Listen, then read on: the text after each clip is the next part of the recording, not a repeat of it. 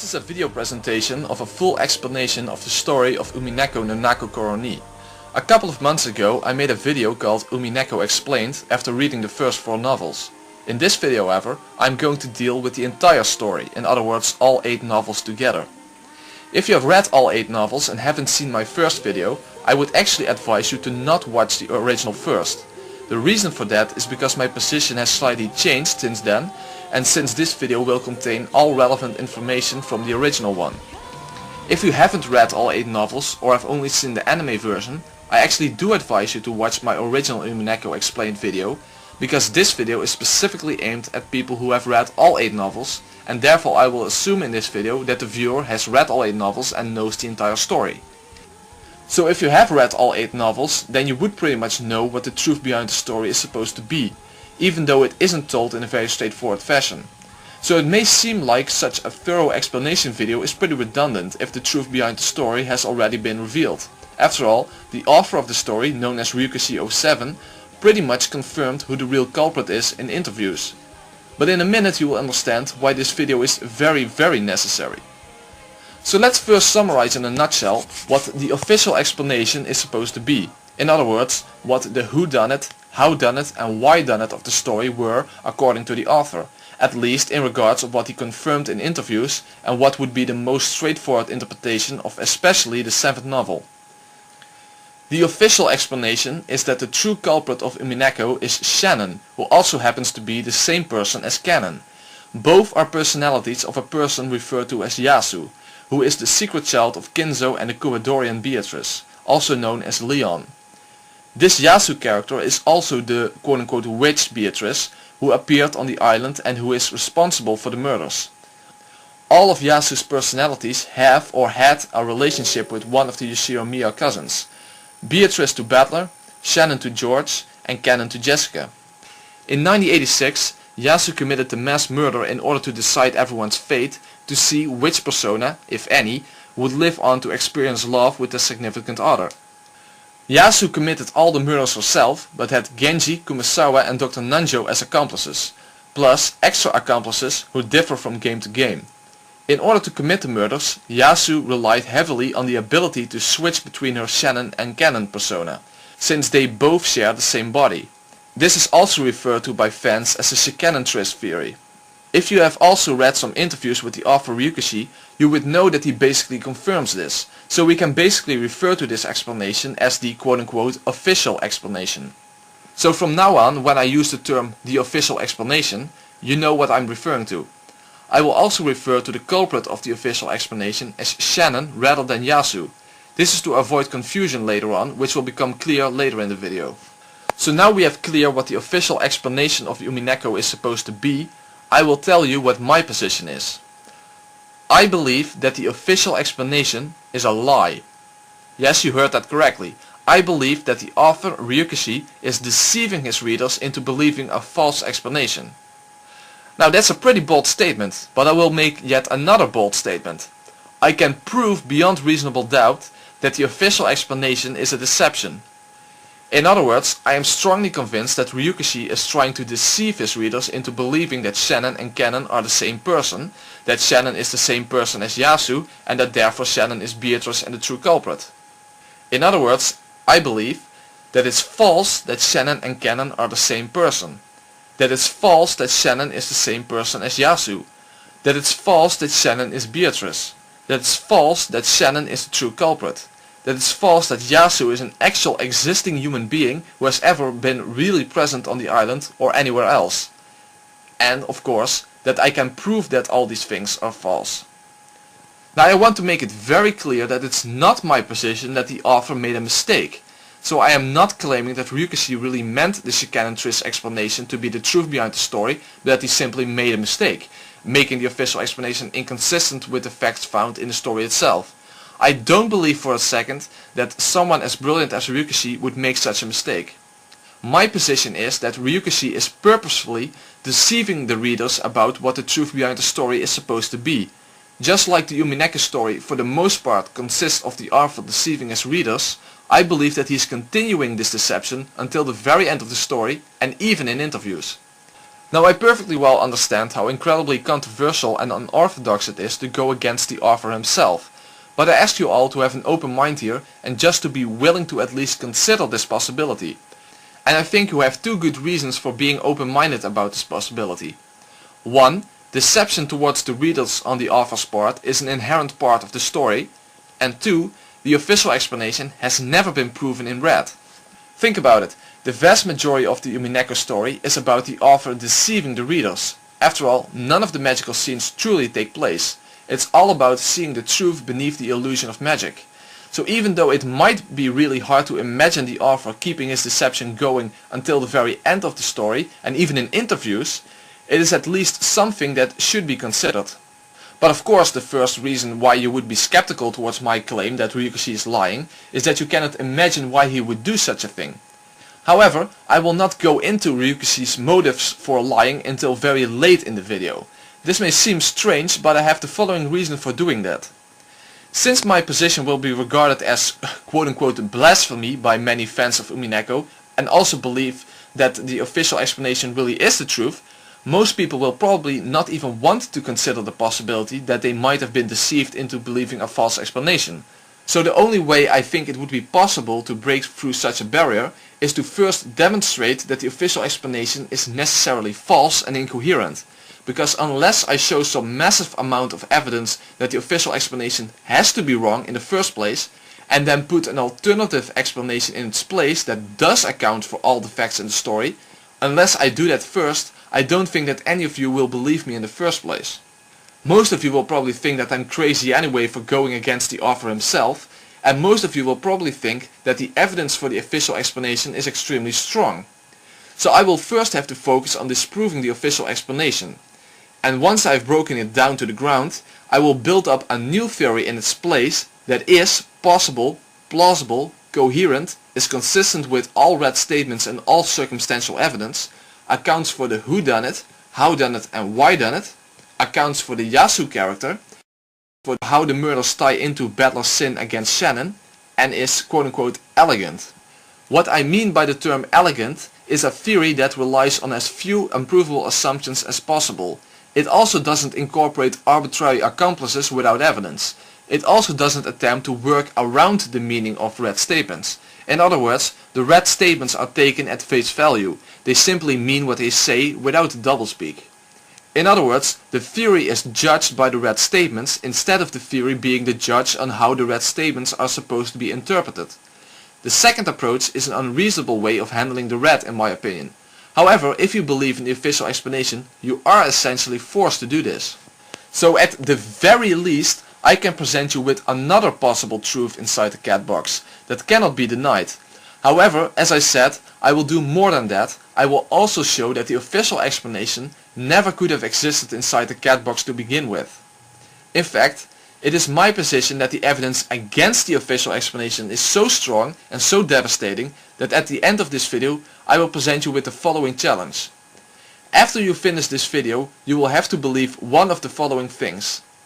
You agree with me that the official explanation is a deception and never meant to be the real truth behind the story, or you would have to believe that the author screwed up his own story in which the truth behind the story is incoherent, inconsistent and contradicts the rules he gave to his own story. So it is truly my position that the official explanation cannot be defended on the basis of evidence from the actual story itself. It can only appeal to author's authority. But if the author is lying in the first place, then no such appeal can be made. So to summarize my position and to keep it in the spirit of the story, I will present two blue statements. I can demonstrate that the official explanation is false due to many factual conflicts, including conflicting read statements. I can provide an alternative explanation that is possible, plausible and consistent with all the facts and all read statements, which includes the who done it, the how done it and the why done it behind all of the murders. This explanation also includes the Yasu character of the 7th novel and her relation to Shannon. Now all that is left before I will give you the outline of this series is to tell you who are the people involved in my own explanation. So during this video I will falsify the official explanation and defend my own theory. I will also put these two explanations next to each other regarding various scenarios and show why my theory almost in all cases fits better than the official explanation. So before I will give you the outline of the video, I will first present to you the people involved in my explanation, which is a group of 2 culprits and 1 accomplice. The main culprit, who also is Beatrice, is Rosa. The second culprit is George, and their non-murdering accomplice is Dr. Nanjo. I can explain the entire story, including the why done it and the Yasu-Leon stuff of the 7th novel, with just these 3 individuals. This of course doesn't include the 6, 7 and 8 games in which there are different culprits, namely Erika Frudo in the 6th game, Rudolf and Kyrie in the 7th, and with Battler as the 3rd culprit in the 8th game. Also in the 3rd game, Kraus and Itsui get killed by Eva. For the people who have seen my original video, the main difference between my final theory and my theory back in the original video is that my original theory was very much centered around George, while my final theory is centered mostly around Rosa. So in my original video I had George as the main culprit and Rosa as the second culprit. By now it's the other way around. So now I will give you the outline of this video, which will consist of 12 chapters. In the first chapter I will disprove all of the supposed evidence in favor of Shannon and Cannon being the same person, and will present evidence against Shannon and Cannon being the same person, which includes read statements that demonstrate that they are separate individual human beings. In chapter 2 I present what I call my fictional Yasu theory. Here I demonstrate that Yasu and Leon cannot be the same individual and that neither of them are real living human beings in the first place. However, my fictional Yasu theory is not a denial of the importance of the Yasu character. In fact, I believe that Yasu is one of the most important characters in order to understand the why done it of the story. In chapter 3 I provide evidence against Shannon being Beatrice, including a read statement. I also present more than a dozen arguments in favor of Rosa being Beatrice. In chapter 4 I show Rosa's and George's motives and their connection. Also how Rosa is connected to Battler's sin against Shannon. I also show why Dr. Nanjo agreed to be their accomplice. In chapter 5 I present what I call my betrayal and scapegoat theories. The betrayal theories are about the reason everyone dies in the end, especially why it is that Shannon dies. Here I also explain the furniture's love battle in the 6th novel. The scapegoat theory is about the reason that Natsui gets framed in the 5th game. In chapter 6 I show that George is the culprit in the 5th game and explain how he did it and why. 7 will be a short chapter about the meaning of the gold truth. Chapter 8 will be a very long and very extensive chapter in which I will go through all of the murder scenarios of the first 4 games and explain all of them with Rosa and George as culprits and Dr. Nanjo as the single accomplice. In chapter 9 I will finally arrive at one of the most important points of my video, namely why Ryukishi would be lying about the truth behind the story in the first place.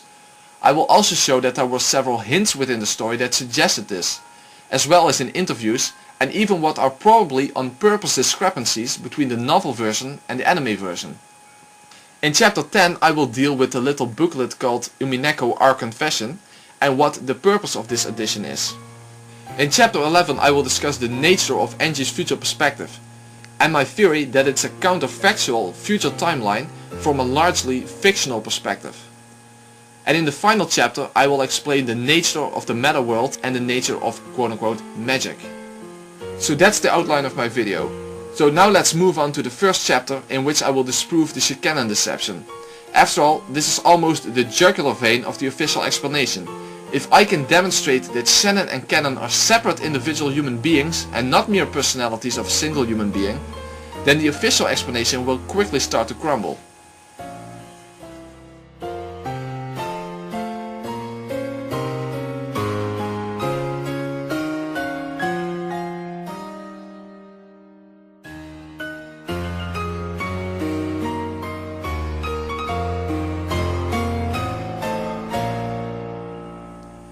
The so-called Shikanon theory is a term that fans of Umineko use to refer to the notion that Shannon and Cannon are actually the same individual, namely Yasu wearing 2 different disguises.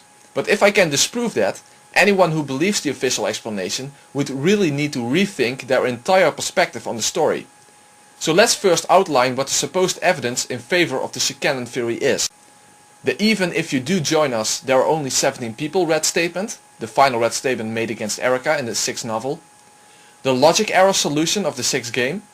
Cannon's disappearance from the sealed cousin's room and the chained guest room. Shannon and Cannon never appear in front of Battler at the same time. This also includes the fact that Cannon's corpse disappears both in the 2nd and in the 4th game. The when Shannon is killed, Cannon goes missing forever statement from the 8th novel, supplemented by a red statement that Cannon is now treated as being killed and Lambda Delta saying that's what happens when Shannon dies. And finally, the incomplete souls of Shannon, Cannon and Beatrice. Only one of them will be able to experience love, and this is connected to the Furniture's love battle in the 6th novel. This may seem like an overwhelming amount of powerful evidence in favor of the Cannon theory. So I can understand why so many people believe Shannon and Cannon to be the same person. However, I can disprove all of these supposed evidences.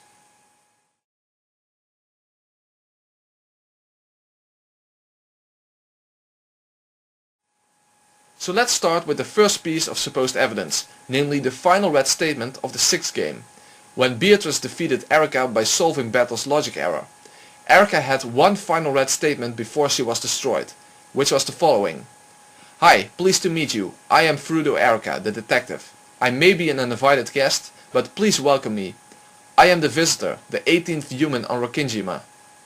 To which Battler responds, sorry, but even if you do join us, there are 17 people. So what is basically suggested here, especially given that this occurs right after the logic error was solved, is that even if Erica joins the group, there are still only 17 people on the island. In other words, since Shannon and Cannon are the same person, the original amount of people on the island was 16, and adding Erica to that would make 17 instead of 18. Sounds nice and all. Unfortunately, this explanation is 100% completely impossible. Not just that it happens to be false, it is impossible. Now why is that? Well, let's explain it in the following way. The Cannon theory is never proven in red, but let's imagine what a hypothetical red statement would look like that would show Shannon and Cannon to be the same person. It would be something like this. Shannon and Cannon are the same person. Or Shannon and Cannon are one person. Another example would be if their names would be given in a group of people, yet the amount of people would be one less than the amount of names. A hypothetical example of that would be something like this. Shannon, Cannon, Kraus, Kyrie and Goda, this group consists of 4 people. This is in alignment with the supposed evidence for the Cannon theory that there are only 17 people if Erica joins the group. So every Cannon believer would have to agree with this. Also, if one of these statements would ever have been made in the story, would any Cannon believer then say something like, oh no, this doesn't really mean anything, these are ambiguous statements and can mean anything? Obviously not. So if you turn that around, this means that the hypothetical red statement disproving the notion that Shannon and Cannon are one individual would look like this. Shannon and Cannon are not the same person, or Shannon and Cannon are 2 persons or 2 people. And another example would be if their names would be given in a group and the amount of people in that group would be the same as the amount of names. A hypothetical example of that would be something like this. Shannon, Cannon, Kraus, Kyrie and Goda, this group consists of 5 people. What we also need to know is what the definition of the word people is in Umineko. So is the word people actually ever defined? Yes, it is in fact. It gets defined just moments earlier in the same novel, namely the following. Quote, confirming definition. Can I accept 3 people to refer to the numbers of bodies? You're saying that 3 bodies went in and out of the room, right? And then in red, of course, 3 people, in other words, 3 bodies went in or out. Only you and Cannon entered and only Battle left. It has already been said in red that all people can only use their own names. Therefore the names Erica, Battler and Cannon can only be used by those people. So here we see that the word people is equivalent to living human bodies. And so far no believer in the Cannon theory would have any objections, because that is again exactly what the even if you do join us there are 17 people statement seems to suggest. There were originally 16 human bodies on the island, since Shannon and Cannon share the same body, and Erica then becomes the 17th body on the island, or in other words the 17th person. In other words, the word people is not equivalent to personality. Even if someone had multiple personalities, they would not be considered to be multiple people, since people refers to their bodies, not the amount of personalities. So that means that if the Shannon theory is true, and if the "there are 17 people" statement really is a statement proving this, then Cannon and Shannon could never be defined as two people, since they share the same body. If it is indeed Yasu wearing two different disguises, then Shannon and Cannon are only one among the people on the island, meaning one body. In other words, if Shannon and Cannon are ever identified in red as two people, or if their names increase the list of people by 2 instead of 1, then the Shannon theory is impossible. So I'm going straight for the jugular vein here. All I need to do is show a red statement in which Shannon and Cannon are identified as two people, and the Shannon theory is necessarily false given the rules of the story. Let's also include the word person to make sure. And I can in fact show 4 red statements that meet these conditions. The first one is a red statement concerning the 6 linked closed room chain from the third game. Quote, 6 people, Kinzo, Genji, Shannon, Cannon, Goda and Kumasawa are dead. So here we got 6 names identified as 6 people, and Shannon and Cannon are among them. In other words, Shannon and Cannon are 2 people, and this is reaffirmed by Eva Beatrice when she makes her list of 15 dead people.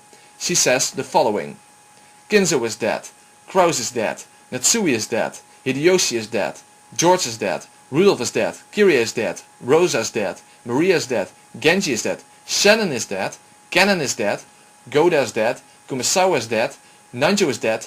The 15 people mentioned are dead. And as you can see, there are 15 names in this list. And there's yet another red statement concerning Cannon from the 4th game.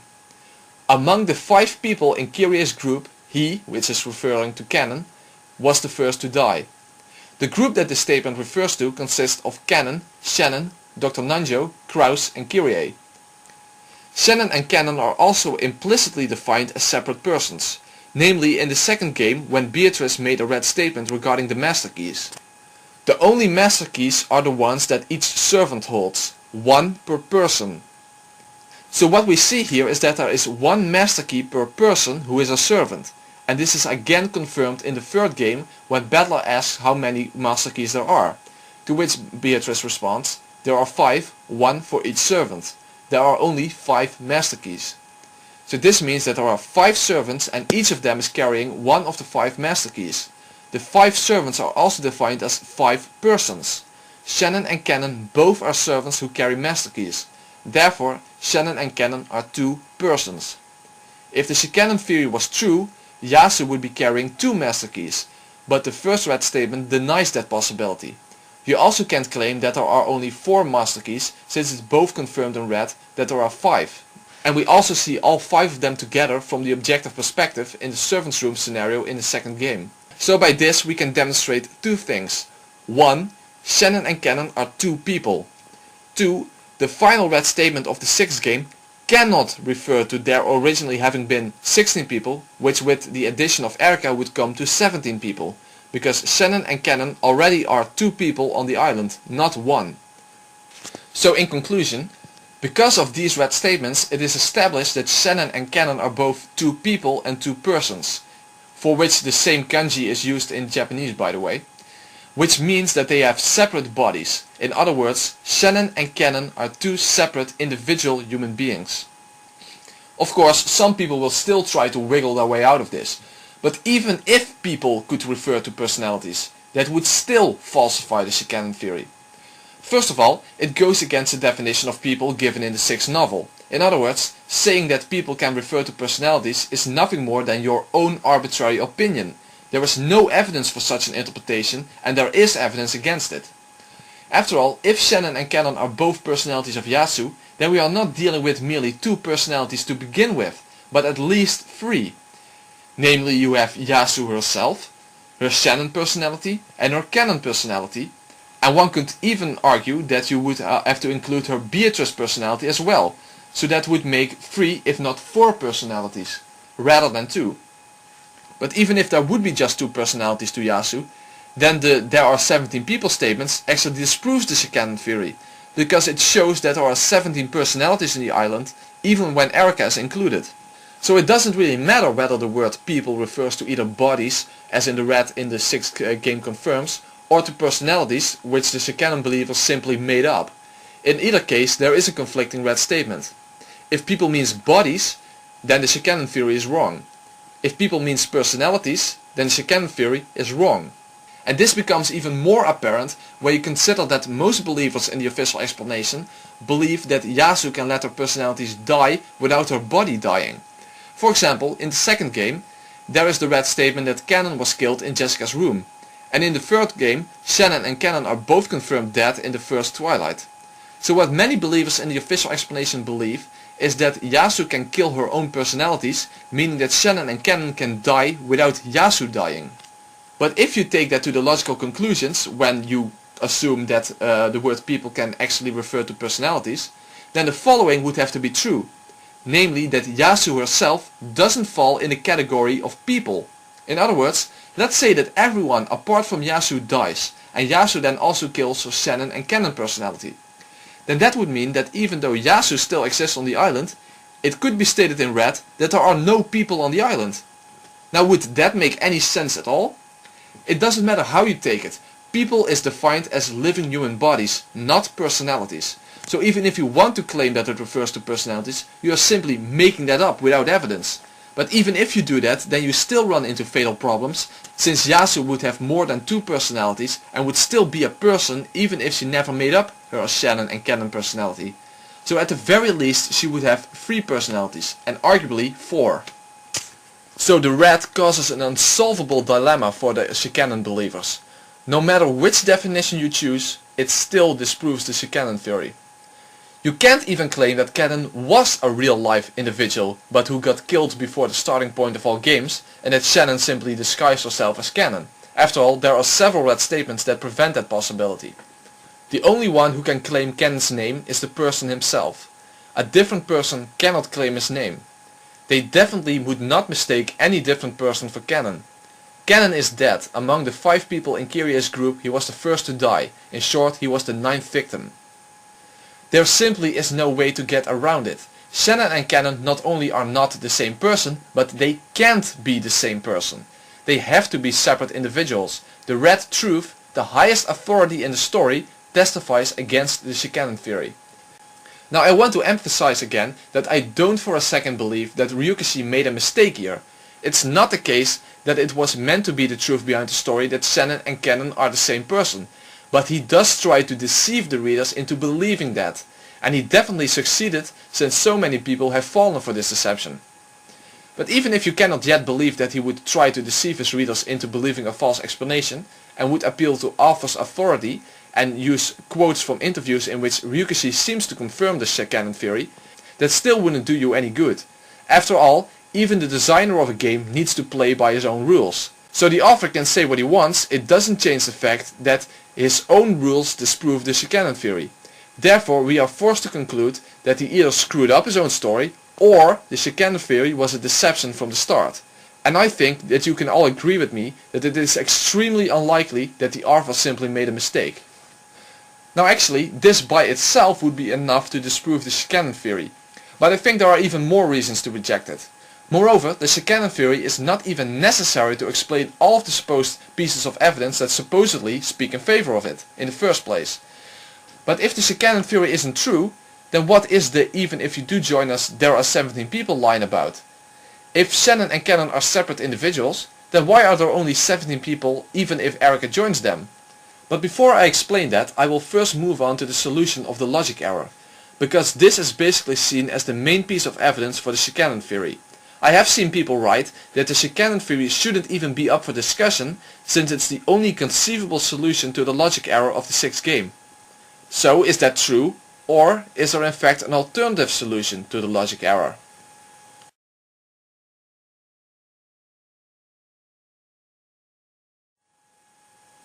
Since it is my position that the Shannon theory is a purposeful deception on the author's part, I also believe the logic error solution of the sixth game is specifically designed for that purpose, since it so heavily seems to imply that Shannon and Cannon are the same individual.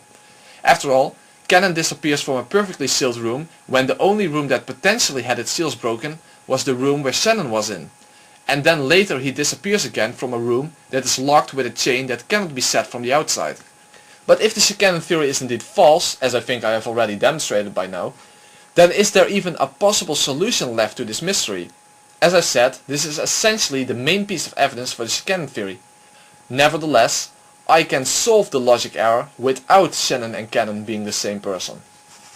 The reason Ryukishi succeeded in fooling so many readers in believing the Shannon theory is basically because he showed the scene in which Erika seals the two rooms in a very specific way. If done in any other way, the deception would probably not have worked out and many people would have come to different conclusions.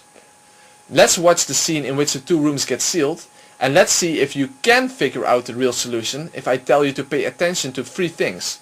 When watching this scene, I want you to answer these three questions. 1. What is Erika's location during this scene? 2.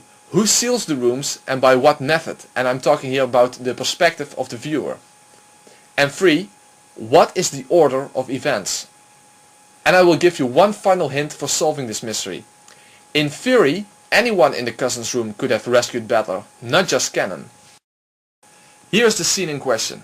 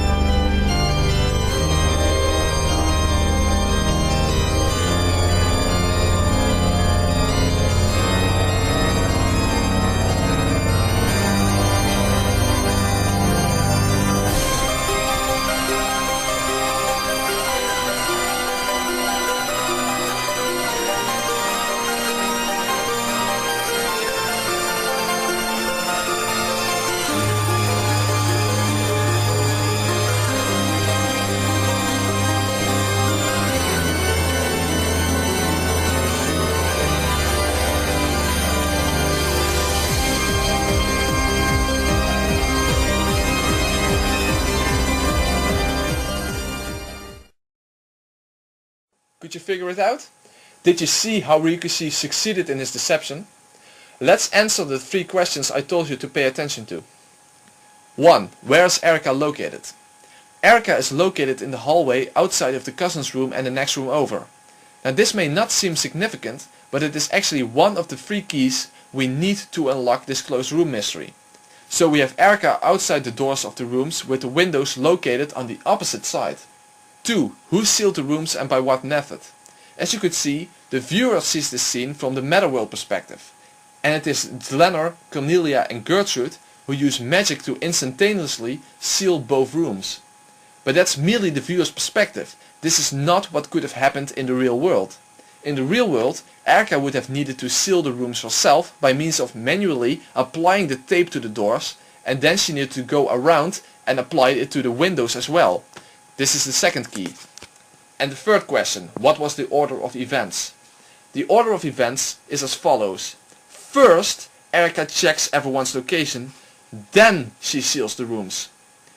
If the order had been the other way around, it would indeed have been impossible for Cannon to escape the cousin's room.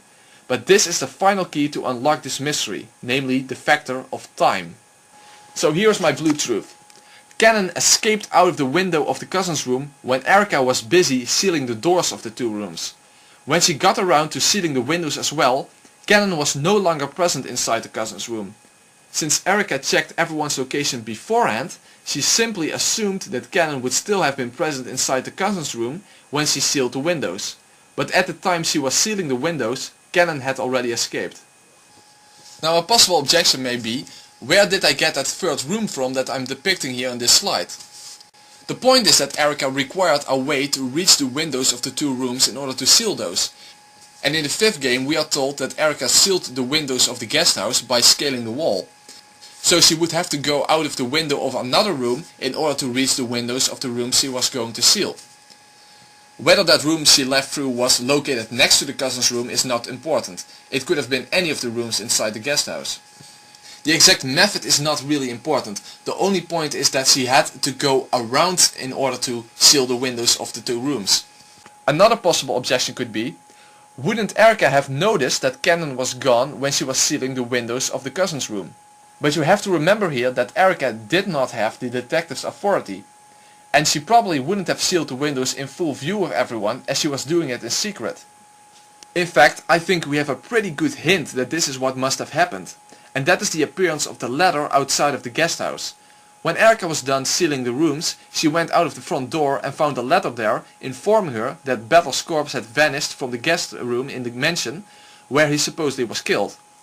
The only person who could have placed the ladder there would have to be Cannon.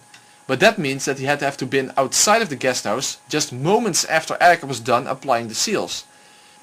So in short, Erika checked everyone's location and then started applying the seals to the doors. In the meantime, Cannon escaped through the window. Erika probably didn't went outside using the front door, but used one of the windows in one of the other rooms to scale the wall of the guest house to apply the seals to the windows of the cousin's room and the next room over. By that time, Cannon had placed the ladder on the doorstep of the guest house. When Erika finished applying the seals to the windows, she went back inside again and went out of the front door. There she found the ladder that Cannon had just placed there moments earlier, and Cannon was now hiding somewhere outside. So the whole issue of the possibility of the seals on the windows of the next room over having been broken during the time of the logic error is a complete red herring, which was put in there to allow for the Cannon theory deception. Cannon actually escaped from the cousin's room in between the time it took for Erika to seal the doors and move to the windows. And not because he is Shannon in disguise, who escaped from the next room over and then appeared as Cannon. So that takes care of Cannon's escape from the cousin's room. However, the same trick cannot be used to explain Cannon's disappearance from the guest room. After all, it was impossible for Cannon to escape in the first place, since the red proves that only Battler left the guest room after he, Erika and Cannon had entered it. In other words, Cannon literally had to stop existing in the guest room. The official explanation would be something like this. Cannon changed back into her Shannon outfit, so therefore no longer existed inside the guest room, since it was now Shannon hiding inside the closet instead of Cannon.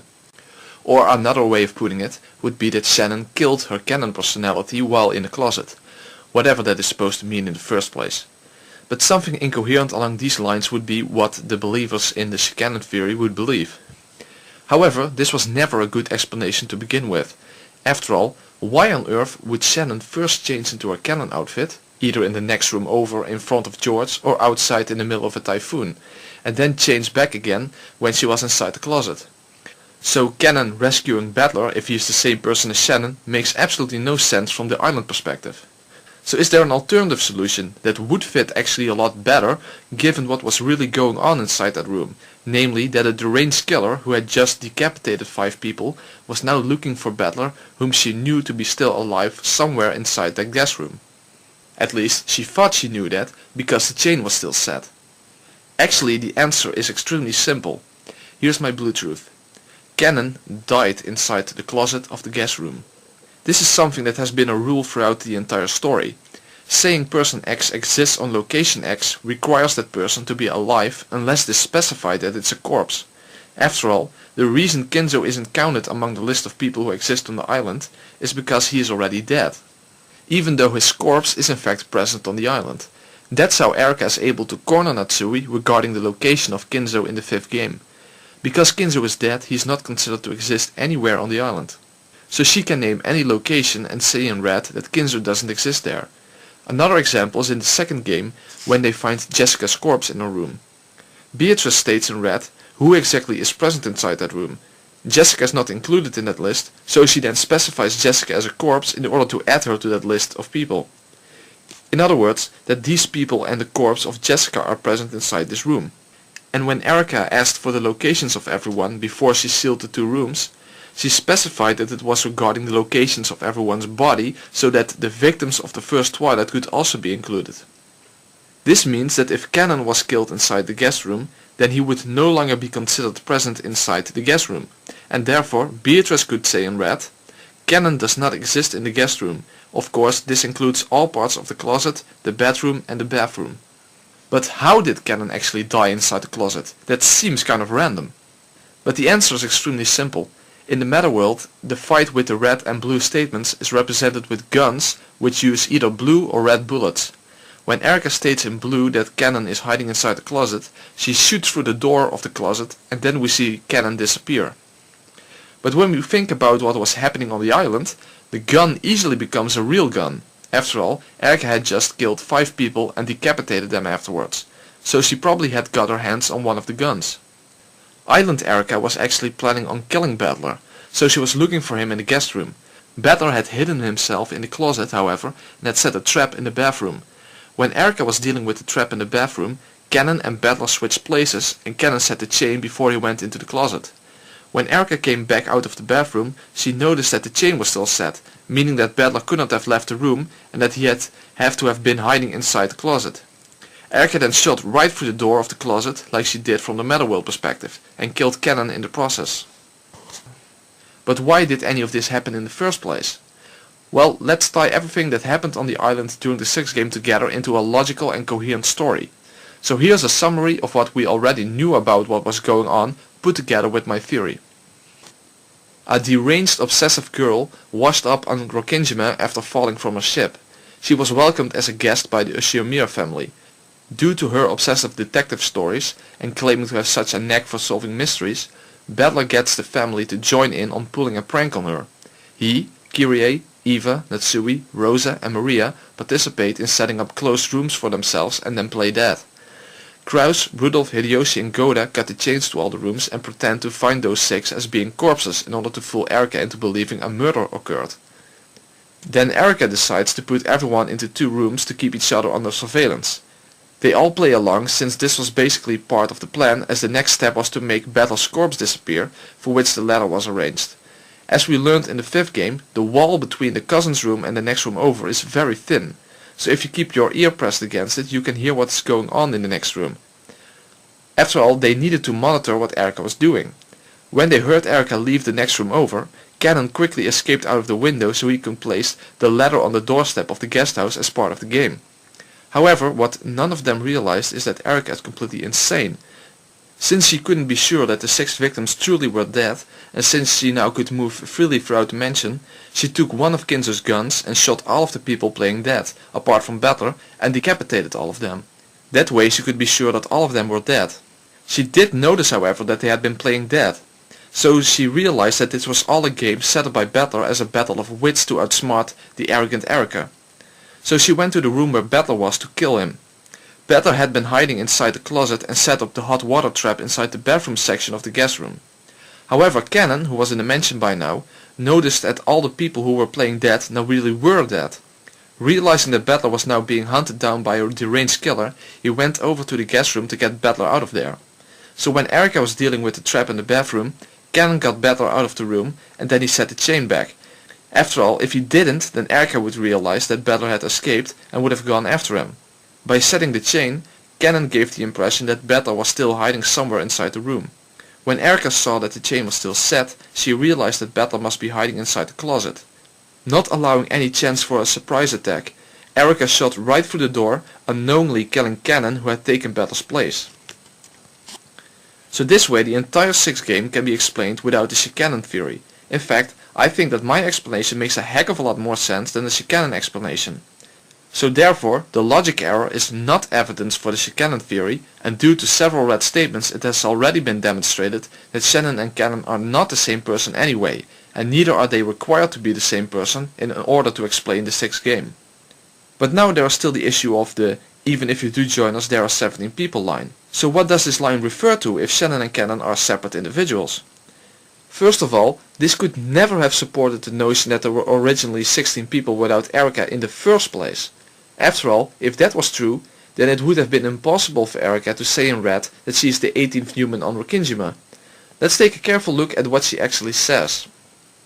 "Hi, pleased to meet you. I am Furudo Erica, the detective. I may be an uninvited guest, but please welcome me. I am the visitor, the 18th human on Rokingima."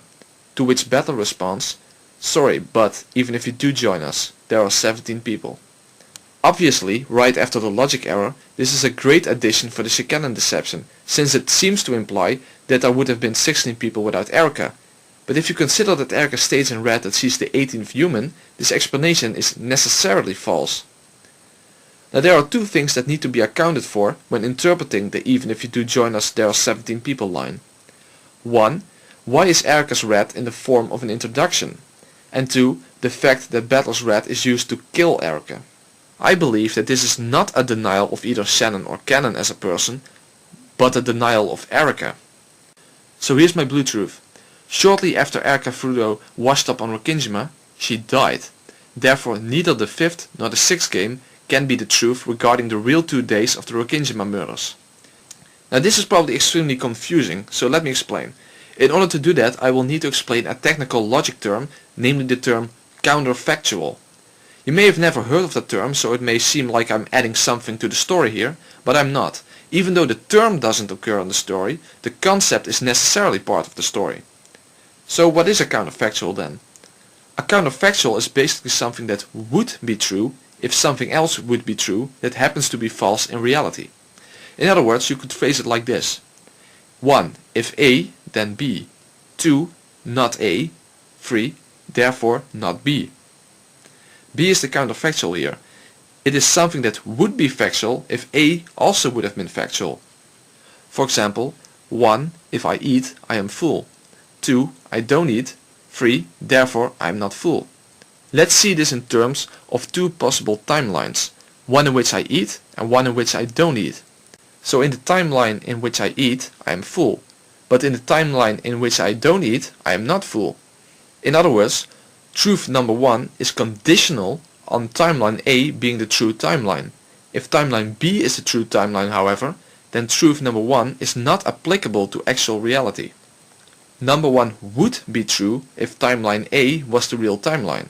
But if it can be denied that timeline A is what really happened, then number 1 is no longer applicable. So let's translate this to the Umineko story and use Eva as an example in the 2nd and 3rd game. After all, if Angie's perspective is the truth, meaning that Eva survived, then it would be impossible for a game in which Eva died to have been the truth regarding what really happened on Rokingima. Basically, all games in Umineko are possible timelines, but only one of them could be the truth. If you believe that Angie's perspective is reality, then all games in which Eva died are counterfactuals. So let's say that the 3rd game was the truth. then game 2 is merely a counterfactual. It would have been true if the culprit decided to act out the murders the way we read in the second novel, meaning that Eva would have been killed in the chapel. But let's say that it would have been stated in red that Eva survived. If that would have happened, then that red statement would have falsified all games in which Eva died. And I believe that this is exactly what the "even if you do join us there are 17 people" statement is about. I believe that Battler's Red has everything to do with counterfactuals. In other words, it's a denial of the games in which Erica existed as candidates for the real 2 days. Now this may not seem that obvious at all, since it's still the case that Erica says in red that she is the 18th human on Rukingema. But if becoming the 18th human on Rukingema resulted in her death by dying on the shores of the island, then it becomes apparent why she couldn't appear in any other games. In other words, if Erica would have survived long enough to be welcomed as a guest after she washed up on Rukingema, then either the 5th or the 6th game would have occurred. But in reality, she is the 18th human on the island, but she died before the family even noticed that someone had washed up on the beach. Therefore there are only 17 people, because the 18th one is already dead and therefore plays no role in any of the other games, and specifically not in a game that presents the truth about what really happened on the island. So that's how Meta Battler kills Meta Erica. That's how both their red statements can be stated in red, yet Erica is the one who loses. That's why Erica's red statement is in the form of an introduction. She asks to be welcomed as the 18th person, but Battler says that even if she would join the group, there still would be 17 people, because Erica died before she could join the family.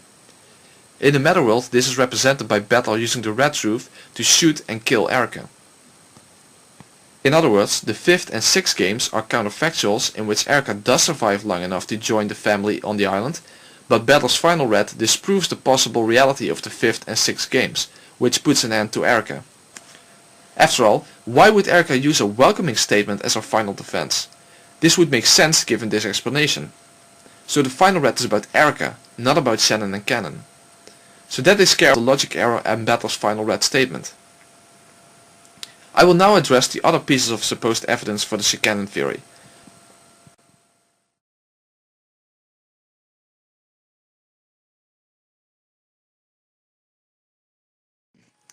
The claim here is that Shannon and Cannon never appear in front of Battler at the same time.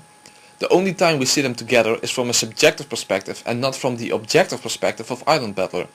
They do both appear together in front of Battler during the 5th game, but during that game Erica is the one with the objective perspective instead of Battler, as she now holds the position of the detective. However, this is not really an argument in favor of the Shannon theory, but merely an argument from silence. In and of itself, it merely allows for the Shannon theory, but doesn't prove it in any way. But even so, it doesn't matter that they never appear in front of Battler at the same time. The issue is not in front of whom they appear, but whether or not they appear at the same time from an objective perspective. And they do appear at the same time in front of Erica during the 5th game. In other words, there is objective evidence of Shannon and Cannon appearing together based on detective's authority, it just doesn't happen to be Battler's perspective. In other words, the 5th game actually falsifies the Shannon theory. So we could phrase it like this. If Shannon and Cannon appear together from any objective perspective, the Shannon theory is falsified. 2. Shannon and Cannon do appear together from an objective perspective, namely Erica's. 3. Therefore, the Shannon theory is falsified. Now there is another claim that is connected to the claim that Shannon and Cannon never appear together. And that's the claim that Cannon's corpse disappears in both the 2nd as in the 4th game. So if Shannon and Cannon are not the same person, why does this happen? Again, this is merely an argument from silence, it doesn't prove anything in and of itself. And it becomes an irrelevant issue if there are good explanations to account for the absence of Cannon's corpse in both games. I will talk more in detail about this in chapter 8 when explaining the murders of the first 4 games, but I will summarize the reasons for Cannon's disappearance for now. The reason his corpse is missing in the 4th game is simply because his body is at the bottom of the well where Battler couldn't find it. The reason his corpse disappears in the 2nd game is because his body was hidden away by the culprit in order to set up the Cannon appearing as a demon scenario. But I think that the argument that Shannon and Cannon never appear in front of Battler actually backfires in yet another way, because the Shannon theory was inherently implausible to begin with. And that's for the simple fact that the Shannon theory would entail that all of the family members are unimaginably stupid. I mean, Jessica is in love with Cannon and is best friends with Shannon, whom she has known for most of her life. Shannon has been her servant for 10 years and Cannon for 3 years, and she never ever noticed that they were the same person? George may not live at the mansion, but even he would have to be the dumbest moron in the world for not noticing. Or what about Natsui and Kraus, who are her employers? They never noticed that the new servant boy was actually their servant girl who had worked there for 7 years? Of course, not to mention that if Shannon is also Yasu, then her Shannon outfit is a disguise as well, meaning that her original looks were that of Yasu, who began dressing up as Shannon and eventually began to use that character permanently. But I come back to that in the next couple of chapters. Gode has been working in the mansion for 2 years and he's not even in on anything regarding Kinzo's death, or anything at all for that matter. He also never noticed that 2 of the servants he was working with were actually one person for 2 years. And even if you suggest that for example Natsui knew about all of this, you still run into problems. After all, if Shannon's corpse wasn't present in the gardening shed in the first game, and Cannon was standing there with Hideyoshi pretending that Shannon was lying there with half a face, even though she was standing there as Cannon, then you have to take into account that Natsui was standing in front of the shed as well. So either she didn't know about Shannon and Cannon and is therefore unreasonably stupid, or she did know and then you have the problem that she would know that Hideyoshi and Cannon were lying. Of course you could claim that Natsui is an accomplice in the first game, but you would have to be pretty desperate to believe that Natsui could be an accomplice if her own husband is lying there in front of her with his face torn apart. Also, it's completely unnecessary to invoke Natsui as an accomplice, even from the perspective of the official explanation. In an interview, the author says that in the scene where Battle tries to touch Shannon's breasts, that if he would have touched them, he would have realized that they were fake. After all, it is unknown what Yasu's gender is, but even if she's a girl, the Shannon outfit includes the large breasts apparently. This is an example of Ryukishi being deceitful, and pretty transparently if you ask me. After all, even though George and Shannon haven't been intimate, George has in fact touched Shannon's breast accidentally. So if Battler would have realized that they were fake, then why wouldn't George have realized that as well? Again, this is another example of people being unreasonably stupid in order for the Shikanon theory to work. I simply don't buy any of this at all. I see no reason to believe that Shannon is wearing any form of disguise in the first place.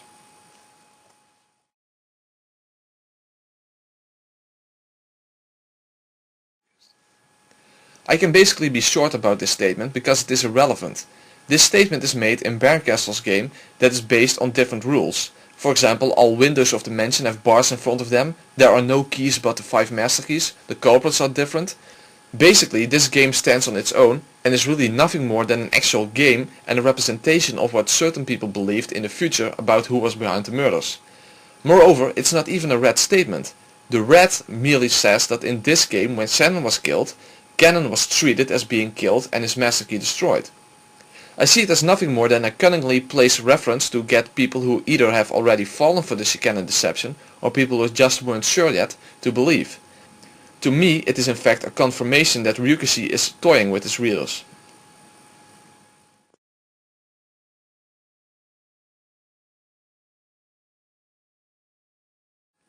In the 6th novel there is the whole issue of the incompleteness of souls and the fact that only one of the couples can experience love. I'm talking here about Shannon and George, Cannon and Jessica, and Beatrice and Battler. According to the official explanation, Beatrice, Shannon and Cannon are all the same person, so it's obvious why eventually only one of them can be with their significant other. But if at the very least Shannon and Cannon are separate people, then what is this whole furniture love battle really about? However, I will not yet explain this at this point in the video, because I first need to get the nature of Yasu and Beatrice clear. So I will come back to this issue in a later chapter.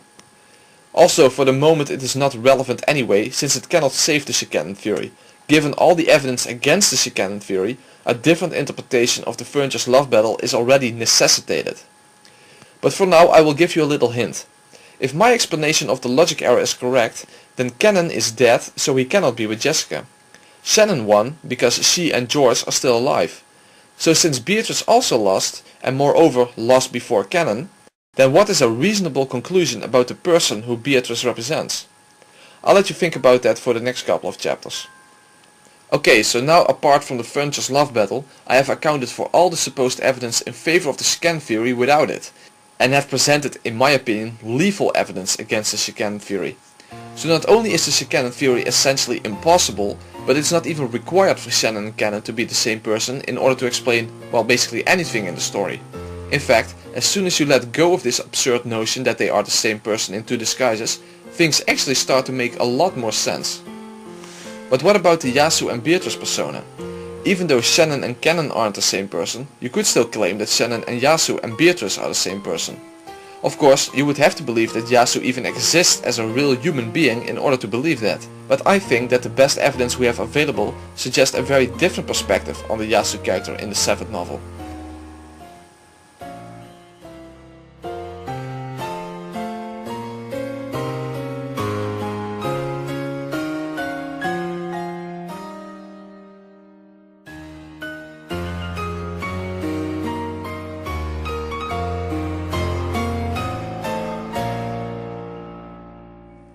The following 3 chapters will for the most part deal with the 7th novel, and this chapter with the Yasu character specifically.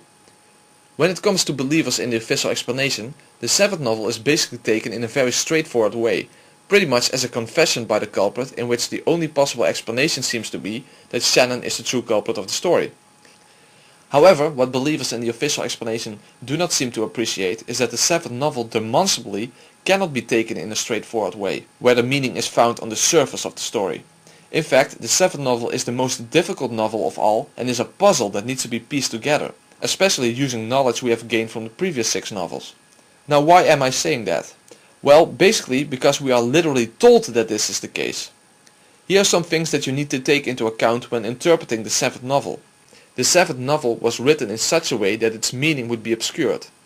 We are literally told by Bernkastel that this is the case in the 8th novel, as you can see in this screenshot. Now I want you to think very carefully about this. Would anyone reading the 7th novel not come to the conclusion that Shannon is supposed to be Yasu and Beatrice and therefore the culprit? Whether they would believe it or not is besides the point. I mean that they would at least get that implication.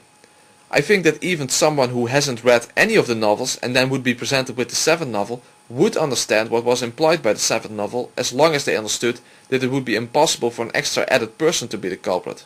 As long as that possibility is out of the question, the implication that Yasu and Shannon are the same person would be overly clear.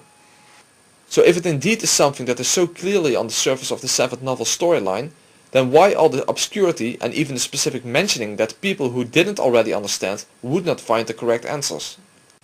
After all, we even have Claire who is used to obscure Beatrice's identity, so that is yet another way that the truth is obscured. And given our experiences with the previous novels, we should be on our guard when things seem very clear, but when the writer goes to great lengths to be as vague as possible. And probably the most important aspect of this is the fact that the entire 7th novel is seen from a magical and fictional perspective with a fictional main character, namely Willard H. Wright, someone who clearly doesn't exist in reality. Later on, when Claire is introduced, Yasu's life story is depicted in a theater setting with actors playing certain roles. Another thing is that Yasu herself is never depicted. Basically, we see the beginning of Claire's story through Yasu's eyes in a first-person perspective, so we never even see what Yasu is supposed to look like. We should also take into account that it's a running theme that you are supposed to be able to figure out the motive without a confession from the culprit. After all, Erica says that this is a sign of a weak mystery novel.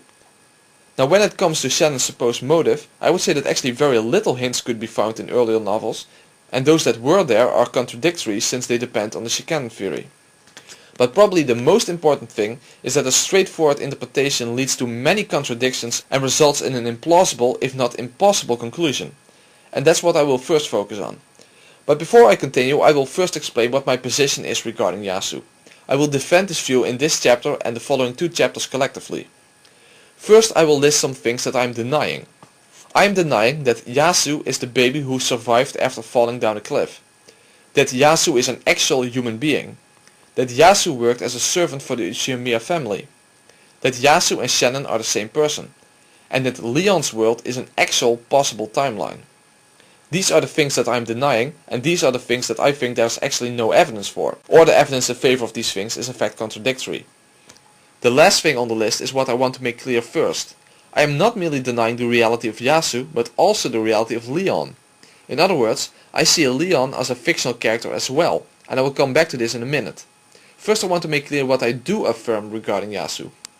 I affirm that understanding Yasu is critical for understanding the culprit's motives. That Yasu, quote-unquote, transformed into Beatrice. that there is an important connection between Yasu and Leon, and that there is an important connection between Yasu and Shannon. So I will now summarize my view on Yasu and then defend it in this chapter and the next two chapters. My view on Yasu is the following. Yasu is a fictional or imaginary character. Yasu doesn't exist outside of the culprit's mind. The Yasu character went completely out of existence when she turned into Beatrice. Yasu is not literally the same person as the baby who fell down the cliff. The person who quote-unquote created Yasu is not the same person as the baby who fell down the cliff either. The baby who fell down the cliff lives on symbolically through Yasu, not literally. The person who created Yasu is probably not the biological daughter of the Kubidorian Beatrice. The person who created Yasu solved the epitaph and became the new family head.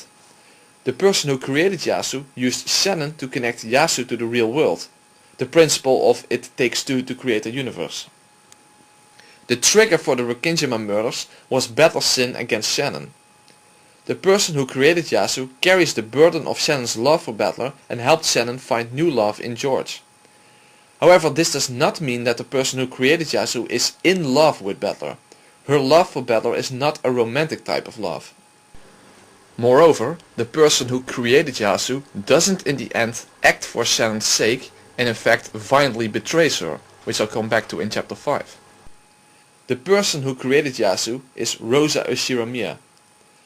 Yasu is a personification of Rosa's guilt for quote-unquote killing the Kubidorian Beatrice. This personification later quote-unquote becomes the new Beatrice. Shannon knows nothing about either Yasu or Beatrice until she meets Beatrice in October 1984 for the first time, which we see in the second novel. The times when Beatrice talks to Shannon before that, it is mentioned that her memories are erased. This symbolizes Rosa actually talking to Shannon, and therefore Shannon knows nothing about Beatrice yet, as she doesn't recognize Rosa as Beatrice yet. Now those are the most critical points of my fictional Yasu theory, although I also went into the Beatrice character already. The only thing that is missing of course is Rosa's motives, but that will be explained in chapter 4. So I will start at the beginning and explain first why I regard both Yasu and Leon as fictional characters. The first thing we need to look at is a problem that even believers in the official explanation have, and that is the fact that the Leon character is supposedly the same person as Yasu, but in the timeline in which she didn't fall down a cliff as a baby. However, no matter what your theory is about Yasu, you cannot accept that Yasu and Leon are literally the same person in different timelines. This is for two reasons. One, in Leon's timeline, she's an extra person on the island in which all other characters exist alongside of her in the same world. And two, Leon's world is essentially a magical world and therefore not real, not even a counterfactual. Even if you believe in the official explanation that Yasu is the same person as Shannon and Cannon, you still have to accept that in Leon's world, Shannon and Cannon exist as well. For example, when Will enters the chapel, Cannon is in front of the chapel and Leon is inside the chapel. We also see Will talking to Shannon and Leon at the same time as well. Moreover, neither Shannon nor Cannon should exist in Leon's world to begin with. After all, those personalities were supposedly the result of Yasu's experiences as a servant for the Ushiramiya family. But Leon and Yasu have led completely different lives. In other words, in Leon's world, the Shannon and Cannon personalities shouldn't exist since she wouldn't have developed those characters. So in summary, supposedly in Yasu's timeline, Shannon and Cannon are personalities that she developed later on. But in Leon's timeline, Shannon and Cannon are actual servants that exist alongside of Leon. So focusing on Shannon alone, since the Shikanon theory has been disproved already, Yasu and Shannon are supposedly the same person. But Leon and Shannon cannot be the same person. Basically, I could argue in the following way. 1. Yasu is Shannon, supposedly. 2. Leon is not Shannon. 3. Therefore, Yasu is not Leon. So even if you believe in the official explanation that Yasu is Shannon, then you cannot accept that Yasu is the same person as Leon. But not only is Leon not the same person as Yasu, her world is not even a real world to begin with. Which comes to the second point, Leon's world is essentially a magical world and therefore not real, not even a counterfactual. First of all, the whole notion of fragments is a magical explanation to begin with and should therefore be rejected. In Leon's world, the island is visited by a magical character, namely Willard H. Wright. Also, Kinzo is still alive, which shouldn't be the case either. Basically, Leon's world is nothing more than a storytelling device, regardless of whether you believe in the official explanation or not. It is not a representation of an actual possible timeline. So the Leon we know of and Yasu cannot be the same person in a literal sense, regardless of which explanation you believe. Leon's world is a fictional world even if the official explanation is true. So this by itself doesn't falsify the official explanation, of course, but it does show that neither the Leon character nor the Yasu character can be taken at face value. It means that both Leon and Yasu are open to interpretation, so it cannot be taken at face value that if the baby did not fall down the cliff, that she would turn out as the Leon we know of. By which I mean that if the baby would not have fallen down the cliff, that the exact timeline of Leon's world would be the result. After all, accepting that would falsify the official explanation, since you then also need to accept that this baby is an extra added character and not one of the other characters. In other words, when taken literally, the baby who Natsui rejected could possibly be either some version of Leon or Yasu, but not both. Now believers in the official explanation would probably say that the magical depiction of Leon indeed isn't literally true, but that this is merely a magical perspective representation of a timeline in which the baby was accepted by Natsui. However, they would actually be missing the bigger issue here, because I have no problem accepting the notion that Leon's world is a magical perspective representation of an alternate timeline. In fact, that is exactly what I believe, since it aligns with my theory. After all, I do believe that Leon, or in other words the baby, is an extra added character. The point is that it by no means is a red truth that Yasu and Leon are the same person. That is still an interpretation instead of an established fact. And since both believers in the official explanation and believers in an alternate explanation need to regard Leon's world in the context of a magical perspective, the connection between Leon and Yasu that is made within that world could also be seen as part of that magical perspective context. In other words, if Leon's world cannot be taken literally, it is possible to regard the connection between Leon and Yasu as non-literal as well. And that's the way I see Leon and Yasu. In my theory, these two are not literally the same person. But as I will explain later on, Yasu is how Leon symbolically lived on after she died by falling down a cliff. Well, it seems that Kinzo did want to call his child Leon, and Natsui did confirm that a baby was put into her care, who then fell down a cliff. So here's another blue truth. The baby who fell down the cliff was really the child of Kinzo and the Corridorian Beatrice. If the baby would have survived, he or she would have been called Leon and would have been an extra member of the family. This is no problem for my theory, since I do believe that the baby who fell down the cliff is an extra added person and not one of the other characters. And we also know that the culprit cannot be someone other than the 18 characters that we knew of since the beginning. And we already established that Leon and Yasu are not the same person in a literal sense. So that means that I believe Leon, the baby who fell down the cliff, died. This way everything adds up apart from the issue of Genji and Nanju supposedly having saved the baby after it survived the fall. If we take that away for a second, Leon's world makes sense as a magical depiction of a timeline that would have occurred if the baby had not fallen down the cliff. Because Leon truly is an extra character and not one of the other characters, especially not Shannon or Canon. So what I'm trying to say is that if the baby had not fallen down the cliff, then the result would be a world in which there would be an extra added family member, namely Leon. And that's what the world in which Willard H. Wright appears represents. However, this is seen from a magical perspective, so it has all kind of fictional elements to it, like Kinzo being alive and Willard appearing in the first place, since he's a magical character as well.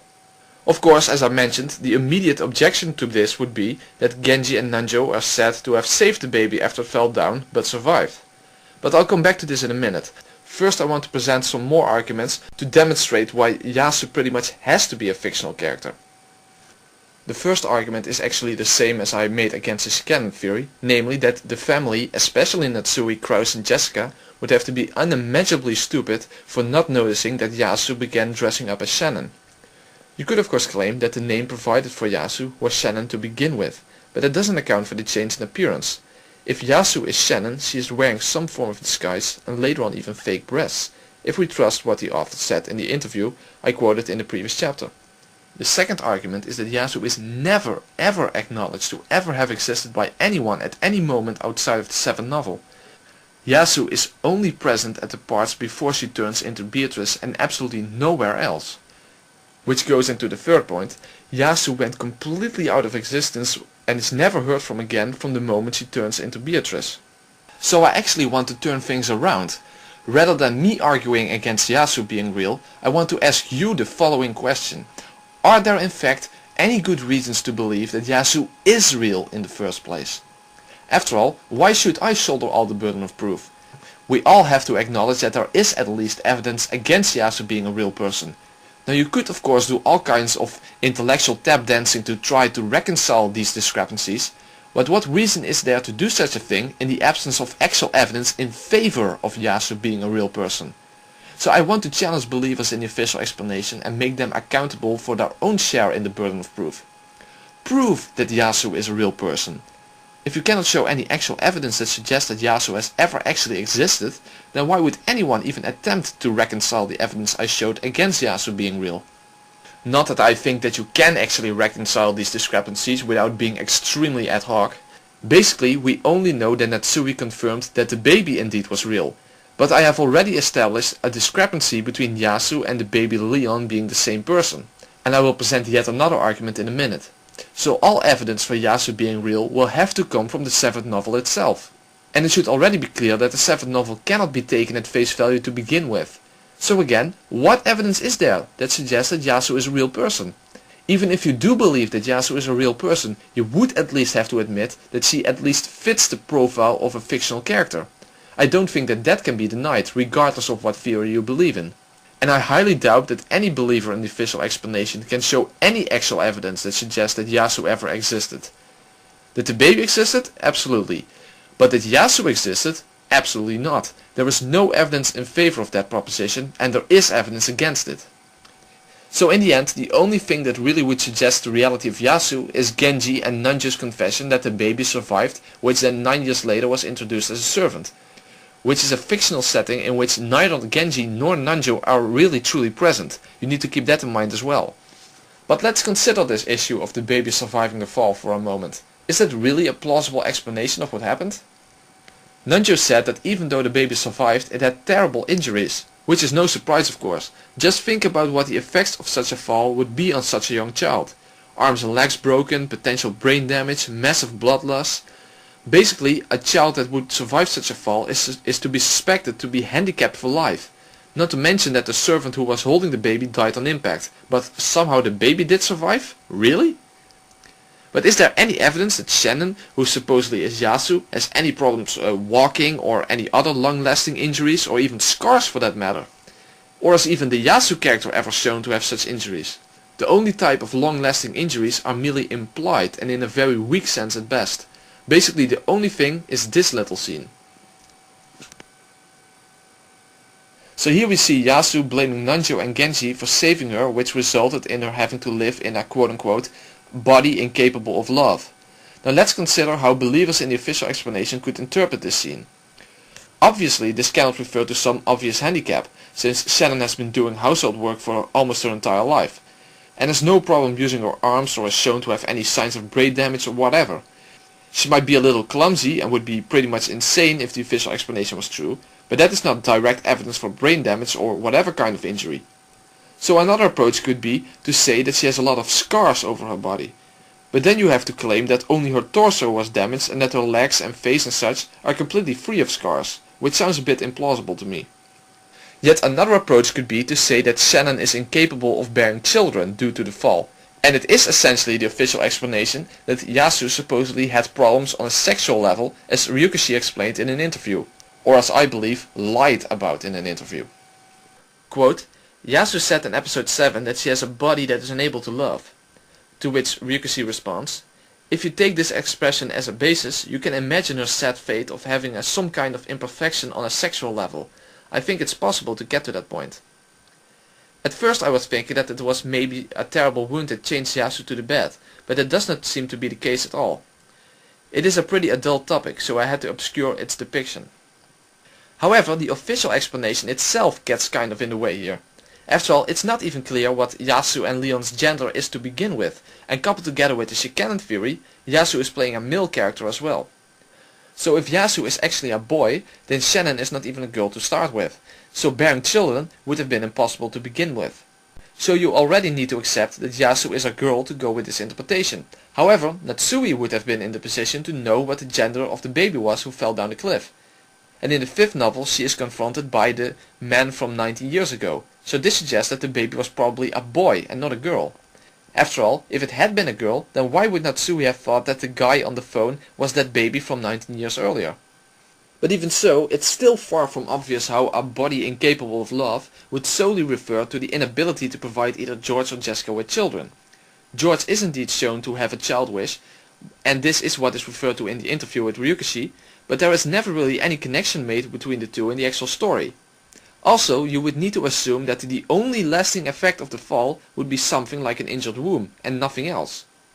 Or in the case that you believe that Yasu was originally a boy, that he, well, I guess lost his genitals after the fall or something along those lines.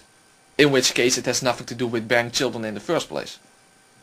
So at the very least, the connection between Yasu and the baby falling down the cliff are questionable at best and downright incoherent at worst.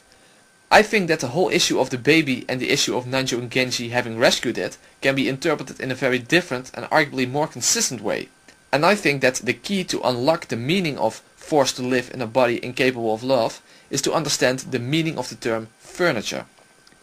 Yasu says that because Genji and Nanjo rescued her, she is forced to live in a body that is no better than furniture. This could indeed be interpreted as a handicapped body, but I don't think it means that at all. After all, not just Shannon and Canon use the term furniture to refer to themselves, but Genji does so as well. And given that I already proved that Shannon and Canon are not the same person, that means that we have two people other than Shannon who refer to themselves as furniture. So this makes it rather implausible that furniture indeed is a term that refers to a physical state of one's body. I believe that the term furniture has nothing to do with one's body, but with one's social status. The term furniture depicts the status of servants being part of the household as tools for the comfort and benefit of the family. It's a term referring to social ranking, not to a supposed handicapped body. So how does that tie into being forced to live in a body that's like furniture, a body incapable of love? I will explain this quote in full in chapter 5, but for now I will explain how all of this relates to Rosa in the first place. To understand that, let's do what we are told to do in the 7th novel, and that is not to ignore the heart. So let's try to understand the heart of a young girl who felt like a murderer for most of her life, who shouldered the burden of a terrible secret and who got away with it due to Genji's help. The girl I'm referring to is the young Rosa from 19 years ago. This is how I believed Yasu originated. In 1967, a young Rosa met Beatrice II at Kuedorian and she persuaded her to leave the mansion, which resulted in her accidental death due to her falling down a cliff. But Rosa never saw this as a mere accident, however. In her mind, she killed Beatrice. That's how she always refers to this incident, that she killed Beatrice. Even though it really was an accident, that's simply not how Rosa perceives it.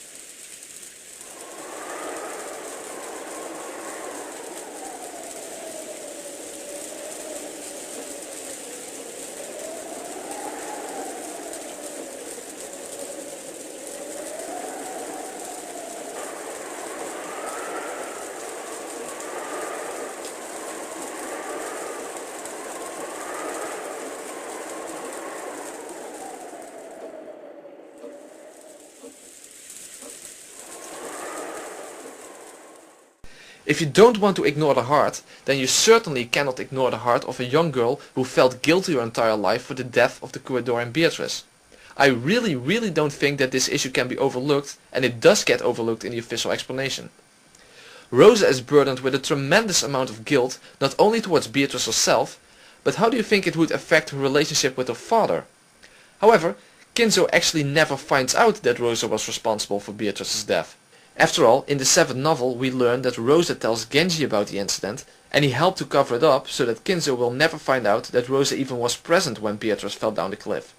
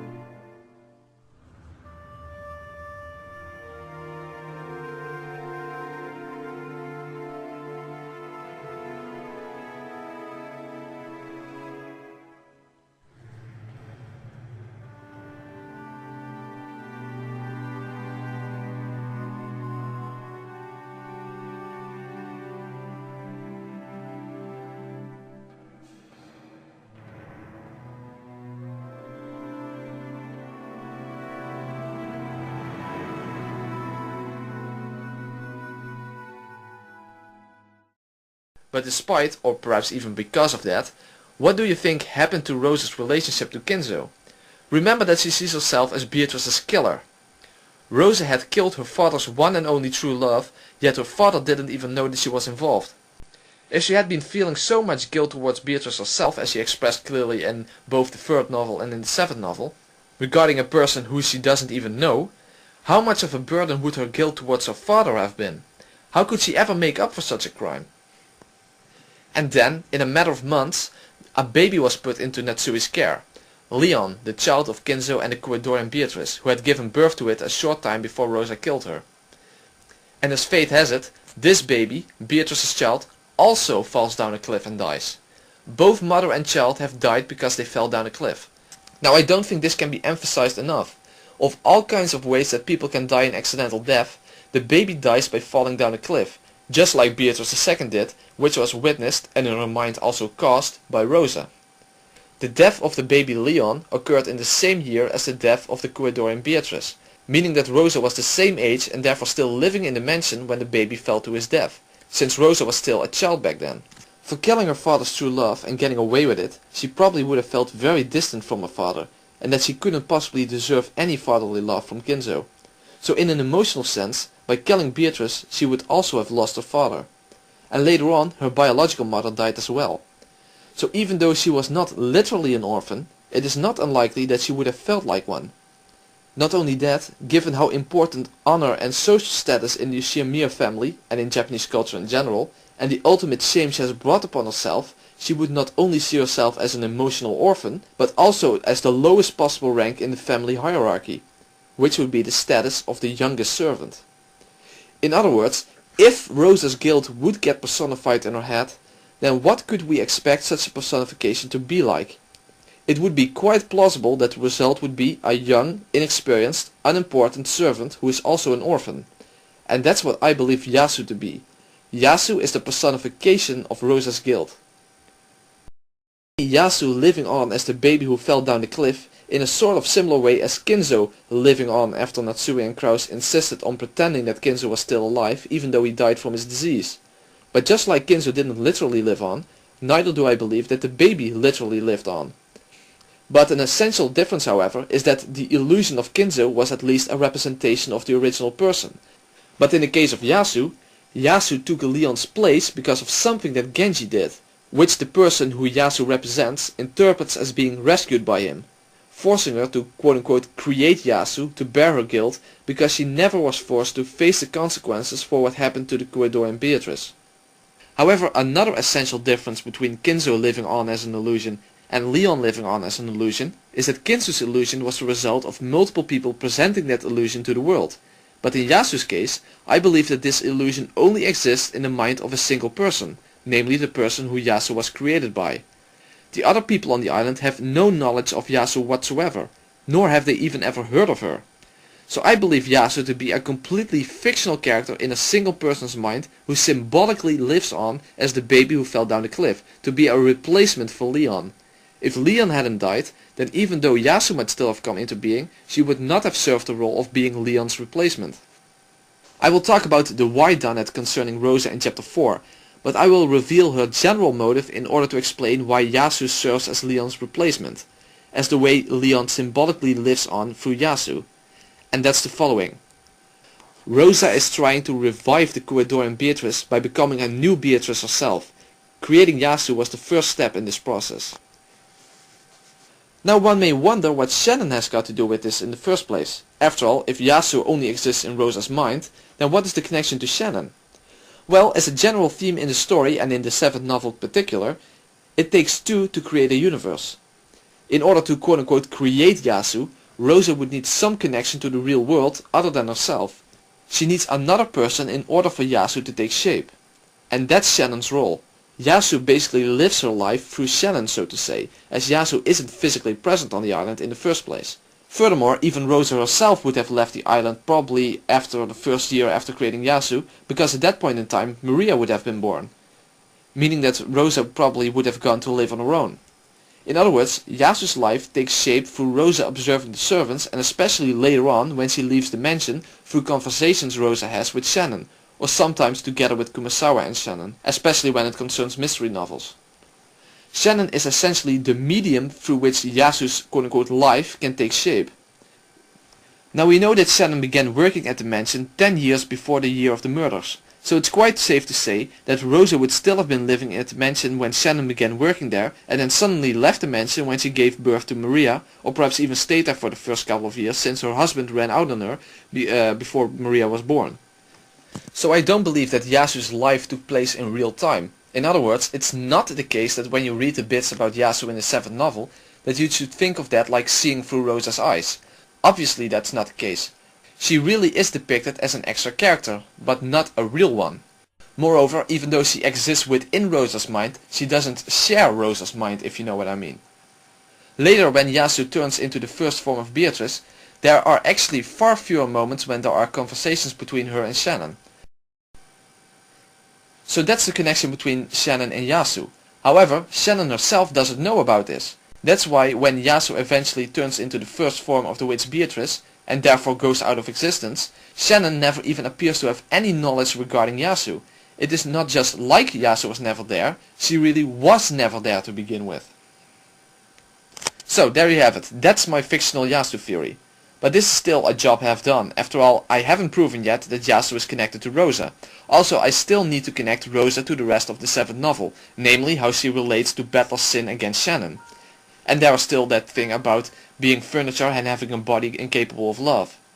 So how should I go about proving the connection between Yasu and Rosa? After all, there is so little that can be objectively established in the 7th novel. Well, the determining factor is going to be the answer to the following question. Who is the third Beatrice?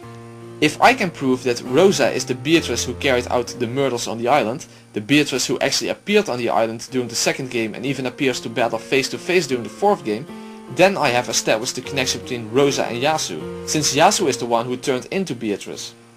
So in the next chapter I'm going to give over a dozen arguments to establish that Rosa is Beatrice. Moreover, I will also give arguments against Shannon being Beatrice. In the chapter after that I will talk about Rosa's motives and tie everything in the 7th novel together.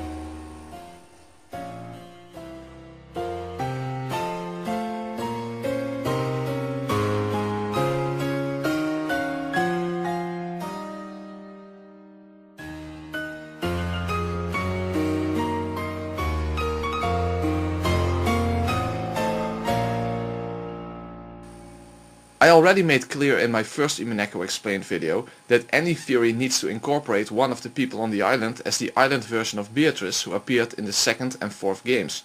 Especially the fourth, since that's the game in which this Beatrice appears in front of Battler and therefore is part of the objective perspective. I already gave some arguments in my original video for the theory that Rosa is this Beatrice in a fairly simple disguise, but the funny thing is that in the official explanation, the island version of Beatrice is not a disguise at all, but simply what Shannon truly looks like. It's the Shannon outfit that is a disguise after all. It is Yasu who supposedly is the daughter of Beatrice and therefore looks like her. So we have my theory that Rosa is Beatrice, and we have the official explanation that Shannon is Beatrice, and also canon Yasu and Leon. But which one is better supported by the actual evidence? I'm going to present a lot of argumentation in favor of Rosa being Beatrice, but let me first present arguments against Shannon being Beatrice. I have 4 general arguments against Shannon being Beatrice. 1. A conflicting red statement. Actually there are 2 conflicting red statements, but I'll leave the second one for the chapter on whistleblowing. 2. Maria's testimony, or what I would call the Gollum argument. 3. Shannon's tattoo. And 4. A general lack of evidence in favor of Shannon being Beatrice.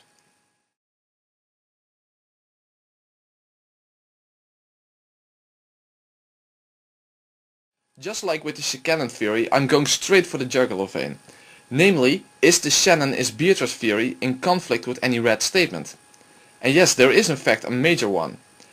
One thing that should be clear from the 7th novel is that the sin Battler committed, which led to the mass murder on the island, was the sin of forgetting the promise he made to Shannon. He promised Shannon, who was in love with Battler, to take her away from the island, but Shannon didn't realize that Battler wasn't being serious. In other words, the sin which the island version of Beatrice demanded Battler to remember in the 4th game was this sin, Battler's sin against Shannon. That means that we can turn these facts into a deductive argument. 1. If Shannon and Beatrice are the same person, then whatever Battler does against Shannon, he does against Beatrice. Or in other words, if A is B, whatever you do against A, you do against B. 2. Battler sinned against Shannon. Conclusion, therefore, Battler sinned against Beatrice. After all, they are the same person according to the official explanation. Battler sinned against Shannon, and that was her motive for carrying out the murders. However, that is in conflict with one of the red statements made regarding this sin, namely what Beatrice says to Battler during the 4th game. The sin I am now demanding that you remember is not between Ushira Mia Battler and Beatrice. Due to this red statement, Shannon should automatically be crossed off the list of possible suspects for being Beatrice. Instead, we should come to the conclusion that the person who is Beatrice is acting out the murders indeed because of Battler's sin, but not because it's a sin against that person itself. In other words, that this person is carrying out the murders on Shannon's behalf or something along those lines. Now I'm not suggesting that you have to think about that in the sense of hiring an assassin to murder someone on your behalf. At least that's not my theory at all. But I will talk about how this sin between Battler and Shannon relates to Rosa in the next chapter. But when it comes to Shannon being Beatrice, one needs to use some really ad hoc reasoning to make this red statement compatible with Shannon being Beatrice. You would have to make the statement essentially meaningless in order to do that. For example, you could try to say that this statement means that Battler's sin is not against the fictional witch of Rokindjima, or that his sin is indeed against Shannon but not against her Beatrice personality. In which case one must wonder what this red statement exists for in the first place, and also how you could possibly know that such a distinction even can be made. Since I have no commitment towards the official explanation, I can simply take this red statement as it is and conclude that whoever Battler sinned against, that person is not the same person whom Beatrice represents. That would be the most logical and reasonable conclusion to draw from this red statement. At the very least, nobody can deny that. So in other words, you need to do some intellectual tap dancing to make this red statement fit in with the official explanation. But given my theory, I can simply take the red statement as it is and accept it as it is. But it's inevitable that believers in the official explanation will nevertheless try to reconcile this red statement with Shannon being Beatrice by using the examples I gave before or some other form of ad hoc reasoning. So let's address that approach a bit. I want to ask the people who think that this red statement could and should be reconciled with Shannon being Beatrice the following 2 questions. 1. What is your basis for doing this? And 2. Why would you want to do this? My point is it truly your position that there is no conflict with this red statement? Or is it that you simply start with the official explanation as being true, and then try to reconcile it with this red statement. In other words, that your approach is like this. The official explanation is true, therefore it must be compatible with this red statement. Which to me is just an excuse not to think. After all, you could resolve any apparent conflict if you just assume your explanation to be true as a starting point. After all, if you take this approach, then even if it was stated in red that Shannon is not the culprit or Shannon is not Beatrice can still be reconciled. It's just a matter of how creative you can be. For example, you could say that it is true that Shannon is not the culprit because it was her Beatrice persona that is the true culprit. Or if you would be confronted with the other one, instead you could say that it is true that Shannon and Beatrice aren't the same person because Beatrice isn't really a personality but more like a way Shannon acts. So that doesn't really make her Beatrice after all. You see where I'm going with this? If you start with the unshakable assumption that explanation X is true, then any possible conflict can be resolved no matter how far-fetched the resolution may be.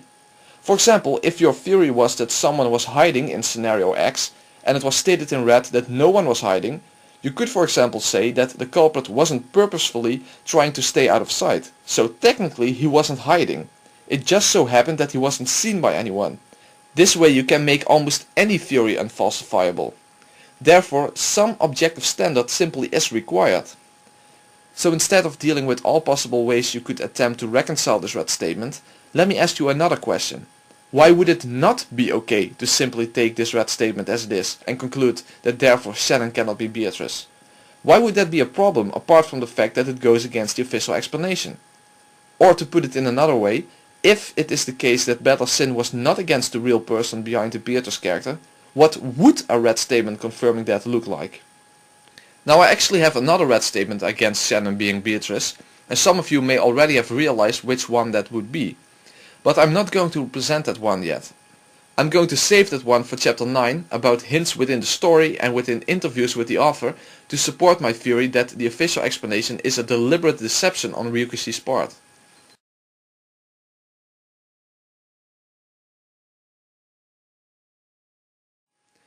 Arguments based on red statements are of course always the strongest types of arguments, but apart from the red statement regarding Bella's sin, there is also circumstantial evidence against Shannon being Beatrice. An example of this would be Maria's testimony in the 7th novel, when Will is asking her about the first time she met Beatrice. Now the first thing that is interesting is the fact that Maria tells Will that she and Rosa visited the island outside of the annual family conferences, which by now should be obvious why that is important. But besides that, Maria tells Will that Beatrice not only appeared to her, but also to the servants and Dr. Nanjo. Will also discovered something that I argued for in my previous Umineko Explained video, and that is that Maria recognizes Beatrice not based on appearance, but based on behavior. In other words, it's how this person acts that makes Maria believe her to be Beatrice. And according to Maria, this person has also behaved that way in front of other people, namely Genji, Kumasawa, Dr. Nanjo, and Shannon and Cannon. But think about what that means. The person who represents Beatrice could never appear in front of that person itself. If Shannon is Beatrice, then Maria can see Shannon quote-unquote transform into Beatrice and vice versa, and Shannon could appear as Beatrice in front of other people. But Shannon could not appear as Beatrice in front of herself. The reason I call this the Gollum argument is because the only way you could reconcile this conflict is by appealing to a similar situation to Gollum's split personality in Lord of the Rings, in which his two sides are talking to each other using the same body. That's what believers in the official explanation would have to picture an encounter between Shannon as Beatrice and Shannon as herself to be like. And of course you would have to assume that all of this would still make sense to Maria. Now couple that together with the Shikanon theory and we have ourselves a really unbelievable and incoherent mess. I mean, could you even imagine what such a scenario would be like? Hey Maria, I'm the Golden Witch Beatrice. Oh, what amazing! Shannon, you need to see this! Oh, hello Beatrice, I am Shannon. Bow down to me, you furniture. Wow, I'm actually talking to a witch. Cannon must see this too. I'll go and get him. Wait a minute, wait. Almost there. There we are. I mean, are we seriously supposed to believe something like this? Or should we simply conclude that since Beatrice appeared in front of Nanjo and all the other servants with the exception of Goda, because Beatrice isn't a person among those people at all? Now tell me in all honesty, if we have the Gollum explanation on the one end and the Beatrice being someone else's explanation on the other end, which explanation is the most reasonable one? Again, I will say that the only reason one would be willing to stick to the official explanation here is because you take it as a starting point that the official explanation has to be true, and therefore anything should be adapted to fit that explanation, regardless of how silly it is.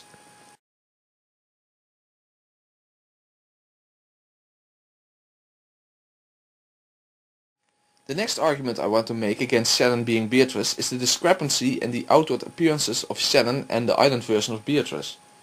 As we know, both Shannon and Beatrice have a tattoo of the one-winged eagle on their leg. So that would exactly be evidence in favor of Shannon being Beatrice, right?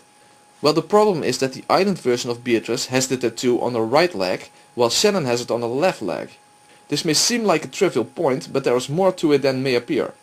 Remember that the island version of Beatrice appears in front of Battler at the end of the 4th game. Now I suppose that the response to this would be that Battler might not have been able to see her tattoo since she was standing on the balcony. However, if believers in the official explanation will use that counter-argument against the discrepancy of the tattoo, then they have also provided me with a counter-argument to the claim that Rosa has brown eyes and brown hair even though Island Beatrice has blue eyes and blonde hair, even though in the anime version Rosa and Beatrice's hair are about the same, as well as their overall appearances being very similar in the anime version. And by the way, Shannon doesn't have blue eyes in the novels either. But eye color is very easy to disguise anyway, but changing the location of a tattoo is not. So yes, you could indeed suppose that the tattoo would not have been visible for Battler, in which case you would get around this argument. But then you should wonder why the tattoo is there at all. If Beatrice is supposed to be Shannon, then why is the tattoo not on her left leg? Of course, you could argue that placing it on her left leg would make it perhaps too obvious that it is Shannon. But then why did Ryukishi not place Island Beatrice's tattoo on a different part of her body, which on the other women is covered up at all times, like her upper right arm or something? In other words, why does this discrepancy exist when it didn't need to exist in the first place? Or should we again conclude that Shannon is not Beatrice instead of trying to find some way to make it compatible anyway? Now you will probably say, but how do we know that Rosa has a tattoo of the family crest on her right leg? And that's a fair question. We indeed don't know that, but there are two things to consider here. One, at least there is no conflict between Beatrice's tattoo and Rosa, since we can neither confirm nor disconfirm her having the family crest on her right leg.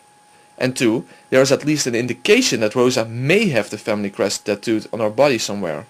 After all, we know that Eva has the family crest tattooed on her right arm in addition to having it on her clothes. So it is at least not unlikely that all of the family members, or at least the siblings, have the family crest somewhere on their bodies as well as on their clothes. This of course doesn't prove in any way that Rosa has the family crest on her right leg, only that it is certainly possible. In other words, with Shannon as Beatrice we have a conflict regarding this tattoo, but with Rosa we do not have such a conflict. Of course, another way believers in the official explanation could get around this is by saying that it's not a tattoo in the first place, but rather some other form of marking that can easily be removed and reapplied. But however you take it, at the very least this argument does remove any objection towards Rosa being Beatrice based on appearance. So now let's move from arguments against Shannon being Beatrice to arguments in favor of Rosa being Beatrice.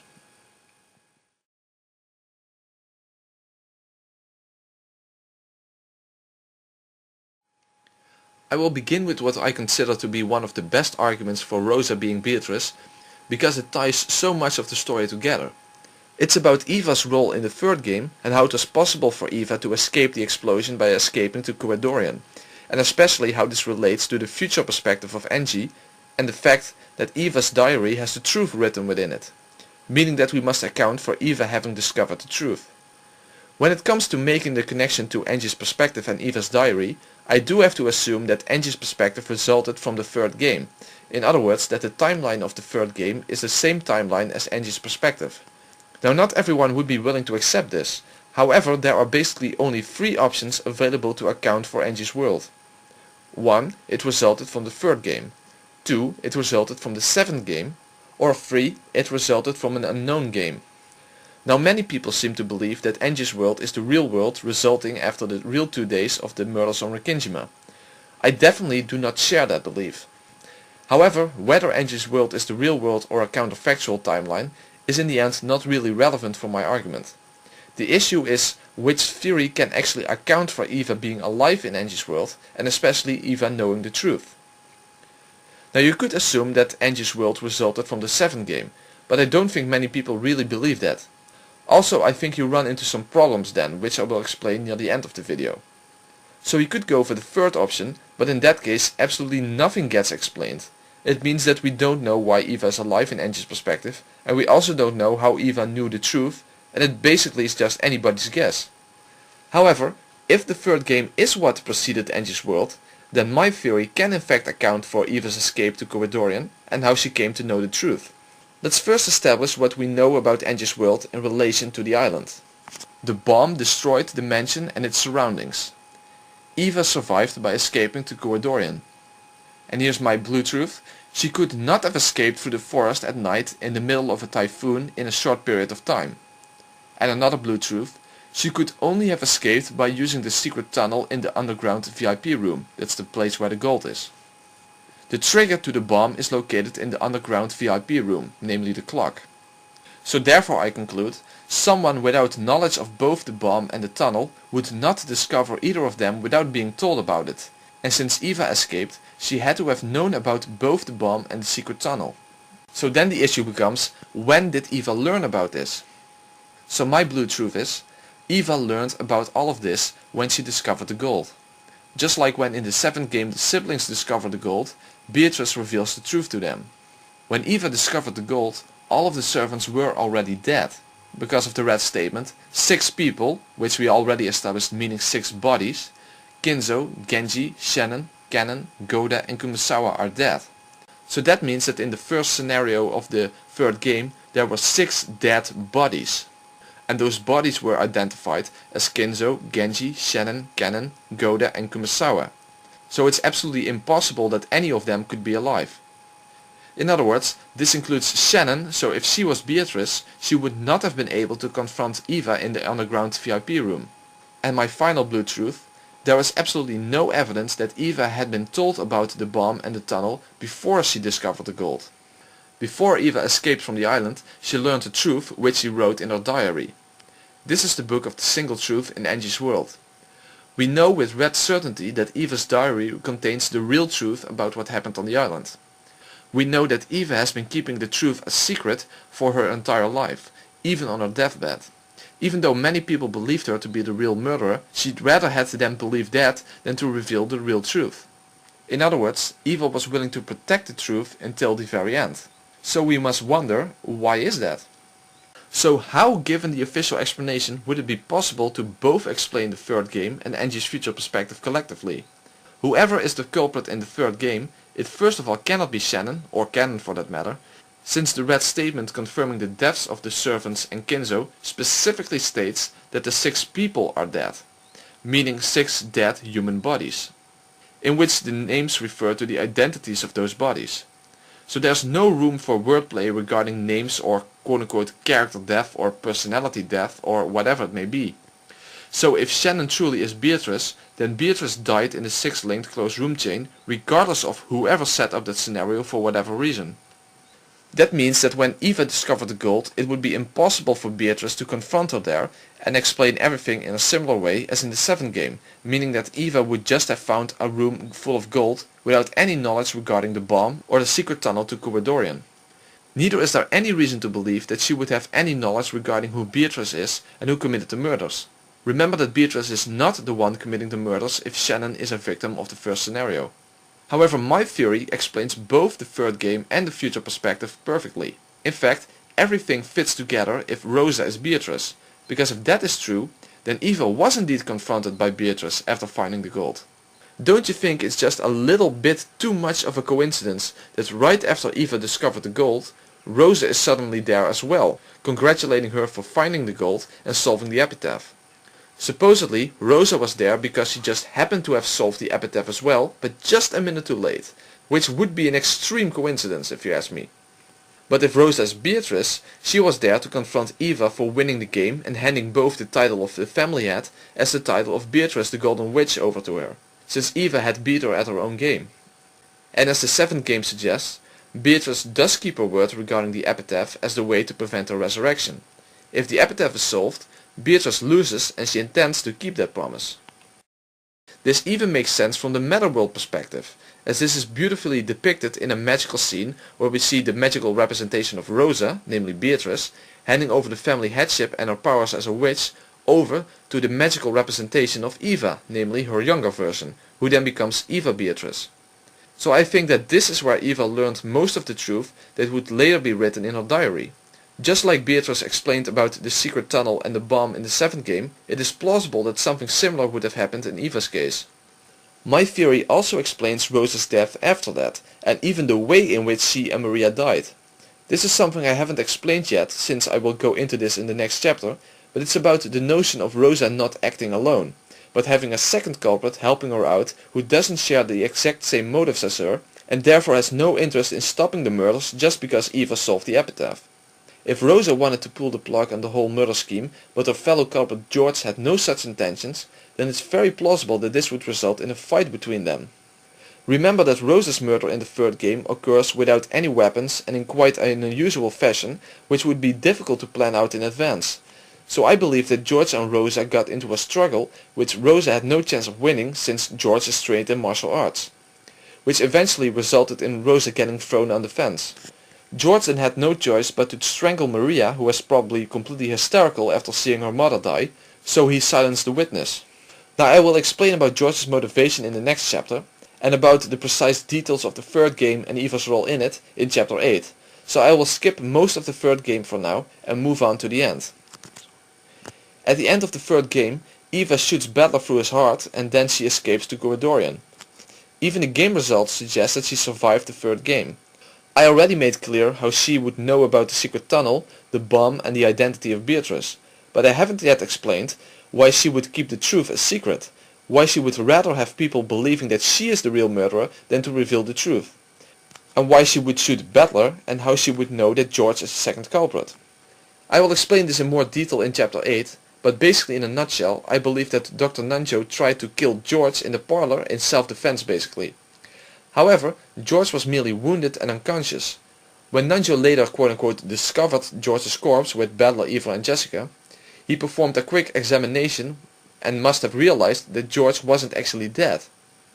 So after taking care of Jessica in the servants' room, he tried to get back to the parlor to finish the job. However, George had already regained consciousness and killed Nanjo in the hallway. In my original Umineko Explained video, I hypothesized that George died an accidental death after that due to his blood loss. But I no longer believe that. After all, we need to make some sense of Eva shooting Battler and Eva hiding the truth at all cost. First, let's analyze things a bit. Kraus and Natsui's corpses were found around 6 p.m. Battler was killed by Eva at 11:15 p.m. Nanjo died a relatively short time after the discovery of George's quote-unquote corpse, which happened right after the discovery of Kraus and Natsui's corpses, so let's say around 7 p.m. This means that we don't get to witness almost 4 hours of the end part of the 3rd game. That's a pretty long time, and since we don't know what happened during that time, we don't know if Eva was with Battler the whole time after Nanjo's murder. We don't know exactly what happened to Jessica. All we know is that Eva and Battler couldn't find her when they discovered Nanjo's corpse. They might have found her in the parlor where she supposedly would have been according to the magical perspective where she was rescued by Ghost Cannon, but that's never shown. So she could be stumbling somewhere around the mansion or something, but in the end we simply have no objective information on her whereabouts. All we know is that George did die before her, so she should not have been killed by George. It is confirmed in red that Jessica is among the last 3 survivors. We don't know exactly what happened to Island Battler in between the time that Nanjo was murdered and him getting shot by Eva.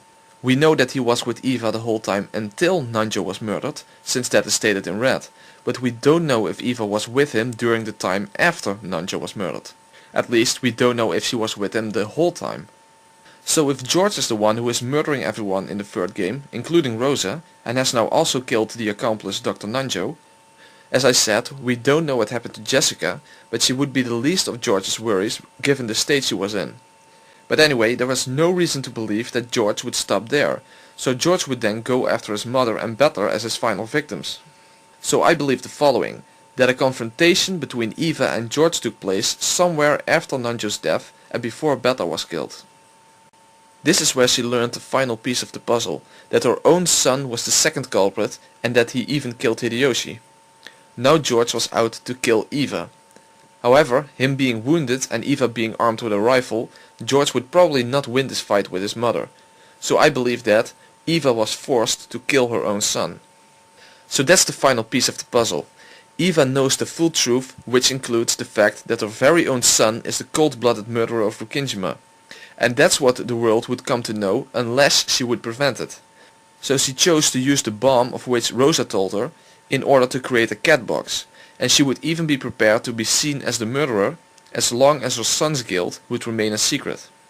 But of course, the only person standing in her way would be the other survivor, Battler. So she decided to do what was necessary in order to protect her son's honor, and shoot Battler since he was a witness. Jessica's location is unknown, but given that she was blinded, she would never be able to escape and therefore died in the explosion. So Eva went to the underground VIP room and escaped to Koridorian using the secret tunnel. I believe she already went to arm the bomb after she killed Krause and Natsui, and was very surprised to learn that their corpses had disappeared and were suddenly under the arbor with stakes on their legs. But I'll explain that in chapter 8 when explaining the entire third game. So Eva escaped, and the mansion and its surroundings blew up, including Jessica, and this gave rise to the future perspective of Angie, in which Eva is the sole survivor who has the real truth locked away inside her diary. And she protected the secret until the day she died. I believe that the Eva Beatrice character represents the illusion of Eva being the culprit, covering up for the murders committed by George.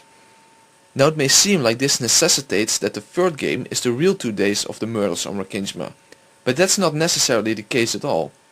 After all, we only know that Eva's diary contains the truth, but we don't really know what exactly she wrote down, and we also don't know if absolutely everything she wrote there is true. The red only says that the truth is written within that diary, so as long as all of the first 4 games have the same culprits, which I believe they have, then no matter which one of those games is the real 2 days on Rukingema, there is no conflict with Eva's diary in a counterfactual future containing the truth. So my theory not only explains how Eva knew about the bomb and the secret tunnel, but also how she could have known the truth to write in her diary. The official explanation cannot account for Eva escaping in the third game, since Shannon necessarily died at the first twilight. And Eva knowing the truth simply remains an inexplicable mystery from the perspective of the official explanation.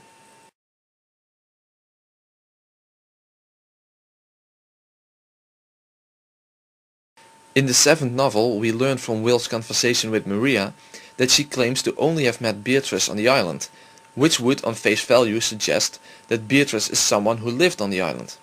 However, we need to take into account what the reason is that Beatrice supposedly cannot appear to Maria outside of the island. This reason is, in Maria's words, that Beatrice isn't yet capable to sustain her form outside of Rukingema. However, since the whole Beatrice character is essentially just make-believe, this rule is in the end arbitrary. It's either out of necessity, so if Shannon indeed would be Beatrice, she would more or less be stuck on the island, and or part of the character of the Beatrice personality. However, if it is not out of necessity, then this rule can be broken, even if it is out of character for Beatrice, as long as there is some emotional need for both Maria and Beatrice to break this rule. So, does this in fact happen? Even though Maria claims that Beatrice can only appear to her on Rukingema, or in other words, the rules say that, is this actually contradicted by Maria's own testimony, in which Beatrice does appear to her outside of the island, and in fact in her very own home? And yes, there is. There is an account in Maria's diary in which Beatrice appears to her at her home. Namely the scenario in the 4th novel when Rosa tears her beloved stuffed animal Saktakuro apart. After that happens, Beatrice appears to Maria to comfort her. And then we see the scene in which Beatrice grants Maria the ability to kill her mother over 100 times in a row. Now we have to take into account that this is a magical perspective scene, so how should this scene be interpreted? Remember that every time when Rosa has been abusive towards Maria, later on she regrets it and makes up with Maria again. So it is to be expected that after she violently tore apart Saktakuro, she would probably soon regret it. But obviously this act was incredibly painful for Maria that a simple apology wouldn't do.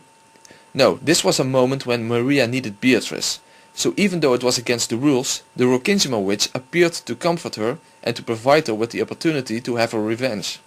Now this may seem like a violation of what I said earlier, that Beatrice couldn't possibly appear to the person acting out her persona. However, that isn't necessary for this scene to begin with. In fact, even in the magic torture scene, Rosa never even acknowledges Beatrice in any way in the first place. She talks to Maria, but she never even mentions Beatrice standing next to her. But since this torture scene could never have happened in reality in the first place, there is no need to even suggest that Beatrice appear to Rosa. The only thing that is necessary is that she appear to Maria. First of all, the Rosa in the torture scene should not be regarded as an accurate depiction of Rosa herself, as she is inhumanly cruel in that scene. Even though Rosa is indeed very cruel to Maria in the real world, she is still shown to love Maria. So I see the Rosa in the magic torture scene as a representation of the evil side of Rosa, and Beatrice as her good side. In other words, you should regard the Rosa who is being tortured as the worst possible mother in Maria's eyes, and Beatrice as the perfect mother. So the one being punished should not literally be regarded as Rosa herself, but as the most evil side of her. In fact, that's how Maria basically refers to her in that scene. So how would the magic torture scene have played out in the real world? Well, here I can only speculate since I have no actual information outside of the magical perspective. So let me just give a possible way it could have played out. But this is of course just an example.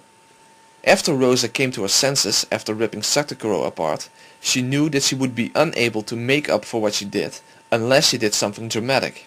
So she acted out her Beatrice persona, who would be the only person Maria would listen to and would want to listen to, even though this was quote-unquote against the rules. Since Maria would no longer recognize Rosa as her usual mother, it would be possible for her and Maria to hurt her abusive mother, or specifically the Black Witch as Maria called the bad side of her mother. In the magical depiction of this scene, Maria tears apart the actual body of her mother, but in real life this might have been something that represented Rosa, like some of her belongings for example. I can't know that of course, but a possible way for Rosa to have made up for what she did is to go around the house with her daughter as her Beatrice persona and have Maria smash some of her own belongings apart. That would have been Maria's revenge. Her evil mother took what was precious to her away from her, so Beatrice then allowed Maria to repeatedly destroy things that were precious to her mother. That would be a way of making sense of this scene, and it would account for Maria meeting Beatrice at her very home and actually getting some sort of revenge, even though according to the rules she could only meet Beatrice on Rokkinjima.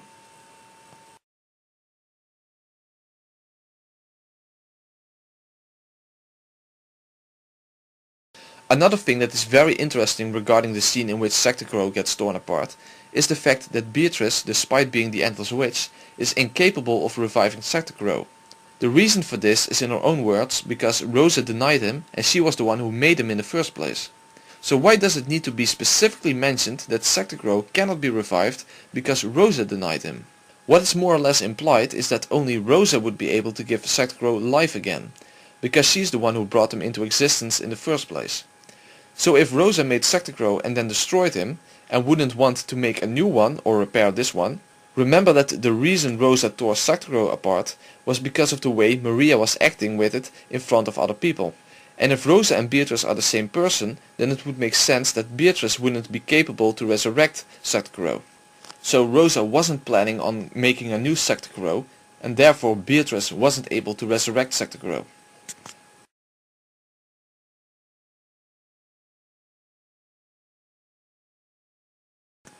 Another thing that was actually one of the first things that originally led me to believe that Rosa and Beatrice are the same person is the fact that Maria already refers to her mother as a witch, namely a black evil witch when she gets mad and abuses her.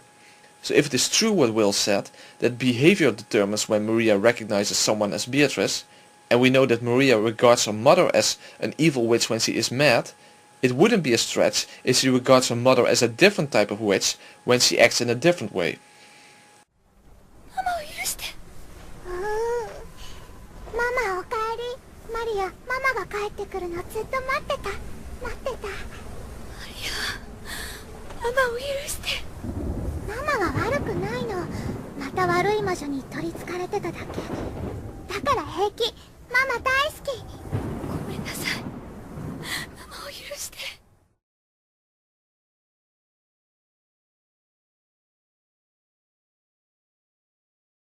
This also ties into Maria's twisted personality. She almost acts like she has a split personality sometimes. One of the times this happens in the 4th novel, she even refers to herself as a witch. After all, she is Beatrice's apprentice. So where does this behavior come from? Obviously, being mistreated by Rosa so much would almost unavoidably damage her personality. But what is more likely is that she learned this behavior from a role model in her life, which at her age would primarily be her mother. Therefore, I believe that Maria is basically mimicking Rosa in a sense. After all, Rosa has many faces herself. Rosa is definitely one yet many.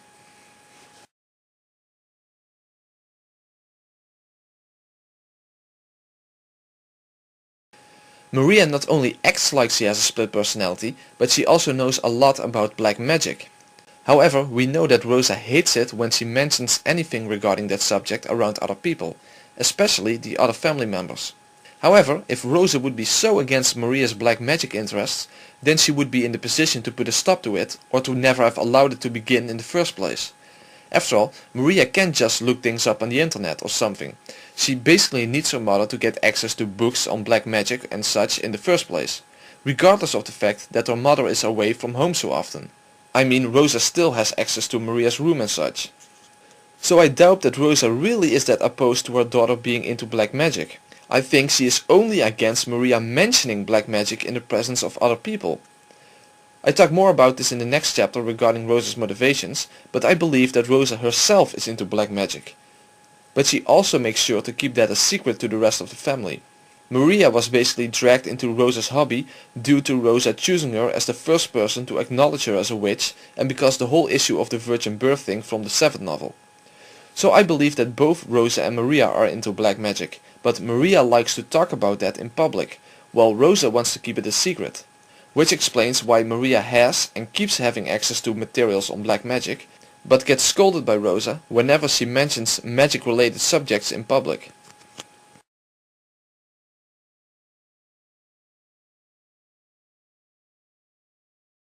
Another interesting thing is that the demon Gab, who appears in the 4th novel, actually turns out to have been the prototype for Beatrice, as we learned in the 7th novel. Gab represents the fact that often things go missing as if it was done by magic. This was Yasu's first experience with quote-unquote magic, and interestingly enough, this type of magic is also a big deal to Maria. In the 4th novel, we learn that Maria keeps her room in a sort of memorized chaos. Otherwise, things will go missing. Things disappearing were Yasu's introduction into magic. If things go inexplicably missing, people could interpret it as being done by a witch. The only person who can make things go missing from Maria's room is Rosa. Maria is also the one who gave this principle the name Gab. What is also really interesting is the fact that Gab dresses really unfashionable to the point that her dress is outright ridiculous. Remember that Rosa runs a pretty unsuccessful fashion design company. When Yasu first imagined Gab, Rosa would have been at the start of her fashion career. Given that and the fact that her company is still not very successful, it wouldn't be surprising for her to imagine a witch in an absurd looking outfit. Remember that this is the only version of a witch that was completely imagined out of thin air, so to say, without any quote-unquote model to base it on. Apart from Rosa, there is really no connection between someone's interest in strange fashion and Gab's interest in strange fashion.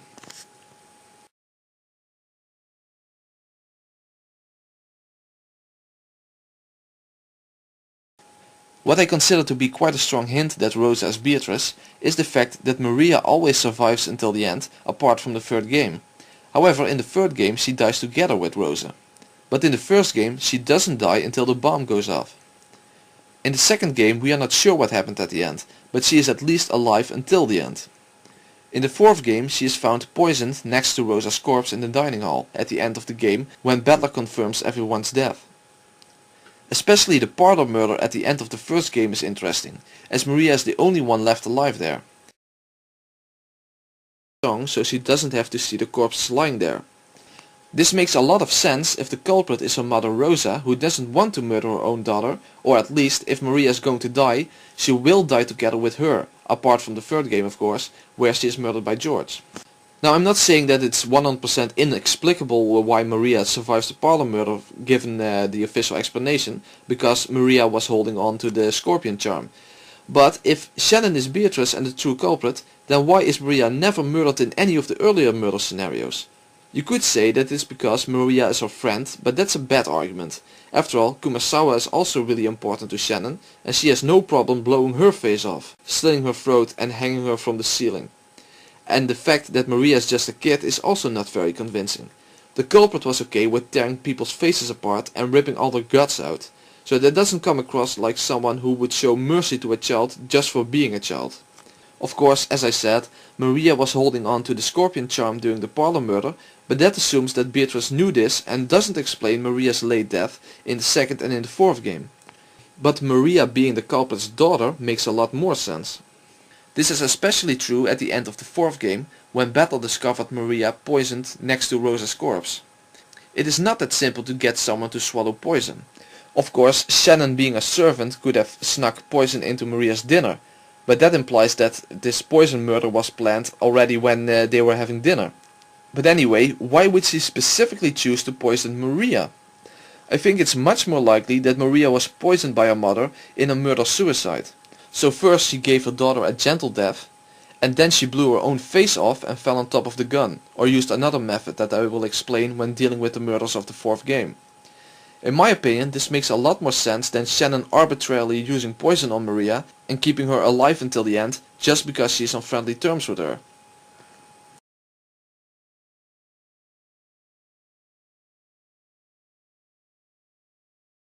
The following argument may not be considered to be a very strong argument, since it deals with a magical perspective scene of which very little can be verified.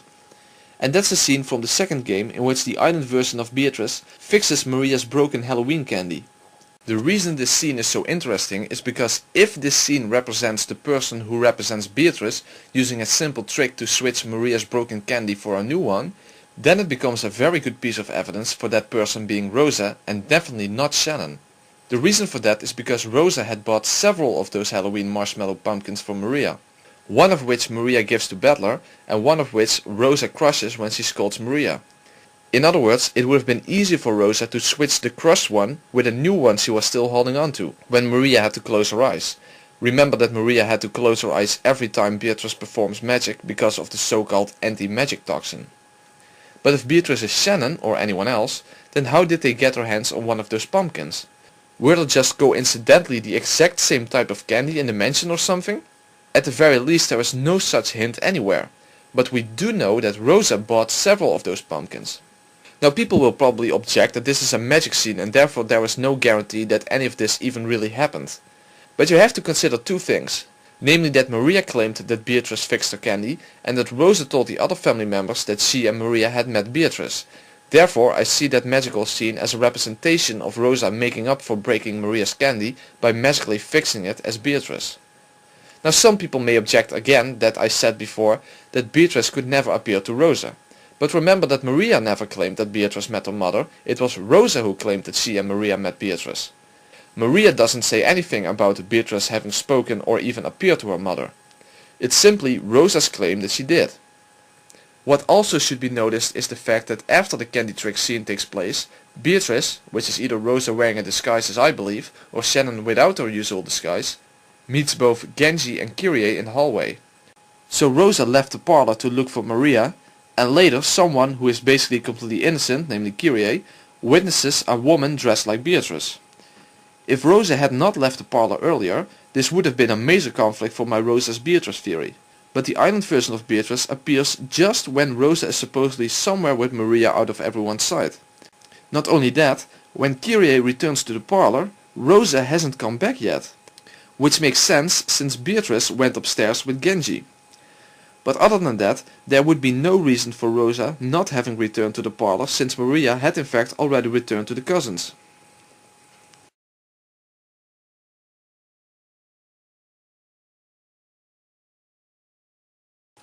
The following arguments are based on Rosa's behavior during the second game. First of all, as far as I can tell, whether you believe in the official explanation or not, you are forced to invoke Rosa's involvement to explain the second game. I'll explain why in a minute, but I suppose that believers in the official explanation know this already and believe that Rosa is Shannon's accomplice in the second game, just like they are forced to believe that Hideyoshi is an accomplice in the first game. But however you take it, Rosa's involvement in the second game is a necessity. If anyone can explain the second game without Rosa, then be my guest. So basically it's like this: what fits the best? Rosa as an accomplice in only the second game, or that Rosa's involvement is necessary because she is the main culprit to start with? In my opinion, invoking accomplices arbitrarily is a weak point in any theory.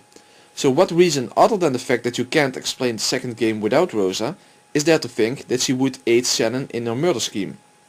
I guess the only reason would be the gold. However, you can't consistently suppose that the epitaph was solved, since that would put a stop to the murders in the first place. After all, both in the third game after the epitaph was solved and the fifth game entirely are suggested to not have been carried out by Beatrice in the first place. So I guess you would have to suppose that Shannon simply offered Rosa some gold in order to get her to cooperate. Basically just how Krause and Natsui are made into accomplices in Umineko Our Confession. But what evidence is there to support any of this? And also, why would Shannon need to do that in the first place? Why involve Rosa, which would be in fact a very dangerous move? This is again such a case of a character acting like a moron. I will go into the details about the problems of having many accomplices in the chapter on Umineko Our Confession, but one needs to realize that accomplices are the most dangerous people for a culprit when they don't share the same motives as they do. If accomplices are bribed or forced, you can expect retaliation at any unguarded moment, especially when you consider that Rosa carries a gun during most of the game. If she really wanted the money, she wouldn't need to listen to Shannon in the first place. Rosa would be then calling the shots. Rosa would have access to 3 gold bars and perhaps the keycard to the money as well, so it would be the most dangerous and outright moronic move on Shannon's part to involve Rosa. Shannon wouldn't even have any need for Rosa's involvement if she just had set up the chapel closed room just slightly different in order to not need any help at all from Rosa. In other words, the notion of Rosa as Shannon's accomplice in the second game doesn't make much sense from both Rosa's and Shannon's perspective. It has no evidence other than the fact that you can't get around Rosa's involvement, and it lacks elegance to invoke someone as an accomplice just for a single game, when I can explain all 5 games with the same 3 individuals. But why is Rosa's involvement necessitated in the first place? First of all, Rosa knows about Kinzo's death. Twice in the second game it becomes clear that Rosa is aware that Kinzo is already dead. After all, after the chapel murder, Rosa goes to Kinzo's study in order to borrow his gun for protection. And later on in Jessica's room, she affirms that she has even talked to Kinzo there. But given the fact that Kinzo is already dead, that would be impossible. So we can conclude that Rosa knows that Kinzo is already dead, but that she's pretending like he's still alive, and that she has borrowed his gun directly from him. Is this because of arbitrarily being Shannon's accomplice, or is it because she herself has become the new head of the family when Kinzo died? Because she is Beatrice and was there when Kinzo died before he handed everything over to her. And then there is the letter in the parlor. After the final murder scenario in Natsui's room, Rosa, Batter and Maria return to the parlor again, which had been a perfect closed room just like Natsui's room was. This is even confirmed in red. So the parlor was locked after they left to check on Nanjo's and Kumasawa's corpses, and was still locked when they returned. Rosa was holding all of the master keys, and the parlor key itself was locked inside the servants' room, which was also a closed room that required a master key to open it. In other words, it was impossible for Genji to place the final letter in the parlor, and everyone else is dead at this point. So if you believe that Shannon is the culprit and committed suicide in Natsui's room, which is the official explanation that she did, by the way, then how could she possibly have placed the letter in the parlor? Since Batter himself cannot be an accomplice, since he is the detective, and since it makes little sense to claim that Maria placed the letter there, after all she really believes in magic and she also believed that Beatrice put the letter there, the only possible candidate would be Rosa. She was the first to enter the parlor and could easily have placed the letter there before Batter noticed it. Even more so, I think Rosa had a motive for using this letter. After all, it was because of this letter that she had a reason to separate from Battler, who was then forced to move to the dining hall. So we have one of the witch's letters that could only have been placed there by Rosa. Is this also because she just happens to be Shannon's accomplice, whom she knows to be dead already at this point? Or is it because she was the one who wrote those letters in the first place? The next reason that Rosa's involvement is required in the second game is because you need her to have lied about the chapel being locked and then pretending to unlock it with a key. Again, if anyone can explain the chapel closed room with the chapel truly being locked, then be my guest. I guess the only way this could be done is to claim that Maria locked the chapel door. But this makes no sense at all. After all, Maria really believes in magic, so having to lock a door for Beatrice makes little sense. Also, given that the red is contingent upon how the culprit chose to carry out the murder scenario, it wouldn't make sense to have Maria lock it in the first place. After all, from the perspective of the real world, there would be no difference for anyone if Shannon locked the door and sealed it in the envelope again, or if Maria did this. The only reason why you would have to invoke Maria herself is due to the red truth, which is unknown to the actual people on the island. Furthermore, Will's solution to this scenario makes it quite clear that the lock itself is the illusion. The chapel was never locked to begin with, but everyone simply believed that it was. The servants assumed it to be locked because it was always locked and the key was missing. Rosa was the only person who actually tried to open it, but she claimed that it was locked. She also was the one to supposedly unlock it after she retrieved the key from the envelope in Maria's handbag. She simply could have pretended to unlock it. After all, everyone was already convinced that the chapel was locked and they saw that Rosa had the real chapel key. So it would have been easy for her to fool everyone into believing that she truly unlocked the door to the chapel. Another interesting thing is that the words Happy Halloween for Maria were written on the chapel. You could suppose that Shannon did this for Maria, but isn't it more likely that Rosa did this as another apology for crushing her Halloween candy? Which would be quite sick of her actually, but given that the murder scenario itself involved ripping people's guts out, that would hardly be a surprise. But what is most interesting about the chapel murder is the scene that happens right before it. It is a magical perspective scene and therefore not objective, but if this scene is a representation of something that happened in reality, it becomes extremely meaningful. In this scene, we see all of the siblings and their spouses in the chapel together with the island version of Beatrice. All of them acknowledged her as a witch and that the gold belongs to her. But Rosa is also depicted in this scene. However, she was not among the victims of the chapel murders, while the other 6 were. I believe that this scene represents how the 6 of them acknowledged Rosa as the new head of the family just before they became her victims. Basically, that is what the magical perspective depicts. Translate that to the real world and this would be an extremely consistent and logical interpretation of this scene. So those are the reasons that Rosa's involvement is necessitated in the second game. But there are some more interesting things regarding Rosa in the second game.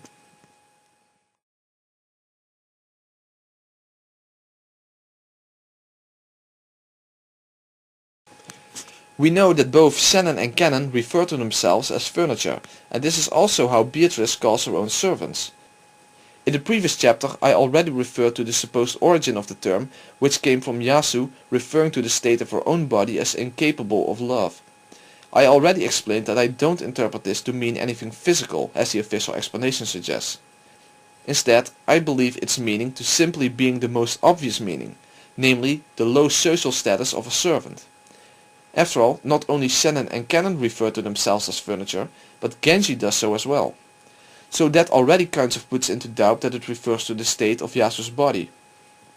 However, other people never refer to the servants as furniture at all. Jessica even hates the term and doesn't want Cannon to call himself like that. But there is someone who does refer to the servants as furniture.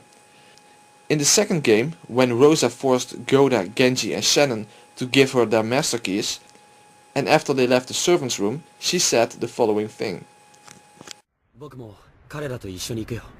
長司様。僕は僕の判断で行動します。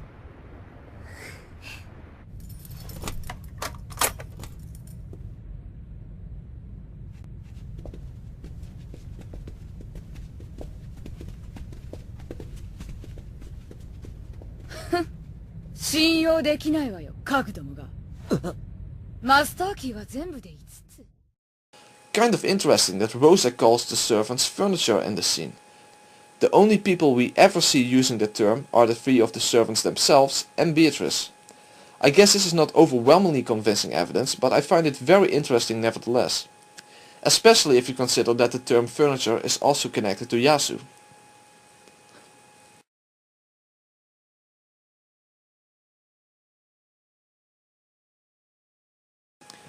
I want to end this chapter with perhaps one of the most interesting arguments for Rosa being Beatrice. one which could be at the same level as the Eva's escape to Ecuadorian argument, if it weren't for the fact that we are not dealing with a completely objective scene here, meaning that believers in the official explanation, or simply disbelievers in the Rosa as Beatrice theory, have more elbow room available to wiggle out of the implication of this argument. At 30 minutes till midnight, a while after Rosa forced Battler out of the parlor due to the letter that was found there, the emotionally broken down Battler is seen being drunk in the dining hall. Then Genji shows up and says that it's time for Battler to learn the truth directly from her. Genji then takes Battler to Kinzo's study and a magical perspective scene begins. In this scene we see Kinzo and the island version of Beatrice and a confrontation between her and Beatrice in which Battler surrenders to Beatrice. She then tells him that she will answer any question he has, but we are never shown what exactly happens after that. Now since Battler sees Kinzo and the gold butterflies, we know that this perspective cannot be completely objective anymore at this point in time. So how should this scene then be interpreted?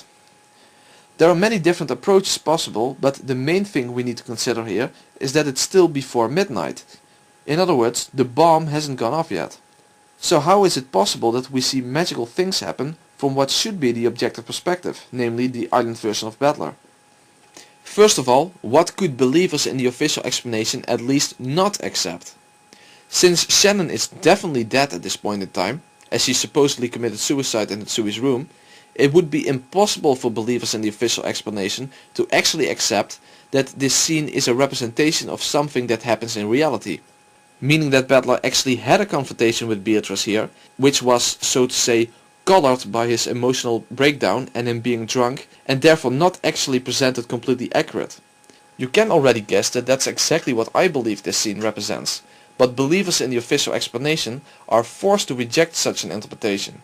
So how could they account for this scene? You could suppose, I guess, that Battler had been shot by Rosa in the parlor, just like he got shot by Eva at the end of the third game. This is however a very bad explanation that has no actual evidence to begin with. Moreover, it should already be clear that the letter in the parlor was placed there by Rosa, so if she indeed was Shannon's accomplice and she needed to get off the island, she could just have shot Battler at any time. That final letter would make no sense that way. But the letter does make sense if Rosa needed an excuse to separate from Battler, which is why he was forced to move to the dining hall in the first place. The most consistent explanation, and the one that I believe, would be that Battler's perspective is simply no longer objective due to him being drunk and being an emotional wreck at this point in time. In fact, this would also be the most consistent approach for believers in the official explanation. But if that's the case, how should we interpret the scene in which he sees Beatrice? Should this simply be dismissed in the sense that this never happened in the first place? Battler passed out or something and he simply dreamed this last bit? I guess I couldn't really complain if believers in the official explanation would take this position, since I basically dismissed the scene in which Rosa and Maria flee from the goats while carrying the gold from the chapel as well. However, if the confrontation scene with Island Beatrice is meant to be a subjective representation of what Battler did experience at that time, then it would be powerful evidence for Rosa being Beatrice instead of Shannon. After all, if the only reason this scene is distorted, so to say, because Battler is drunk and emotionally broken down, but it does really happen in the sense that Genji really took Battler to the study and that he really met Beatrice there, and probably even that Kinzo's corpse was there, then this scene becomes inexplicable given the official explanation. After all, Shannon has committed suicide in Natsui's room according to the official explanation, so it would be impossible for her to appear as Beatrice to Battler at this time. The only people alive at this point are Battler, Genji, Maria and Rosa. If my theory is correct, then this scene would indeed be just a distorted version of the actual confrontation between Battler and Rosa. A bit like when Beatrice and Battler meet at the end of the fourth game, although that scene was not distorted of course. Also, he didn't actually see Kinzo there, since that is impossible due to the rat, so the appearance of Kinzo should be regarded in a sort of similar way as in the fourth novel. Beatrice is the new Kinzo since she is the family head. Or it's possible that Battler saw Kinzo's corpse, which in the scene itself is merely depicted as the living Kinzo to the viewer. And the scene in which we see Rosa and Maria trying to escape the island with the gold bar from the chapel is simply put there as support for the deception of the official explanation. After all, since Rosa's involvement is necessitated in the second game, the official explanation needs to incorporate some motive for Rosa to serve as an accomplice, which of course would be money. But to borrow Battler's phrase, if we turn the chessboard around, If the official explanation really would be true, then why did Ryukishi add in the scene in which a confrontation between Butler and Beatrice takes place when Shannon is already dead and hence cannot be accounted for? What purpose does that scene serve from the perspective of the official explanation? But if the official explanation truly is mere deception, then both scenes make sense. But if the official explanation is supposed to be the truth, then one of those scenes is basically out of place to begin with. I do have a little more to say about this confrontation between Butler and Beatrice in the final chapter, since I think it could support the notion that the second game is the actual truth regarding what really happened on Rokinjima. But I'll save that for the end of the video. I also have some more reasons to believe that Rose has Beatrice, some of which will be discussed in the next chapter, but some of those I will actually save for the chapter on whistleblowing, in which I will support the main premise of my video, that the author is purposefully lying regarding what the truth behind the story is, and that he left hints in both the story itself and in interviews that this is the case. So now I will move on to the motivations of the two culprits Rosa and George and their accomplice Dr. Nanjo. First I will deal with Rosa's motivation, and there I want to tie everything together that I have discussed in this chapter and in the previous one, and then connect everything to what we see happening in the 7th novel, and how Rosa is connected to Butler's sin against Shannon.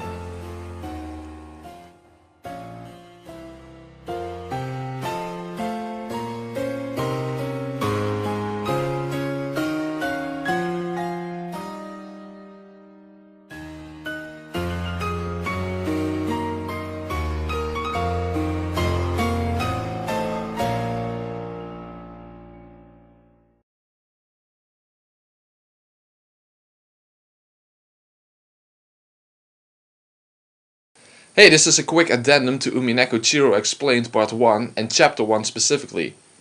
One of my arguments for the impossibility of the Shikanen theory in Chapter 1 was that the word people is defined as referring to living human bodies and not to personalities or roles or something along those lines. Of course, I argued that even allowing that the word people could mean something like that, it would still lead to contradictions. However, believers in the official explanation have an easier time trying to get around the red given a personality or role approach, although I still haven't seen an explanation like that wasn't in the end ad hoc and without actual evidence. Nevertheless, if I can demonstrate that during the first 4 games there were 17 living human bodies on the island, then we have a definite checkmate. When it comes to the word people, it will in the end be irrelevant if the word can refer to different things in different contexts, as long as we have a context in which it definitely is referring to living human bodies, and if that context is then applied to the first 4 games as well. Because then we would be able to establish what the amount of bodies is during the first 4 games. If that amount is 17, then the Shikanen theory is dead. Because if the Shikanen theory is true, then during the first 4 games there would be 16 living human bodies on the island instead of 17. But how is it possible to prove what the amount of living human bodies is during the first 4 games?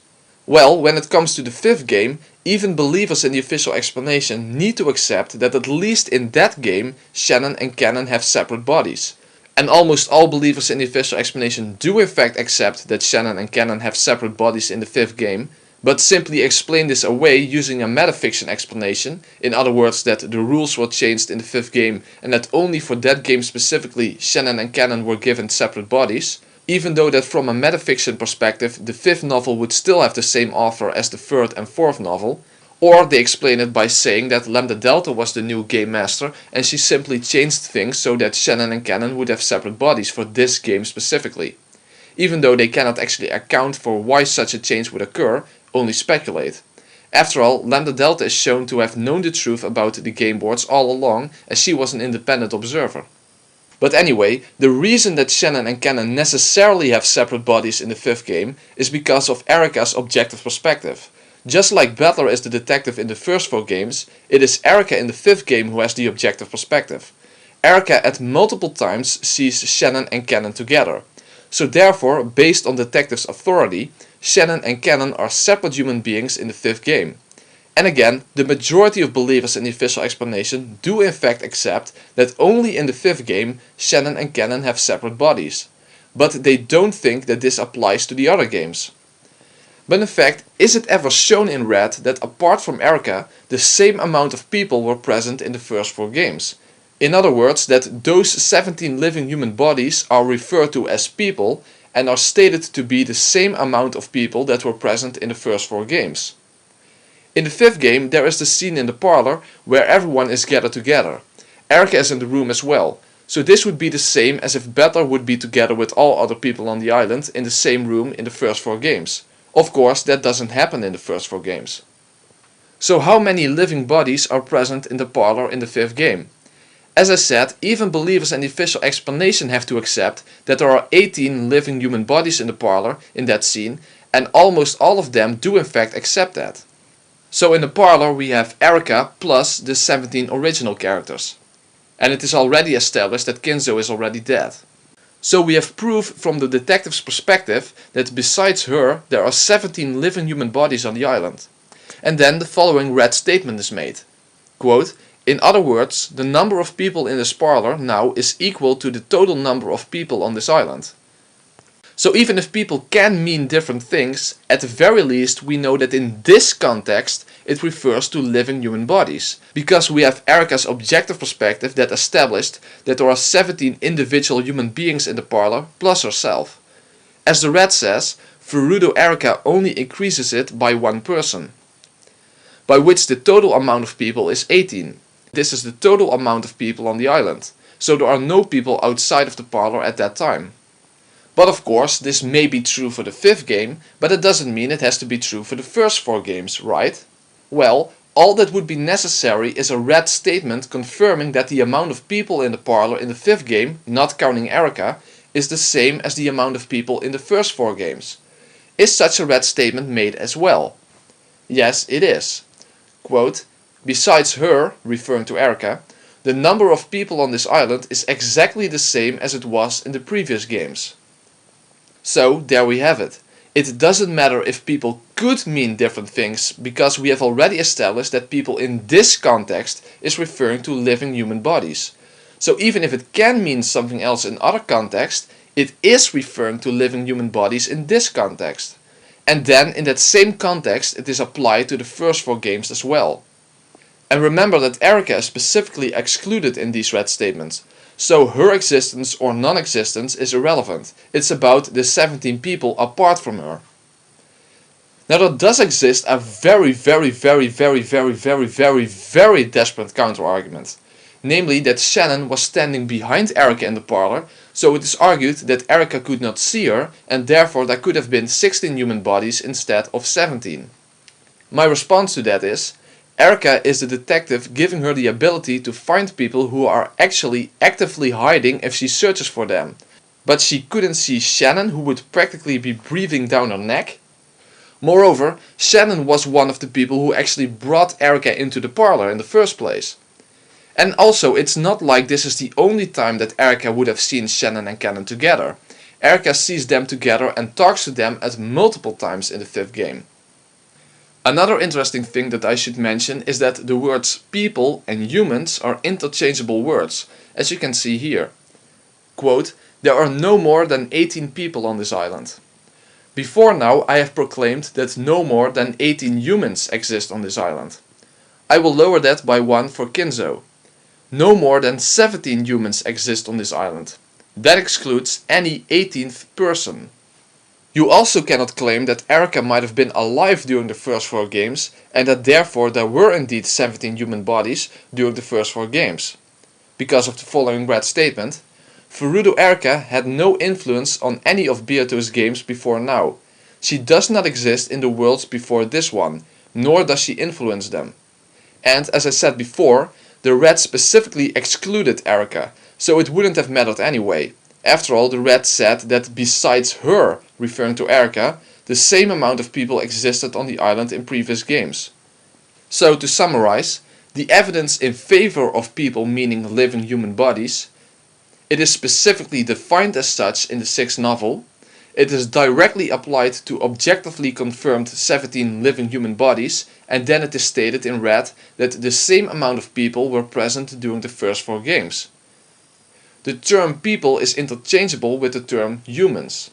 And I would argue that it is simply the most straightforward meaning in the first place. There is no actual evidence that the term did or could have suddenly changed meaning at whatever point in the story. And there is also no objective evidence that the amount of living human bodies, besides Erica of course, was changed during the 5th game.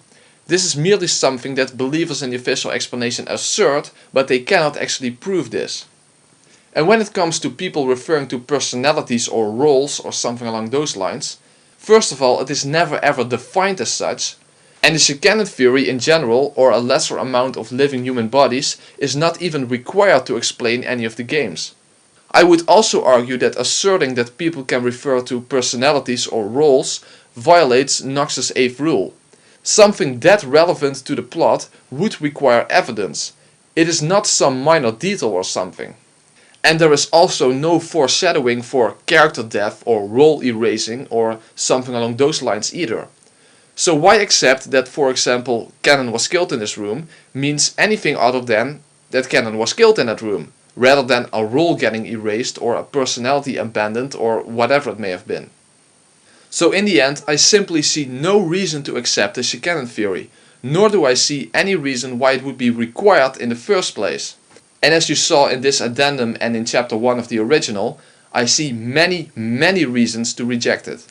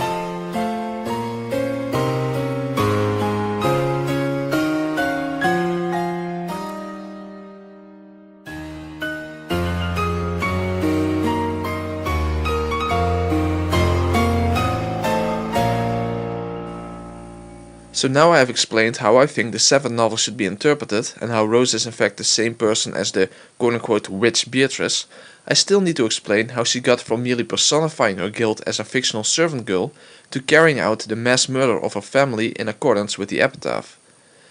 But I will first jump to the end of the line and explain what I believe Rose's motive is for carrying out the murders, and then after we have that clear, we'll look back at the 7th novel in particular and the 6th novel before that in general to see how Rosa got to that point. Ironically, I believe that the culprit's motive has been in our faces the entire time throughout the first 4 novels. Think about it, what is the very first motive that is presented as the reason for the crime to take place? Well, throughout the first 4 novels we see that Kinzo is trying to resurrect Beatrice. The ceremony is for Beatrice to come back to life to regain a human body that she had shed when she fell down a cliff 19 years earlier, as we learn in the 3rd novel. I truly believe that this has been the culprit's true motive after all. In other words, the culprit carries out the murders since she believes carrying out the epitaph in a literal fashion will result in the resurrection of the Kuadorian Beatrice.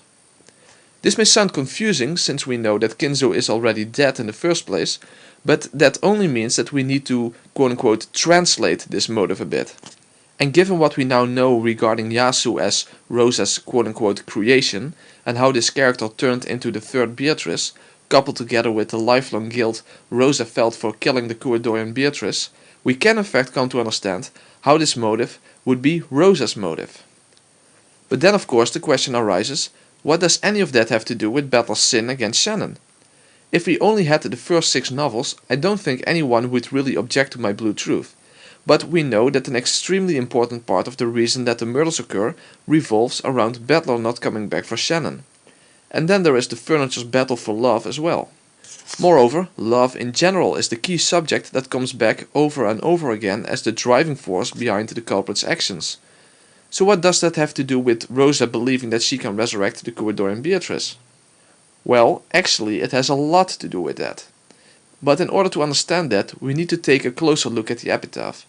But let's return to the beginning first. Let's go back to Yasu and her transformation into Beatrice. According to my fictional Yasu theory of 2 chapters ago, Rosa personified her guilt as the lowly imaginary servant Yasu. But as this, so to say, person existed through Rosa and was connected to the real world via a real servant, namely Shannon, Yasu began to develop a life of her own, so to say. Yasu soon discovered something regarding missing objects. Given the superstition of the tales of the spirits of Rokindjima, people tended to interpret inexplicably missing objects as magic. Rosa discovered if she sneakily misplaced the servant's keys, for example, especially if you used some trickery to make it seem impossible as a human prank, people would come to believe that a witch was behind it. This is what we see Yasu going through in the 7th novel, and it is already mentioned in the first couple of novels that the other servants sometimes noticed windows that were open that they thought they had locked earlier on, or how objects would suddenly turn up at different places, etc. In other words, when Rosa visited the island, all she would have to do is misplace a few items here and there, and these events would begin a life of their own, as more and more things will be interpreted as magic, even though nobody was behind them in the first place. So if you misplace something on purpose, and people will interpret it as magic, then eventually you don't even have to actively misplace things anymore, since any seemingly inexplicable accidental event will seem part of that same magic. This is how Rosa first learned about how to, quote-unquote, become a witch. If people don't understand how something is possible for humans, they can interpret it as magic. Even more important was the fact that she discussed mystery novels with Kumasawa, and later on Shannon began to develop an interest in those books as well. And Yasu realized that if a crime truly seemed unsolvable, especially in case of closed room murders, it was as if it was no longer a mystery novel, but a fantasy novel with a witch as the culprit. Add to that the fact that Rosa and her siblings were scared into not going into the forest when they were young by tales of Beatrice, the Witch of the Forest. Moreover, Kinzo actually referred to Beatrice as a golden witch. The 7th novel seems to suggest that Beatrice as a witch was completely Shannon's invention and came to be from mixing stories together. In fact, Ryukisi even says this in an interview. Quote, "For Kinzo, Beatrice is a human being which might truly still exist in this world, not a witch. What turned Beatrice into a witch was not him, but rather the ghost stories told about her. It were Kumasawa and Shannon who turned her into a witch. If you exclude the fantastic depiction of her, then Kinzo's Beatrice is just pointing to a human who might be his daughter. And when he talks about his most beloved Beatrice, he means his lover and not any kind of witch. That is why the magical charms are just magical charms to Kinzo, but within Shannon it was already incorporated into the setting that the witch is weak towards magical charms. That is why for Shannon it becomes, though you are my most beloved Beatrice, you cannot enter my study."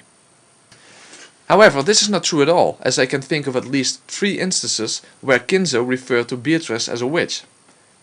First, he called Beatrice Castiglione a golden witch, as you can see in this screenshot. And in the first novel, Battler remembers that Kinzo talked about receiving the gold from the golden witch Beatrice. And remember that this is from Battler's memory, who hasn't been on the island for 6 years. And of course, Kinzo speaks of Beatrice as a witch in the epitaph. "At the 9th twilight the witch shall be revived, and none shall be left alive. Sleep peacefully, my most beloved witch Beatrice." So the whole tale of a witch on Rokindjima was already in existence, even that this witch was Beatrice. So this led Rosa into changing her created character from a servant into a witch. However, this witch was not yet turned into Beatrice herself. Another significant event was required for that final change to take place. But this change was already a very significant one, since this is what allowed the crimes to happen the way they did, since the notion of magic is how Rosa would eventually come to find a way to redeem herself and bring back the person she stole away from her grandfather, to resurrect Beatrice from the dead. This is also why the Yasu character goes completely out of existence, not because she began dressing up as Shannon permanently, as the official explanation would have it, but because she was a fictional character to begin with, and therefore could be changed at will by the one who created her. So how do we get from Claire to Beatrice? Well, one very crucial element is still missing, and that is something that she learned from Shannon. Namely, that magic in and of itself is not enough to bring about happiness. The world of magic may seem great, but it's missing a vital element. Shannon would prefer the real world over a magical one, because in the real world one can find love. And this is where Rosa found an even more of a kindred spirit in Shannon. As I've said before, I believe that the term furniture refers to an extremely low social status. The reason why furniture cannot love is because of that status. Furniture is meant to serve, not to have human hopes, dreams and fulfillment. Like Shannon is not good enough for George and Cannon not good enough for Jessica, since they are of a much higher social status. But even though Rosa is of a high social status as a child of Kinzo, she also experiences life as furniture, as she is incapable of love as well. And that is the very important connection between Rosa and Shannon and the role of Rosa's creation, because Rosa is like furniture as well. First of all, she lost her honor by killing the Cuidorian Beatrice and had it covered up, making it a crime she got away with, which led her to lose the right of her father's love. Her biological mother died, and Rosa is the youngest of the siblings, and therefore she was looked down upon her entire life and seen as the least of the siblings, leaving her without the love of her family. And Rosa's husband ran out on her when he got her pregnant, leaving her without the love of her husband. Rosa has terrible problems getting and especially holding a new boyfriend because she has Maria to take care of, leaving her without romantic love in general. Rosa has terrible problems with her relationship with Maria and frequently abuses her, leaving Rosa without the ability to give the proper love to her child. So Rosa is living life almost completely devoid of love. But then Shannon begins to acquire a glimpse of love, namely with Battler. Unfortunately for her, Battler doesn't see this the same way as Shannon does. For Battler, their time together means much less than it does to Shannon. And then Battler jokingly promises to come back for Shannon next year on a white horse to take her away from the island and her life as a servant. This is Battler's sin against Shannon, not just making this promise and not keeping it, but completely forgetting about it and not returning to the island for 6 years, while Shannon waits in anguish for Battler's return. However, Claire Beatrice, in other words Rosa, spurs Shannon on to keep believing in Battler's return, which is expressed in the magical tea time scenes between Shannon and Beatrice, and the fact that Rosa is the only person who expresses that she misses Battler and says that she hopes that he returns soon, as we can see in the following screenshot. This is actually quite telling, since nobody else, apart from Shannon of course, expresses any sorrow over Battler not returning. The other people are not overly worried that Battler left, and some even see it as an opportunity for Battler, especially George, but that's because he is glad about Battler leaving, since he wants Shannon for himself. But the only people who explicitly show to miss Battler are Rosa and of course Shannon. Claire Beatrice says to Shannon that it's a test and Battler will eventually come back for Shannon. But then after 3 years, when Battler sent everyone letters and Shannon was left out, it became clear that there had never been a promise in the first place. At this point, another radical change took place. Shannon was crushed by the fact that Battler wouldn't return to her, and this was in part Claire Beatrice's fault, as she spurred Shannon on to keep on believing. So now mere words wouldn't be enough. It was time for Claire to act. From this moment on, Beatrice became a sort of Cupid of love, so to say. What I mean by that is that Beatrice's actions began to center about creating love. Her magical world missed the element of love, so she would use her magic to create it. But now, Claire had to make up for what she did to Shannon. Her first act was to provide Shannon with someone else to love her, namely to help a boy who was like a brother to her in the orphanage to a job as a servant in the mansion. This of course is Cannon, who indeed would love Shannon as a brother. I believe that Rosa pulled some strings to get this done. Remember that Rosa, being from the Ushiamiya family, is still a wealthy and influential woman, so it wouldn't be that hard to pull some strings to get Cannon to a job at the mansion, as there are new servants from the orphanage every couple of years. How exactly she does this we are not shown, but a little money here and there, and the fact that many children from the orphanage get a job as a servant at the mansion at some point in their lives, and it's not difficult to imagine that Krause and Natsui would see no problem in employing Cannon. And I think that there's actually a hint in the 6th novel concerning this, namely Cannon's debt. When Cannon rescues Battler from the closed room with the chain, he says that he is rescuing Battler not for his sake, but to repay a debt he has to someone. But I'll come back to this issue later on. Her second act was in part symbolic, as Beatrice promised to take Shannon's burden upon herself. The sprout of love for Battler was placed from Shannon to Beatrice. What this would mean in the real world, I believe, is that Rosa would actively help Shannon find new love, which she later does by getting Shannon to pursue George instead, and that she would be the one to worry about Battler. This is where Battler's sin against Shannon start to form a connection to Rosa, but not just to Rosa as a person, but specifically to the Beatrice character. In other words, Shannon's obsession became Beatrice's obsession. From this moment on, the Beatrice character changes into the character we are familiar with, the third Beatrice who looks the same as the Corridorian Beatrice. But the most significant change of all is that around this time, Rosa began manifesting herself as Beatrice to other people. At first only to her daughter Maria, but then also to Shannon for the first time. Remember that until that moment, Shannon had no knowledge of Beatrice outside of her dreams. At least that's how it's presented to us in the 7th novel. Shannon meets Beatrice only in her dreams and then her memories are erased. Instead of this meaning that it only happens in Shannon's head, as in the official explanation, I think that this should be regarded from Beatrice's perspective.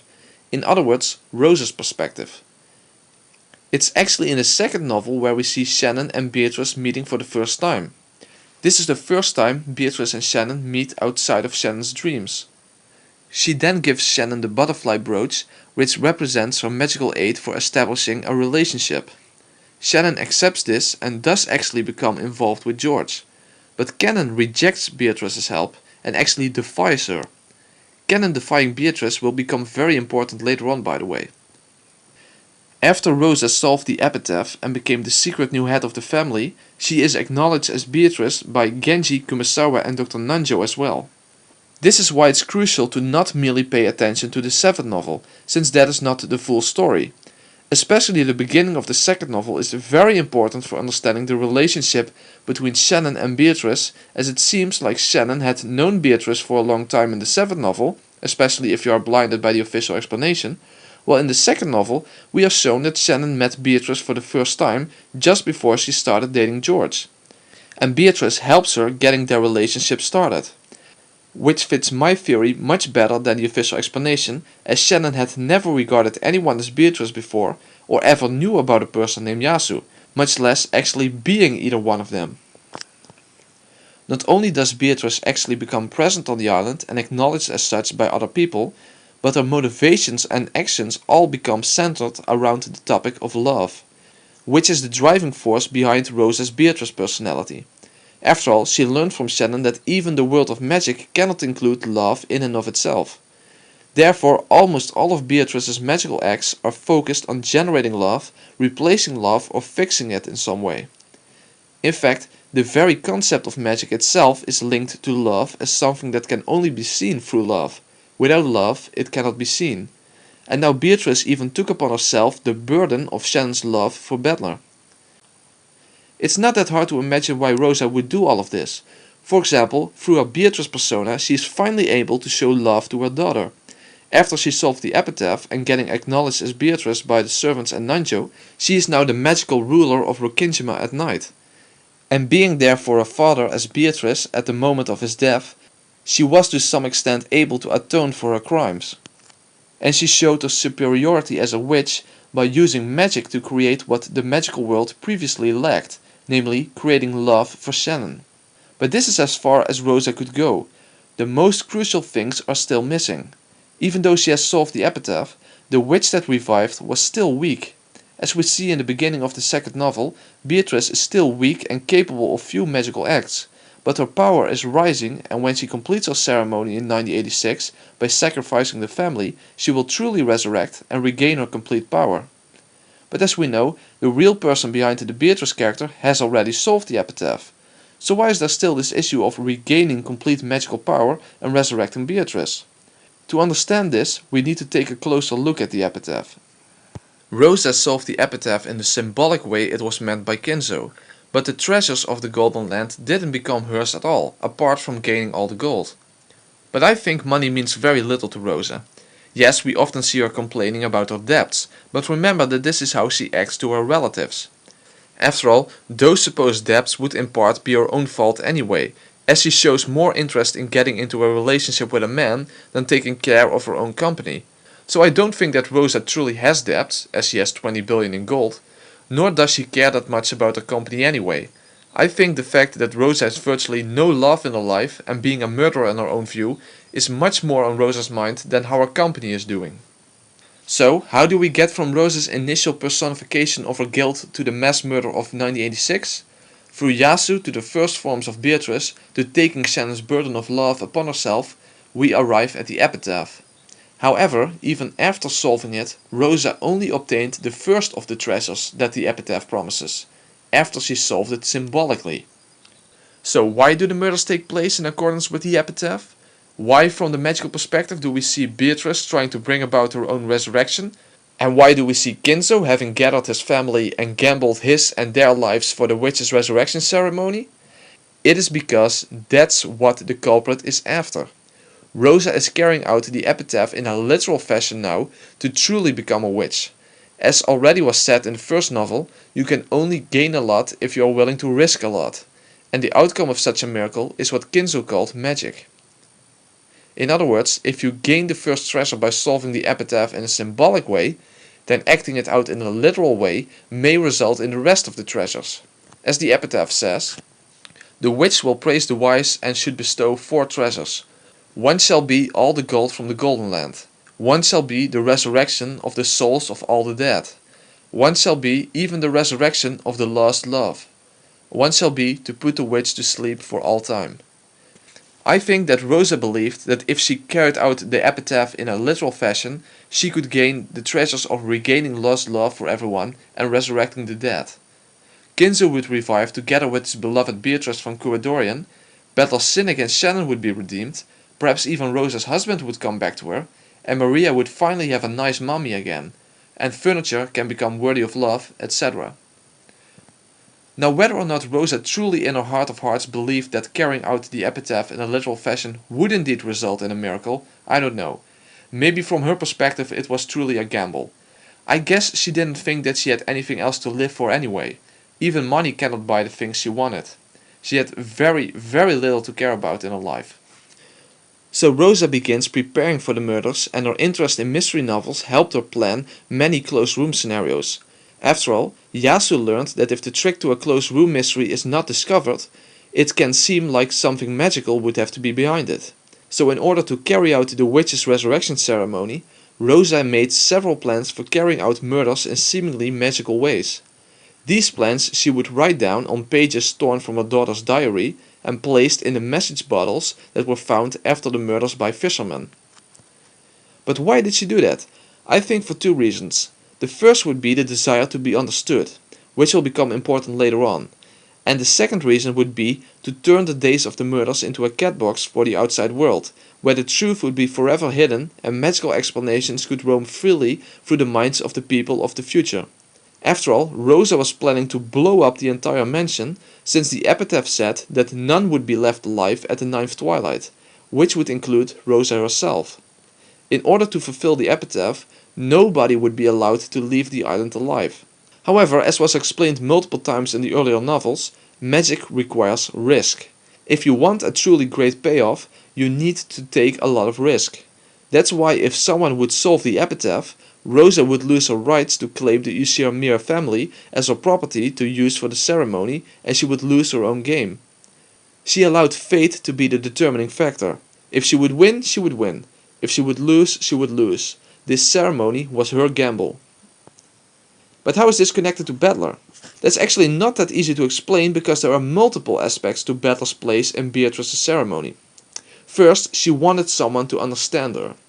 Since she carries Shannon's burden of love for Battler, she wanted Battler to acknowledge her as a witch.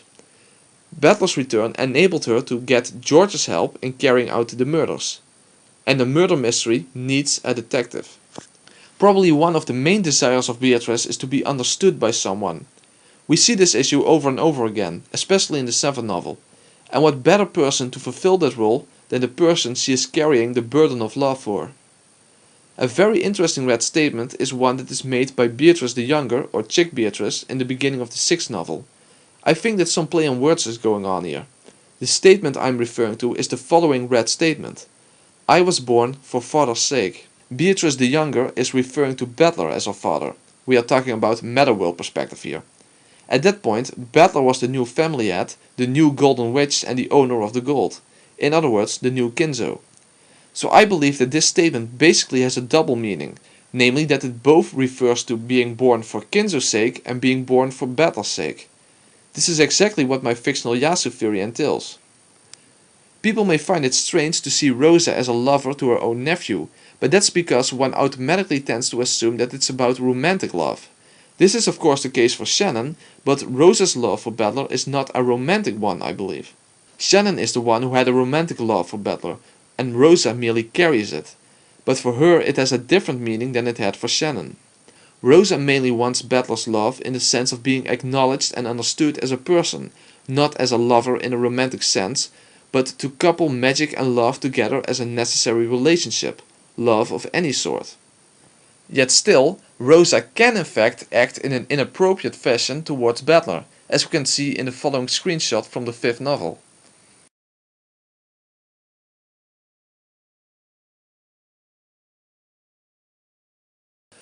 The final thing that is relevant to Rosa's motivation is the furniture's love battle.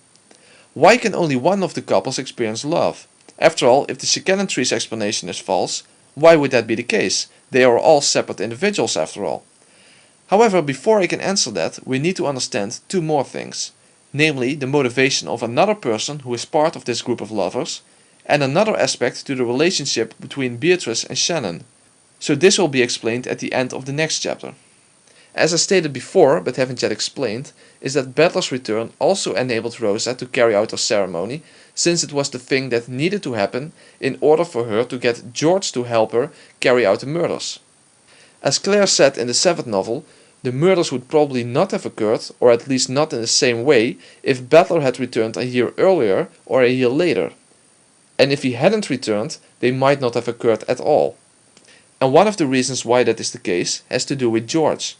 After all this magic stuff and reviving Beatrice has nothing to do with him. That's all about Rosa. So why would George team up with Rosa to butcher his own family in the first place? What does George have to gain from helping out Rosa? Or in other words, how did Rosa convince George to be her accomplice in murder? It is of course easy to understand that Rosa would not be capable of carrying out her ceremony all by herself, she would require some help. But in order to get someone to help her carrying out a mass murder, she would need someone with a strong motivation and determination. So let's now turn to George's motives for killing his family.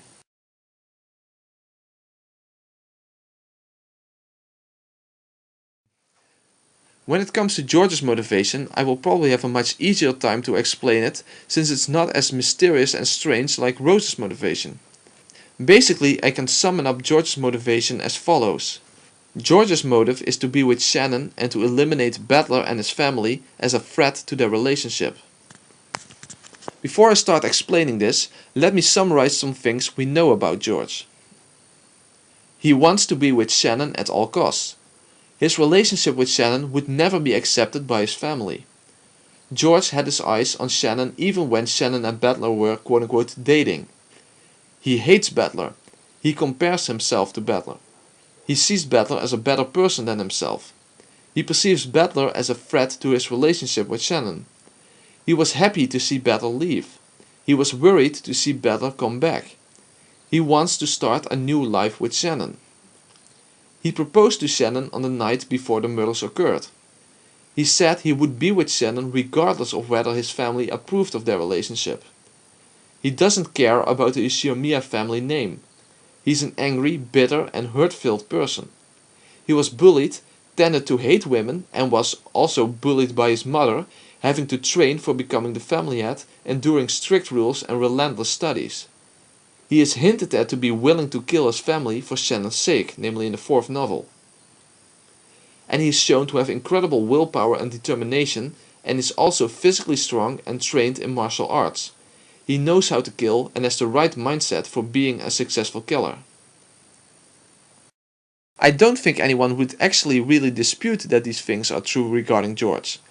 If that's the case, then it's very easy to see that George has a strong motive for joining Rosa and taking out his family in order to secure his future.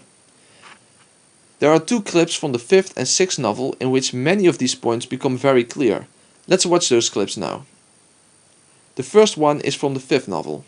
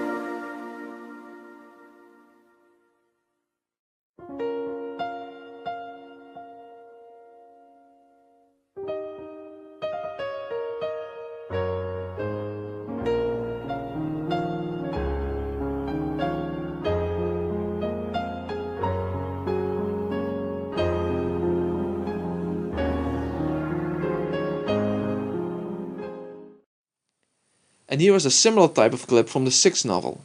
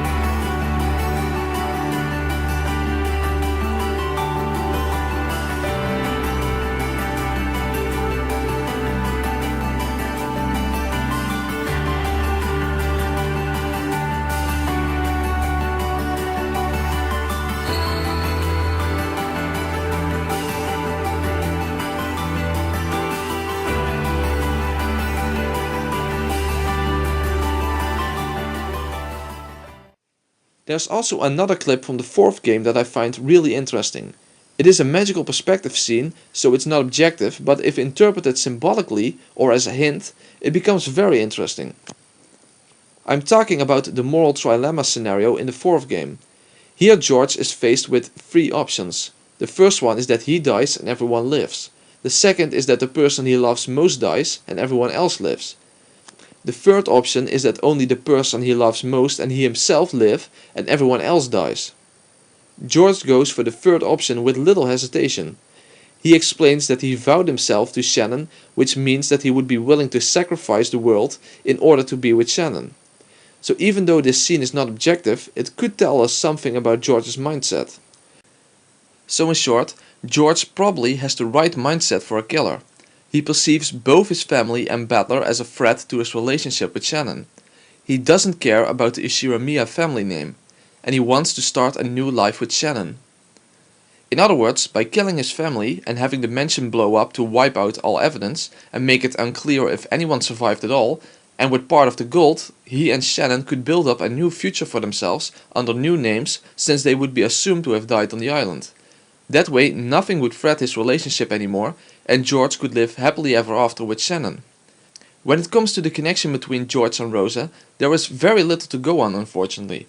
However, having said that, when it comes to the accomplices of the official explanation, like Rosa in the second game and Hideyoshi in the first game, there is literally no evidence at all to any extent. So any small hint I have to connect George to Rosa is superior to the accomplices in the official explanation. So even though there aren't many things to connect George to Rosa, there are at least the following things. Both Rosa and George are shown to visit the island apart from the annual family conferences. Both Rosa and George are connected to Shannon, even regarding their love, as Beatrice helped this relationship getting started. George is on the best terms with Maria, suggesting a stronger connection between George and Maria than Maria has to the other family members. George is usually the one who calms Maria down. George makes some references to magic, even that his relationship with Shannon was the result of magic. So basically the only thing that needs to be assumed is that at some point in time Rosa actually sought George's help, knowing that he would benefit as well from taking out the entire family, and given that she would need a physically strong and determined person to help carrying out the murders.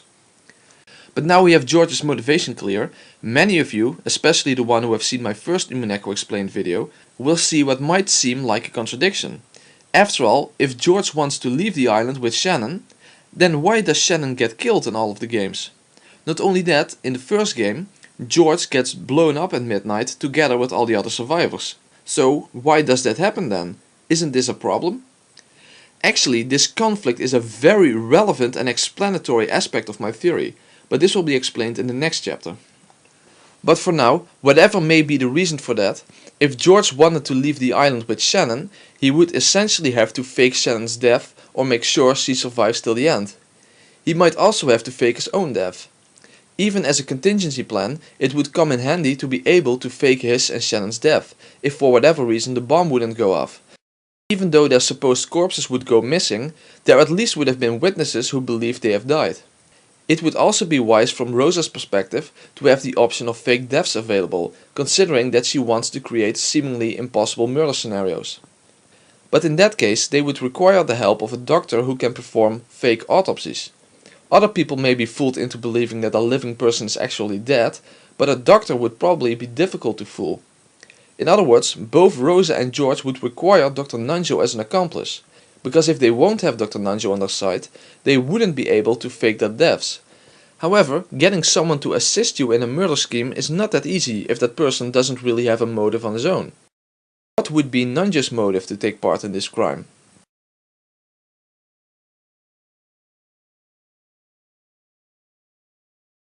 It may be obvious why George and Rosa would require Dr. Nanjo as an accomplice, but it doesn't mean that Nanjo will arbitrarily accept that offer to help out in a mass murder. Now it is true that Nanjo himself doesn't kill anyone, but even so he would require a strong reason for helping out a couple of murderers. The easiest solution would be to say that Nanjo was bribed by Rosa, who possesses the gold. And in fact, I believe this to be the case, as it is revealed in the fourth novel from Angie's perspective that Dr. Nanjo's son received a ton of money since an envelope with a keycard to a vault was sent to him. However, even though Dr. Nanjo's help was bought, it's still not very plausible that he would help out murderers simply out of greed. He doesn't come across like a greedy person, and he's also a pretty old guy for whom wealth would probably be of lesser importance. In other words, if Nanjo indeed did it for the money, then he must have some good reason for needing a lot of money. He basically has to be desperate for money. So is there a hint somewhere in the story that suggests that Nanjo is indeed in need of money? Well, actually there is almost nothing that informs us about Nanjo's motive, apart from a single hint in the third game. But that single sentence he speaks actually tells us a whole lot.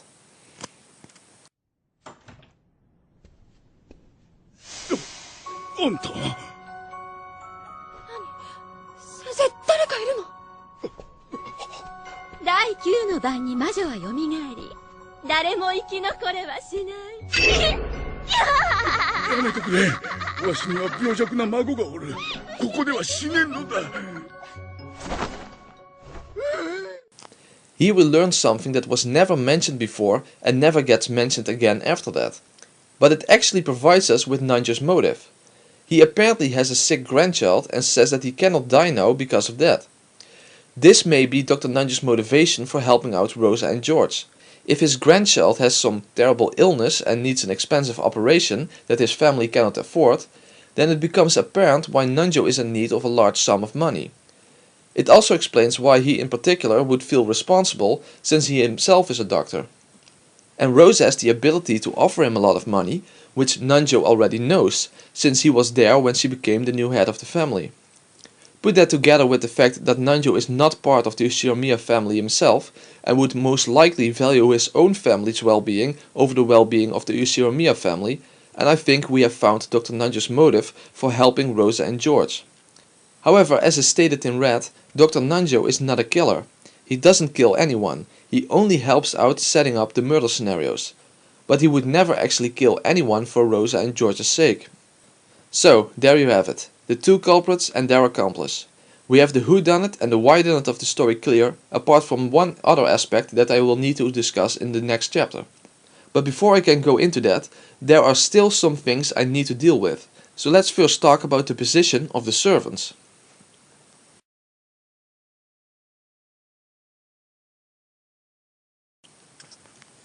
Contrary to the official explanation, I don't believe that any of the servants are accomplices. Moreover, all scenarios can be explained without them being accomplices, contrary to the official explanation. However, I do think that the servants are involved in some sense, but not in the sense of actively helping out the culprits like Nanjo is. When it comes to Genji, I believe that he probably knows what is going on, but simply lets it happen. We know that Genji's personality is almost like that of a robot, and he's extremely loyal to the family head, which would be Rosa. So I think his attitude can be summed up in what he says in the servants' room scenario in the second game, that the fate of furniture is determined by the family. So even though he doesn't actively help out Rosa and George, he stands by passively and let everything run its course. I also believe that if Rosa would ask Genji to do something like, "I want you to unlock Natsui's room," or "leave the front door unlocked," that he would basically do that without question, especially if that happens before any murders occur. When it comes to Shannon, I believe her attitude is summed up by the magical perspective of the second game and the third game. She already feels complete and has received more than someone of the status of furniture deserves, so whatever happens, happens. Whether she fully realizes what is going on, I don't know, but she definitely doesn't know about George's involvement. But she does know, of course, that Rosa is the family head and Beatrice. When it comes to Kumasawa, you would basically expect her to be an accomplice, because just like Nanjo, her family received money. But there's not a single scenario in which her involvement is required. Sure, there are some scenarios in which you could suppose her involvement, but the point is that those scenarios can just as well be explained without her. Also, I think that given her age, she wouldn't care about money in the first place. So saying that she was bribed is not a very strong explanation in my opinion.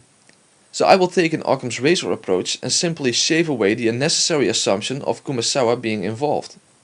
I think that the fact that her family received money has a different explanation than a bribe. Given the fact that it was Kumasawa who took care of the Kuidorian Beatrice for her entire life, and the fact that Kumasawa was regarded as a sort of mother by Yasu, I think that Rosa provided Kumasawa's family with money out of gratitude.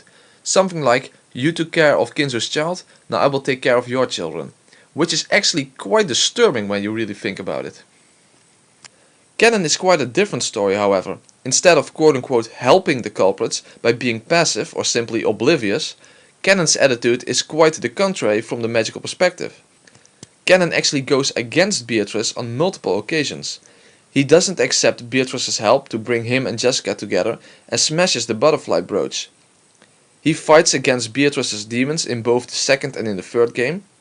He helps the survivors escape in the fourth game, and there is the very interesting situation of the boiler room in the first game, where he says that he will bring down Beatrice's resurrection by, in his words, being the zero on her roulette. In other words, Canon is Beatrice's enemy and actively goes against her at multiple occasions. Canon doesn't come across as a cold-blooded killer at all, which is what he would be given the official explanation, but instead he is shown to be willing to sacrifice himself if necessary. Just keep this in the back of your head for now. When it comes to Goda, he is the most oblivious person on the island, who has no idea what is going on and doesn't even know about Kinzo's death. But there are two instances where he is directly forced to lie for the culprits and then is isolated from battle afterwards. This happened in the second and in the fourth game, and will be explained in detail in chapter 8. So now I am done with everyone's motives, but as I said before, there is still the problem of the conflict between Rosa and George's motives, and the issue of the furnace battle for love, in which only one of the couples will be able to experience love. And then there is also a different motive in the fifth game, in which someone is trying to frame Natsui. So what is that all about? So let's move on to the next chapter, in which I will put forth what I call the betrayal theories and the scapegoat theory.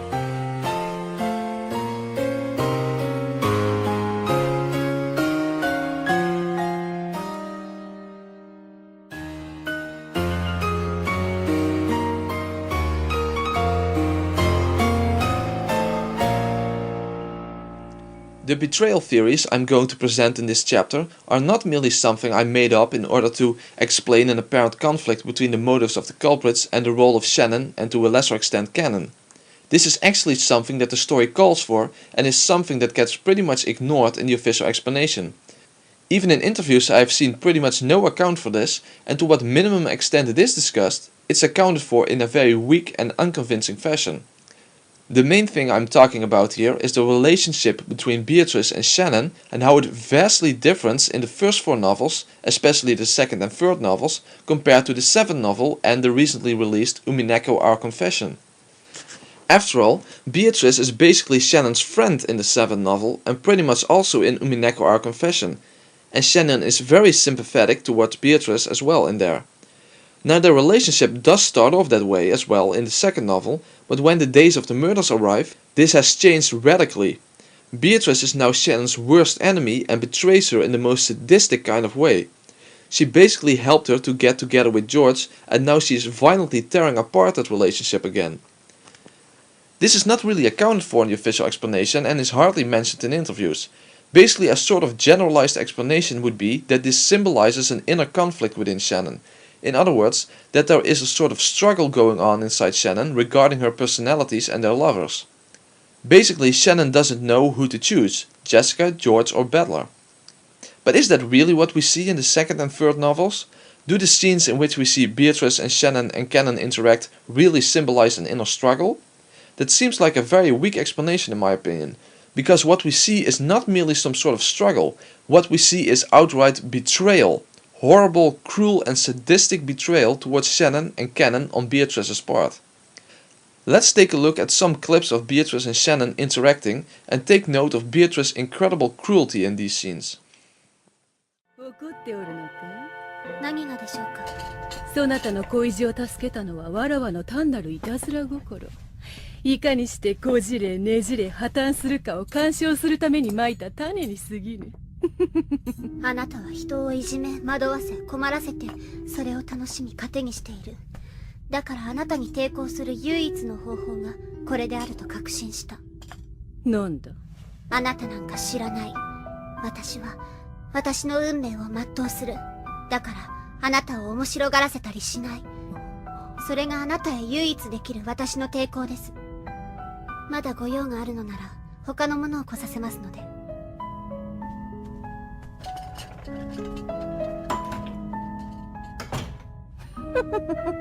面白い。殺してやる。おやシャノン、口元から未練がダラダラ垂れてるのが見えるぜ。ジョージに女の喜びを教えてもらいたかったんだろう。初夜も迎えられず殺されるんだもんな。未練タラッタラだよな。あった。死ね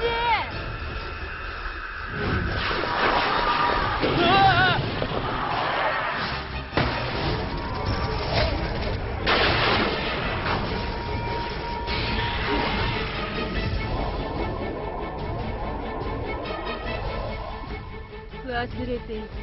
そなたもまた金蔵の優れた家具だったな。カノン君の亡骸を消したり名誉までも汚したあなたを許さない。おやおやシャノン、それ怒ってるのか。ならもう一度会わせてやるよ。楽しいですか。死が引き裂いたものを再会させるのはいつだって楽しいぞ。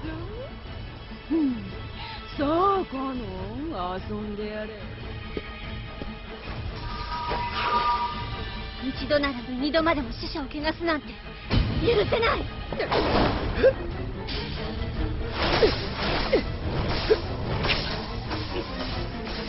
シャノン。ジョージさんはそこから動かないで。中心軸をずらしたくない。こ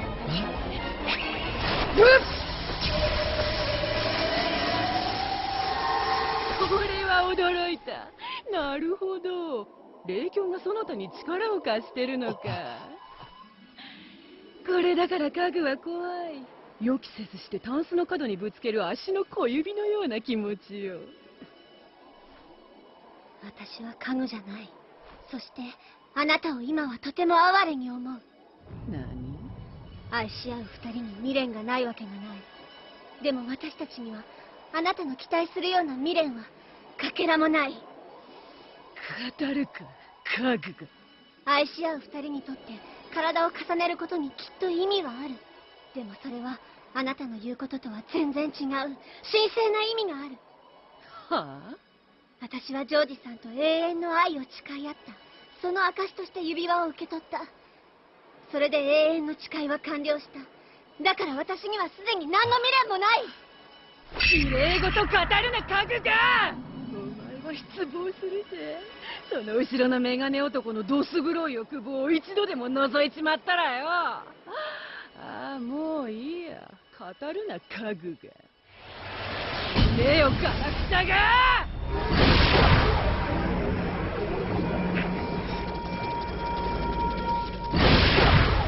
無駄なんだよ。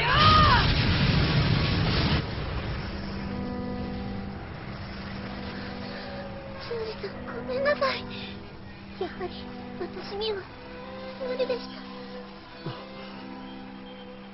いいんだシャノン。君は僕のために戦ってくれた。それだけで嬉しいよ。ジョージさん、お願いな。なんだい。最後に愛してるって聞かせてください。ああ、さよ。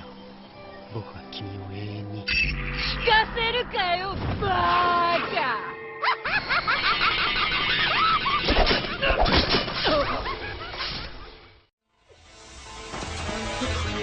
姉さん。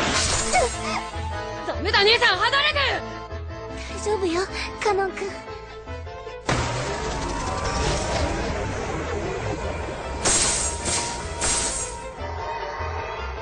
何よこれ、あんたには関係ないでしょ。きっとこれはあれよ、私たちと一緒に遊びたいのよ。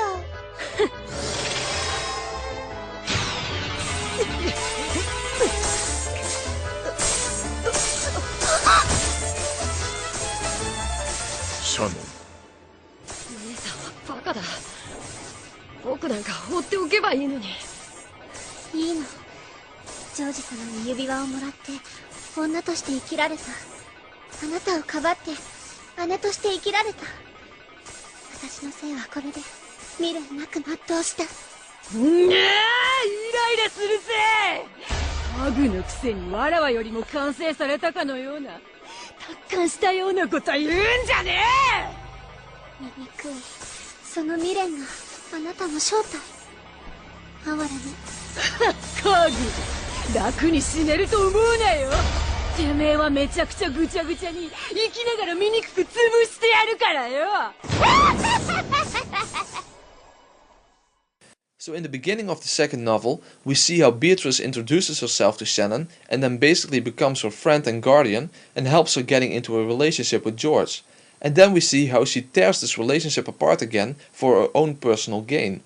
This is pure and utter betrayal on Beatrice's part. Does Shannon's inner struggle really account for this in a reasonable way? Or should this really be regarded as betrayal, as is the case in my theory? After all, this betrayal is exactly what is to be expected, given that Rosa is Beatrice and the main culprit who is trying to carry out the epitaph in a literal fashion. She did set up Shannon's and George's relationship, but now she needs everyone, including them, as sacrifices for a ritual. After all, on the 9th twilight the witch shall revive and none shall be left alive. No one is allowed to survive, not even Rosa herself. In other words, in order to complete her ceremony, Rosa needs to betray Shannon and George and make sure that both of them die that night, even though George is helping her in order that he and Shannon can start a new life together. When it comes to George, he wants to use the bomb to obscure the fact that he and Shannon are still alive, but Rosa wants to use the bomb in order to make sure that nobody will survive. So I believe that when Rosa informed George about the bomb, she conveniently left out the fact that when the bomb is armed, that it goes off at exactly 12 o'clock. That's why George blows up together with everyone else at the end of the first game, because even though he knows about the bomb, he doesn't know that it will go off at 12 o'clock, since Rosa lied about how the mechanism truly works. She could, for example, have said that it goes off at 6 in the morning, or after a certain amount of hours have passed, or whatever it may have been. This way, Rosa can make sure that no matter what happens, everyone will certainly die, even George. Now, a possible objection might be that George would have to be pretty stupid to fall for such a trick, but I don't see how George really would have had any other option. After all, it would have been impossible for him to test out when the bomb actually does go off after it's armed. Moreover, Rosa obviously wouldn't have told him that she planned to kill him and Shannon as well. And probably the most important thing, I don't think that George's plan was to leave Rosa alive either, so betrayal would go both ways in the first place. George probably would have killed Rosa when everything was over. After all, it's not really smart to leave a witness behind, now is it? But apart from the bomb, I believe Rosa has another way to make sure that George and Shannon truly die. After all, if George is going to fake Shannon's death, his own death, or both, then it would be wise on Rosa's part to sabotage this faking of deaths in some way. Erica explains in the 5th game that faking death using a drug doesn't violate Knox's 3rd rule because there are many known drugs that can induce fake death. And since fake death drugs are necessitated in the 5th game, since it's pretty obvious that the victims of the first Twilight were only killed after they moved, since the red proves that they were never moved after the deaths, so we know that fake death drugs are available to the culprit. But is there also evidence that the culprit has poison available? Well, yes, there is. Namely, at the end of the 4th game, Battler finds Maria dead without any external wounds, and when he closely examines her mouth, he notices traces of white foam on her lips, which suggests that she was poisoned. In other words, the culprit has both fake death drugs and poison available. So if Rosa wanted to sabotage the faking of George's and Shannon's deaths, then she had the means for doing so. All she had to do is prepare 2 versions of the fake death drug, a real one for herself, and a poisoned one for George, so that if he used it on himself and or Shannon, it would result in real death rather than fake. The drug itself would probably have been provided by Dr. Nanjo, since he is a doctor and therefore would easily have access to drugs that can induce fake death. To what exact scenarios the fake death drug and the poison apply, I will explain when I get to those scenarios in chapter 8. But there is another side to the betrayal theory. After all, Beatrice herself gets betrayed as well in both the 3rd game and in the 5th game. In these games the epitaph gets solved, resulting in Rosa's loss. This was the only way that Beatrice could be stopped, yet in both cases the murders continue despite the epitaph being solved.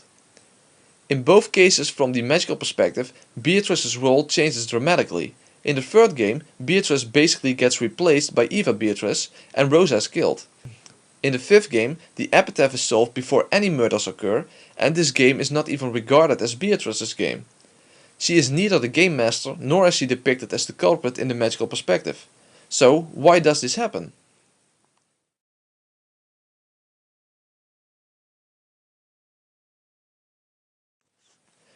The official explanation doesn't include who the culprit is supposed to be in the fifth game, and the common explanation for the third game is that Eva is the culprit for most of the game, and or that Shikanon wasn't truly dead in the 6-link closed room scenario, which I already proved to be impossible.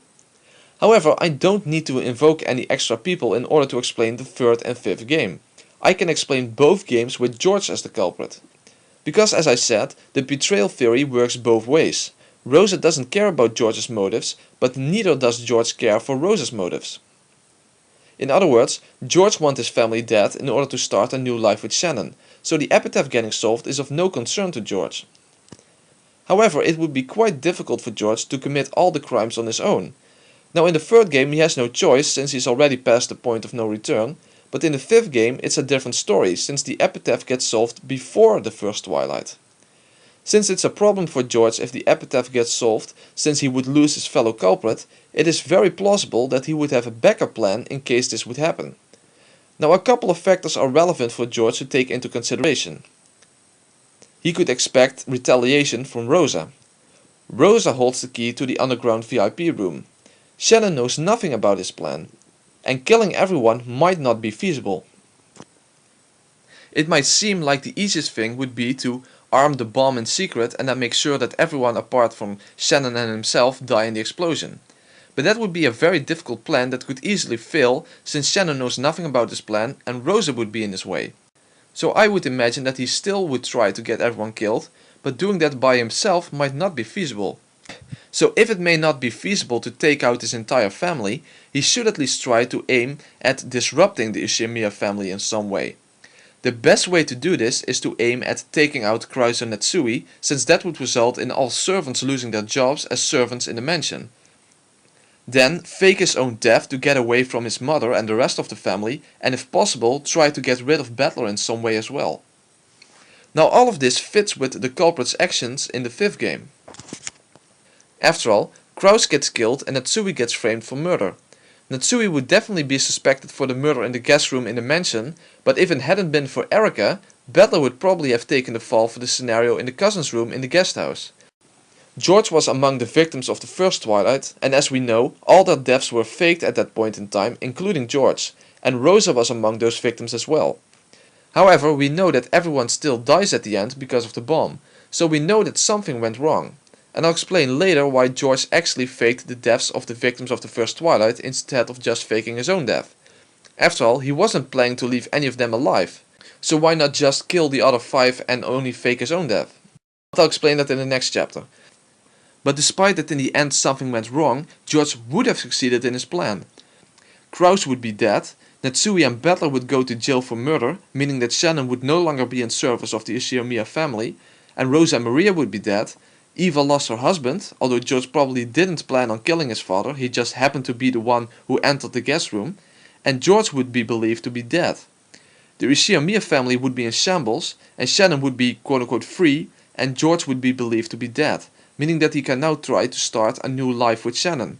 And since Rosa's dead, he would now have access to the underground VIP room to make sure that he takes a bit of gold with him. Now in the case he wouldn't be able to set off the bomb, everything would still work out, but there would be the problem of his corpse going missing. If only his own corpse would go missing, that would be rather suspicious. So it would be a smart move to make sure that multiple corpses go missing, so that there will be no special attention to his particular disappearance. Now the final issue is about how George would frame Netsui. And here I have to make an assumption that I cannot necessarily prove, but it's a reasonable assumption given that Rosa and George together are the culprits, and that is the following. George knows about the Yasu character and especially how it originated, Or at the very least, he knows about the baby that died after it fell from the cliff 90 years ago and the fact that it was placed into Natsui's care. It's not really necessary that George knows about Yasu, but at minimum George would need to have heard about the baby who died from Rosa, who was still living at the mansion at that time. I can't prove that Rosa told George about that, but I don't think it's an unreasonable assumption, because if she did, all pieces to the puzzle of the 5th game fall into place. I would expect that Rosa and George didn't plan this murder scheme during a one-time meeting or something. I take it that George knows to some extent of Rosa's past and her motives. So that is the scapegoat theory, which only became actual in the 5th game. So now we have this theory clear, I will explain the 5th game in detail in the next chapter.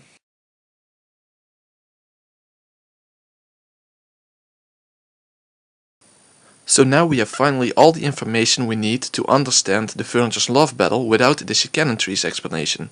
So what does any of this have to do with the issue of furniture with the incomplete souls and their battle for love, in which only one of the couples can experience love and the others cannot? In the official explanation, this is because Shannon, Cannon and Beatrice are in fact the same person, and therefore she can ultimately be with only one of them. But can this actually be explained in a different way? Let's analyze this a bit. We have 3 groups: Beatrice, or in other words Rosa, and Butler, Shannon and George, and Cannon and Jessica. The connection between Rosa and Butler can only be fulfilled if Rosa succeeds in her plan. But if Rosa wins, then the other 2 groups can't possibly be together. After all, they would die if Rosa wins. Shannon and George can only be together if George succeeds in his plan. But he wants everyone apart from Shannon and himself dead as well, especially Butler. Also, Rosa wants George dead, meaning that George can only survive if he kills Rosa. So if George wins, then only he and Shannon will be left alive, meaning that the other 2 groups cannot be together. Cannon and Jessica are both innocent, so they can only be together if both Rosa and George are stopped, meaning that they would either have to be killed or have to be found out, and contained so that they can be arrested. This implies that if Jessica and Cannon can be together, the other 2 groups would either have to die or be separated. So that's what I believe the furniture's love battle is about. The incompleteness of their souls has nothing to do with being the same person, but simply that they are incomplete because they are missing love. After all, there is the theme of love being the most important element in the world. Through love, Shannon can see that the ocean is blue, and without love it cannot be seen. So what makes a person's soul complete is to love and be loved in return. It has nothing to do with Shannon, Cannon and Beatrice being personalities of the same human being. And now the most interesting part regarding the furniture's love battle, something that fits very well with my theory but is harder to explain if you believe in the official explanation, namely why it is that Shannon wins given that this love battle happens in the 6th game. After all, if you believe the official explanation, then all people involved in the love battle are still alive. So in what sense did Shannon actually win? However, this can easily be accounted for given my theory. After all, if my explanation of the 6th game is correct, then Rosa was decapitated by Erica and Cannon was shot to death by Erica in the closet. Meaning that the only group in which both people are alive consists of George and Shannon. That's what I believe is the reason that Shannon won the love battle, because she and George both survived while Cannon and Rosa didn't. I can even account for why at the end Beatrice and Butler still end up together, since Beatrice did save Butler from his closed room through Cannon. Let's take a look at what Cannon says exactly.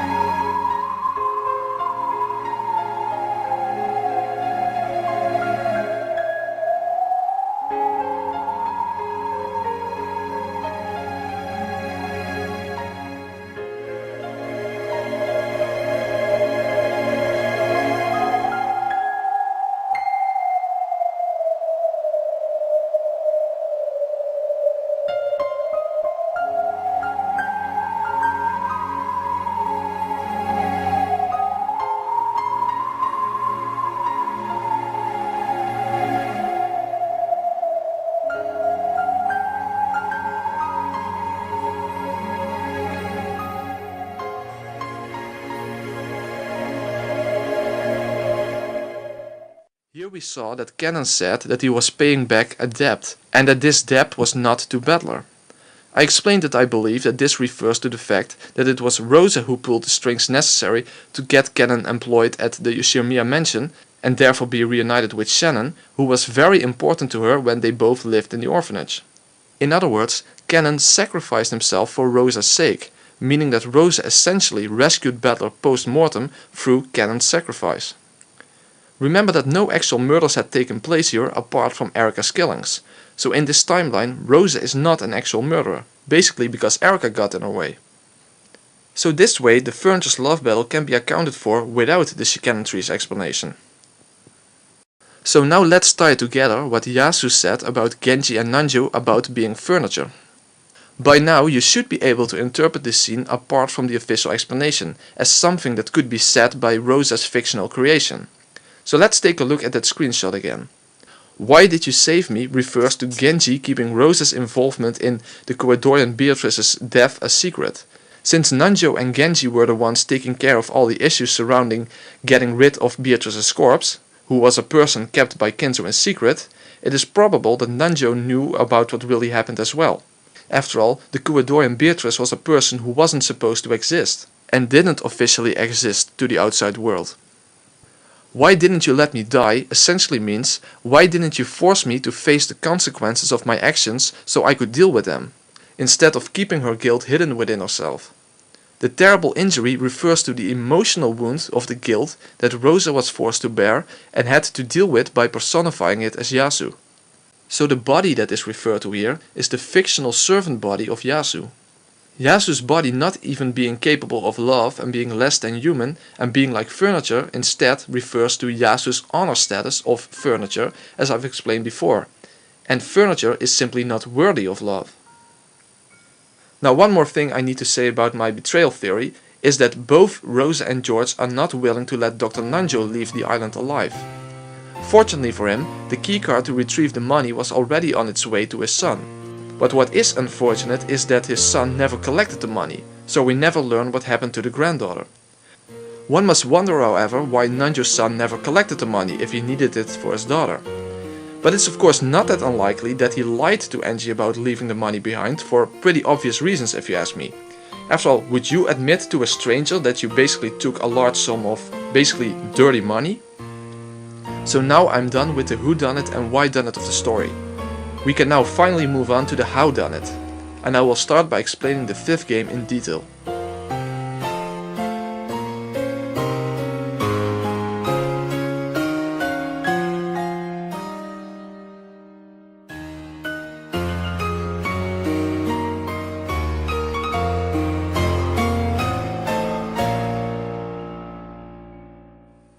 Natsui received a phone call from the man of 19 years ago.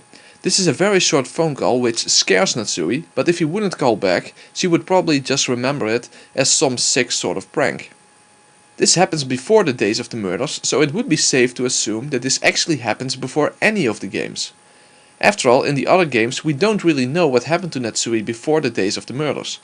However, in the first 4 games, George didn't have to give Natsui another phone call, since everything went according to plan. But in the 5th game timeline, the epitaph was solved before the first murders, meaning that George now had to set his backup plan into motion. The first thing that disrupts Rosa's and George's plan in the 5th game is that around the time Rosa was about to hand the first letter to Maria as Beatrice, Maria is confronted by Erica Ferrudo. Because of this, the evening goes quite different as planned and extra attention is paid to the epitaph because of Erica's interest in the riddle. After the family decided to go to bed, Rosa stayed behind with Battler to do the dishes and they discussed the epitaph together. Rose in fact provides Battler with a hint to solve the epitaph. A short while later, Erica and Battler solved the epitaph, meaning that Rosa lost her gamble. But I actually think she was very much relieved by this result, especially given that it was Battler who solved the epitaph instead of anybody else. Rosa is like one of those serial killers leaving behind hints for the police because they essentially want to be stopped. In fact, that would be a pretty good description of how Rosa is as a killer. In fact, it's even part of the official explanation that Beatrice has some sort of desire to get caught. Moreover, Rosa is pretty upset that Natsui and Kraus try to deny Battler the right to the family headship. In fact, it was Rosa who challenged Natsui to go ask Kinzo about whether or not Battler should be the new head. Of course, knowing that Natsui cannot do so since Rosa was there when Kinzo died. Even more, she decided to officially make Battler the new family head by giving him Kinzo's ring through an act of Beatrice's magic. Given that she herself would be present at the conference, she had George deliver this letter in a magical fashion. So here we are at the first major riddle of the 5th game, namely the letter in the hallway and the knock on the door. This was actually a rather difficult riddle in which almost no options were left available due to the many read statements concerning this scenario. So my take on this riddle was essentially purely deductive in order to find out what would be possible in the first place. When I discovered a possibility that was allowed by the read statements, I first thought that the solution to this riddle was not hinted at any place in the story. But when I reread the 7th novel, I actually saw my solution hinted at in the beginning of the 7th novel by Will, even though he was talking about an unrelated case. Nevertheless, here in this screenshot, you see the solution to the riddle of the letter and the mysterious knocking sound.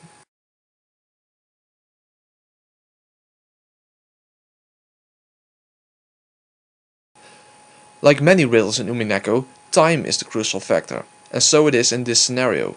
The illusion is that it seems like the knocking sound and the letter appear exactly at midnight because the clock in the hallway sounds for midnight. However, if it actually is already past midnight when the clock's bell rings, then we can slip past the read concerning what could or could not have happened at exactly 24 hours. After all, the read is the absolute truth, so when the read says at 24 hours, it's about the real time of 24 hours. But if the clock only rang for midnight at, let's say, 50 minutes past midnight, then there is a possible way for someone to knock on the door and place the letter there. Now, who could have placed the letter there and knock on the door? Well, the read proves that nobody in the dining hall could have been this person, regardless of time, since the read is specific about the people in the dining hall and not merely just the time. Also, Natsui, Kraus and Genji are proven to not have knocked or placed the letter there in read, also despite of the time. That means that the only possible candidates are the people who are outside of the mansion at 24 hours real time, which are Goda, Kumasawa, Dr. Nanjo, Erika, Jessica, Maria and George. Now I think we would all agree that it couldn't have been Erika, and also remember that the envelope contained Kinzo's ring, which would have been in Beatrice's possession. Now Kumasawa is shown in red to have gone to bed and stayed there until morning, so she couldn't have done it. And Erika left the cousin's room at midnight and then was with Nanjo the whole time, so neither of them could have done it either. When it comes to Goda, we know that he's probably the most innocent person on the island, so he's basically one of the most unlikely suspects. Goda has no connection to the culprit or even knows that Kinzo is dead. This is even true given the official explanation. So I think he is the most unlikely candidate. Moreover, we know that between the time that Goda entered the guest house and the time that he went back to the lounge at 1 AM, where he talked with Nanjo and Erika until 3 AM, Erika had sealed the room Goda was in. In other words, Goda couldn't have left the servant room until he was called out by Erika at 1 AM when Rosa arrived at the guest house. So that proves that Goda is innocent. So believers in the official explanation have only one option to have someone who is Shannon's accomplice deliver Kinzo's ring inside the envelope to the dining hall, and that would be by appealing to Nanjo as the person who placed the envelope there. Of course, if that works, it would work for my theory just as well, since Nanjo is an accomplice in my theory too. However, the problem is that Nanjo met up with Erika at exactly 24 hours, and then stayed with her until 3 AM. So you would have to say that the clock chimed for midnight not after midnight had already passed, but before it. But then you run into problems concerning the order of events. However, I don't think that believers in the official explanation really have another option. The problem with the order of events is that the read proves that at 24 hours real time, Natsui was still in the corridor of the 2nd floor and not in her room answering the phone, which happened quite a short time after the clock in the hallway chimed for midnight.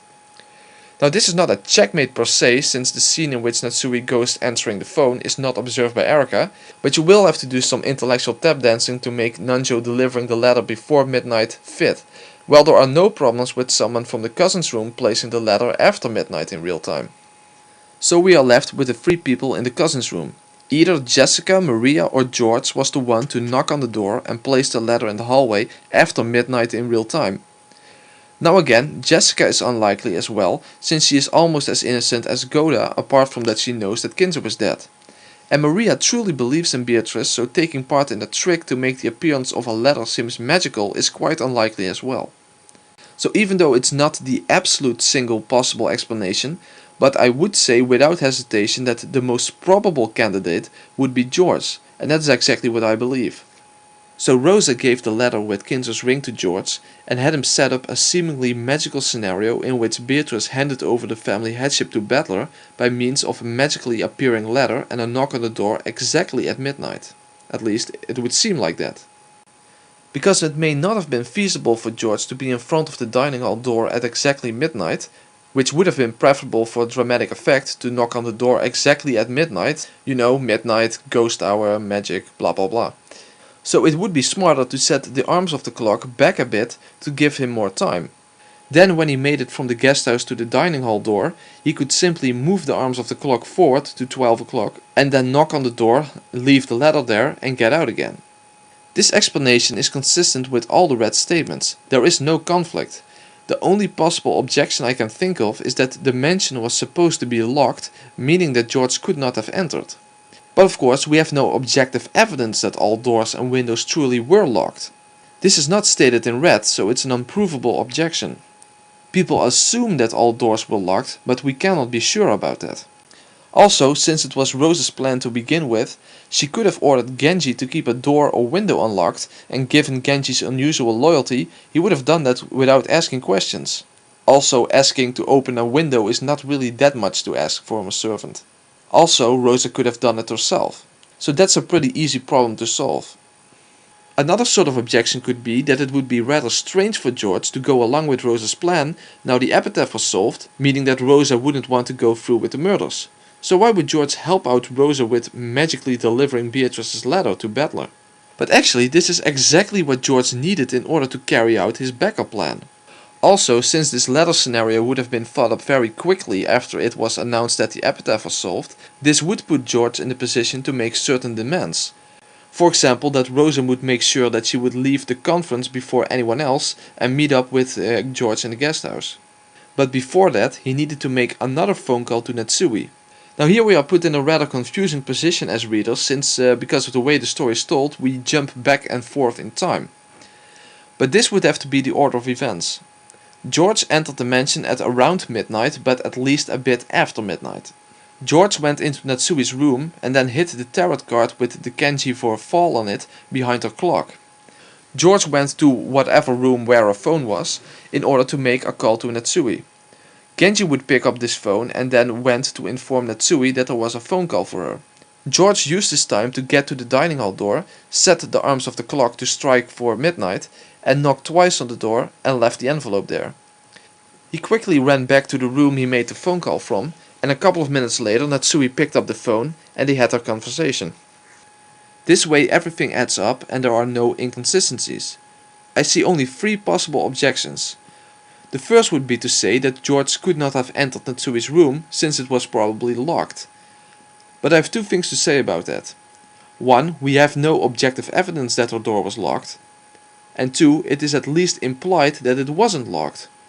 When Natsui entered her room to answer the phone, it is specifically mentioned that she locked her room. She thinks that no one would expect that to be odd, since it wasn't that unusual for her to lock her room.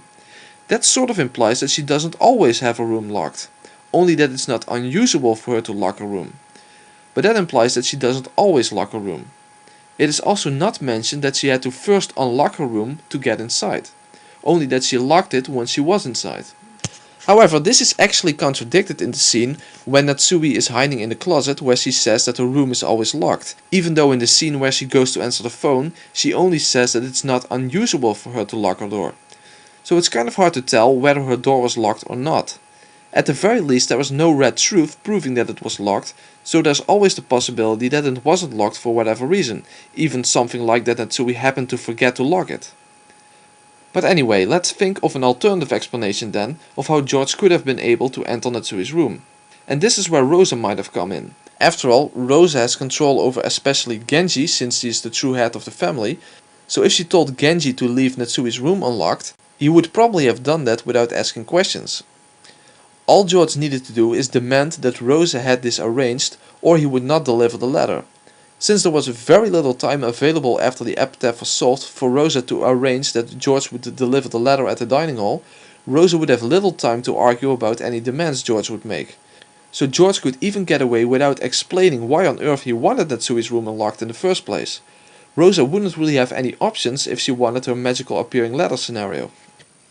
Essentially, the only real problem I have with the fifth game is this issue of Natsui's room being locked. It's the only thorn in my theory regarding the fifth novel. But as I demonstrated, there is no objective evidence that demonstrates that Natsui's room was locked, and there are ways to explain how George could have entered Natsui's room even if it was locked.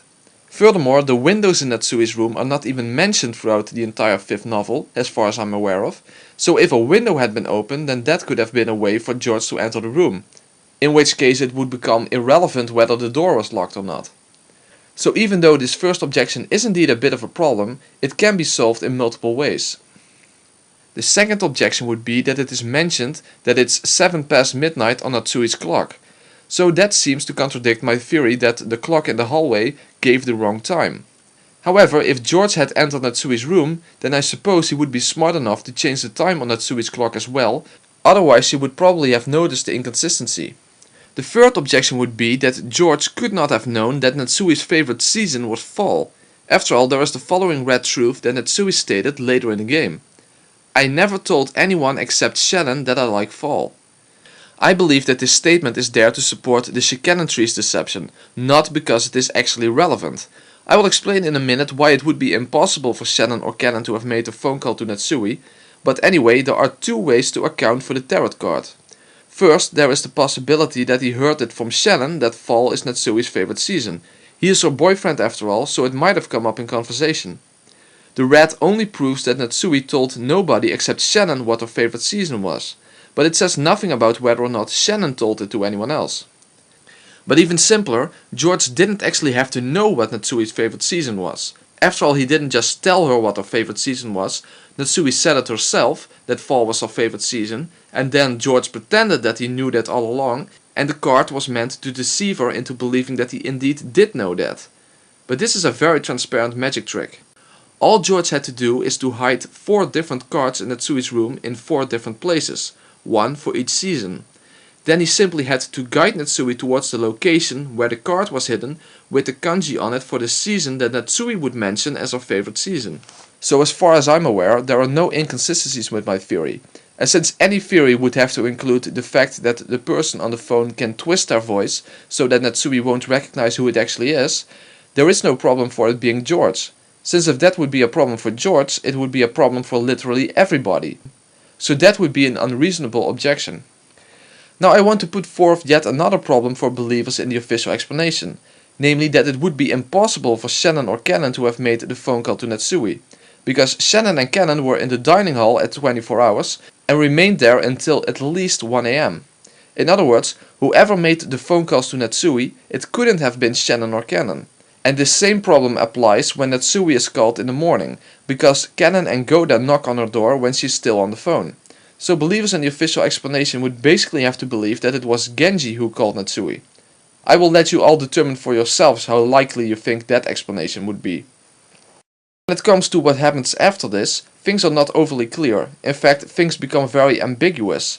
At this point, the culprit would have to have gone after Genji and Kraus. But we don't really know where they are located at what point in time.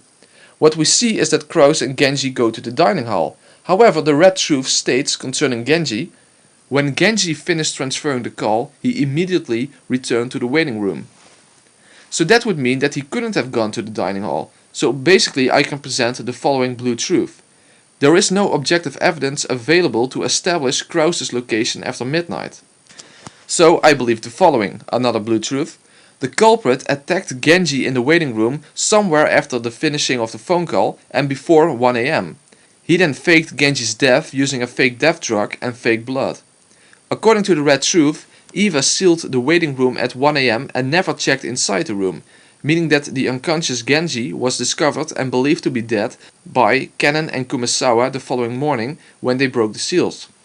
And concerning Kraus, the culprit attacked Kraus at an undetermined location in the mansion at some point before 1 AM.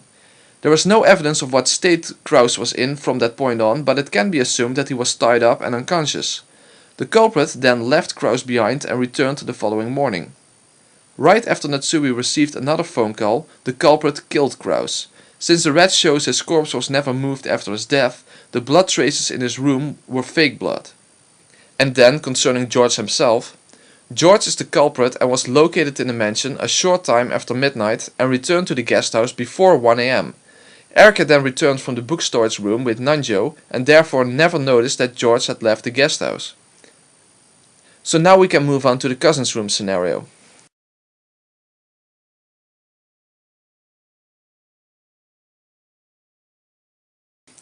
So here we have George, Jessica, Maria and Rosa in the cousin's room. All of them are in a state of fake death and covered in fake blood. Special attention had been paid to faking wounds on their necks, so that to the untrained eye it could have been seen as a lethal neck wound that, when being in an overly emotional state of shock, would have been regarded as incredibly gruesome and deep wounds, when in fact in reality their necks were completely intact. I don't know if George had already attacked Jessica and Maria before he went to the mansion or not, but it doesn't really matter.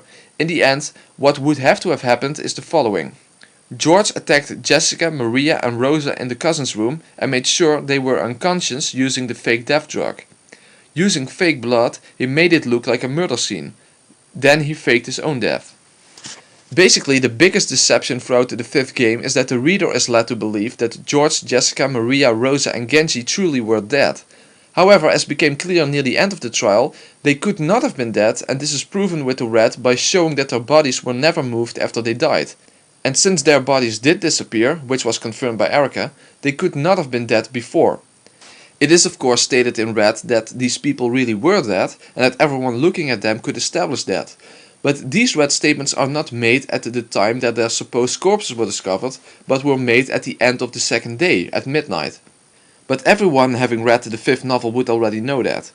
Especially the statement made by Virgilia was very sneaky because it was made quote-unquote underneath the game board, meaning outside of the time on the game board, which was repeated for Battler because he joined in later. So the red truths regarding their deaths and that any person could establish their deaths were in fact about their bodies after the bomb had gone off. Also, all that was shown is that no one would mistake a dead person for a living person, but it doesn't mean that they couldn't mistake a living person for a dead person. In other words, none of the people in the cousin's room truly were dead. So that means that their necks weren't really sliced open either. That was merely an interpretation by people seeing the corpses.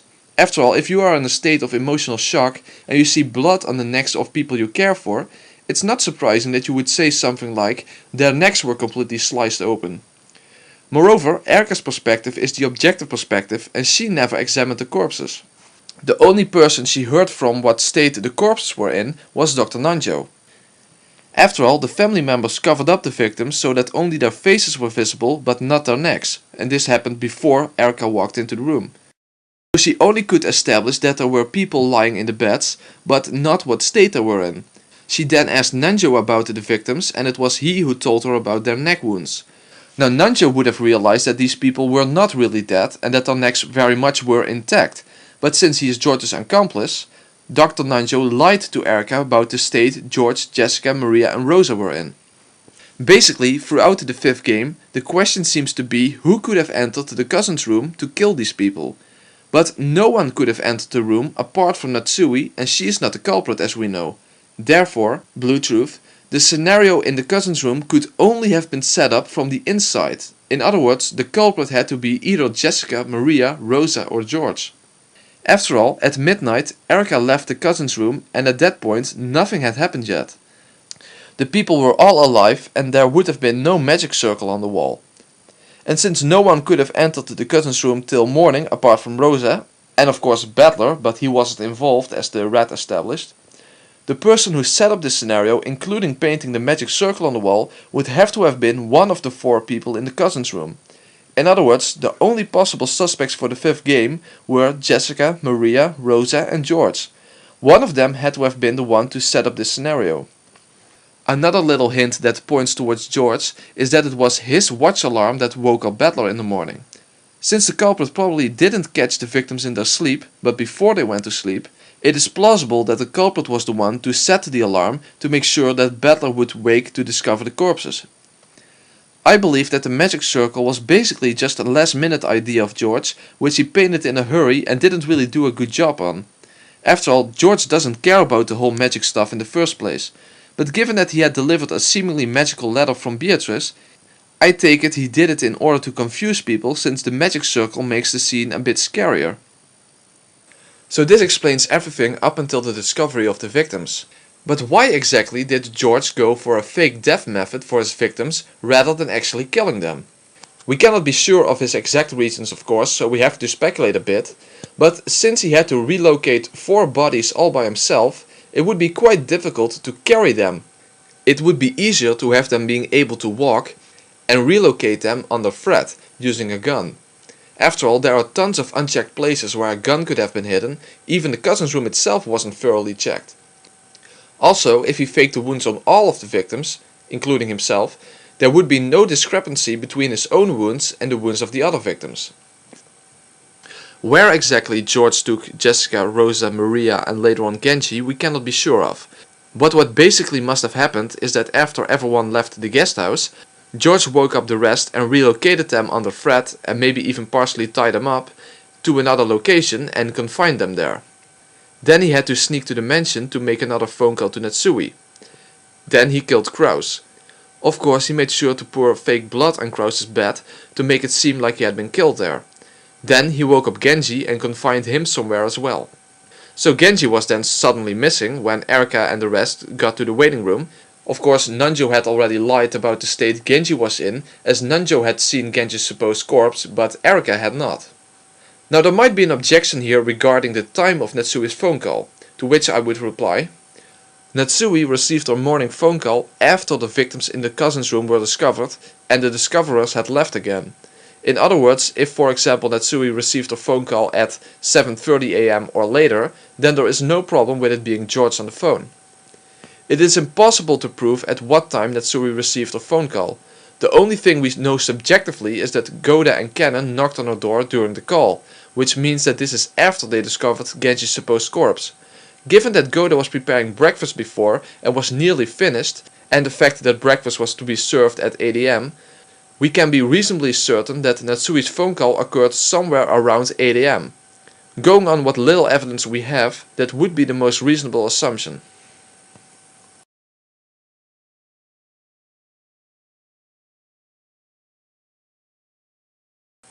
George ordered Natsui to hide herself in the closet of the guest room at 1 PM as part of his plan to frame her for murder. He probably had hoped that Battler would take the fall for the victims in the cousin's room, but he could never have predicted the appearance of Erika, let alone the fact that she would be listening the entire night for anything suspicious to happen in the cousin's room, which proved Battler's innocence. Nevertheless, Natsui still took the fall for both the supposed murders in the cousin's room and the next murder in the guest room where Natsui was forced to hide in the closet. George had a bit of luck here, because Battler showed to Erika that it would have been possible for Kinzo to escape from the study, even though in fact he had been dead for 2 years already. So this gave Erika a possible candidate for someone to carry away the corpses. So around 1 PM, Natsui hid in the closet of the guest room. Later on, Hideyoshi came into the room and set the chain. Then he was murdered and a stake was stabbed in his back. Due to his screams, the other people were alerted, which resulted in Goda cutting the chain and everyone bursting into the room to find Hideyoshi dead on the bed.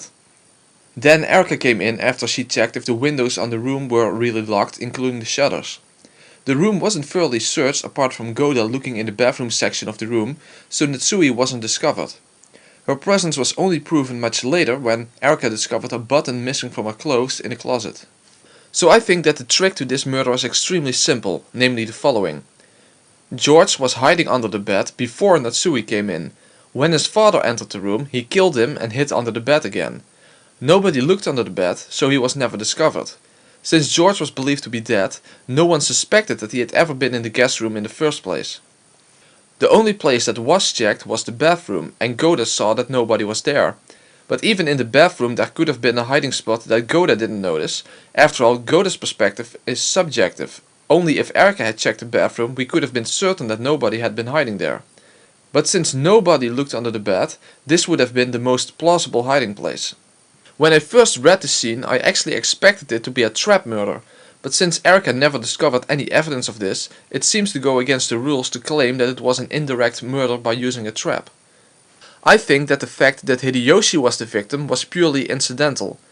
All that George needed was for someone to enter the guest room, and it just happened to have been his father, which probably was his least favorite victim. But nevertheless, he was willing to kill him in order to frame Natsui. He would never see his father again anyway.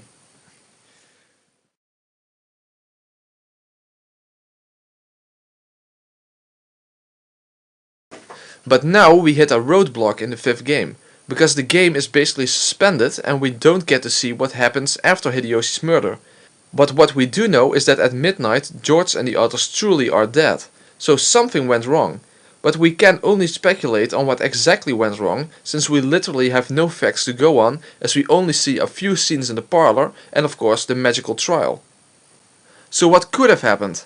Well, we have to speculate in any case. But since George had faked everyone's death apart from Kraus, it is possible that Rosa had been able to break free and retaliated by arming the bomb, killing everyone including George.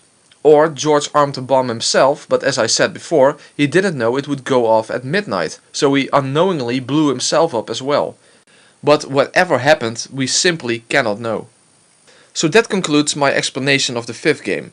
Contrary to the first 4 games, when it comes to the official explanation, there really is no explanation about who the culprit was supposed to be in the 5th game, and I don't have a clue how believers in the official explanation would explain this game. Shikanen could not have been the culprit in the 5th game, and if she was supposed to be Beatrice, then it was already unlikely that she was the culprit, since it's very much suggested that the person who Beatrice represents is the mastermind in the first 4 games, but not in the 5th game. So if you believe in the official explanation, you already need to invoke another person as the culprit. Moreover, you are forced to believe that the culprit was one of the 4 people in the cousin's room, since that scenario had to have been set up from the inside. And in case of Hideyoshi's murder, the only people who could have been hiding inside that room, apart from Natsui, would be George, Jessica, Rosa, Maria, Genji or Kraus. But Kraus was confirmed in red to be dead shortly after Natsui received her phone call. But Kraus was confirmed in red to be dead shortly after Natsui received a morning phone call. Also, it is shown in red that Kraus is not the culprit, so he is off the list. Natsui is confirmed in red to not be the culprit, and Genji is not a killer, as we know due to the red from the 4th novel, and Jessica didn't commit murder either, as we know from the 3rd game.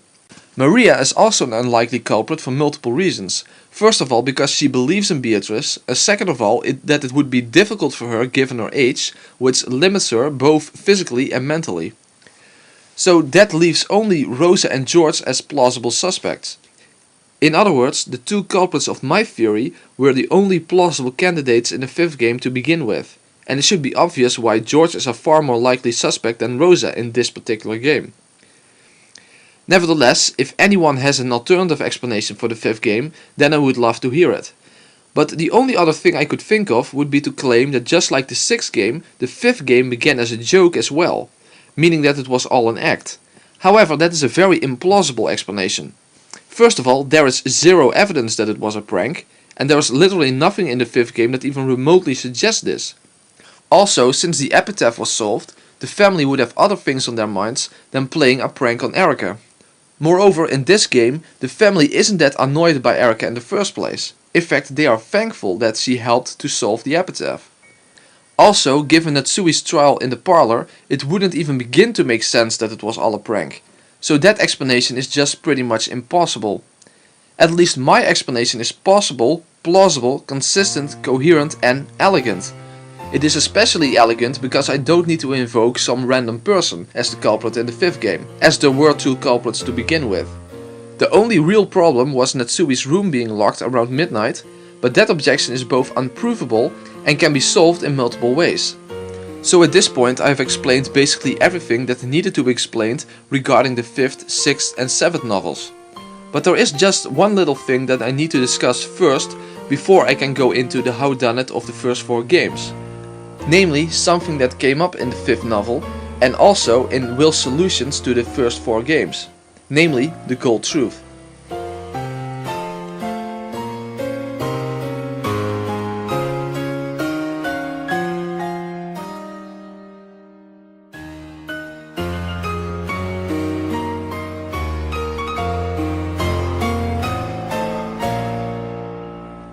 This is going to be a very short chapter, but I need to discuss the gold truth since it appears at multiple places in Will's solutions to the first 4 games.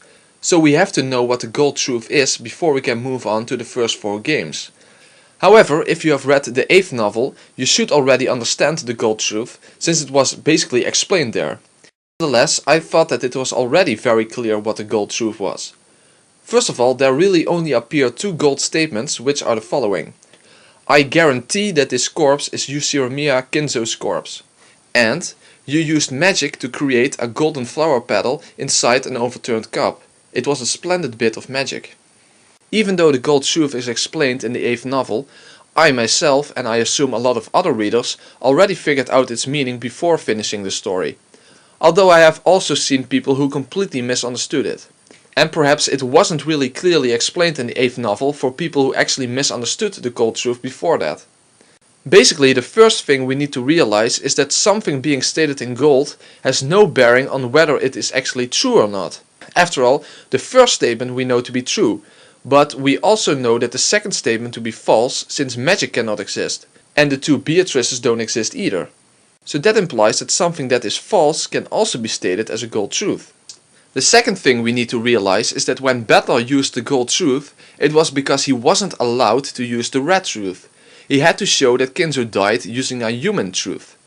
So basically we know that a gold truth is both subjective, it may or not be actually true, and it is a truth that humans are capable of producing. When Beatrice the Elder used the gold truth, it was about the trick with the overturned cup with Beatrice the Younger, or Chick Beatrice. Basically, the 2 of them believe in magic, even though the trick with the overturned cup really is nothing more than a sleight of hand. But both believe it to be magical. When it comes to Kinzo's corpse, it is burnt beyond recognition.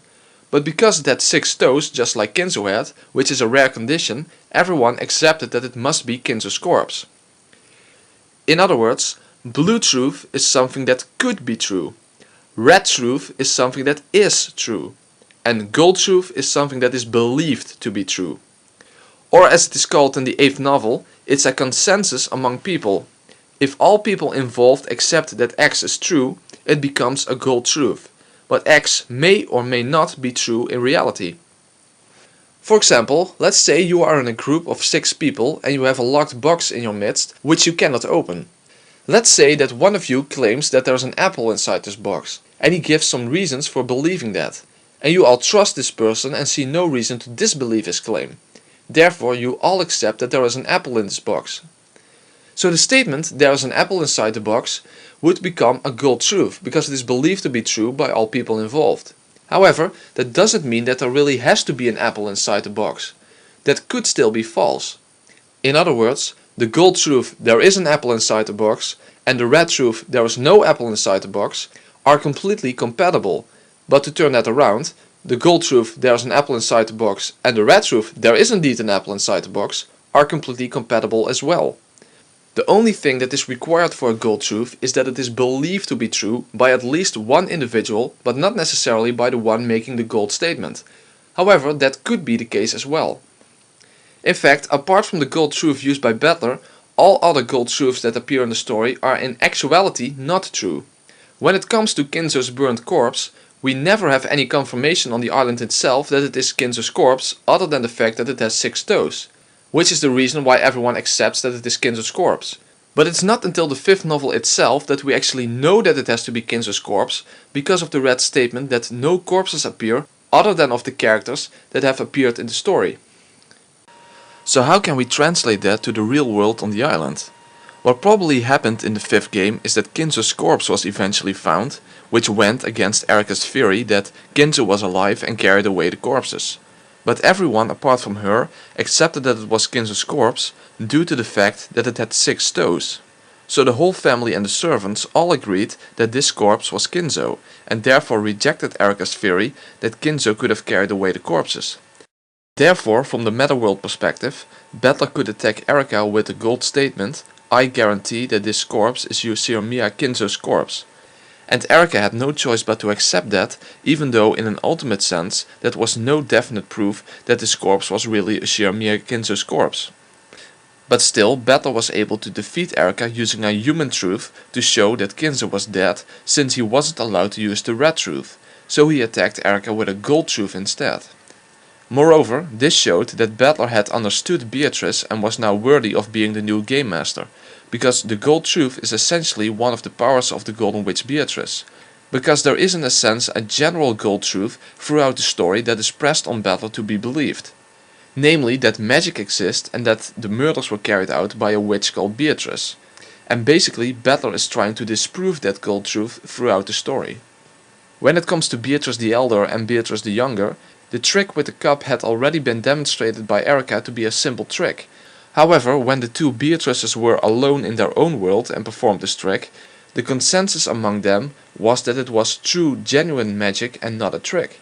Therefore Beatrice the Elder said in gold that the other Beatrice truly used magic to create a flower petal inside the overturned cup. It was their own personal reality, so to say. Now you may say that there were only 2 gold statements made in the entire story.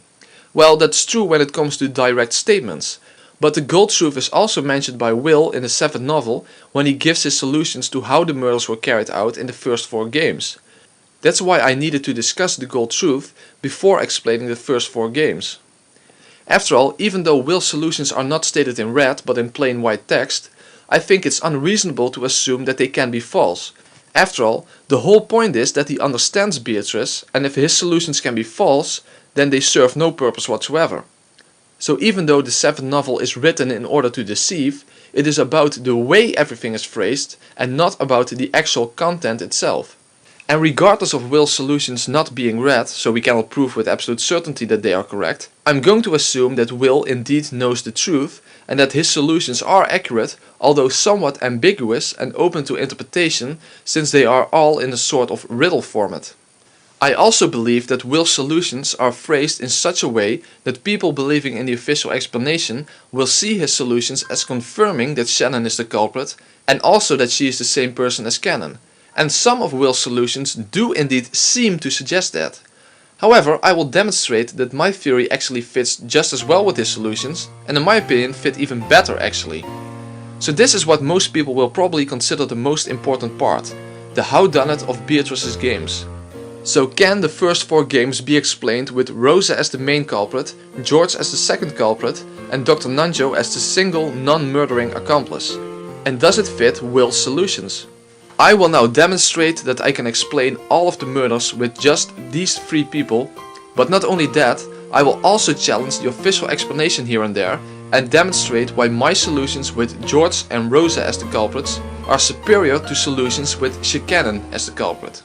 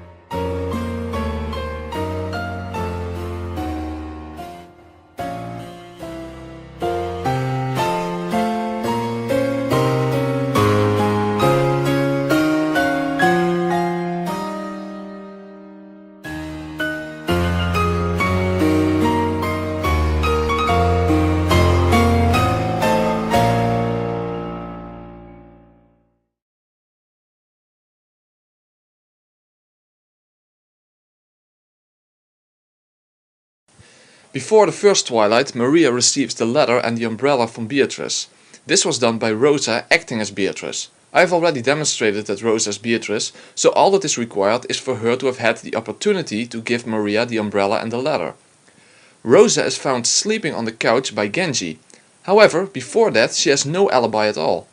A lot of time has passed since Rosa left Maria behind in the garden, so just because Rosa was lying on the couch, that tells us nothing about how long she had been there. For all we know, Rosa had been there on the couch only for about 5 minutes and could even have pretended to be asleep and pretended to wake up when Genji laid a blanket over her. In other words, Rosa had lots of time to go back to Maria and give her the envelope and the umbrella as Beatrice. So now we can move on to the first murder scenario.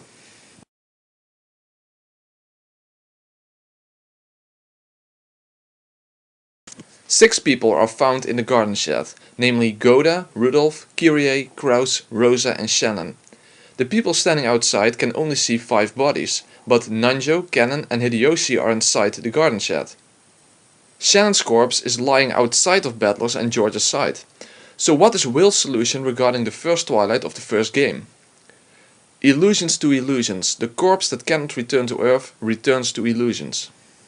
So what would be the explanation of the first twilight from the perspective of the official explanation?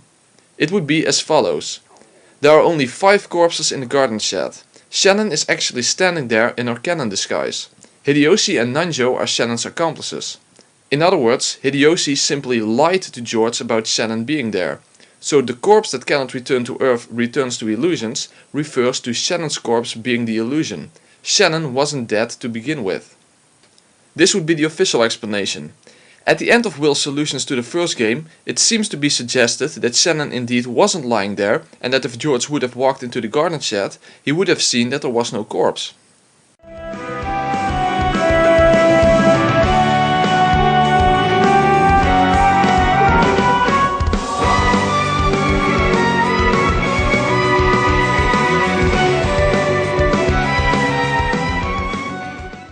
Furthermore, the author even claims this to be so in an interview. This is what I believe to be an example of Ryukishi lying in an interview. Quote, for example, at the first twilight in episode 1, when George was told by Hideyoshi, you should not look at this corpse, if he had gone in, not minding that there would be no face, he would have seen that there was no corpse. It would have meant the end of the incident. However, I have a superior explanation to this murder scenario. Furthermore, the official explanation is demonstrably implausible and unacceptable. First, let me explain why the official explanation is unacceptable.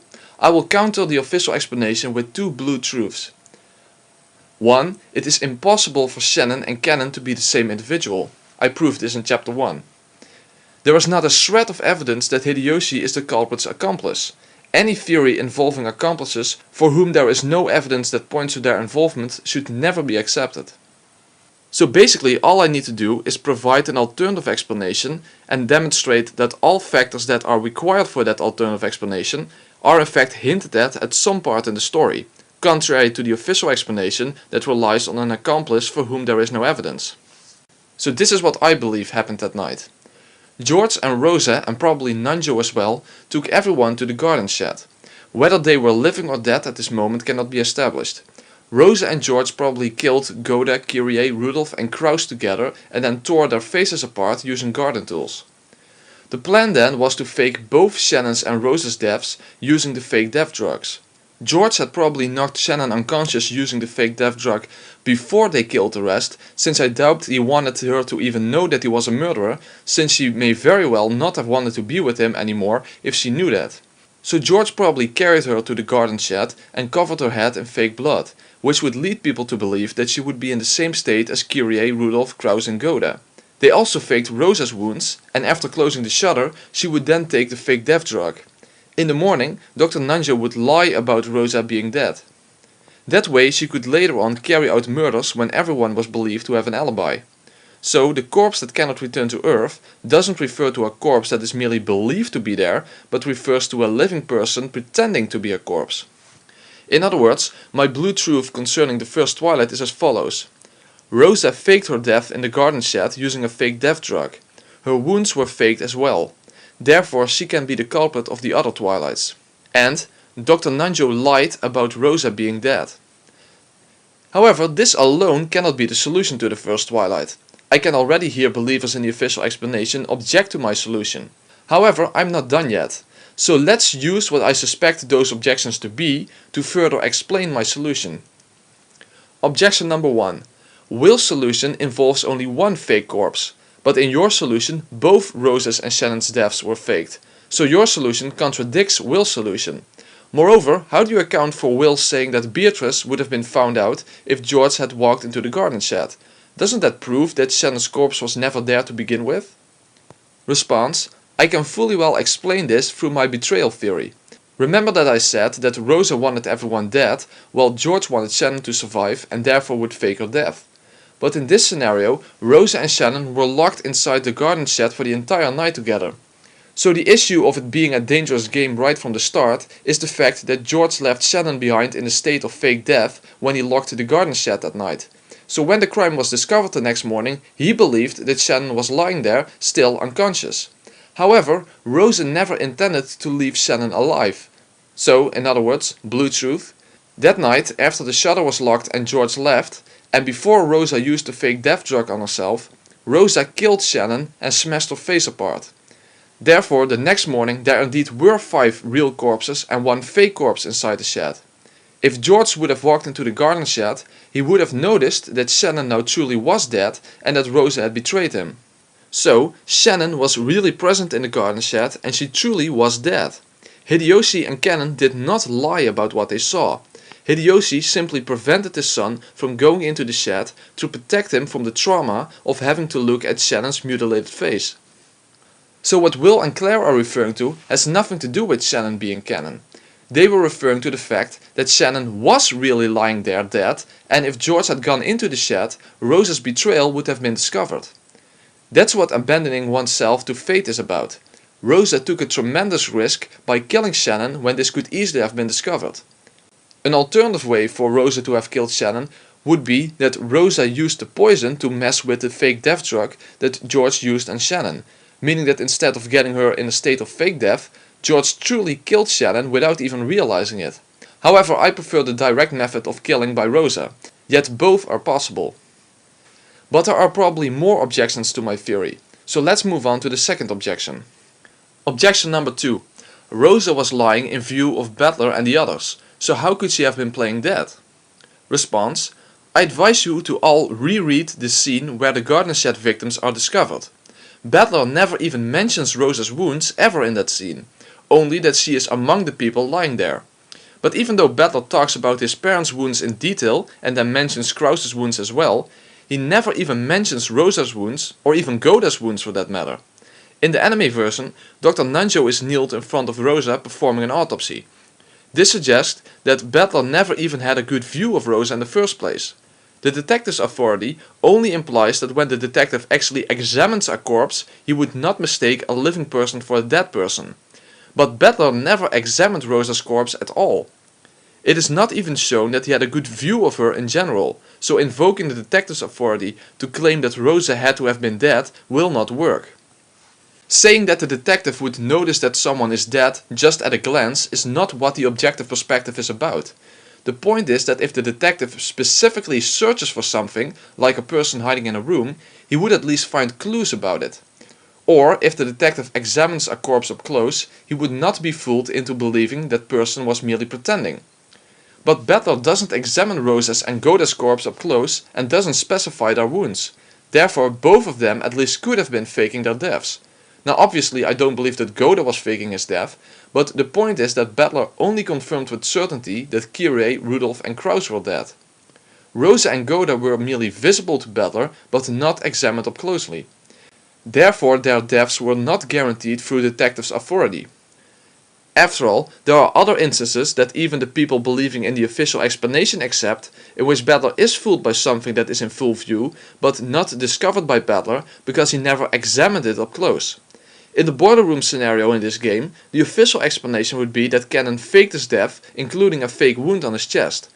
Cannon is also in full view of Battler, but he never saw Cannon's wound up close. So that's basically a similar situation. Therefore there is no problem with Rosa faking her death. Objection number 3. After the crime was discovered, the garden shed was locked by Genji and Natsui was holding on to the key. Therefore, even if Rosa was alive, she could not have escaped from the garden shed afterwards to commit any crimes. Response: this, I believe, was specifically put in the story by Ryukishi to deceive his readers into believing the official explanation. Because the garden shed was locked, it is suggested that the culprit must not have been present inside the shed, which would be the case if the Shikanen theory was true. However, this objection fails because not only can I explain how Rosa could have escaped from the garden shed after it was locked, and unlike the official explanation which invokes Hideyoshi's involvement without evidence, I can actually prove that it was possible for Rosa to escape the garden shed. In the fourth game, Battler uses a tool to destroy the shutter of the garden shed to gain entry after discovering Goda and Kumasawa's corpses. Since the garden shed is full of such tools, Rosa could have used one of those tools to destroy the shutter after it was locked and everyone had left. Battler never went to the garden shed afterwards, so we have no objective evidence that the shutter was intact after it was locked by Genji. I even have an alternative way for Rosa to escape the garden shed, namely by escaping through the window. We know that the window is small, but in none of the windows it is shown how small the window is. We have no proof that it isn't just big enough to let a person through. In fact, in the anime version, the window is definitely big enough to let a person through. In other words, there is no evidence that the window in the garden shed was too small for Rosa to escape through, and we at least have a hint that it would be big enough. Therefore, it would be possible for Rosa to escape from the garden shed even if the shutter was locked. I could even have a third possible solution that I don't believe and don't prefer, but if in the official explanation it is allowed to invoke extra people, I could just as well claim that Genji did not actually properly lock the shutter, but merely pretended to seal the lock shut. So in that way, Rosa could simply open the shutter without any problems. And given Genji's extreme loyalty to the family head, invoking his involvement is at least not without evidence, contrary to Hideyoshi's involvement. So even by using an extra accomplice, my theory is still superior to the official explanation. But having said that, I don't believe that Genji was involved in the first place. I personally prefer the solution that Rosa broke the shutter by using one of the tools inside the garden shed, since that is specifically hinted at in the fourth novel. However, escaping through the window is also a workable solution. Either of those will do. Therefore, my theory can account for everything regarding the first Twilight of the first game. So let's summarize the factors that my theory relies on and how, contrary to the official explanation, all these factors are hinted at somewhere in the story. Fake death, hinted at in the 5th novel. Erika specifies that fake death drugs don't violate Nox's 4th. Fake wounds, hinted at in the 5th novel. And Rosa's supposed wounds were never examined by Battler in the first place, not even mentioned. The shutter destroyed by a tool.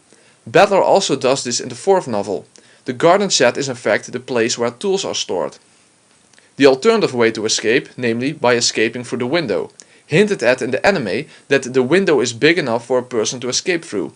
In the novel it is never mentioned that the window is too small to let a person through.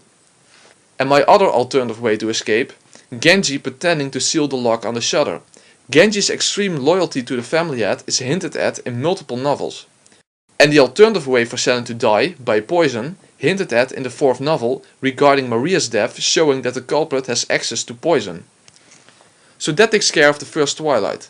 George is among the rest of the family and Rosa has escaped from the garden shed and has access to Goda's and Shannon's master key.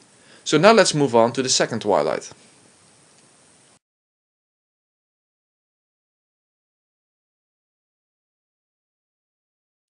In the second murder scenario, Eva and Hideyoshi are found in the guest room, both with stakes through their heads. Eva is dead on the bed and Hideyoshi is dead in the bathtub. Genji and Kennen first discover the room locked and chained shut with one of the witch's letters under the door. Genji then orders Kennen to get a wire cutter with Kumasawa to cut through the chain. When they return, the door suddenly has a magic circle painted on it. After Kennen cuts through the chain, they find the corpses. Will's solution to this scenario is as follows. Illusions to illusions. A chain of illusions can only hold back illusions. So what would be the official explanation solution to this scenario? The first impression would be that Kennen, Genji and Kumasawa simply lied about the chain being set, meaning that it was never set in the first place. Or Kennen killed Eva and Hideyoshi after he cut through the chain, so he didn't discover the corpses, he produced them after the closed room was destroyed. That solution is also what the author basically says, or as I believe lied about in an interview. There he says the following. Quote, "That portion was all based on the descriptions by the witnesses. But who was it who observed that those two had died within a chained locked room? If you start out like that, the people you should doubt come right to mind." However, even though these solutions don't have such terrible inconsistencies as the previous scenario, there are still some implausibility factors. When it comes to Genji, Kennen and Kumasawa lying about the chain being set, I can already invoke my disproof of the Canon theory to make the official explanation have to invoke both Shannon and Kennen as culprits. But I guess that some believers in the official explanation would at least be willing to accept that. But if the chain of illusions refers to the chain never having been set, then we would have to assume that Hideyoshi and Eva would leave themselves exposed in their room without setting a chain. Even if you assume that Hideyoshi and Eva were bribed by Shannon, meaning that you also have to invoke Eva as an accomplice, then they would probably still be extremely careful to not randomly trust a murderer. It's only natural for them to suspect that they could be killed as well. So I see it as very implausible that Eva and Hideyoshi would not protect themselves by setting the chain. Also, since the chain was found severed on the ground, you still need Kennen to have really cut the chain, but only from the inside rather than from the outside. So in that case it would be much easier to go for the explanation that Kennen destroyed the chain first and then committed the crime. But in what sense can we then speak about a chain of illusions? We also have to consider that Hideyoshi was murdered while taking a bath, meaning that he never saw the murderer coming. So if the murderer didn't just burst inside after cutting the chain, what I think this suggests is that the murderer was someone who they both trusted and would have had no problem with being in the room while he was in the bathroom part of the room taking a bath. And since it would be expected that they would in fact set the chain to be safe, they would probably only unset it themselves if a person they would never expect to be the culprit wanted to enter the room. Only George really fits that description, since he is their son. So here's my theory. George went to his parents' room and asked them to let him in. Given that it was their son whom they trusted, Eva had no problem letting him in while Hideyoshi was taking a bath. Then George quickly killed them both. This only explains their deaths, not why the chain was set when Genji and Kennen went to the room. After all, George could not have been hiding inside the room since he was among the people that discovered the corpses after Kennen and Kumasawa. So this is where Rosa comes in, who would have been hiding somewhere inside the mansion and had just placed Kinzo's corpse inside the furnace in the boiler room. So, another blue truth. Rosa was hiding somewhere in the mansion and met up with George at a pre-arranged location. After George killed his parents, he left the room and joined up with the others in the parlor. Then Rosa entered the room and planted the stakes in the corpses. She then set the chain and placed the ladder under the door. Then she hid herself underneath the bed. After Genji and Kennen discovered the room chained shut and left again, Rosa went to unset the chain, painted the magic circle on the door, set the chain again and hid under the bed again. Then Kennen and Kumasawa broke the chain and discovered the corpses, and the rest of the family followed in. Here George made a very smart move to make sure Rosa would not be discovered. He threw himself on the bed crying over his dead mother. This would divert everyone's attention away from the bed, since no one would disturb someone crying over his dead mother. So the room was never properly checked, meaning that there was no problem with someone hiding inside. There are only two possible objections that I can think of concerning my theory. Objection number 1. How does this theory fit in with Will's solution? In what sense are we dealing with a chain of illusions here? Response. It's not merely a chain of illusions. Will says a chain of illusions can only hold back illusions. The second part of that sentence is important as well. After all, it is only assumed that a chain of illusions refers to the chain not being set. But that's merely an assumption. It doesn't have to refer to that. First of all, a chain of illusions doesn't mean that there was no chain in the first place, since whether it is set or not, the chain is at the very least there. So what is basically the function of a chain lock? Well, it is to keep people from entering the room even if they have a key. So what I believe this sentence, a chain of illusions can only hold back illusions, refers to, is that a set chain makes it seem like it acts like a lock to keep people from the outside coming in. But the culprit coming from the outside was the illusion, and I'm using the word culprit here to refer to the person who set the chain. The person who set up this scenario was hiding inside the room. In other words, the chain that made it seem like it prevented anyone from entering only could hold back the illusion of a culprit coming from the outside. But instead, the culprit, at least as far as setting up this scenario, was hiding on the inside and had full control over the chain, which can be set and unset from the inside. Given that interpretation, Will's solution can basically be rephrased like this. A chain that seems like a lock preventing a culprit from entering can only hold back the illusion of a culprit entering from the outside. The illusions here are that the chain would prevent the culprit from entering, and the other illusion is that the culprit did enter from the outside. Or in other words, that the culprit had to move past a set chain. I think that interpretation fits perfectly well with Will's solution. So what about the other objection? Objection number 2. George was in the parlor with Butler the whole time, so he was not in a position to kill his parents. Response: we don't see what happens for several hours, so we have no objective evidence that George indeed was in the parlor for the whole time, without leaving once. Also, if he acted quickly enough, he could have gone to his parents' room, commit the crime and returned to the parlor in a couple of minutes. So for example, during a bathroom break, he could have committed the crime.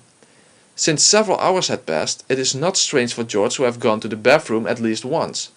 Also, already before Eva and Hideyoshi left, it is specifically mentioned that people left the parlor and later came back, as we can see in the following screenshots.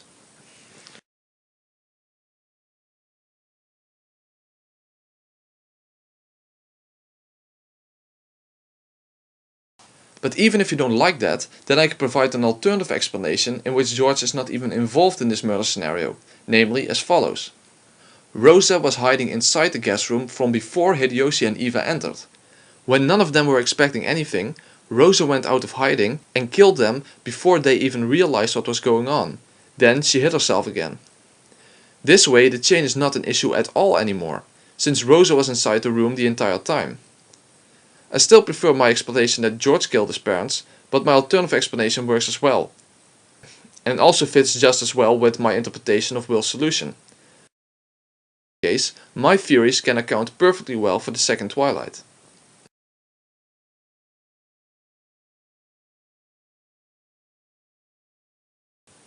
In the third scenario, Cannon is found wounded in the boiler room in a puddle of blood with a stake next to him, after discovering Kinzo's burnt corpse. Nanjo then takes care of Cannon in the servants' room and is joined by a concerned Jessica. When they return, he claims that he was unable to save Cannon's life, and Jessica breaks down in tears. The read statements concerning this scenario are as follows. All of the survivors have alibis, let us include the dead as well. In short, no kind of human or dead person on the island could have killed Cannon. Cannon did not commit suicide. Cannon did not die in an accident. So what it basically comes down to is that Cannon was never killed in the first place. In fact, he didn't even die. In other words, no one could have killed Cannon since Cannon isn't dead. Will's solution to this scenario is as follows. Illusions to illusions. The witch and stake of illusions can pierce naught but illusions. The official explanation of this scenario would basically be like this. Cannon faked his death in the boiler room. He is one of Shannon's personas and therefore the culprit. Nanjo is an accomplice and pretended that Cannon had died. Again, I invoke the fact that I have already demonstrated that it is impossible for Shannon and Cannon to be the same person, so you at least have to say that both Shannon and Cannon are culprits. But if you are willing to do this, there is no problem with this explanation. However, I can explain this scenario as well, given my own theory, in two different ways. The first way is almost the same solution as in my original Umineko Explained video. However, I don't believe this solution anymore, and I needed to adapt it a bit because of Will's solution. So even though this is not what I believe to be the real solution, I will still explain what it is, because there is also no evidence against it. And that explanation would be as follows. Cannon was confronted by Rosa in the boiler room, who wanted to make him the next victim. However, Cannon wanted to go against Rosa's plan and actually sacrificed himself, meaning that he tried to take his own life to not give Rosa the satisfaction of including him in her ceremony. Cannon failed to kill himself, however, and merely was wounded. Since Kumasawa and the rest came to the boiler room, Rosa quickly threw the stake into Cannon's blood and then escaped through the unlocked door leading to the yard. Afterwards, Nanjo gave Cannon the fake death drug to fool Jessica into believing that Cannon had died. This way, Cannon would not be able to reveal anything about Rosa. So basically, Nanjo would have assumed that Rosa had failed to finish off Cannon, so now he had a still living victim on his hands. Nanjo himself is not a killer after all, so even though he agreed to help Rosa, he would not go as far as to actually kill someone himself. However, just leaving Cannon as he was would be too great a risk. So Nanjo simply used the fake death drug to have Cannon be unconscious as long as necessary. If Rosa then wanted to finish the job, she would have to do it herself, but at least Cannon would no longer be a threat. To connect this to Will's solution, the stake of illusions applies to the fact that the stake was stained with blood, which gave the illusion that it was the weapon that pierced Cannon. The witch of illusions would not refer to Cannon being alone in the boiler room, but to the culprit being a person who was believed to be dead. In other words, Rosa was believed to be dead, yet she was still roaming the mansion as the murdering Beatrice, making her the witch of illusions. But as I said, I don't believe that this is what actually happened in the boiler room. Because even if Cannon was all alone in the boiler room and did in fact fake his death, like in the official explanation, then even in my theory, in which he is neither a culprit nor an accomplice, I can still very much make sense of that. So I truly believe that Cannon did really fake his death in the boiler room, even though he is neither the culprit nor an accomplice. Now some of you may probably be very confused by that, but remember what I said in the previous chapter about Shannon and Cannon probably being aware of what is going on, suspecting that Rosa indeed is carrying out the witch's epitaph. In the second novel it is suggested that Shannon is simply accepting her fate, meaning that she allows to happen what will happen. But Cannon is not like that. He is defying Beatrice as she is shown to fight back from the magical perspective, in both the second and third novels, and also to some extent in the fourth. So what actually happens in the boiler room from the magical perspective? What is Cannon trying to achieve in the boiler room? I will first show the anime version and then I'll have the novel version in the background when explaining my theory.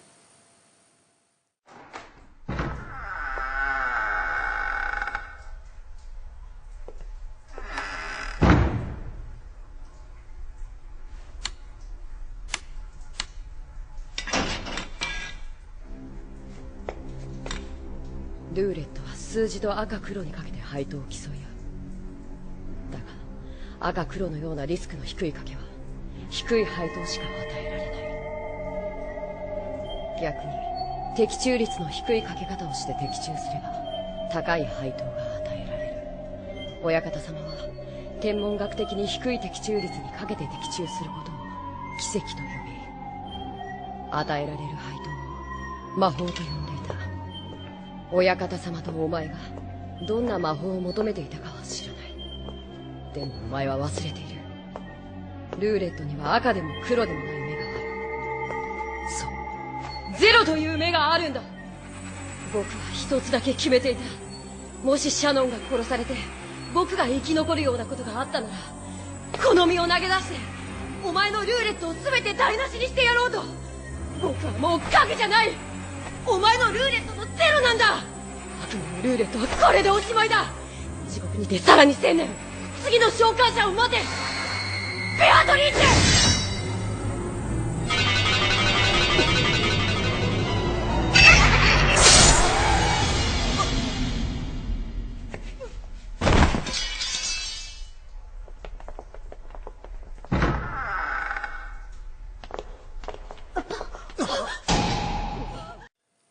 Basically what we are shown here is that Cannon is trying to go against Beatrice's ceremony by being the, quote, zero on a roulette. He also said that if Shannon would die before him, he decided to sacrifice himself to bring down Beatrice's ritual. Basically, he is taking control of his own fate. So let's summarize what we know about Cannon. Cannon already acknowledged the existence of Beatrice, shown by Maria's testimony in the 7th novel. The servants and Nanjo acknowledged the new family head as Beatrice. From the magical perspective, Cannon and Shannon are shown to know about Beatrice's resurrection ceremony, the 2nd and 3rd novel in particular. Cannon witnessed Rosa in the garden shed and the fact that the two people were killed in a closed room sealed by a chain that he had to cut himself, meaning that everyone had an alibi apart from the 6 in the garden shed if one of them wasn't truly dead. From the magical perspective, Cannon is shown to have the goal to bring down Beatrice's roulette by sacrificing himself by being the zero on the roulette. In other words, Cannon would have been in the position to realize that Rosa was in fact very much alive and was acting out Beatrice's resurrection ceremony. Since his beloved sister Shannon was killed, he decided to take his fate into his own hands and make himself into the victim of one of the Twilights. By this I don't mean he was trying to kill himself, what I mean is the exact opposite. He was trying to escape getting killed. By faking his death, he basically made himself in a fake version of the 5th Twilight. That way, the 5th Twilight of the ceremony would have been completed, yet without being killed by Rosa. This is what I believe is meant by him saying that he'll be the zero on Beatrice's roulette. Unfortunately, Cannon took a gamble and lost, because Nanjo noticed that Cannon's wound was fake and knocked him unconscious with the fake death drug. So my blue truth is this. Cannon faked his death in the boiler room, sacrificing himself rather than being killed by Rosa. Afterwards he was sedated by Dr. Nanjo. Cannon probably died in the explosion at midnight. This way, Cannon faking his death fits in with my theory as well. In fact, I think that the magical perspective scene fits better with my theory than with the official explanation. After all, in the official explanation, Cannon is the culprit, while from the magical perspective he is shown to try to go against Beatrice's ceremony. Basically, in my theory, the magical perspective scene is symbolic of what really happened, and in the official explanation it contradicts what really happens. So I think my interpretation actually makes more sense. And as I've said before, I think that Shannon's and Cannon's entire behavior makes more sense in my theory. So given this explanation, Will's solution would be very clear. There was no witch and no culprit in the boiler room, and the stake never pierced Cannon's chest in the first place. It was all faked. The only objection I can think of here would be the following. Objection: where did Cannon get the stake from? Response: the locations of the stakes is an unknowable factor, since we don't even know where the culprit is hiding them. Nor do we know where the culprit hides the weapons.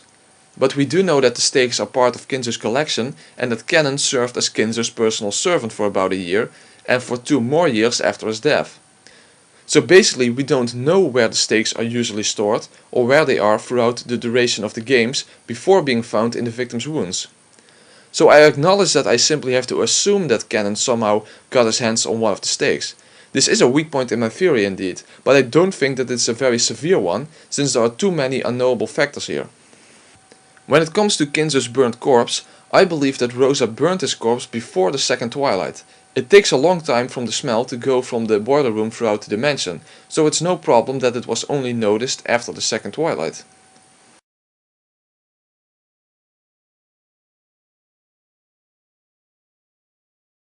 Then the survivors locked themselves in Kinzo's room. Rosa expected this to happen, however, since it would be the safest room in the mansion. Since it would have been impossible for Rosa to kill anyone when they were locked inside Kinzo's study, she had prepared a letter beforehand to cause them to split up, which she had given to Dr. Nanjo. When nobody was looking, Nanjo quickly threw the envelope on the table, which led to Natsui forcing him, Kumasawa, Genji and Maria out of the room. I can be very quick about the parlor murder scenario, because it isn't really a closed room scenario to begin with, as 2 of the master keys are available to the culprit. In other words, my blue truth regarding this scenario is as follows. Rosa stepped into the parlor carrying a gun. She told her daughter to face the wall and sing a song. She then shot Genji, Kumasawa and Nanjo. Afterwards she dialed the number of Kinzo's study, left the phone off the hook, left the parlor and locked it with Shannon's or Goda's master key. So basically, even though Nanjo was an accomplice, Rosa still needed him to die for the ceremony. She was not willing to blast her own daughter's face off, however. She and Maria would die together in the explosion. She acted as Beatrice towards her daughter, explaining why Maria claimed that Beatrice entered the room. The official explanation would basically be the same, but with Shannon or Cannon being the culprit. When it comes to Will's solution, the answer is very simple. It was through Maria's testimony that it was believed that Genji locked the parlor and that Beatrice entered afterwards. However, Rosa simply entered and left the parlor using either Shannon's or Goda's master key. Maria was facing the wall and therefore didn't see her mother leaving using the key.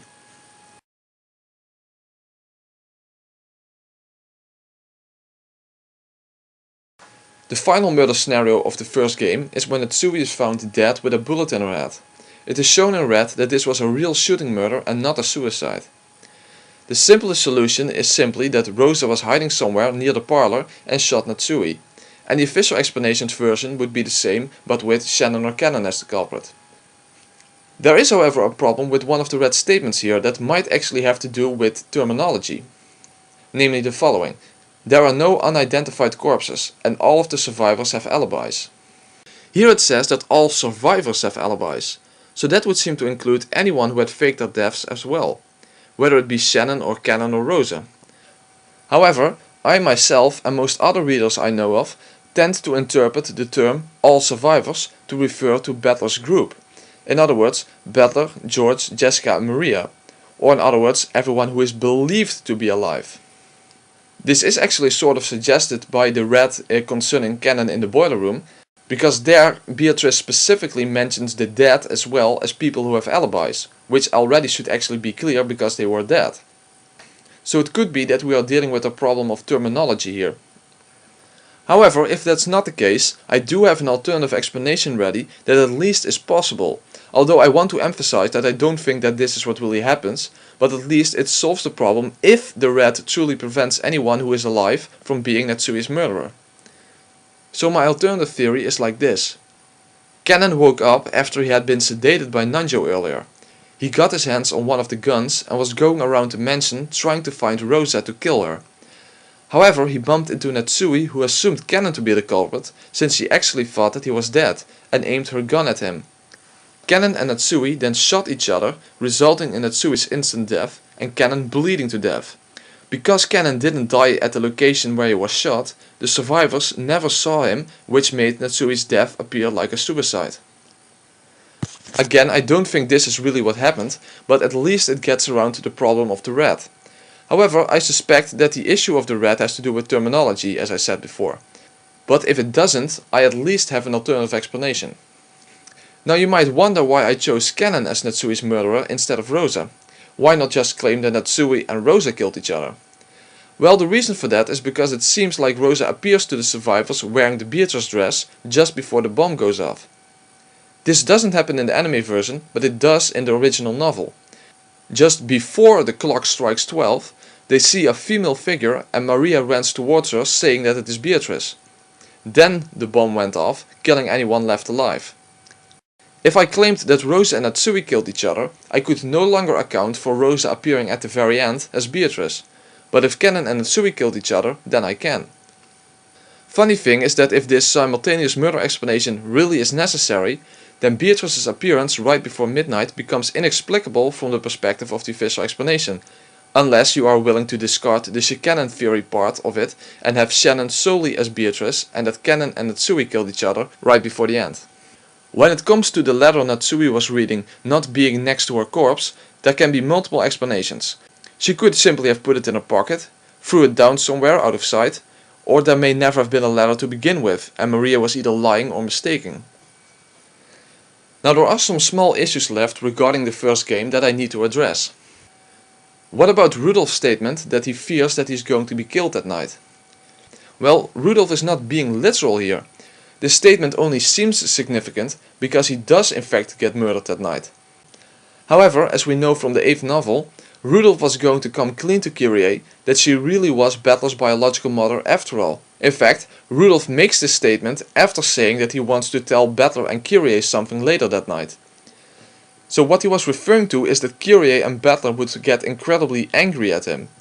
In other words, Rudolph was saying, in a manner of speaking, you and Kyrie are going to kill me tonight because of what I'm going to confess. He's not being literal, it's simply an expression. What about the bloodstains on Natsui's door in the morning before the first twilight is discovered?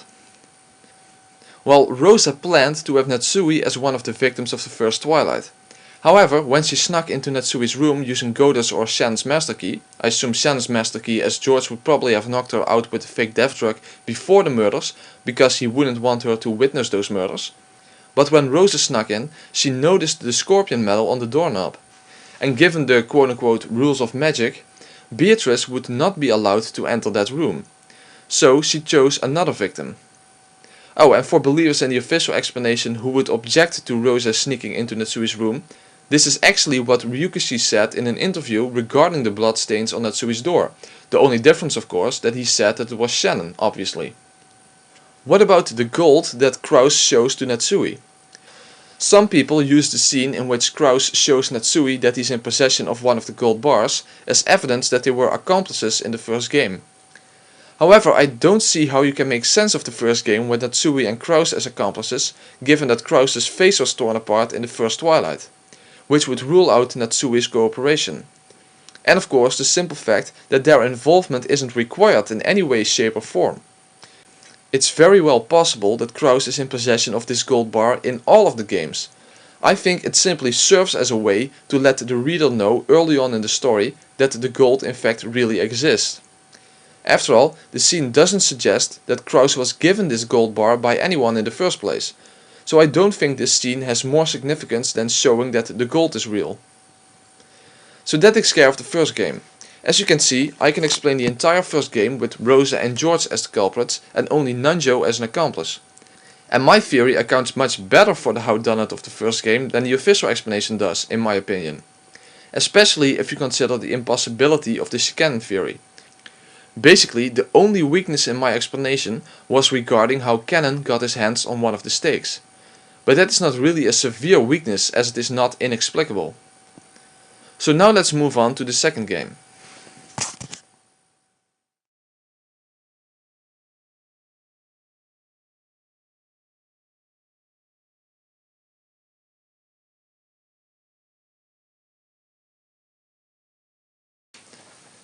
I can be extremely short about this murder scenario, since I've explained it already.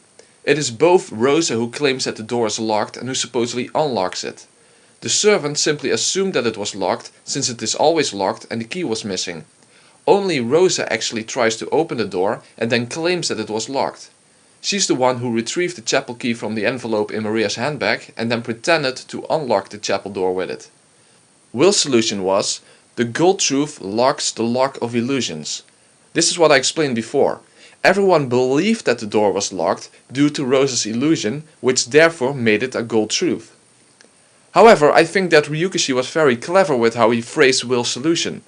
After all, if the official explanation is indeed a lie, and if Will knows the real truth, then he had to phrase Will's solutions in such a way that it would seem to point toward the official explanation, when in fact it doesn't.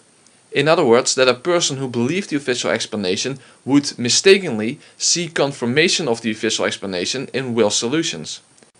This is especially true for the next Twilight, but this is also the case with the usage of the gold truth.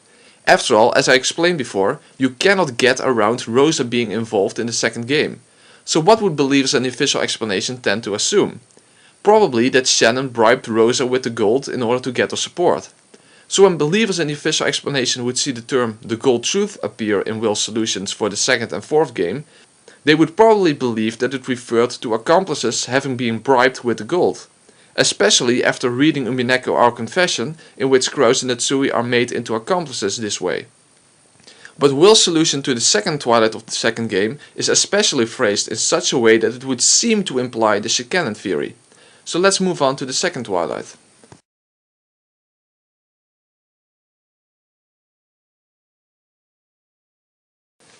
In the second murder scenario, Jessica is found dead in a room with a stake in her back and Cannon is missing. Will's solution here is as follows. Illusions to illusions. Illusions who have fulfilled their role don't leave a corpse. The official explanation here would be something like this. Cannon and Shannon are the same person. Cannon killed Jessica in a room and then locked the room with his second master key, namely Shannon's master key. Since Shannon ended her Cannon personality in that room, Cannon's death could be confirmed and read. An absolutely incoherent explanation, of course, but given this explanation, the meaning of Will's solution would be obvious. However, I've already demonstrated that it is impossible for Shannon and Cannon to be the same person. So Will's solution to the second Twilight cannot entail the Shikanon theory. So can we actually make sense of this scenario with Rosa as the culprit, but which also makes sense of Will's solution and the fact that Cannon's corpse is missing? First of all, did Rosa have the opportunity to commit this crime? Yes, she did. Rosa had sent Genji and Shannon to Kinzo's study earlier on, and then later she followed to borrow Kinzo's gun. So this means that Rosa had the opportunity to go to Jessica's room and kill Jessica and Cannon there. But if that's the case, how did Rosa lock Jessica's room and where did Cannon's corpse go? And how does this fit in with Will's solution? First, let me explain how Rosa locked Jessica's room. Blue truth, Rosa locked Jessica's room with Cannon's master key. But, as we know, when Battler asked Nanjo to look if Jessica still had Cannon's master key in her pocket, Nanjo did in fact pull it out of her pocket. So that would seem to imply that Cannon's master key was locked inside Jessica's room. However, this is an extremely simple trick. Basically, it's like when a magician says, hey, there is a coin behind your ear. So here's my second blue truth. When Rose had joined up with the others, she secretly gave Nanjo Cannon's master key. Then, when searching Jessica's corpse, Nanjo pretended to find the key on her corpse. So that explains how the room was locked. But what about Cannon's disappearance and Will's solution? Since Cannon in a sense appears in the next scenario, I believe that it was part of Rose's plan to make Cannon disappear in order to set up the murdering demon version of Cannon's scenario. After all, she's trying to make things seem magical. So basically she's trying to make it seem like Cannon killed Jessica and later appeared as a demon who can move in and out of locked rooms without using a key. So the illusion here is that it seems like Cannon killed Jessica and then disappeared while leaving his key inside the room. But in fact, Cannon is innocent and Rosa simply hid his body in another room. So to connect this to Will's solution, illusions who have fulfilled their role do not leave a corpse refers to the role Rosa gave to Cannon to serve as the illusion of being the murderer, and hiding away his corpse made it seem like magic. After all, when the crime is discovered and they discuss how it might have happened, Rosa is trying to make it seem like Cannon is the culprit. Her purpose was to make it seem later on that Cannon was behind the murder of Nanjo and Kumasawa, but not in a mystery way but in a fantasy way, namely through the testimony of the servants later on. This way the second Twilight can be explained as well. I actually have yet another reason to believe that Rosa was behind this murder, and a lot of you probably will know what I'm referring to, but I will leave that for the chapter on whistleblowing.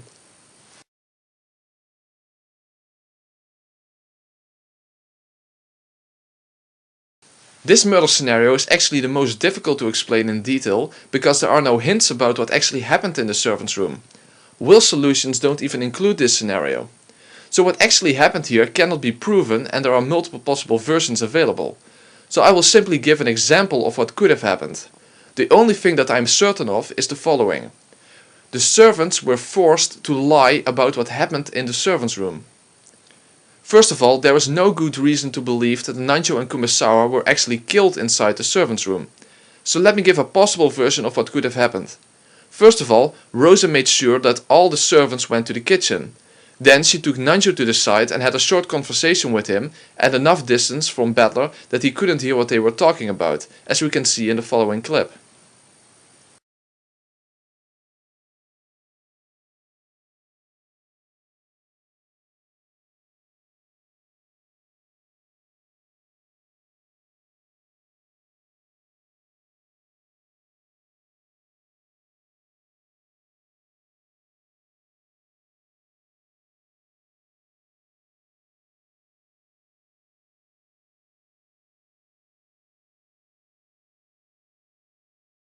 Then, at some point, Nanjo drew a gun and held it against Kumasawa's head to get them all to cooperate. Fake blood was poured in the servants' room and Cannon's and Kumasawa's master key were placed in the envelope. Then Goda had to lock the door. Then Nanjo ordered them to tell that the demon version of Cannon appeared and killed him and Kumasawa. And they'd better cooperate because if they wouldn't, Kumasawa would die. Moreover, he would probably tell them that he had an accomplice among Battler's group, or even upfront tell them that Rosa was the murderer and that he was working for her. Since Rosa was carrying a gun and Nanjo held Kumasawa hostage, they had no choice but to play along. Nanjo then took Kumasawa away and hid somewhere in the mansion. So Genji, Shannon and Goda returned in shock to the parlor and gave their incomprehensible testimony of Cannon, who wasn't really Cannon anymore, killing Nanjo and Kumasawa. It all went according to Rosa's plan. But not only was it her intention to make it seem like a demon was behind this murder, this was also a way for her to get her hands on all of the master keys. After all, she could now place doubt on the servants' reliability and had them hand over the master keys. This would be vital for the rest of the game. When you read this scene with this explanation in mind, it is really disturbing to see how cruel Rosa is.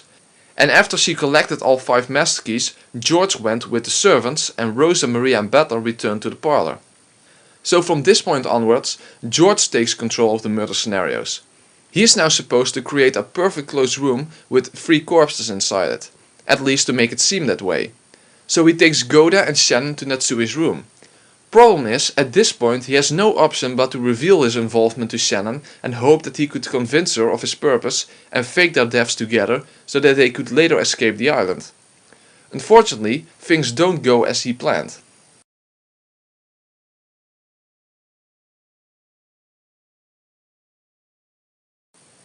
Now we arrive at what would probably be considered the biggest defense of the official explanation apart from the boiler room scenario in the first game. The murder scene in Natsui's room is probably the best hint that Shannon is the culprit. Not only that, but this scenario is actually in detail explained by the author himself. So not only do we have the official explanation in general in the sense that Shannon is the culprit and therefore we can deduce what would have happened in Natsui's room, but we also have an explanation from the author himself. But first let me give Will's solution. Earth to Earth, no one would dispute that a coffin is a closed room. Basically what it comes down to is that Natsui's room is a perfect closed room. The original key is locked inside the room itself and all the master keys are under Battler's surveillance since they are in Rose's possession and Rose and Battler are together in the parlor the whole time until they discover the corpses. And it is Battler who unlocks the door, meaning that we know that the door was truly locked. The red also proves that the master keys were indeed in Rose's possession the whole time, as you can see in the following red statement. Natsui's own key was in George's pocket and the inside of the room was closed off. Only the 5 master keys were left and Rosa was holding all of them. After the master keys came into Rosa's control, never did any of them leave her hands, except for the time when she lent it to Battler to unlock Natsui's room. So basically this is a perfect closed room. This is not about tricks anymore. The only possibility is that the culprit is inside the room. Since there is no possibility of anyone hiding, since everyone else is confirmed dead, one of the 3 people inside the room is the culprit, or at least one of the culprits. In other words, Goda, Shannon or George must either be the sole culprit or one of the culprits in any theory. We have Shannon in the official explanation and we have George in mine. Goda is basically the most innocent person on the island, so he was never really an option to begin with, in my opinion. The official explanation here is as follows. Shannon killed George and Goda and then she committed suicide. This is the reason why she's the only person in the room without a stake in her body. Let's take a look at a detailed explanation by the author of how this went about. Quote, "Still, the locked room in Natsui's chamber is a special case. If Shannon actually committed suicide, there is nobody who can get rid of the weapon. If you think of Genji finalizing that, then it just happens smoothly, but..." And then Ryukashi responds, "Because we have come so far, I think I can give you an answer, though it is basically the same trick as with the well. Shannon died face down, slumped over the makeup cabinet. It's a really simple trick. You tie the weapon to a heavy object with a string, then you throw the heavy object behind the cabinet. And then it's the classic trick. When you commit suicide, the gun is pulled behind the cabinet towards the heavy object." So that's how it went? I thought because you solved the riddle of the well as well, you would get this trick without any problem. I especially wrote that she was slumped over, face down over the makeup cabinet. And while the other 2 in the room were actually pierced by the stakes, Shannon was not. That is why you can imagine her being the last to die in that room, because there was nobody left to insert the stake into the gun wound. There was never a full inspection of that special room, so that means that the weapon was left within it. Ah, now I see, I never thought of that.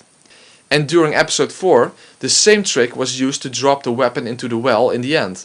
Because of the image of well equals trash can, I imagined that everybody would find it easy to get that trick. And because in episode 2, even before the incident in Natsui's room happened, there was the atmosphere of let's preserve the crime scene until the police arrives. It could have been behind the cabinet or even in the space under the bed. Even if you cast only a little shadow over it, it will already be out of view. That was probably the most difficult part of episode 2. Yes, it would probably be classified as barely hinted. People familiar with mystery novels will recognize this method of suicide, since it's basically taken from And Then There Were None by Agatha Christie, in which the culprit commits suicide using the same kind of trick.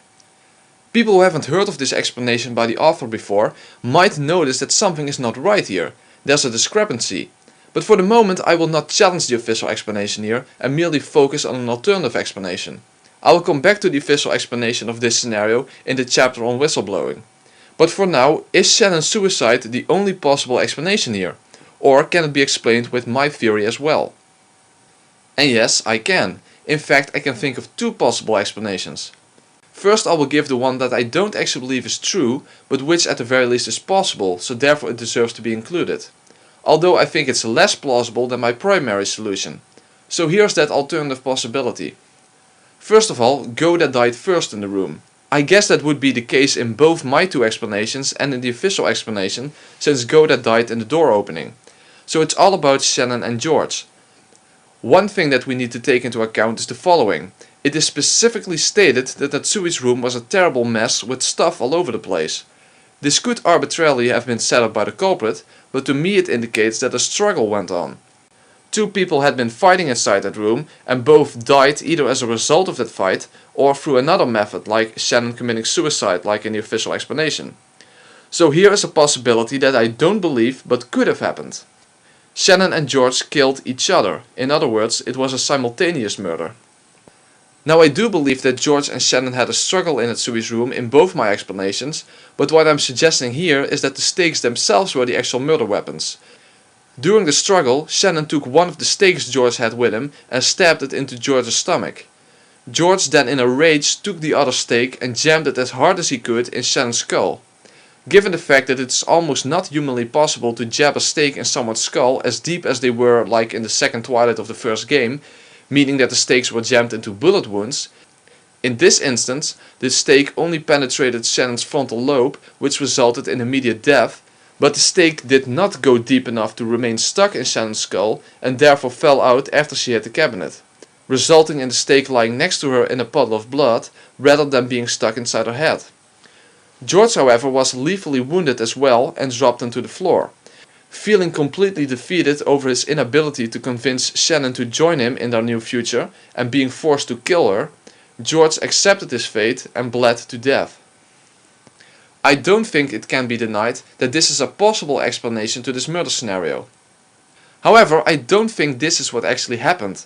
I do think that there was a struggle, but I don't think that a weak little girl like Shannon would be able to stand up against a young male adult who is trained in martial arts. Of course, we have to take into account that George didn't want to kill Shannon, but the point is that this struggle was not evenly matched.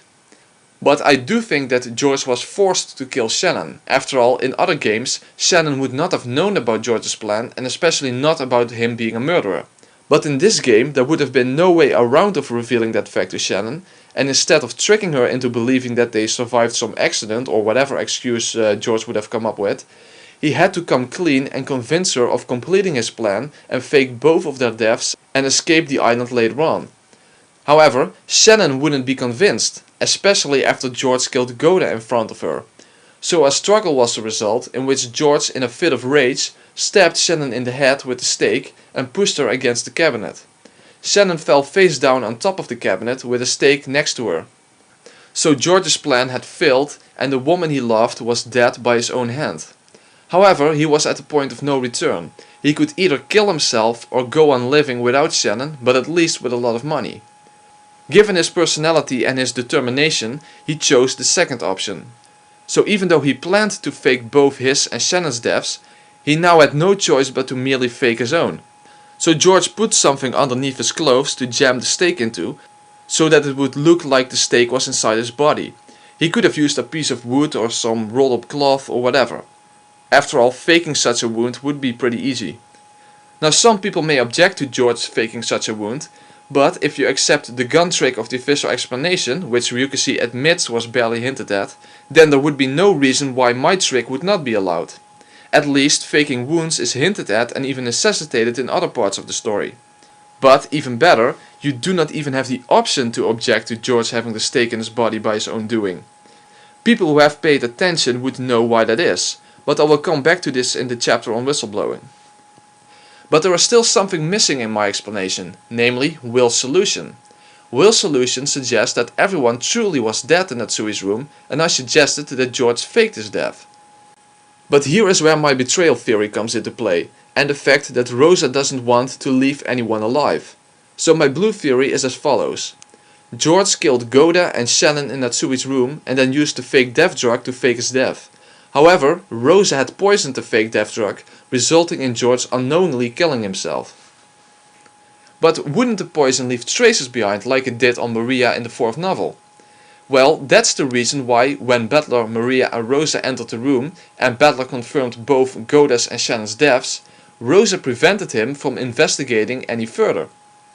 Battler never had the chance to examine George's corpse. he only sees him from a distance. Rosa is the only one who examined George up close. I mean, just reread this scene if you want to make sure.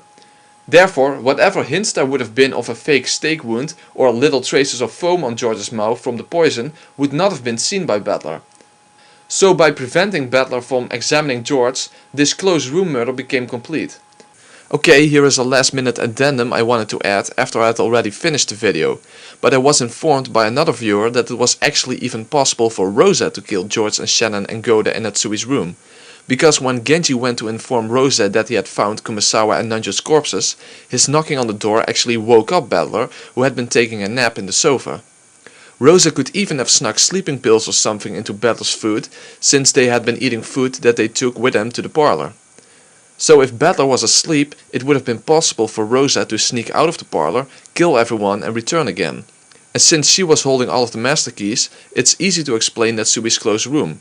So that means that there is yet another possible solution to that scenario. All that's left are the deaths of Nanjo and Kumasawa.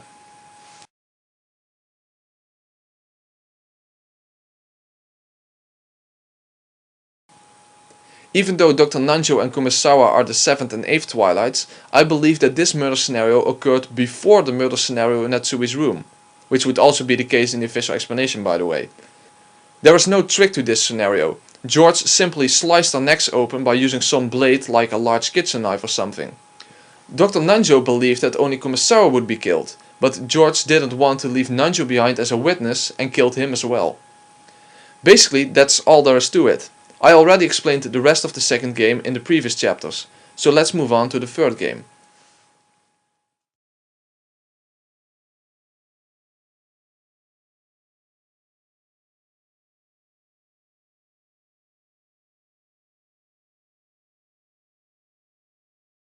I have already explained the majority of the third game in a previous chapter, so let's move on to the first scenario, the 6-linked closed room scenario.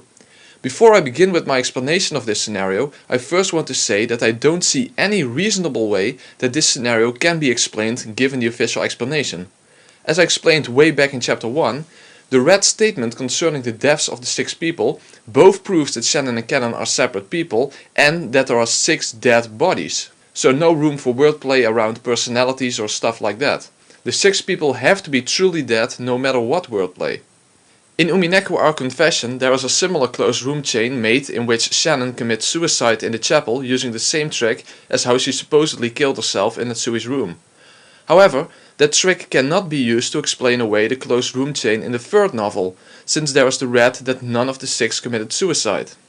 Now if you want to say something like that it was technically not a suicide since it was the Beatrice persona killing the Shannon persona or something like that, then it's simply just end of discussion. Just like I said in chapter 1 and chapter 3, there would be no point to even having red statements if the red is that ambiguous, since you can then justify absolutely anything.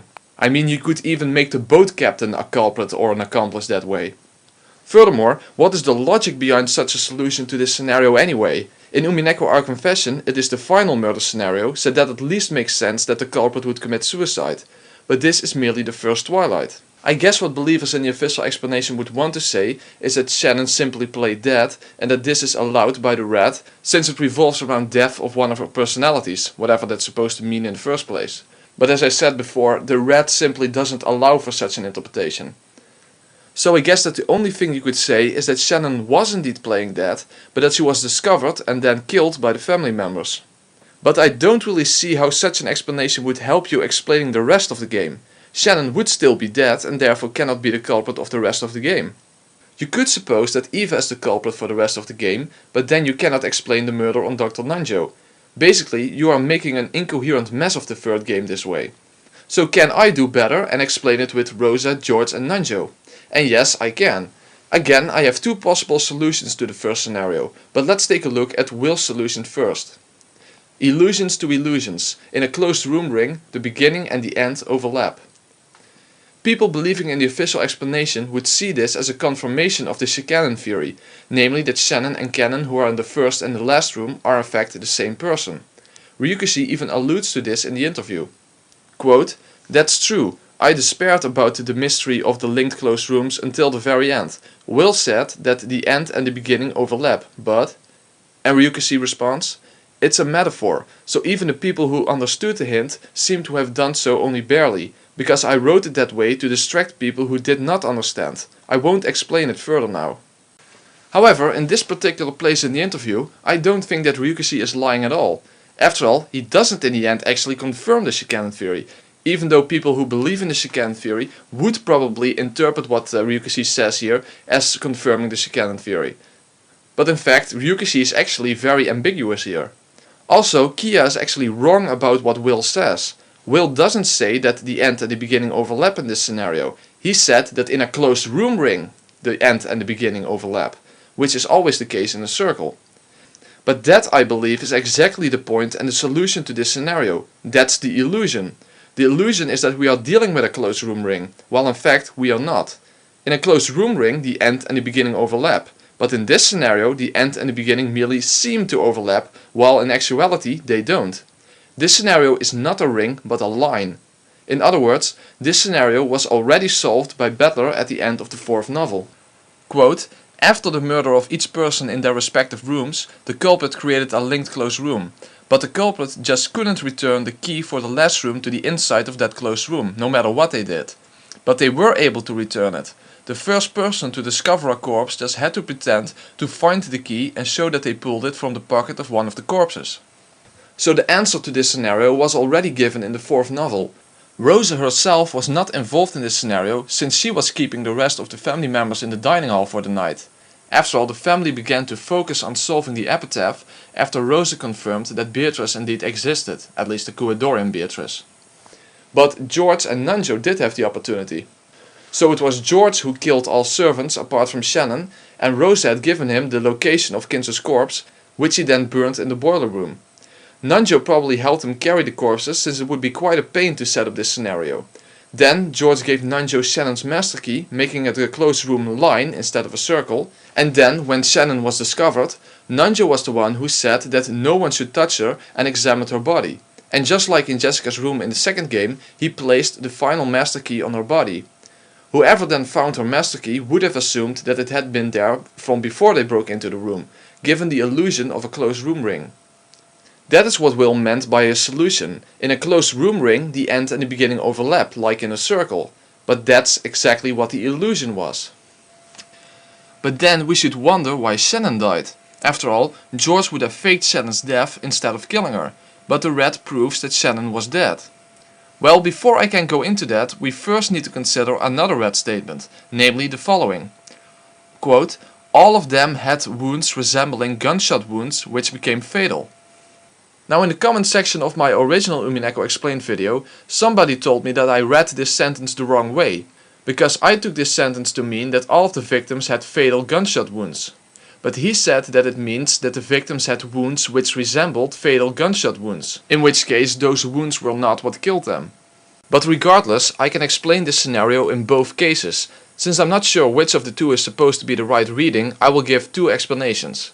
So here's the solution if the wounds were not necessarily what killed the victims. George faked a wound on Shannon which would appear like a fatal gunshot wound. He then used the fake death drug on her. However, Rosa had poisoned the fake death drug. Therefore, George unknowingly killed Shannon. And here's the second solution if the victims did indeed all have fatal gunshot wounds. The death proclamation was made sometime after the victims were discovered, so there's no problem with one of them dying after the closed room was destroyed. Rosa was not present among the people who went inside the parlor where Shannon was.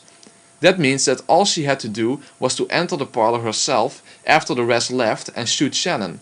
As long as this happened before the death proclamation was made, then there is no contradiction. Now you will all of course demand of me to prove that assertion that Rosa stayed behind when the rest of the group went into the room. After all, we know that Rosa was among the discoverers, so where do I get this notion from that Rosa did not actually enter the parlor when the others did? This may sound strange, but just reread the chapter called Virgilia in the 3rd novel. It specifically says that only Rudolph, Kraus, Natsui, Eva, Hideyoshi and Nanjo went into the parlor after Rudolph broke the window, as you can see in this screenshot. That means that Rosa was no longer under surveillance. So after the master key was picked up, they would probably have left through the door and later met up with Rosa. After all, we never see what actually happened, since right after Shannon is discovered, we skip over to the Meta world.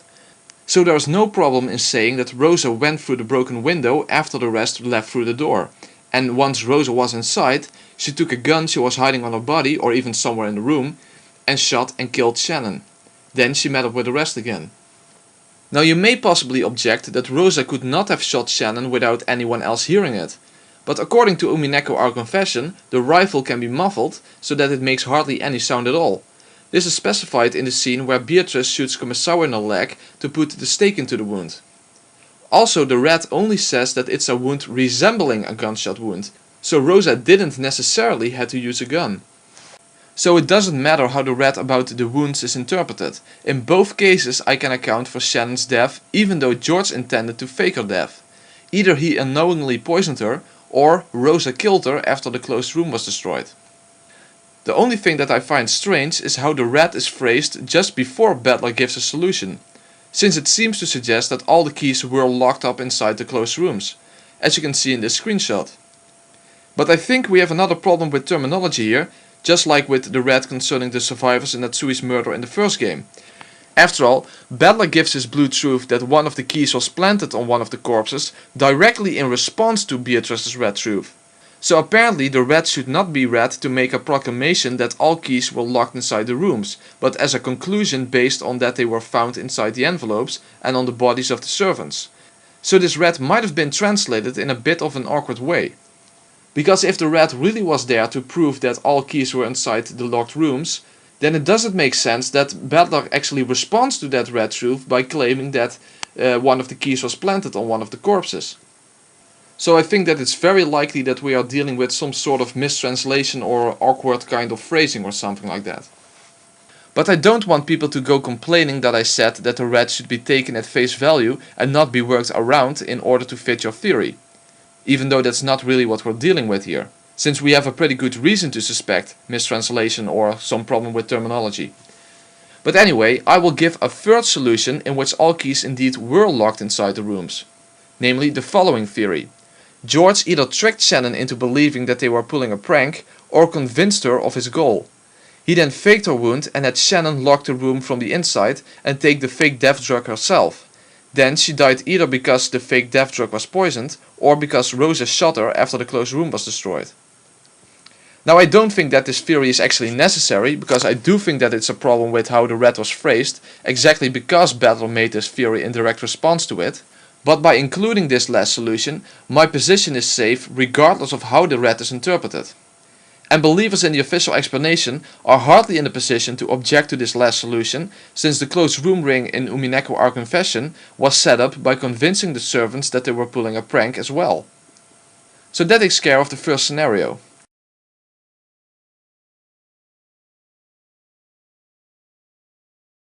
I've already explained the second Twilight in a previous chapter, namely that Rosa wanted to stop the murders because Eva solved the epitaph. However, George didn't care about Rosa's absurd ceremony, and in the resulting fight, Rosa was thrown on the fence, and then George had to strangle Maria on the spot since she was a witness. Will's solution simply refers to the fact that there are no illusions or mysteries surrounding this murder. There is no closed room or anything else out of the ordinary. It is simply two people who are murdered and nothing that even remotely would suggest magic. The only difficulty here is the same one I have regarding the third murder scenario, so let's move on to that one first.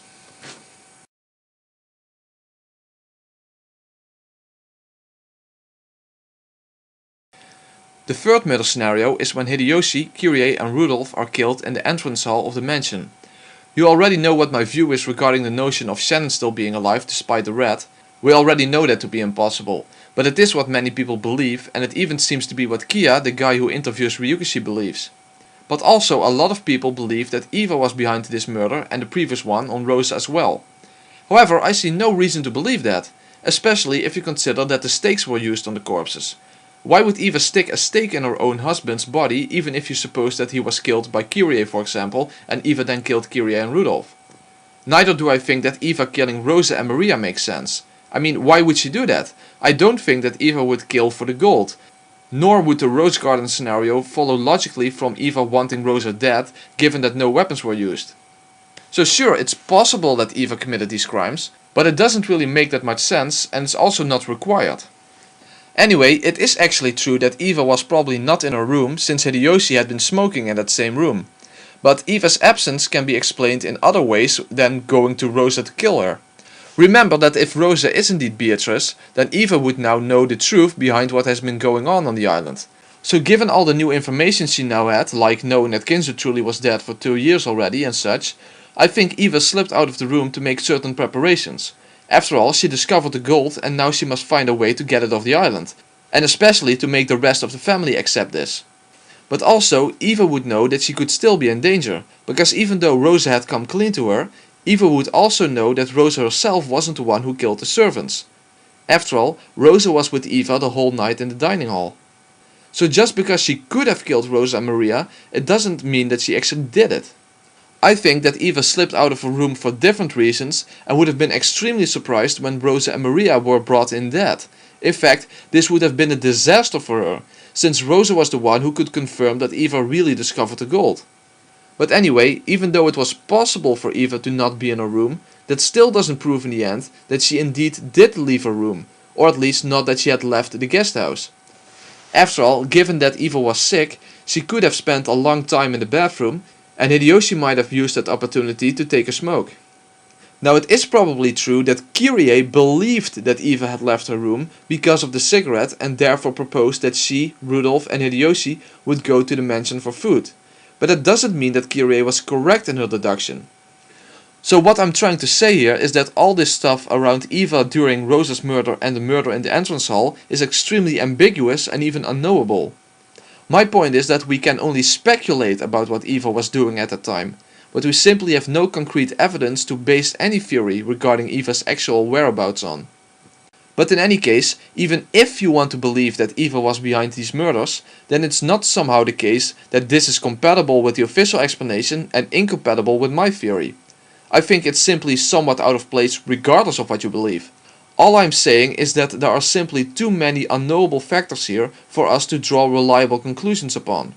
And I at least don't need Eva to be the culprit in these scenarios. But in the end, my theory simply is the following. George snuck out of the guest house and killed Kyrie, Rudolph and Hideyoshi in the entrance hall. I think there can only be 3 possible objections against George being the culprit in Rosa's murder and the murder in the entrance hall, namely the following. Objection number 1. As far as we know, George was in the cousins' room with Butler and Jessica. If he was with Butler the whole time, how could he have been behind the deaths of Rosa, Maria, Hideyoshi, Kyrie and Rudolph? Response.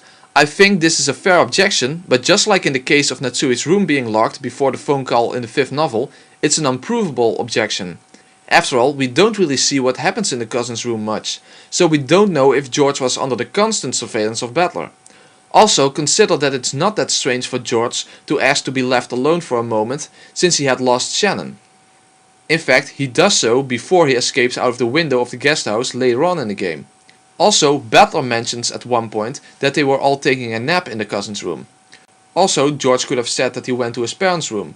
So even though it's a fair objection, it's not one that can be proven to be true. And there are all kinds of ways to get George out of the cousins' room without being really suspicious. So basically, all I need to assume is that George was not under Butler's constant surveillance around the time Rosa, Maria, Hideyoshi, Rudolph and Kyrie were murdered. I do acknowledge that this is an assumption, but the contrary position that he was under the constant surveillance of Butler is an assumption as well. So in my opinion, this is the only weak point in my explanation of the 3rd game, and just like in the 5th game, it's not really a severe one. The second objection would be this. Objection number 2. You said that it would be strange for Eva to use the stakes on the corpses, but since George would no longer be following Rosa's plan, it would not make sense for him to use the stakes as well. Response. First of all, George doesn't go around anymore setting up closed room scenarios because he doesn't care about Rosa's scheme, so he does indeed just kill whenever he has the opportunity. However, given that the first murder scenario was still according to Rosa's plan and therefore seemed magical and had black magic symbols on all the doors, using the stakes would at least provide more confusion and fear. And since George was a culprit from the beginning, he would have known about the stakes. But Eva would specifically have to have been told by Rosa after finding the gold. After all, no stakes had yet been used. So I think that this at least fits better with George as the culprit than Eva, but I understand that this is all a bit subjective. The final objection has to do with Will's solution.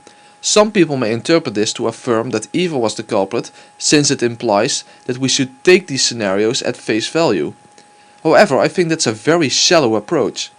After all, if you take that literally, you would have to believe that they truly were killed by a witch version of Eva rather than Eva herself. Moreover, Rosa and Maria were in the end killed by Beatrice and not Eva Beatrice. Furthermore, in the next scenario, Will specifically mentions the quote-unquote obvious culprit, which he doesn't do in these two scenarios.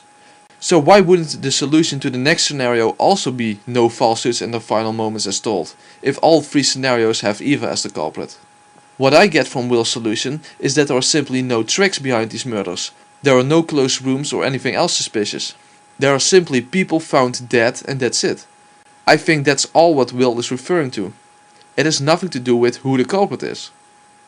So in conclusion, what I believe happened is the following. George followed Kyrie, Rudolph and Hideyoshi from the guest house and then shot Kyrie and Rudolph first since they were carrying the guns. Then he shot his father as well and planted the stakes in their bodies and went back to the guest house. There's basically nothing more to it.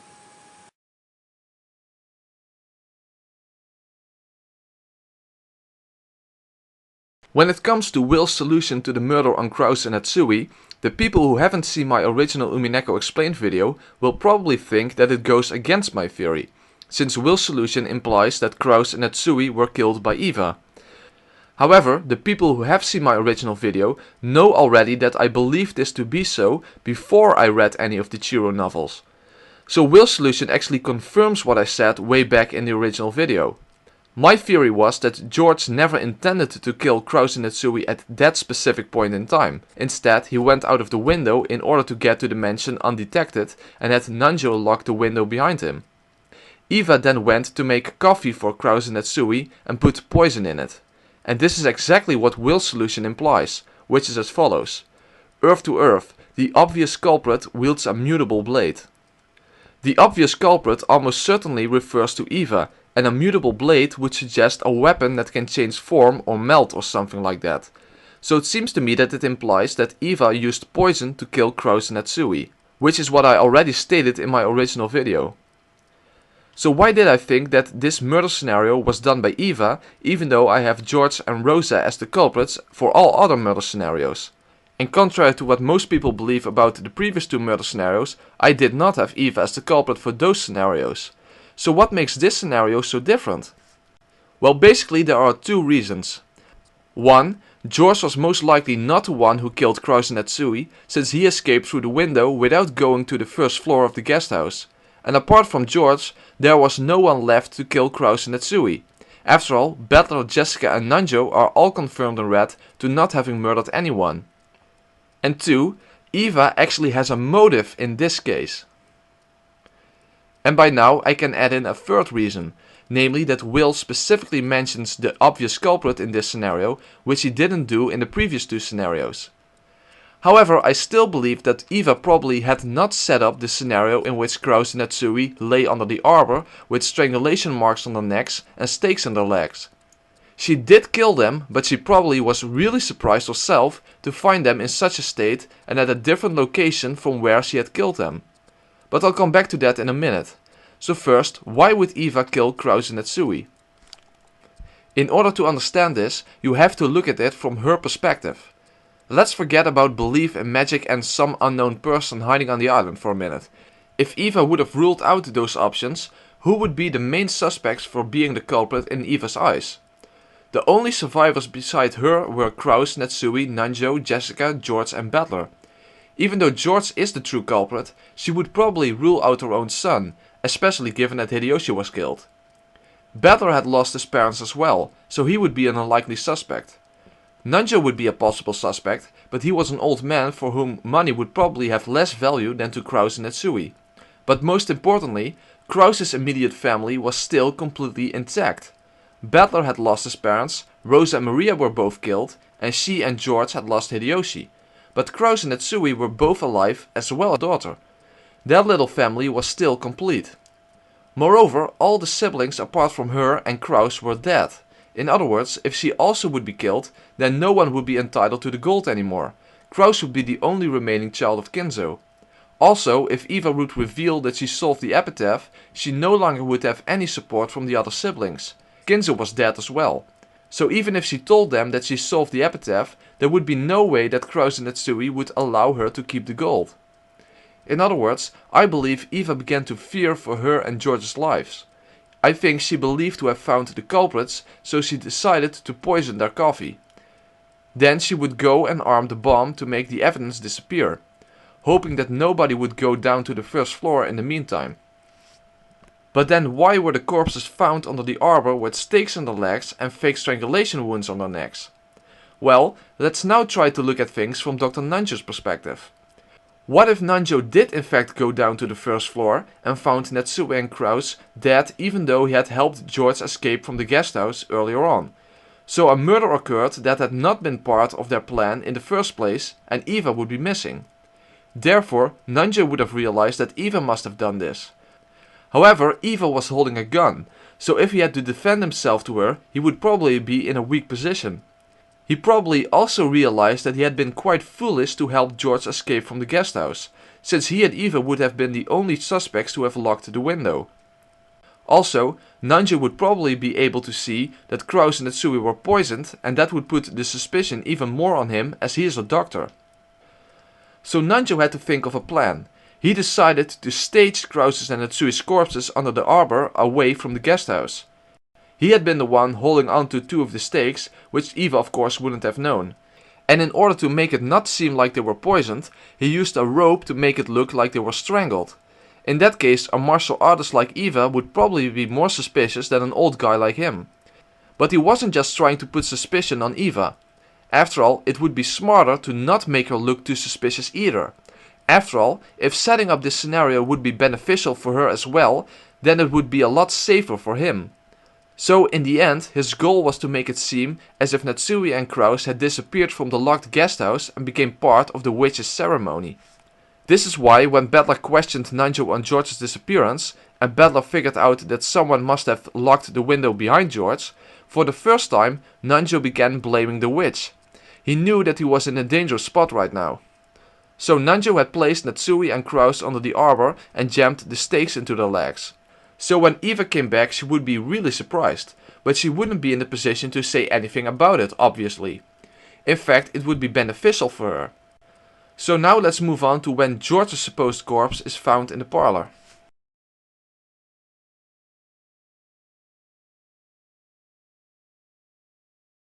Sometime earlier, George had escaped from the guest house by using the window on the second floor and had Nanjo lock it behind him. The reason he did this was so that he could go to the mansion undetected. After all, his mother and Krause and Natsui were on the first floor, so he couldn't just walk out of the front door. So why did George actually go to the mansion? Well, George was going to revive Shannon, whom he believed to be still alive. After all, he had faked her death that night. This would explain the magical perspective scene in which Beatrice and George go to resurrect Shannon. After Nanjo had displayed Natsui and Krause under the arbor, he would go to George in the mansion to inform him of what happened. However, here is where things really went wrong. He found George next to Shannon's corpse in the parlor, and George had just found out that Shannon really was dead. Especially if this was because of the poisoned fake death drug, Nanjo would have noticed that Shannon truly had been dead when they first discovered her. But he had kept that a secret from George. So now Nanjo had to deal with an enraged George. Given that Nanjo probably had one of the rifles now, remember that Krause and Natsui were both carrying rifles, he saw no other option than to shoot George, who now wanted to kill him. However, since this wasn't planned, Nanjo quickly ran out of the parlor in shock. After all, he had never killed anyone before, and never intended on killing anyone, and then locked the door behind him. So he never checked to see if George really was dead. So now Nanjo was all alone, without allies, and with another murderer somewhere on the island, namely Eva. So in case he wouldn't survive, Nanjo left behind the most important information he had, namely the PIN number to the safe with the money he was promised by Rosa. So that even if he died, he hoped that his relatives would understand what this number was about and would be able to access the money for the sick grandchild. He then returned to the guest house, and later on Eva returned, and to her surprise, Krause and Natsui were missing. but to her even greater surprise, so was George. So now Eva would probably suspect that there was in fact an extra person hiding somewhere on the island. So the whole group went to look for the missing people, and they found Kraus and Natsui under the arbor. Then in the parlor they found George. Nanjo checked George's pulse and realized that he was merely unconscious. But of course he would say that he was dead.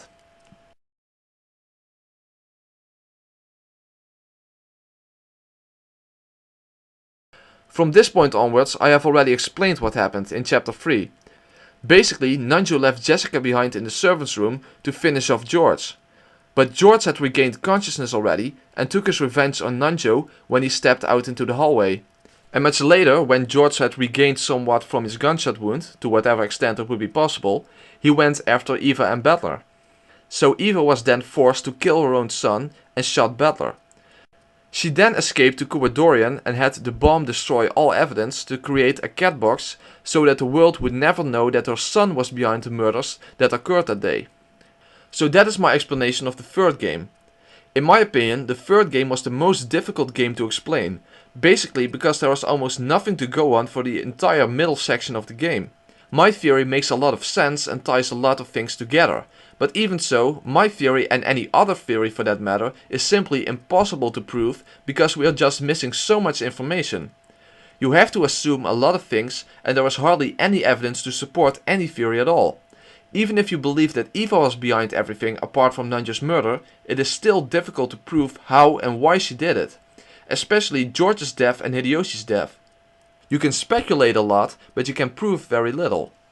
In any case, you simply have to assume a lot of things in the third game, and that makes it a very difficult game to explain. But I do think that my explanation does account for anything that needs to be accounted for in the third game. But we can never be sure about the exact details anyway. So now there is only one more game to go.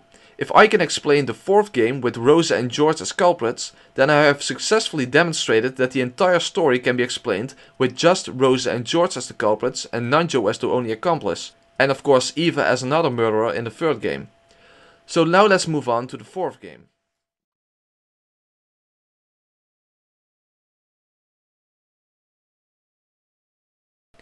In my opinion, the fourth game is the easiest of Beatrice's games to explain, since there's very little to explain in the first place. Basically, I can summarize almost the entire fourth game in the following way. The culprits keep most of the family members and servants hostage, call out the kids using the Kinzo has a test for you trick, and then systematically murder everyone. There are actually only a couple of things that need to be accounted for. 1. The appearance of Kinzo at the first twilight. 2. The mysterious calls to the guest house by Kraus, Jessica, Kyrie and eventually Beatrice herself. 3. The appearance of Beatrice to Battler, but I already explained that of course. 4. The close room murder of Goda and Kumisawa in the garden shed. 5. The absence of Ken's corpse, which I also already explained. And 6. Why everyone, including the culprits, are dead apart from Battler at the end of the game. So let's begin with the first twilight.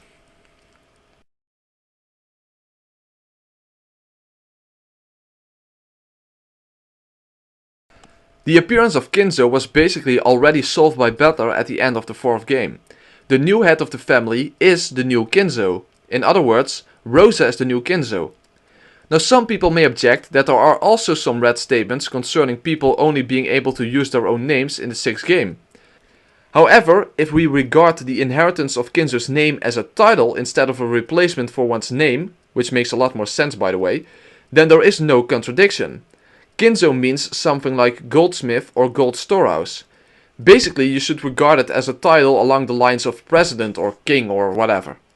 It is not a replacement for your own name or even a second name. So that resolves any apparent conflict. After all, titles are allowed since some people already have titles.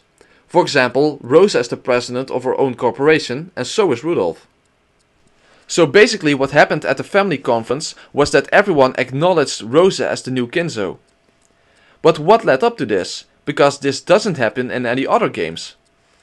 What I believe happened in the fourth game is that Rosa had to use her own contingency plan. Just like George had a backup plan which he used in the fifth game, Rosa had some sort of backup plan as well, at least to some extent, since the fourth game comes a bit across like being improvised. Krause and Natsui were no longer capable of hiding the fact that Kinzo was already dead. The other family members were on to them and would not rest until their father would show himself or that Krause and Natsui would admit that they had been hiding Kinzo's death. Since this would inevitably disrupt Rosa's plan to sneakily set up murder scenarios as she had planned, she decided to come clean herself and reveal that Kinzo had made her the new family head before he died and probably used Kinzo's ring as proof. Of course, she had no intentions of breaking off her ceremony. Only the epitaph could prevent that from happening. So she and Nanjo both drew a gun. Rosa probably did kill some people at this point so that no one would retaliate. So then Rosa and Nanjo took everyone into the tunnel system under the island and kept them locked up there. But before that, Rosa had to give the appearance of magic to Battler and get him and Jessica out of the guest house. So she forced Kumasawa and Goda into making up a story of a magical shootout in the dining hall acted out by Kinzo. She would probably inform them that she had an accomplice in the guest house as well, so that they would not come clean after they were out of her sight. Moreover, the lives of the other family members and servants were in their hands, so they had no choice but to cooperate. This is what Will's solution refers to. Illusions to illusions, tales woven by the gold truth return to illusions. It is pressed on Battler to believe that something happened that actually didn't happen. Contrary to the other games where magic is merely implied by the circumstances, in this game Rosa has it done by witnesses that tell Battler that they saw magic. In other words, to make Battler believe in the existence of magic on the basis of other people's testimony. This is not merely done by Goda and Kumasawa, but later in the game by forcing Jessica and Kyrie to lie on the phone to Battler about magic.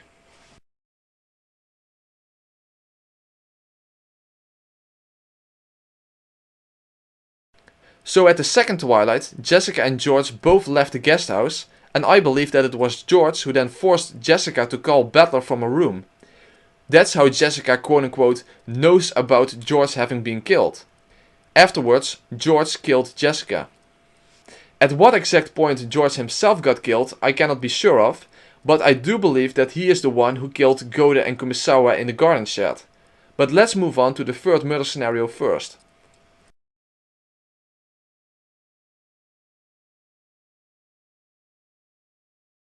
The answer to this murder scenario is very simple as well, although there are multiple possibilities of what caused the escape. Either this was planned and Rosa simply killed Nanjo as well, or Nanjo actually had problems with his conscience and released everyone. Rosa then chased after them and shot all of them. As I said before, the reason Cannon's corpse was missing had nothing to do with him being a personality of Shannon, but due to the simple fact that his corpse was at the bottom of the well, where Battler was unable to find him. After all, the red proves that he was the first in Kyrie's group to die. Quote, "Cannon is dead. Among the 5 people in Kyrie's group, he was the first to die. In short, he was the 9th victim." So no incoherent Cannon stuff is required for this scenario, and the red simply means what it says. So basically, Rosa went on a killing spree and killed everyone apart from Kyrie, who had locked herself in a room. Unfortunately for her, Rosa had the key. Rosa then threatened Kyrie to make the phone call to Battler, where she told him to not doubt the existence of witches. You can basically infer that Kyrie was forced to do this, as there are bullet holes all around her in the floor, suggesting that Rosa shot close to her feet a couple of times to get her to cooperate.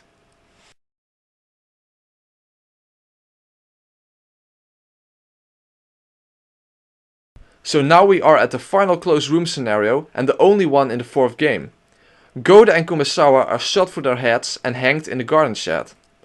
The only key to the garden shed is inside Goda's pocket, making it a perfect closed room. Battler actually had to cut through the shutter in order to enter the garden shed. There he discovered the corpses and the garden shed key in Goda's pocket. At this point he had already confirmed everyone else's death, so there was no possibility of anyone hiding anymore. Will's solution is as follows. Illusions to illusions, earth to earth. When fiction is shut up inside a cat box, it becomes truth. This confirms, in my opinion, the solution that I had given in my original Umineko Explained video. And also proves that George's involvement becomes necessary to explain this scenario. Here is that solution. Jessica and George and Battler were told to lock up Goda and Kumasawa in the garden shed. Then George threw the key through the open window, which Goda then picked up. This is the fiction part, however. In other words, the culprit needed the garden shed key to later kill Goda and Kumasawa, yet he had to leave it behind in the shed as well to create a closed room murder. So this is my blue theory. George didn't throw the actual garden shed key through the window, instead he threw in another random key with the label switched. He later returned with the real key to kill Goda and Kumasawa. Now there is a difficulty here with whether or not the actual garden shed key was found by Butler when he forced his way into the garden shed when he discovered Goda and Kumasawa's corpses. Because Will's solution seems to suggest that fiction was placed inside the shed, but that it became truth due to it being a cat box, namely, is the key real or false? But it is pretty difficult to explain how George could have left the genuine key behind in Goda's pocket. In my original Umineko Explained video, I made a false assumption, namely that the shutter was an electric shutter, so that when you use the key to set it to lock, it takes some time to close, and if George had acted fast enough, he could have quickly slipped the key into Goda's pocket and then roll out under the closing shutter. However, this is not the case at all. It is not an electric shutter. The way the shutter functions is that you manually put it down completely and then lock it from the outside. So the only thing I can think of is the window. After all, Butler never actually checked the window to see if it was locked. It is a general theme that windows cannot be locked from the outside, but that doesn't mean that they cannot be closed from the outside. There's a difference between merely shutting a window and locking a window. So the window could have been closed but left unlocked. And in case the window would not be big enough for George to squeeze through, he could simply have used a wire to place it in Goda's pocket and then close the window but leave it unlocked. But if it's okay that the key Butler discovered was not the real garden shed key but instead the key with the switch label, then there would be no problem at all, of course. However, Will's solution does seem to imply that the key that Butler found was the real one. Another thing that I want to add here is the following. Was it ever likely that Cannon could have committed this murder? Could she really have hung Goda from the ceiling, someone who is constantly referred to as big and heavy, when Cannon couldn't even carry bags of fertilizer in the first novel? But it would be a quite different story for a martial artist like George. I also don't see how you can explain this scenario without George's involvement, since he was the one who threw the key through the window. And Goda throwing the key back out for the killer is also not that likely. Moreover, in what sense then are we dealing with fiction shut up inside a cat box? So now all that's left to explain are the deaths of George, Maria and Rosa herself.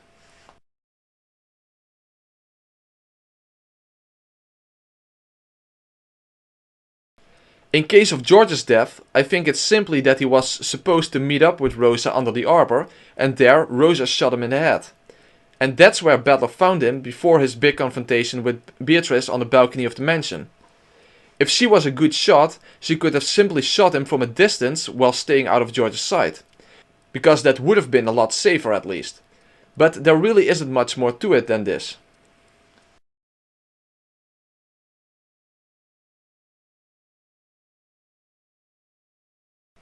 After Butler found George, he met up with Rosa at the mansion, who was wearing a pretty simple Beatrice disguise. Here Rosa tried to have Butler confess his sin against Shannon, but Butler couldn't remember. Since Rosa carried the burden of Shannon's love for Butler, she wanted Butler to understand, but he didn't. Then everything was over for Rosa. She would leave Butler as the only living person on the island to die in the explosion. So she went to arm the bomb past midnight, so that it would explode in 24 hours. Then she went to get Maria at the chapel and then took her to the dining hall. There she poisoned Maria and afterwards shot herself in the head. Now when it comes to the fact that Butler didn't find a gun, there is no reason that I couldn't appeal to the same trick as Shannon supposedly used to kill herself in Natsui's room. After all, it would be quite hypocritical for believers in the official explanation to believe that this is how Shannon killed herself in the second game, but to object when I used the same trick to explain Rosa's suicide. Even so, there could be another reason why the gun wasn't found. Rosa could simply have fallen on top of it as she had been holding the gun under her chin. Remember that half her head was blown off. And if you want to use a really horrific explanation, then we could hypothesize that Maria actually died after Rosa. In other words, that Rosa gave Maria the poison to use herself and then told her to hide the gun somewhere after she shot herself.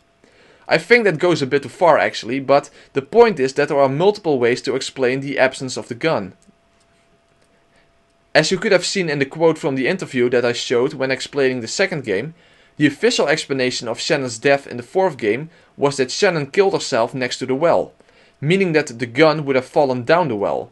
The clue to this again would be that there was no stake inside her body. The stake is lying next to her body. However, this is pretty inconsistent. Dr. Nanjo is also lying there and there was no stake in his body either. So did he also commit suicide the same way as Shannon? Why on earth would he do that? And one could even argue that the red truth about Genji, Kumasawa and Nanjo not being killers would even apply to killing themselves. So saying that Dr. Nanjo killed himself is at least difficult to explain, even if it's only about why he would do that. And if he didn't kill himself, if you suppose that he was simply shot by Shannon, then the fact of having no stake inside your body shouldn't be considered a clue in the first place. In the case of Rosa and Maria, suicide actually makes sense. Rosa first gave her daughter an easy death instead of blowing her face apart. Then, next to her daughter's corpse, she committed suicide. That makes a lot more sense in my opinion. Especially if you consider that you need to explain Maria being poisoned next to her mother's corpse if you have Shannon as the culprit. But I already discussed this in the chapter on Who is Beatrice. And then, finally, Butler remains as the only survivor on the island. And when it's midnight, Butler dies as well in the explosion. Game over.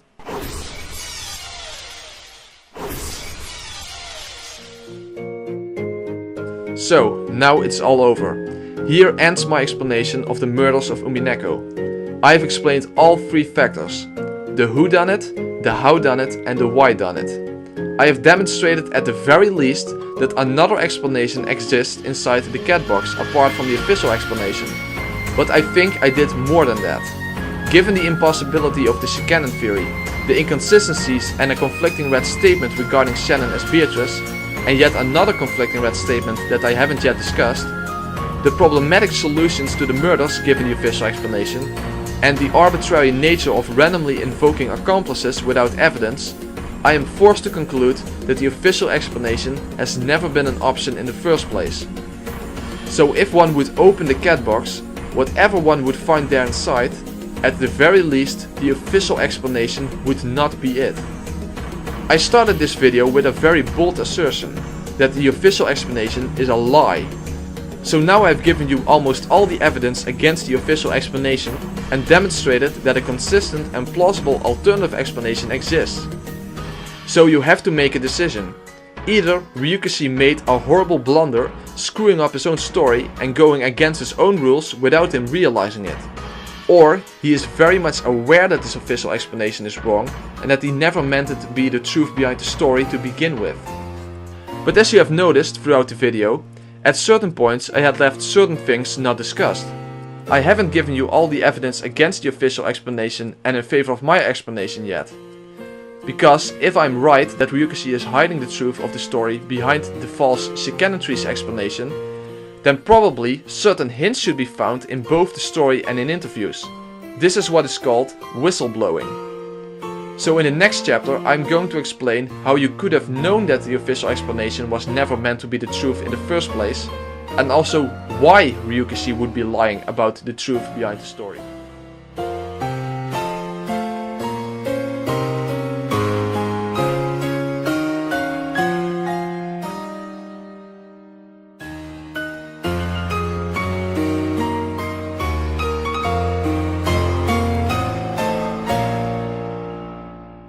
Before I will go into Ryukishi's motive, I first want to point out some things in the story that should have made us realize that Ryukishi was in fact deceiving us with a false explanation. The very first thing I want to emphasize is that there are two general rules that are an inherent part of the story, which at no point can be ignored. Those are the absolute reality of the red truth and the subjective or magical perspective in which many things we are shown as the viewer do not actually take place or are misrepresentations of what actually happened. When it comes to the red truth, basically anything in Umineko can at least potentially be doubted apart from the red statements. Only the things that are stated in red are the things that we can be absolutely sure of. This is emphasized at multiple times. Quote, "The red only tells the truth. The red is absolute, a perfect truth, which no one can overturn no matter how hard they try. The red truth is simply truth, and there is no need to provide evidence, proof, or room for a counter-argument. You can't trust anything. You can't trust any words that aren't red. There exists no one whom you can trust." So when trying to figure out the truth behind the Umineko story, the red truth should be our absolute foundation. Everything else, and I mean everything else, is built on top of that. What we place first on top of that foundation is what we can be reasonably certain of, or what we need to assume in order to make any sense of the story. And that would be the objective perspective of the island version of Battler. Even though we cannot be absolutely 100% sure whether or not Island Battler's perspective really is completely objective and true, we do have good reasons for believing this to be so. Moreover, we kind of need to believe this, or else we lose all context to base our deductions upon, making it impossible to form any theories at all. So basically, without the detective's authority, there is no sense in trying to figure out the truth anyway. So it's essentially a necessary assumption and a very logical one.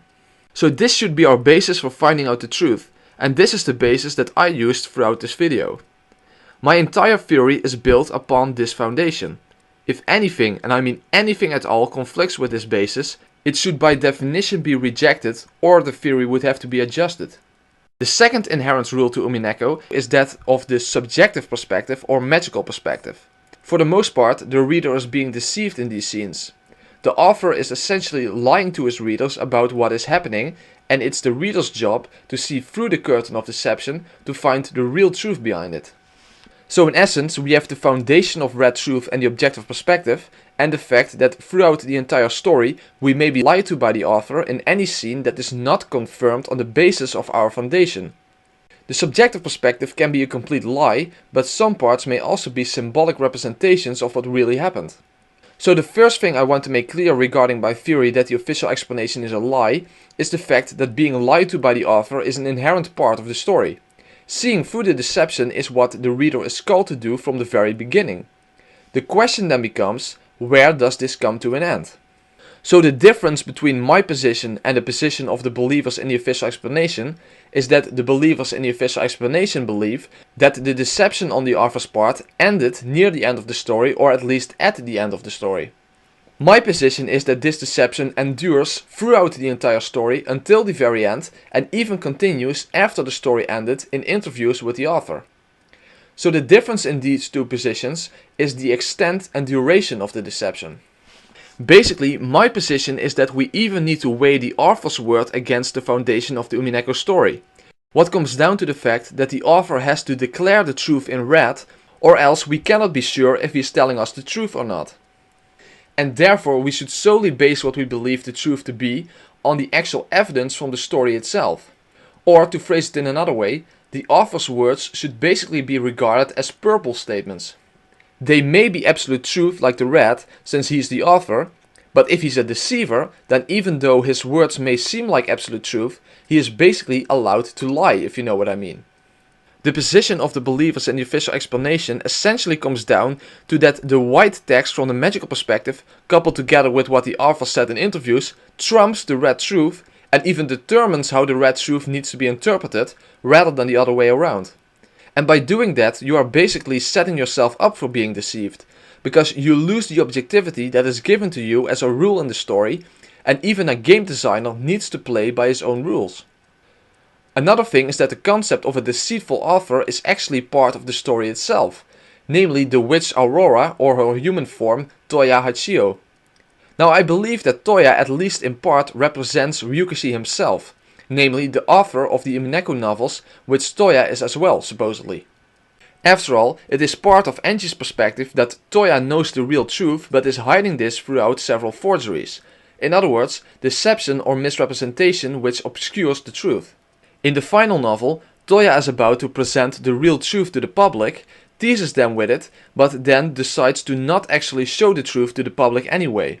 This truth is in the form of Eva's diary, which only Enji gets to read, but which is obscured to the readers. Moreover, she lied to Angie on multiple occasions as well. Neither she nor Bernkastel really have Angie's best interest in mind. Toya is basically a deceptive author. When it comes to the 7th novel, in which much of the truth is revealed, this is done in a deceitful fashion, and this is even plainly admitted. Also, contrary to the previous novels, this is the first novel without an objective observer. Moreover, neither Angie nor Battler seems to experience this. It is only something that is experienced by the viewer through fictional characters, namely Leon, Wild H. Wright and Claire. Also, the truth is revealed cryptically, especially the whodunit. And, as I said, we are literally told that the 7th novel was specifically written in such a way that people who did not already have come to an understanding regarding Beatrice would be deceived. When it comes to the official explanation, which for the most part came from the 7th novel, the 6th novel and interviews with Ryukishi, the evidence against that explanation being really the truth has been in our faces throughout the entire story. Apart from the first and the last novel, all novels contain lethal evidence against the Chicanentries explanation. The 2nd, 3rd and 4th novels all contain red statements confirming that Shannon and Cannon are two separate persons, and the 4th one shows that Beatrice and the person Battler sinned against are not the same person. The 5th novel showed how Shannon and Cannon appeared at the same time from an objective perspective, and the 6th novel gave us the key to unlock the proof from the earlier novels, namely the definition of the word people. Also, the 6th novel contained a hint that we should have been looking for an alternative explanation to the logic error, which I will come back to later. We are also twice forewarned that Shannon is not Beatrice. As I said just now, the red statement in the 4th novel that Battler's sin was not against Beatrice, but also how the 7th novel actually begins. In the beginning of the 7th novel, we see a scene in which a servant girl is falsely accused of being a murderer, and Will destroys this possibility by the red statement, "It's forbidden for a servant to be the culprit." Also, the issue is that the servant girl had no motive. So basically, after the intro, the rest of the novel should be regarded as a improved false accusation towards the servant girl, in which the attempt is made to provide the servant girl with a motive. But if we had actually paid heed to Will's red truth, which cannot be overcome since it's absolute, instead of trying to work around that red statement, which is exactly what Ryukishi expected people to do, as I will address later on, then we would have known that even though it might have seemed that Shannon was Beatrice and the true culprit, we already had the evidence that a different interpretation was required. But most ironically, and probably the most brilliant mindfuck on Ryukishi's part, is that we are literally told that Rosa is the culprit, but nobody would believe that, which is extremely understandable, because this happens within the subjective perspective. I'm referring to the 2nd novel, in which Cannon tells us who killed him and Jessica. カノンさん、傷口に手を当ててしっかり押さえてください。使用人室に運びましょう。ゴーダ、ローザ様たちに報告を。はい。待ってください。ローザ様にはダメ。犯人はローザ様。どういう意味なの、カノン君。今はいい。早く使用人室へ運ぼう。はい。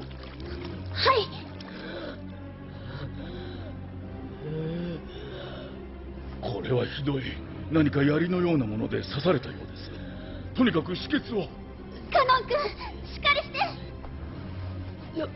ローザ様が様と僕を。ローザ様が。そんな。だとしたらバトラ様やジョージ様も危険なのでは。早く何とかしないと。でも刺激しなければローザ様もむやみには。あいつは言ったよ。僕たちを皆殺しにすると。何ですと。あいつは僕たちを全員殺す。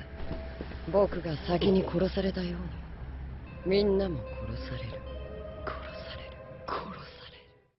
And also, we are told by Maria that when she is fighting Shannon and Cannon in the 6th novel, that she will kill them without mercy, just like her mother killed the others.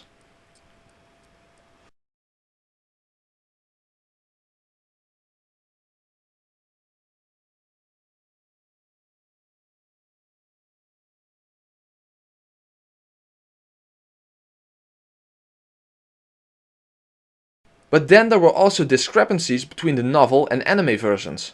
Now many people seem to believe that Studio Dean basically just made certain mistakes, but that's not what Ryukishi said. He said the following, quote, "Will people be able to enjoy the fun of speculation in the anime and manga versions too?"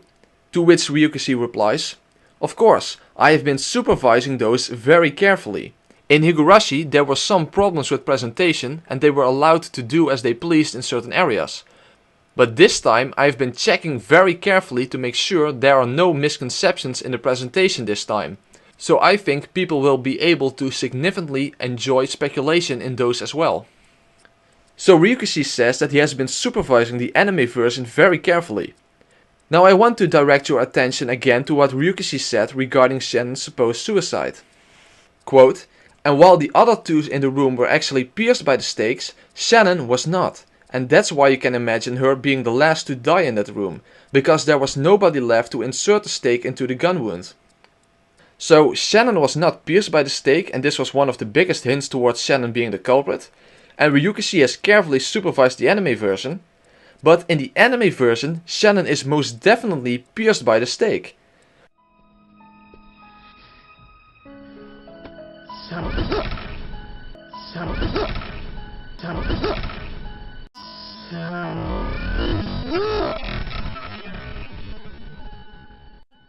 Wasn't she supposed to have killed herself using the gun on a string trick? Then why is this plainly contradicted in the anime version? Now people who have seen my original Umineko Explained video will know that near the end of that video I had an alternative theory with Shannon and Cannon, as separate people by the way, as culprits. But you have to understand that it was a bit tongue-in-cheek when I claimed that Shannon might have killed herself in Natsui's room by smashing her head on top of the stake. I was essentially being ironic by calling it a bit unusual way of killing oneself, which should actually be regarded as an absurd and unbelievable way of killing oneself. My alternative theory with Shannon and Cannon in my original video should not have been taken that serious in the first place. The only reason I had it was because I heard of so many people who believed that Shannon and Cannon were the culprits, and I had no idea about the Shikanon theory at that time. So I thought that it might have been possible to get around the red truth regarding their deaths by appealing to the servants' names and their roles as servants who died. Which was absurd and incoherent in the first place, of course, and I didn't actually take that Shannon and Cannon theory I had seriously, and when I first heard about the Shikanon theory, I took it even less seriously. Another thing is the issue of Shannon's corpse not being present inside the garden shed in the first game. Supposedly, Hideyoshi and Cannon were lying about Shannon being there, and George would have realized that if he had walked into the shed and would see that there was no corpse. But this hint is actually completely fucked up in the anime version, as it is suggested that as soon as Hideyoshi pointed out that there was in fact a sixth corpse, it is suggested that George actually was able to see Shannon's arm, although he couldn't make out much more than that.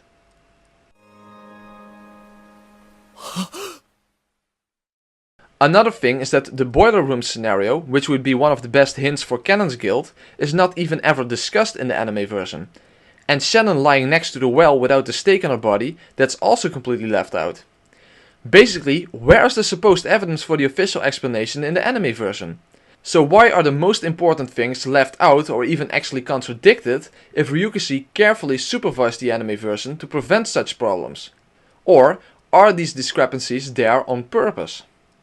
And what is also very interesting is that Rosa looks extremely similar to Beatrice in the anime version. There's a much bigger difference in how they look in the novel version. In fact, the similarities between Rosa and Beatrice were one of the first things that originally led me to believe that they were in fact the same person. Because I watched the anime version first before reading any of the novels. So in the end, there were plenty of reasons to believe that the official explanation was a deception. So now the only thing left is Ryukishi's motive. Why did he deceive his readers into believing a false explanation?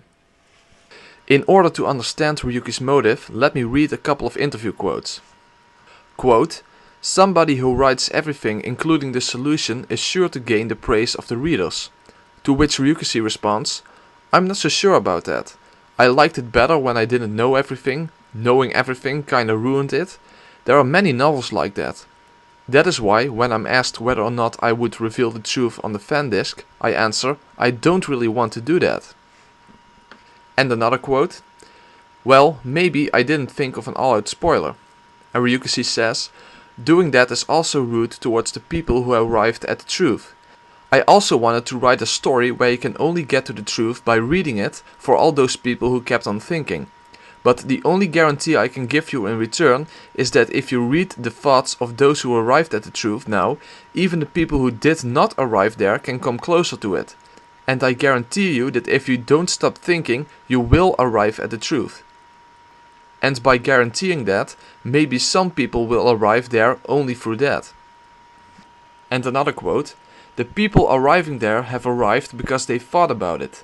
And wouldn't it be inexcusable towards those who have actually put effort into arriving at that truth to just give the answer to those who didn't arrive because they did not think about it? Because I hope for the fun in Umineko to lie in thinking and troubling yourself, but reaching the answer through that. I did not create something like a solution section in a riddle book, where you can look for the answers just by opening them. And I think even if I told the people who did not come through the who, how and why, they still would not understand." And yet another quote, "I might have said it during interviews again and again, I absolutely never wanted to do a story where you could just fill in a solution via copy and paste. You said that many times after we had our discussions after the main arcs. Because this is the internet age, somebody could just upload a clear screenshot. Or, if not that, just copy and paste the answer all over the place. People seeing that would just say, 'Is that so?' and dismiss the whole story with that, and that wouldn't be fun at all. That's why I created a way to reveal everything in a way that could not be copied and pasted. To those who think about it clearly, it all becomes clear as daylight. I would like it to become a work for which you can say that again and again, even after some years have passed. But for those who expected there to be a clear answer at the end, it might have been quite a surprise ending. But for me it had already been decided from the start that there would be an ending like this." And yet another quote, "I'm glad that there was criticism, but there are also things I need to protect. Those were the people who actually gave their best and arrived at the truth in the end. I think I need to protect the honor and hard work of those people at all costs. After all, it is impossible to create something that gains no criticism at all." And the next quote, "But, as I've said before, I don't want to go and say X is the answer, like I did in Higurashi. After all, Umineko is a thinking game, and I want everyone to enjoy discussions. In a puzzle book, if the answer is written on the next page, your thinking stops the instant you see it, right? I am aiming to release the answers in a way that will make those who have reached the conclusion know that they got it right, and yet give only a hint to those who don't yet understand the answer. For example, if we presume that the answer to a riddle was apple, then when we turn to the page and see something round and red, people who thought the answer was apple will think, 'Ah, just what I thought,' and have their reasoning confirmed. And for people who didn't know, it becomes a hint. What is red and round? This is the approach I'm aiming for." And the final quote, "This kind of work is most fun when you're confused. This time there will be a harsh trap, and while I believe those who have in some way penetrated to the core of the story won't get tricked, those who haven't will probably think, 'Huh? I wish I could say more, but I can't.'" Let's try to think about this from Ryukishi's position for a minute. Here we have a guy who has pretty much made the longest and most complicated and most brilliant detective mystery ever, and he is rightly afraid of spoilers. In other words, that people can simply copy-paste the answer all over the internet. Ryukishi also rightly makes a distinction between readers who have really thought things through and people who just sat back and wanted the story to explain itself in a way.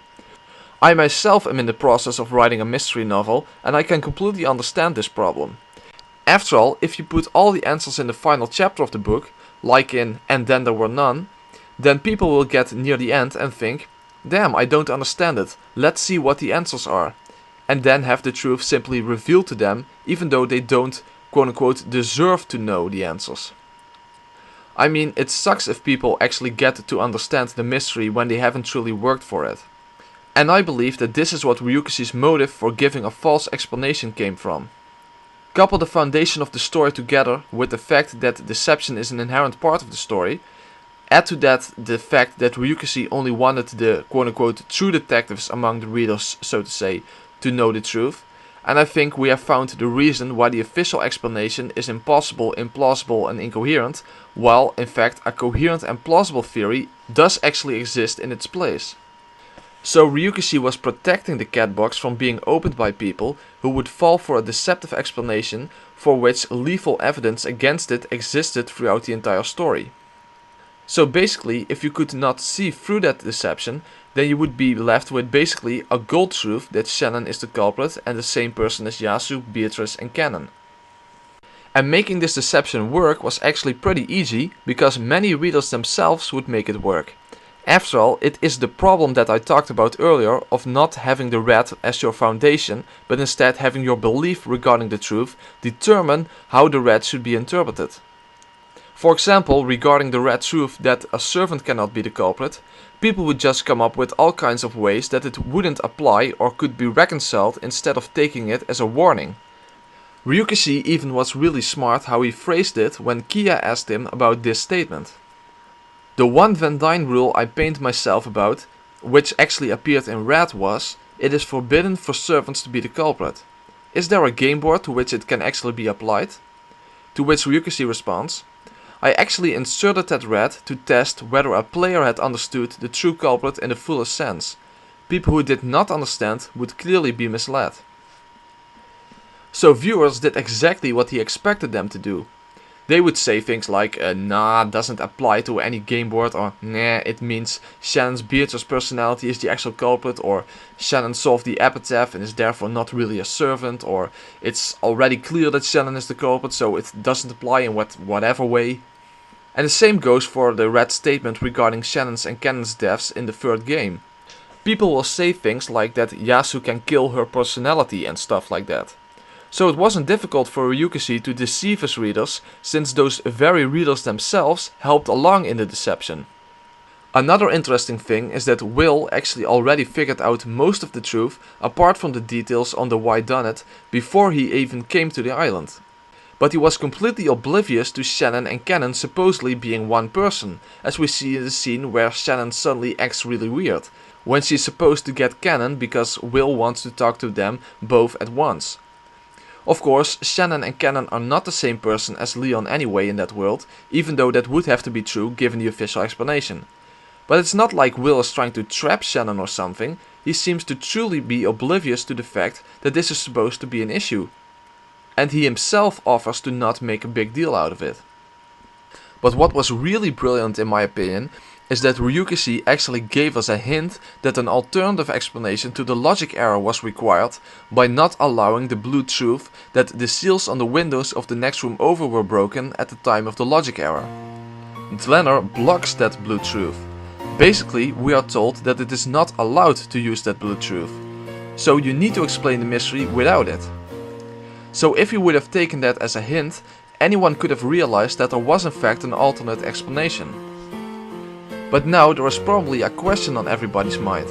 Namely, if the official explanation was a deception to protect the cat box, then what about Umineko our confession? Why does it even exist then? Doesn't it reveal that Shannon, Cannon and Beatrice are the same person, and also explains many of the tricks? And that there were in fact many accomplices? Or does this little booklet actually serve a very different purpose?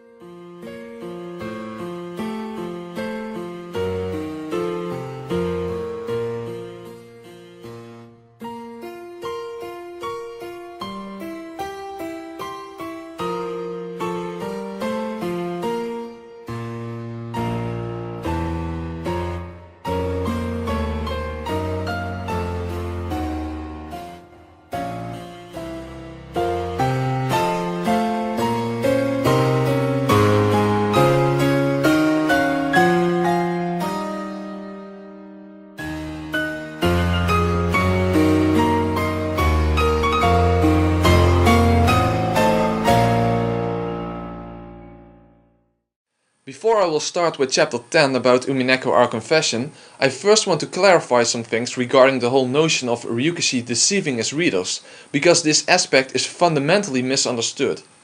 So I will try to explain it using an analogy. Essentially, my position comes down to the following thing. Umineko is better understood as a computer game than a regular novel. In a computer game, the player isn't passive but takes part in the story itself.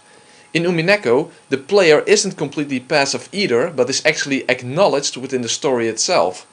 I call this the fifth perspective theory, which I will explain in the final chapter. In some computer games there are different endings, and depending on how you play the game, you will receive a different ending. And sometimes you have to beat the game on the hardest difficulty to get to the true ending. In Umineko this isn't expressed in the sense of endings, but in the sense of quote-unquote layers of truth, if you will. Umineko consists of Beatrice's 3 stories. The first story, or the lowest layer, is the magical explanation. Everything was done by a witch. The second story, or second layer, is the quote-unquote official explanation, or the chicanentries explanation. And the third story, or the third layer, is the hidden truth. And just like in many computer games, you need to defeat a final boss in order to truly finish the game with the real ending. So if the readers are in fact players, and Ryukishi does often call the readers like that, who are they playing against? Well, basically you are fighting against the author himself.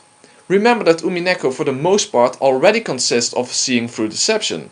Everyone who doesn't believe that it was all done by magic already agrees with that, as most scenes don't take actually place the way they are depicted. So just like the reader is acknowledged as a player in the game, Ryukishi, the author, is also present in the game, and as I said before, I basically believe that Ikiku can be seen as his game piece or representation. In other words, Ryukishi himself is the final boss of the game, and in order for the player to reach the third layer, he needs to defeat the final boss.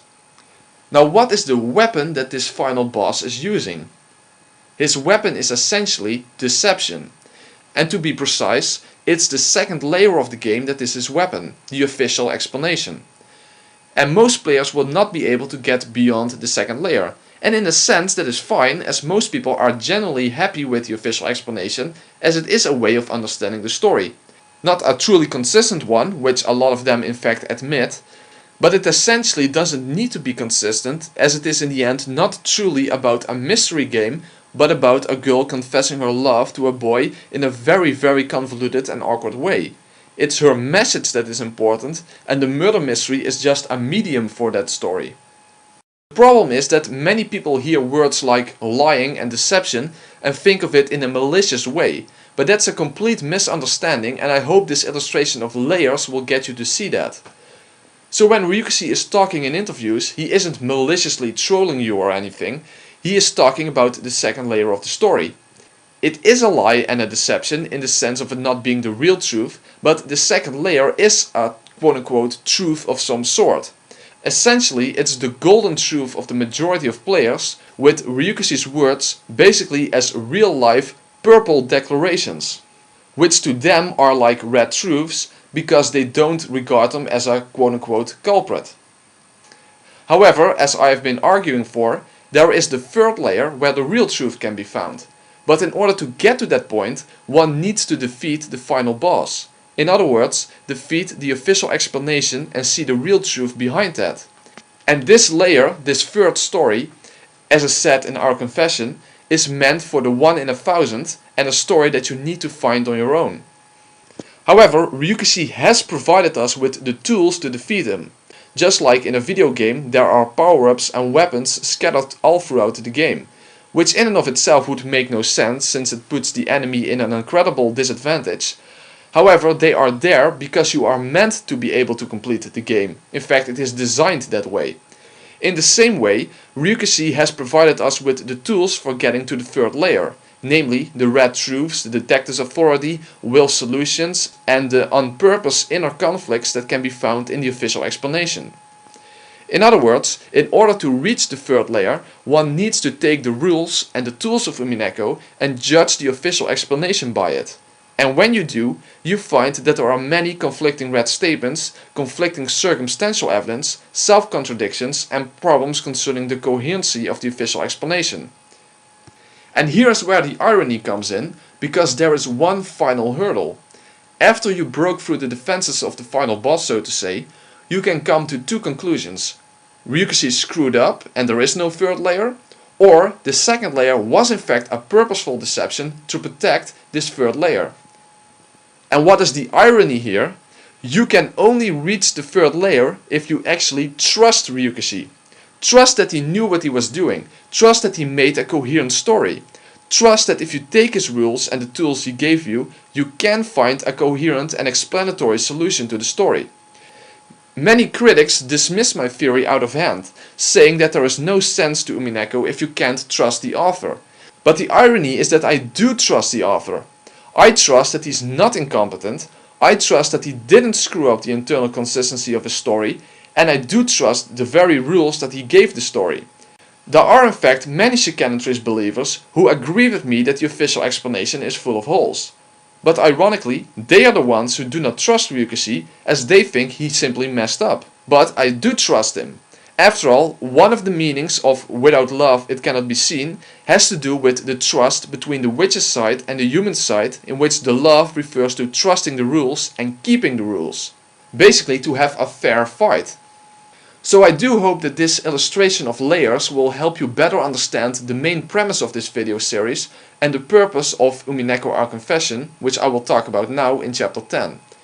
One last thing I want to say is that the final 3 chapters are perhaps a little less satisfying than the previous chapter, for the reason that we now will be delving in a lot of matters that cannot really be proven in the first place. And my explanation of Our Confession of course hinges on my theory in general being correct.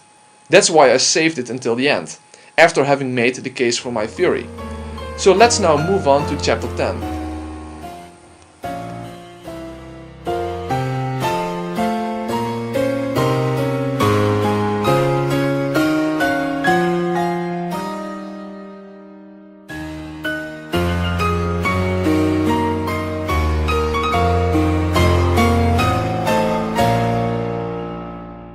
Since Umineko Our Confession has not yet been translated, I cannot read it in full, but I will comment on the summary of it. I don't see Our Confession as an actual revelation of the truth for obvious reasons. After all, there are no red statements made in it. Also, even though there are connections to other games, like a 6-link closed room scenario and a family conference in which Kinzo appears, it is not a revelation of the actual tricks behind the story, at least not for the most part. Instead, I see it more as a guide on how to think, but also a guide on how not to think. In other words, it's a test for you to see what you are able to see through. Let me read the summary to you. Quote, Beato is going over the plan for her latest game board with Glenner. It's still a work in progress. She explains that turning the plan into a proper story is the hardest part, and making the surface plot work with the hidden plot is harder than actually working out the tricks. She's always writing 2 stories at the same time, a fantasy and a mystery, but she only reveals half of it. It's like cooking only a small part of a cow and throwing out the rest. I already want to comment on this part, as I see the Beatrice here not really as a representation of the actual Beatrice, but more in the sense of it being a representation of Toya Hachio. At least that seems very likely to me. Okay, continuing. Zlenner calls it extravagant but also regrettable. She says that if people saw the discarded portion, they might be impressed with the taste and the bold cuts. But without that, most wouldn't be as discerning as Beato would like. Although Beato claims that she writes for only 1 in 1,000 people, she actually wishes that the other 999 people would enjoy it too. It's foolish to deny herself that by burying her own story in darkness. Another comment here. I think that a hint towards the official explanation being a deception actually can be found in this part. Okay, continuing. Beato says it's alright if her story has a strange taste to it that only 1 in 1,000 can enjoy, since it's written by a witch. Delanner counters that her job is to use the 10 Commandments to make such stories understandable to everyone. Beato agrees, which is why she doesn't really want to hand the story over to her. Delanner says she understands, Beato isn't looking for everyone to understand her, but she does want at least one person to. Delanar wants to help that happen by releasing Beato's incomplete stories someday, including the parts that would normally be discarded.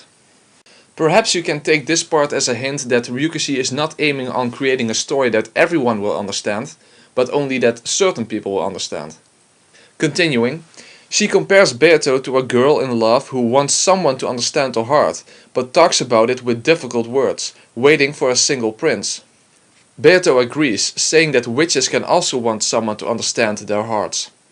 Delanar says that if that prince doesn't appear for Beato, she'll lead the way with the Nox commandments. And if that doesn't work, she'll release the incomplete story, which will become a key to Beato's world. Beato says that would be like a girl being too embarrassed to confess in person and making her friends do it for her. But Delanar replies that love can come into being that way too. Beato caves in and agrees to give her the manuscript. However, she seals it in a bottle to be opened only in case of her death.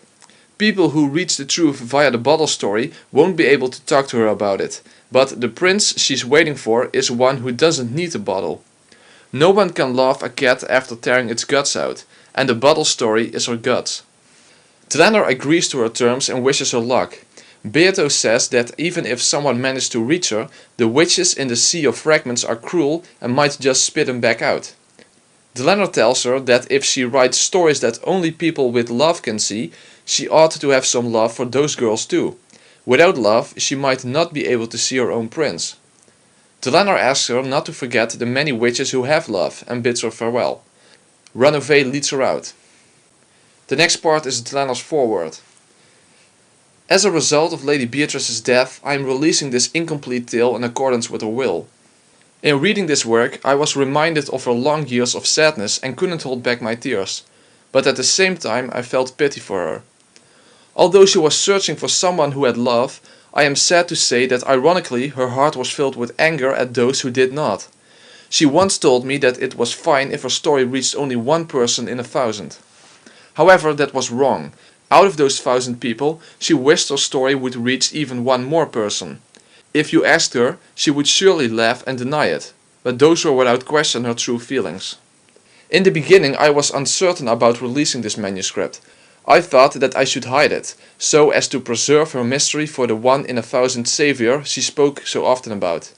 But as I read and reread it, I began to realize that the manuscript was a message with no destination address. So when reading this, I can't help to think that it might be the case that Ryukishi is basically saying here that he wishes for someone to find out the real truth that is obscured behind the official explanation. In other words, that he's talking about one of the few people who will be able to see through that deception. Continuing, it was a wish that even she never realized she had. But now I understand it, and I think it should be granted. That is the reason I decided to release this incomplete manuscript. After you read this, it doesn't matter whether your feelings towards the woman named Beatrice are love or anger. But if you can, try to reach her feelings, buried in the deepest part of the story.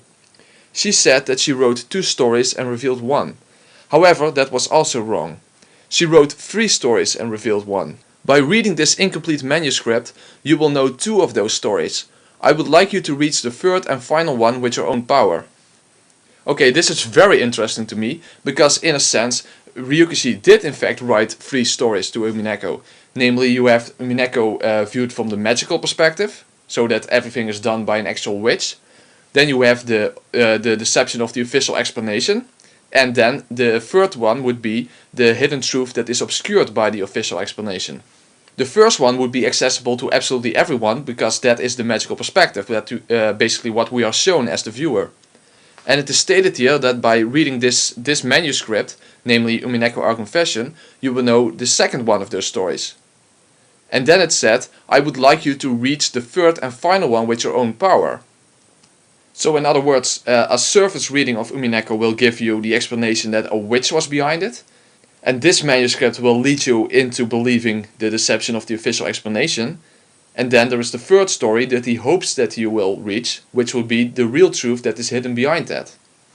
So could that be what Ryukishi is actually trying to say in this part? Continuing, as another woman, I strongly wish that of those reading this work. Without love, it can't be seen. They are her words, but I shall repeat them. Love exists in everyone's hearts. Her true tragedy was that she couldn't see it. My deepest thanks go out to everyone who helped with the compilation of this book, especially my assistant and then a name that I cannot read because it's in Japanese kanji. Signed, Delanor A. Knox. The next part is titled Accomplices. Beto decides to make Kraus and Natsui accomplices this time. Since Natsui is so prideful, it's unlikely that she would cooperate with a frightening incident like this just in exchange for money.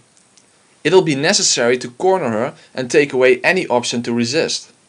Beto decides to have Peace Beatrice wait until the storm hits, then secretly leads Kraus and Natsui to the gold room and threatens them by revealing the time bomb device. With contact to the outside world already cut off, they'll have to agree to cooperate or everyone will die, not just the sacrifices. Okay, for the rest of the summary I will simply read the entire thing and comment on it afterwards. Continuing, after dark on October 4th, Peace Beatrice used a sawed-off shotgun to force Kraus and Natsui to accompany her to the underground passage entrance. Since Kraus was a child, he has believed there were hidden tunnels under the island that only Kinzo knew about, but he didn't know it for sure until just now. She starts telling them about the explosives. Beto explains that Kraus knows all about Kinzo's madness, so he wouldn't doubt that such a device could exist. However, she has to have Peace Beatrice demonstrate her understanding of the bomb and its explosive power. Natsui doubts that Kinzo would create a device like that under his own home. Kraus says he heard several times that the island used to be a naval base, and that there was a huge amount of explosives stored there. He also heard Kinzo say that the island would disappear without a trace the moment his luck ran out, or something to that effect. Beto says that Peace Beatrice's explanation might not be convincing enough, so she'll have Genji corroborate it. Genji confirms that Kinzo did have a time bomb device and that it's now under the control of Beatrice, the new family head. Natsui is shocked to think that during all the years they lived on the island, one of Kinzo's whims, or even a coincidence, could have caused the explosives to go off. Kraus expresses doubts as to whether the explosives still work after such a long time, so Peace Beatrice explains that she tested them to make sure, and they were unexpectedly powerful. The bomb would blow away at least a several 100-meter radius surrounding the mansion. Genji reminds them of the disappearance of the shrine last year. Kraus and Natsui remember the servants talking about a purple lightning bolt at the time, but such a thing couldn't possibly exist. Besides, even the crack that the shrine was on vanished, and that couldn't be the result of lightning or a wave. Peace Beatrice says she performed the test to celebrate her revival, but wasn't expected such total destruction. Kraus realizes that Peace Beatrice must want their cooperation with something, since she went to the trouble of showing them all this and clearly doesn't need money. She agrees and says it'll be a trade. In exchange for his and Natsui's cooperation, she'll give them the entire mountain of gold and guarantee the lives of their family. But everything else on the island will be destroyed by the bomb. Beto says that they'll probably lose their composure for a while, but there's no room to refuse. Kraus will point out that there won't be time to move the gold, so it will be destroyed by the blast. In response, Peace Beatrice will give him a bank card to access 10 billion yen that she had already converted from gold. Kraus will probably find it hard to believe that the money really exists, but since his family's lives are in danger, he's not really in a position to refuse. Kraus will also have other reasons to go along with it. The blast will probably be treated as an accident, so he can monopolize the inheritance. Kinzo's death will also be covered up, and he can collect the substantial life insurance regardless of whether the 10 billion yen really exists or not. However, he will hide this part from Natsui and reason that this is the only way to protect Jessica. Peace Beatrice explains that she won't make them help commit any weird crimes. She just wants to put on a performance to entertain a certain person. They have a relationship founded on enjoying and arguing about mystery novels, so she wants to celebrate his return after 6 years by putting on a mystery for him. Beto says that Kraus and Natsui's roles will be to act as characters in Peace Beatrice's play and follow her scenario. If they fail to do that, or they do anything to interfere with her story, the deal will be off. Peace Beatrice has the key to the underground passage, which is the only way to reach safety from the bomb, and she'll promise to hand it over after the completion of the performance. However, Krause will privately wonder if even the bomb threat is just an act to get their cooperation. He'll vow to oppose her the moment she tries to hurt his family, but she'll just laugh at him. With this, Natsui and Krause have become accomplices, and all of the servants have already been made accomplices as well. The next part is concerning the first Twilight. At the family conference, the siblings try to pressure Krause to bring out Kinzo.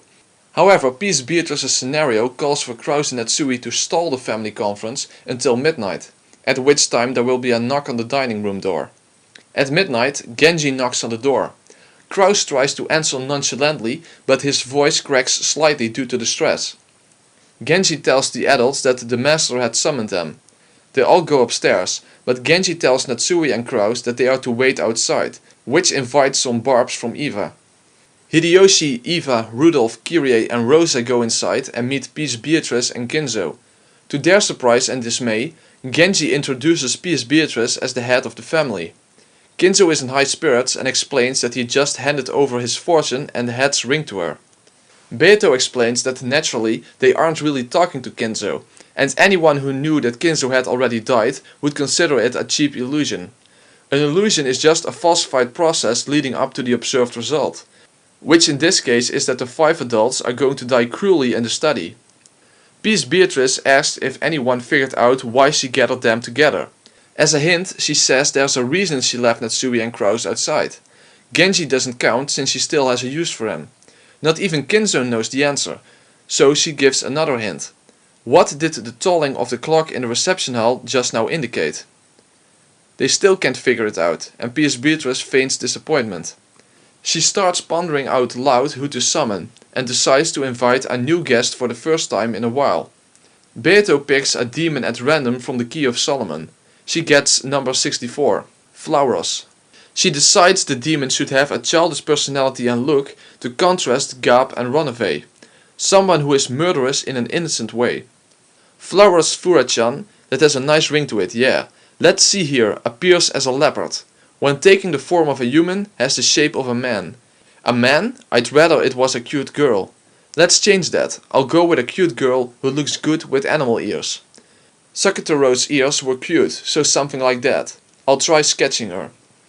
Beto lays out her plan to cover up the murders. She'll have Natsui and Krause pretend they saw something of what happened. It'd be good to get some dust on their clothes from the study beforehand to match up with the struggle. They'll luckily manage to flee from the study with Peace Beatrice laughing behind them. They'll try to call the police but won't be able to get through, so they'll flee to the guest house in a panic. Beto notes that Shannon and Cannon can't go to the guest house together in this situation, so she will have to be careful. A simple plan would be to have Shannon and Natsui arrive first and say that Cannon and Krause are getting guns for protection, so they'll arrive later. Shannon will go into the servants' room with a trembling Kumasawa, sneak out the door and meet up with Krause. After that, there will be a siege in the guest house for a while. The cousins will probably want to leave, either to check the crime scenes or to get revenge for their parents. If they are too insistent, it would be okay to have everyone go to the study again. Genji has a key, so the other lock isn't a problem.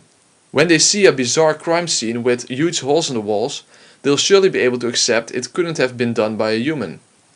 If that happens, it would be interesting if a magic circle that wasn't there before suddenly appeared. It would be fine to draw it a few days before and have Krause and Natsui lie about it not being there. To increase the number of mysteries, they could be given a letter from the culprit to have mysteriously appear in a locked room situation. For instance, after a room is confirmed empty and locked, they could go in and later discover the letter. This would be a good place to have the first mystery argument in the higher world. Without suspecting those two, it would only be explainable as magic. They will probably only be able to think of location type tricks involving things like the state of the lock, the windows or the gap under the door. However, this is a true locked room with no one hiding inside. If Beto confirms that with a bunch of red truth, they'll probably give up since they only have experience with false locked rooms. Beto launches into a discussion of locked room taxonomies. Carr's lecture has many kinds of false locked room tricks, and for a large number of people, these have become synonymous with the mystery genre. However, that means that false locked rooms become the limit of those people's reasoning for locked room mysteries. Beto is careful to say that she isn't criticizing that kind of trick, but rather the small group of narrow-minded people who think that's all there is because they don't have experience with anything else. Beto says that while Carr's taxonomy does also list true locked rooms, when she confirms that one is a true locked room with red truth, it might be easier to use Anthony Bocher's taxonomy. Bocher divides true locked rooms into 3 types by when the crime was committed.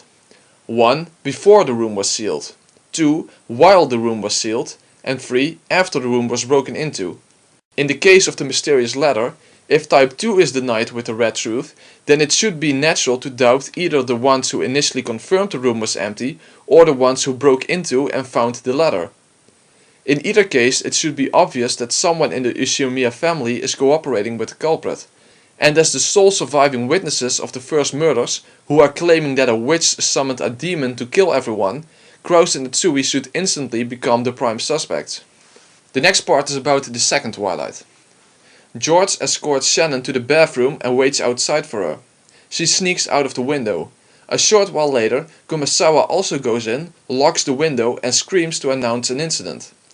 George charges inside and sees a magic circle painted on one of the stalls.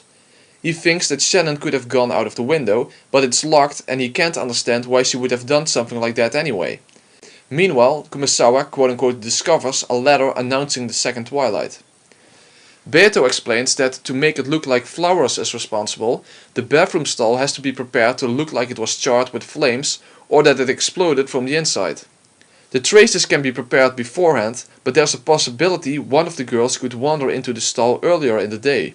To prevent this, the bathroom could be declared off limits the day before, which would also be interesting as a clue to the trick.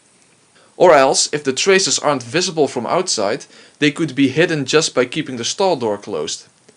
That would make it possible to ask the question, nobody was supposed to be there, so who was using that stall? That line of reasoning should lead to the answer about when the magic circle was drawn. It should be easy to doubt Kumasawa and Shannon here, so Natsui will raise the doubt against the servants. In mystery novels, plausible theories raised by the characters have a high probability of being wrong, so that tendency can be turned around and used as a weapon to deflect the reader's attention from the truth. Kraus will talk things over with the servants and the result will be to split into a family group and a servant group, and have both groups barricade themselves in. The family will stay in the guest house and the servants will go to the mansion. George will probably insist on searching for Shannon outside, but he can do that as much as he likes. The storm will probably drive him back into the guest house eventually. The next part is about all the other Twilights. Beto explains that the servants will then meet up with Peace Beatrice in the mansion to discuss their next moves. The 4th through 8th Twilights will be an episode 3 style chain murder. The selling point of a chain murder is that you can control the order of discovery of the bodies. With the exception of Genji, each of the servants have been bribed with 1 billion yen in exchange for their cooperation in what they believe to be a harmless mystery performance. They have been told that they only get the money if they play their parts correctly. But in reality, Peace Beatrice already sent the money, the letters received post-incident, several days ago.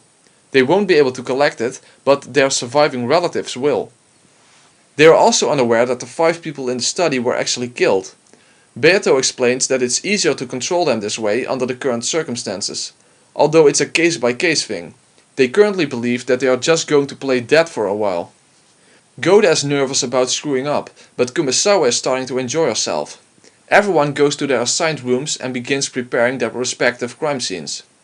The room assignments are Cannon in the first floor parlor, Genji in the second floor VIP guest room, Kumasawa on the second floor in Natsui's room, Goda on the third floor servant break room, and Shannon in the chapel.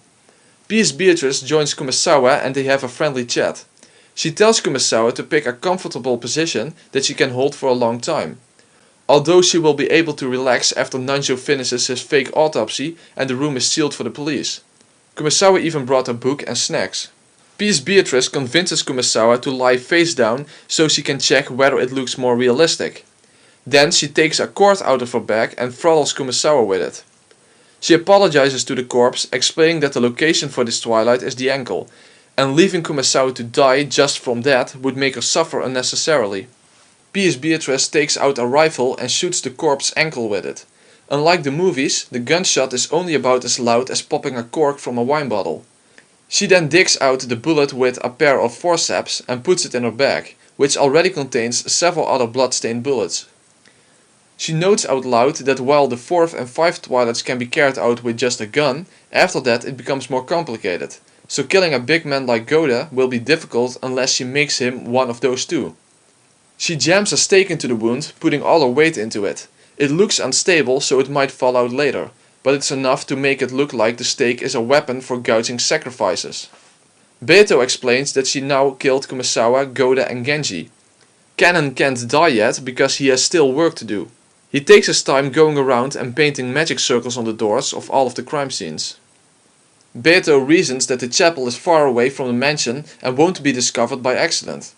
The 2nd floor rooms in the mansion might be found, but they are all locked, so the survivors will have to break in via a window. Therefore, they'll most certainly break into the parlor first. Inside, they will find Kanon dead with a master key in his pocket. There will be a ladder from the witch nearby containing a key to the next crime scene, so the survivors will begin following the prearranged route. The survivors can be prevented from examining the crime scenes closely under the pretense that it needs to be preserved from the police. Natsui will have to hold back the children, and only Kraus and Nanjo will examine the body. Jessica in particular might try to run over to Kanon, so they have to be especially careful about that. The survivors find Kanon. Nanjo announces that he can't be certain of the cause of death, except that the stake found on the ground near the wound in Kanon's knee probably wasn't what killed him. Kraus apologizes to Kanon for not trusting the servants. Maria points out that this is the 7th Twilight, so George realizes that there must be at least 3 victims. Battler, with a question mark, apparently it's not clear if Battler is really present on the scene, Battler tries to calm him down. Kraus shuts the storm shutter, saying that he can't leave the broken window alone. Meanwhile, Jessica does indeed try to go to Kanon's side, but Natsui manages to keep her away, saying that she can't disturb the scene. Beto explains that they'll head to the VIP guest room, then Natsui's room, then the servants' break room. While they're busy, Kanon will just walk out of the parlor door and relock it, since he had 2 master keys to start with. He can just leave one inside the room and lock the door with the other one. After the epitaph is completed, there's a danger that someone might come back and check the crime scenes again, and thereby discover that Kanon is missing. To prevent a contradiction, it'll be necessary to attribute the theft of his body to the culprit, but that's fine because it creates another mystery. The next part is about the 4th Twilight. Kanon meets up with Shannon and P.S. Beatrice at the chapel, and Shannon asks how it went. He says it was just sleeping and it was easier than carrying fertilizer around. Beto thanks him for his hard work and says his role on this game board is finished. Kenneth says he'll see both of them again on the next board, and P.S. Beatrice makes him disappear. Shannon and P.S. Beatrice go inside the chapel. After some searching, Shannon finds a small 20 cm gap between the altar in the back and the stained glass window behind it. She ties one end of a cord to a small weight and dangles it in the gap. She ties the other end to a handgun. The weight is heavier than the gun, so the gun should fall into the gap when she lets go of it. P.S. Beatrice says that it's going to be difficult to get the blood on Shannon's stake right. She smears the stake with a kind of paint that is used in the movies. Shannon trades the gun for the stake. Both are pressed up against Shannon's forehead. Do you have any regrets? None. Everything I do is for you, Beatrice-sama. It's a shame. If someone had solved the epitaph, you wouldn't have to die either. There's no way anyone could solve such a difficult riddle. It was a hopeless bet from the very beginning. I made the bet in spite of that. A miracle that occurs in spite of such odds is worthy of being called magic. In this human world filled with toxin, there are no magic spells or miracles, Beatrice-sama. You are the only witch, and the only one who can bring magic into this world. That's right, I am the Golden Witch Beatrice. Sleep peacefully. When next you awaken, you will be in the Golden Land. Your beloved George will be there with you. Thank you very much, Beatrice-sama. P.S. Beatrice pulls the trigger and Shannon slumps over. P.S. Beatrice lets go of the gun and the weight pulls it into the gap behind the altar. She notes that it looks like the stake fell out of Shannon's forehead when she collapsed. She places an envelope containing the key to the parlor next to the body, and also adds a letter indicating that she stole Kanon's corpse for another part of the resurrection ritual, which ought to send the survivors running back to the parlor to check on his body. Now, that does it for the epitaph serial murders, right? How is it, Battler? I hope you enjoy my mystery. Beato says that since she went to the trouble of summoning Flauros, she'll go ahead and make Canon's disappearance her fault.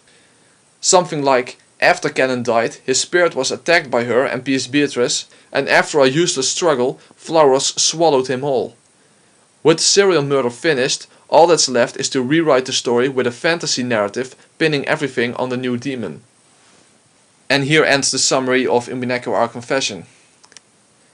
So, first of all, I have no problem accepting that at least in Our Confession, Shannon indeed is the culprit and even that she is the same person as Canon. That doesn't affect my theory at all, since I believe that Our Confession has no actual bearing on the truth in the first place.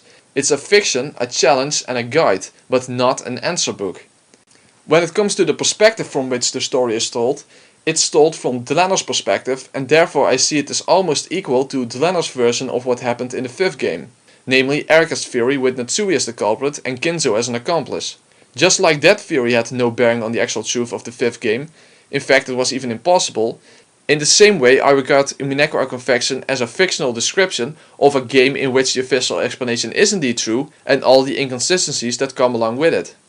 Therefore I see it not only as a guide on how to think, as there was some pretty good reasoning going on, but also very much as a guide on how not to think. Because basically you need to be able to see through some bad reasoning that goes on in Our Confession as well.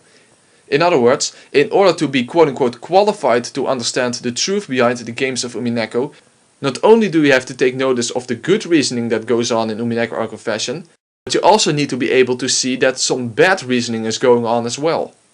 It may be a bit pessimistic, but I will only focus on the hints on how not to think. In other words, the things that you should be able to see through. And one of the finest examples of this would be the section on accomplices. The section on accomplices is an excellent guide on how not to think. I don't mean this as an insult, but I find it hard to believe that people can actually buy the sloppy reasoning that is going on here. I have in fact seen many people respond to Umineko Our Confession in general with comments like, wow, the characters act like morons and this and that doesn't make sense at all. Yet they never dare to question the author's motives and intentions. In my view, especially the section on accomplices is basically a test for the viewer that says, if you fall for this, you are essentially not worthy of understanding Umineko. So let me explain a bit about the issue of accomplices. It is incredibly difficult to get someone's cooperation in a murder scheme. Even in this case, where Kraus and Natsui wouldn't necessarily know that people really would get hurt, but they would be the biggest idiots ever for not realizing that people will most likely get hurt. After all, they are dealing with someone who is threatening them with a gun and a bomb. Whether or not the bomb is actually real, the person in question is at least threatening them with it. So the threat is real. Whether or not the bomb is not really that important. So the threat itself is at least real. You need to understand that the main problem for making someone into your accomplice is the following. The chances of retaliation are extremely high. Let's place yourself in the shoes of the culprit. Accomplices may be important for you or even necessary, but they are the most dangerous people for you. Unless you have them under constant threat by holding one of their loved ones hostage, for example, you should fear retaliation at the first moment they get. After all, you are not their friend but their worst enemy, so they will not happily play along in the first place. And they will probably seek to get revenge even if you do succeed. Therefore, you should never ever leave yourself in a weak position in which they would have the upper hand.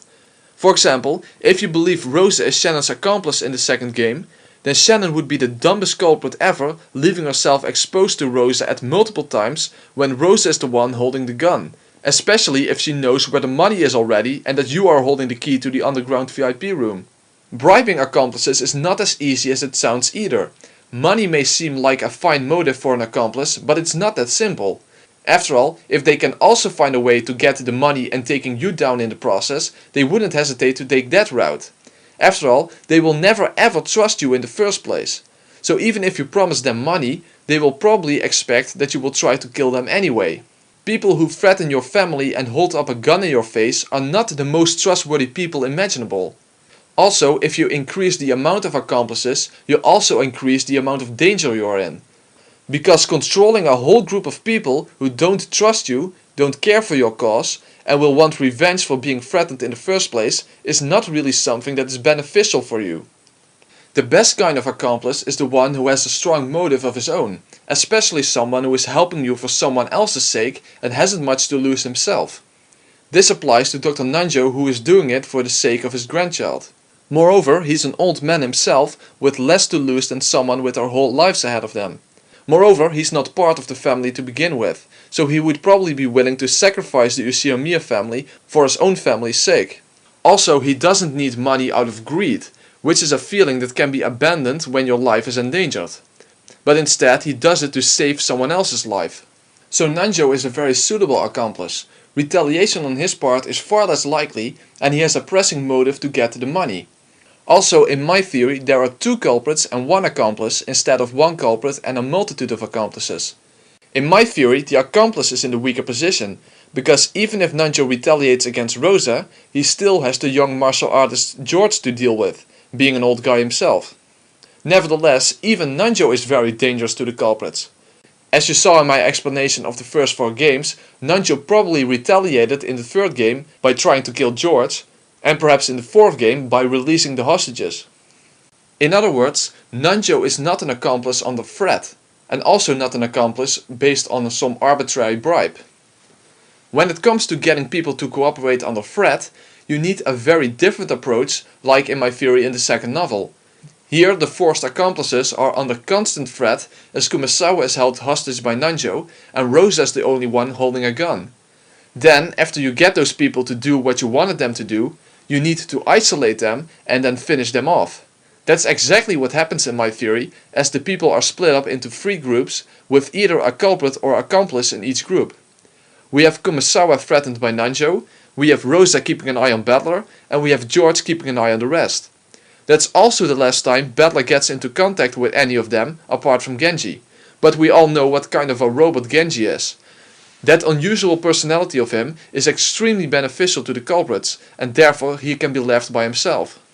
The 2nd game is executed almost perfectly by Rosa, George and Nanjo, as they take little risk. Actually, the most risky part is when Rosa is at the chapel with the servants and when she met up with Shannon and Genji in Kinzo's study. However, she had no master key at that time, and she had Nanjo place Cannon's key back on Jessica's corpse. So it would have seemed impossible for Rosa to be the culprit. Even more, she provided Shannon and Genji with an alibi, which would make it unlikely that they would put suspicion on her in return. And when it comes to Goda and Kumasawa in the 4th game, they are under constant surveillance of George and then isolated in the garden shed and then killed before Battler sees them again. So in the actual games, given my theory, the issue of accomplices actually makes sense and the culprits are pretty careful. But in Umineko Our Confession, we are treated with a laughably weak plot in which Shannon makes Krause and Natsui accomplices with a half-baked threat she can hardly prove to begin with. Moreover, she reveals that the money can already be collected using the card she is holding. Add to that the fact that there are multiple guns in the mansion and she's just a lonely weak little girl, and we are dealing with a situation in which Krause and Natsui could take her out at almost any moment. And yes, she promised that no one would get hurt, but would you believe a maniac saying that while holding a gun to your head? Moreover, their family is getting butchered in the study and they are pretty much okay with that, and never suspect that they might become victims as well. And then there is the issue of all other servants being made accomplices. Basically, they were led to believe that they were getting paid 1 billion yen each in order to pull a prank on the family. Let me repeat that. They were led to believe that they were getting paid 1 billion yen each in order to pull a prank on the family. Let me repeat that a 3rd time. They were led to believe that they were getting paid 1 billion yen each in order to pull a prank on the family. Here the gullibility of the reader is again put to the test. I mean, come on, if someone offers you 1 billion fucking yen for acting out a role in some sort of cruel prank, then wouldn't you think there is something fishy? Never expect any ulterior motive, never expect any danger.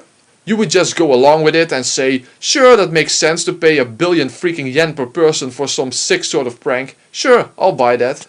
I mean, I can perfectly well trust someone who wants to make someone believe that his loved ones are getting slaughtered and pay several billion yen to get that done.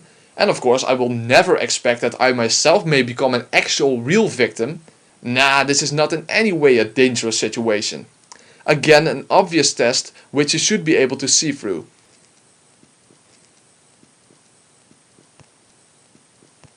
Okay, I'm being a bit comedic here, but I don't want people to misunderstand my point, so let me clarify it a bit.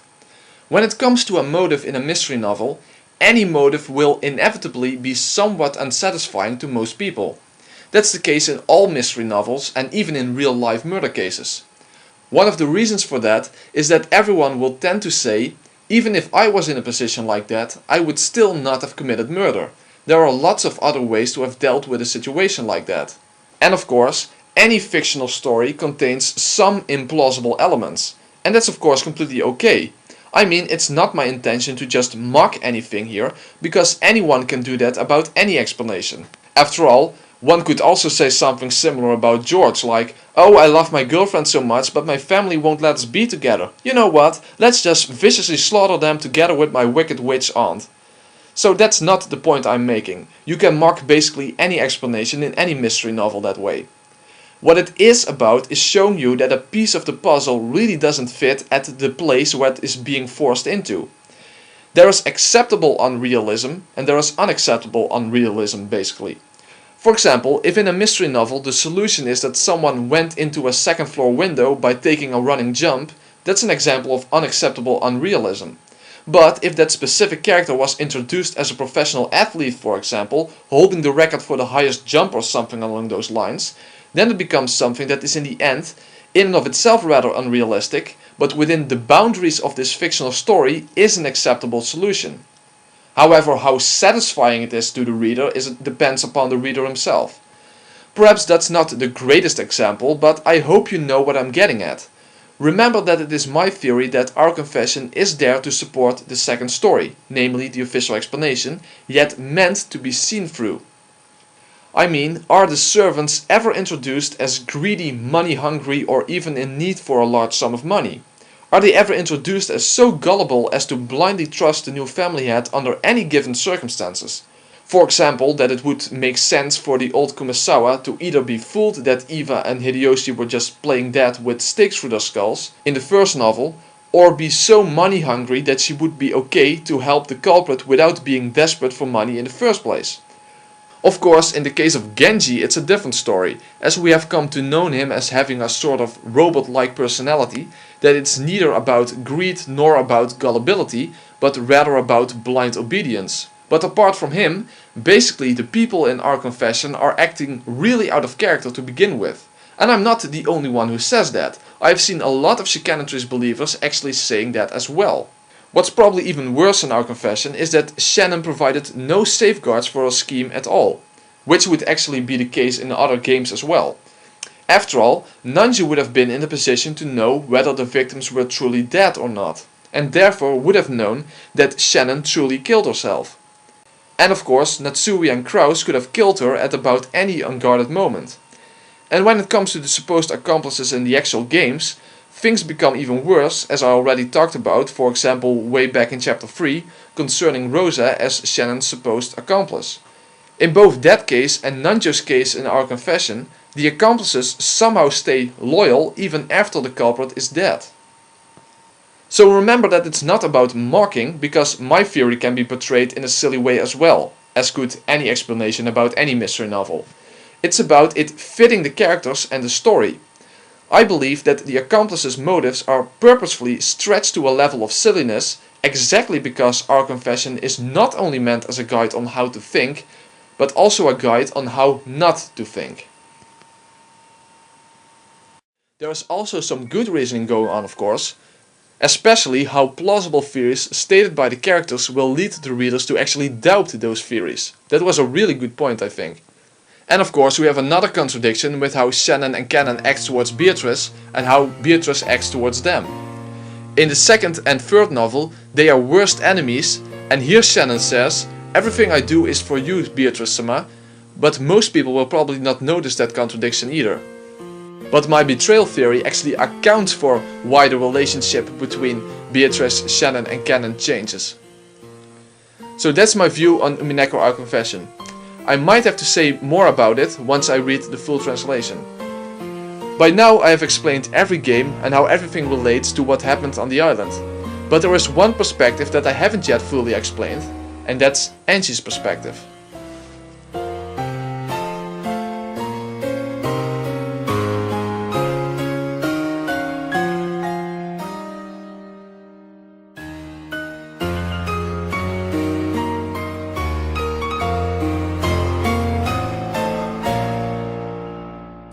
Not only my views on the games are, to say the least, controversial, but actually my view on Angie's perspective and even on the meta world are very different from how they are generally perceived. And in all honesty, I'm sort of surprised that Angie's perspective is not viewed with a lot more skepticism by most readers. After all, the general view is that Angie's perspective is basically the real world. In other words, that Angie is the real protagonist of Umineko, and her perspective conveys reality to us while the games are mere fiction. In fact, the general view is that the games literally are fictional stories, physically written down by Ikiku and or Toya Battler.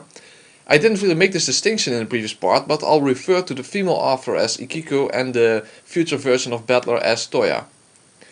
Now, I did pretty much already state my position regarding Angie's perspective in chapter 3, but before I go into that, I first need to make one thing very clear, and that is the following.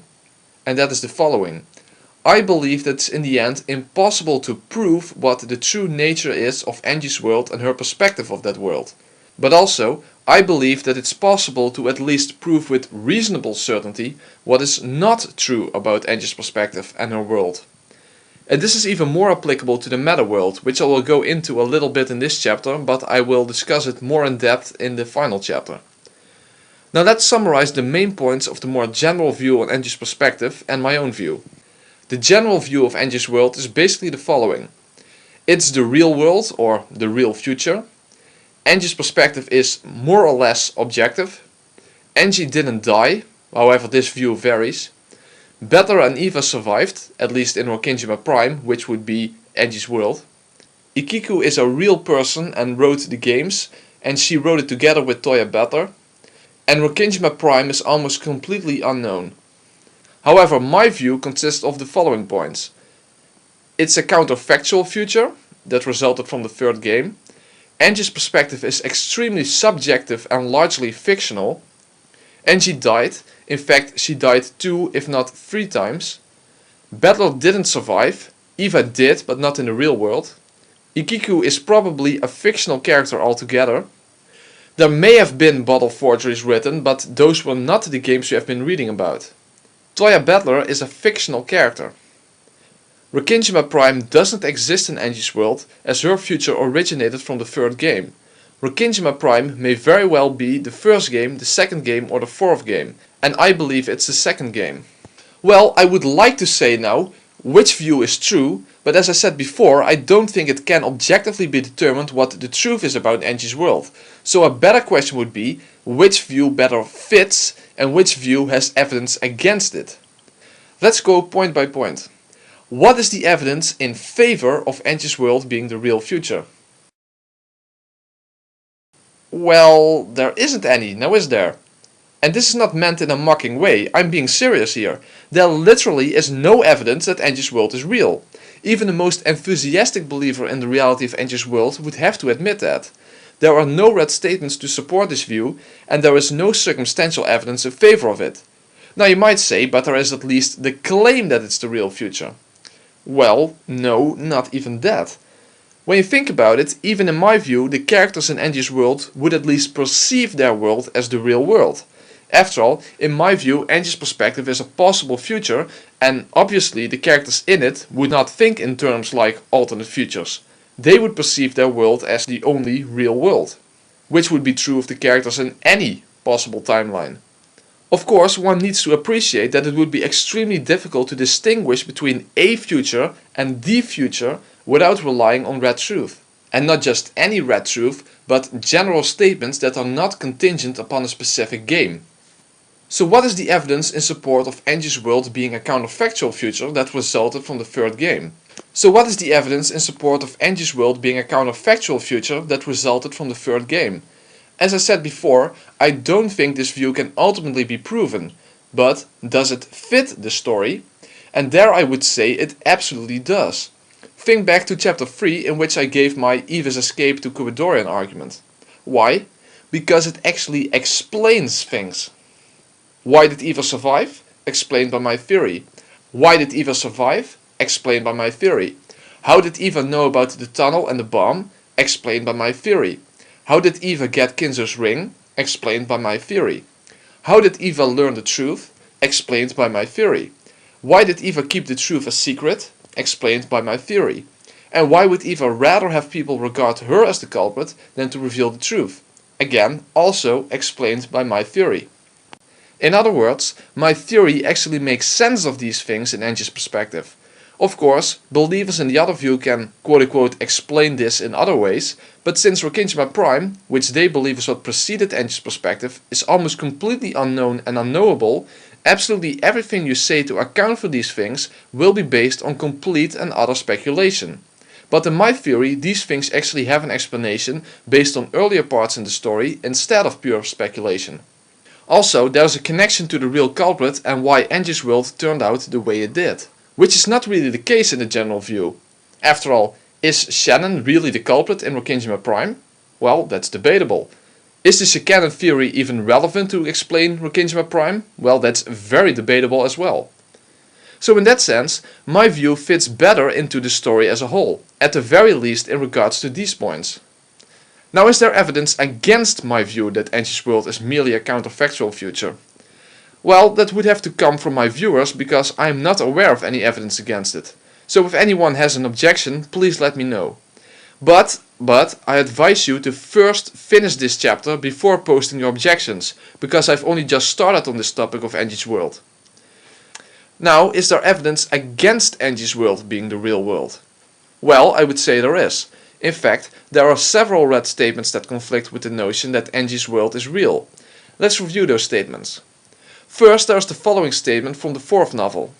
Quote, "Because of your sin, people die. Due to your sin, a great many humans on this island die. No one escapes, all die." This read statement was made by Beatrice in the fourth game. If we take the statement as a general statement, then it seems to proclaim that everyone on the island dies, meaning not a single survivor. Not only Bella doesn't survive, but even Eva would not make it off the island alive. Now I think that there can be two general counter-arguments to this read. The first objection would be, it's not a general statement. When it comes to the first objection, I would say that it's baseless and arbitrary. After all, the read is about Bella's sin and its consequences. Bella's sin isn't just about the fourth game either, so why apply the rest of the statement only to the fourth game? Basically, what you would be saying is that the first part is general and the second part is only about the fourth game. That's really arbitrary and baseless. The second objection is the claim that it merely talks about a great many humans who die. I don't know about the original Japanese, but in the English translation it definitely doesn't talk about a great many humans among all the people on the island. After all, it says that no one escapes, all die. That would be redundant if that's only true about the people among the total number of people on the island who die. Of course the people who die do not escape the island, that's obvious. In fact, what the statement does is specifying the people who die. First it says that people die, then that this is in regard to a great amount of people, and then it clarifies that these are all the people who die and that no one escapes. Actually, Beatrice makes it really clear that not a single person will survive. No one escapes, all die. Basically, the statement could also have been phrased like this. All people on the island will die, not a single person will escape, so a great many humans die because of your sin. At least that's how I read it, and I don't really see how it could mean anything else. So if you want to argue for a different meaning, it would have to come from the original Japanese. The next read statement is this one. Quote, "That's right, I'm Angie, the Urushiimiya Angie of a world where no one comes home. My entire family never came home from Rokkinjima that day." Now, unless there are two words for family in Japanese, this statement confirms that absolutely no one came back from the island that day, not even Eva. I don't speak Japanese, so I don't know if there are two different words for family in Japanese. In English there is only one word for both your entire family and your immediate family. In Dutch, I'm from the Netherlands, there are two different words to refer to your family as a whole and your immediate family consisting of your parents and siblings. I don't know if that's also the case in Japanese. But if that's not the case, meaning that Angie is talking about her family as a whole here, this red proves that nobody came home from Rokkinjima. At least, not for this Angie, as I believe there to be multiple Angies, but I'll talk about it later. However, using the same logic of multiple Angies, and you are in fact forced to do that, believers in the reality of Angie's world can claim that this red truth is only applicable to a fictional Angie. After all, this red appears in the 4th novel by Gretel Angie. So believers in the reality of Angie's world can simply say, yes, for the fictional character Angie, created by Toya Anikiku in one of the forgeries, it is indeed the case that no one returned to her. But for the real Angie, Eva did in fact return to her. And basically that's fine, I can't disprove that assertion. If I were in your shoes, I would say the same thing. But I do have a couple of things to say about that position that make it less sensible than my position. 1. You need to acknowledge that it's merely an assertion that Gretel Angie and the real Angie had a different fate. 2.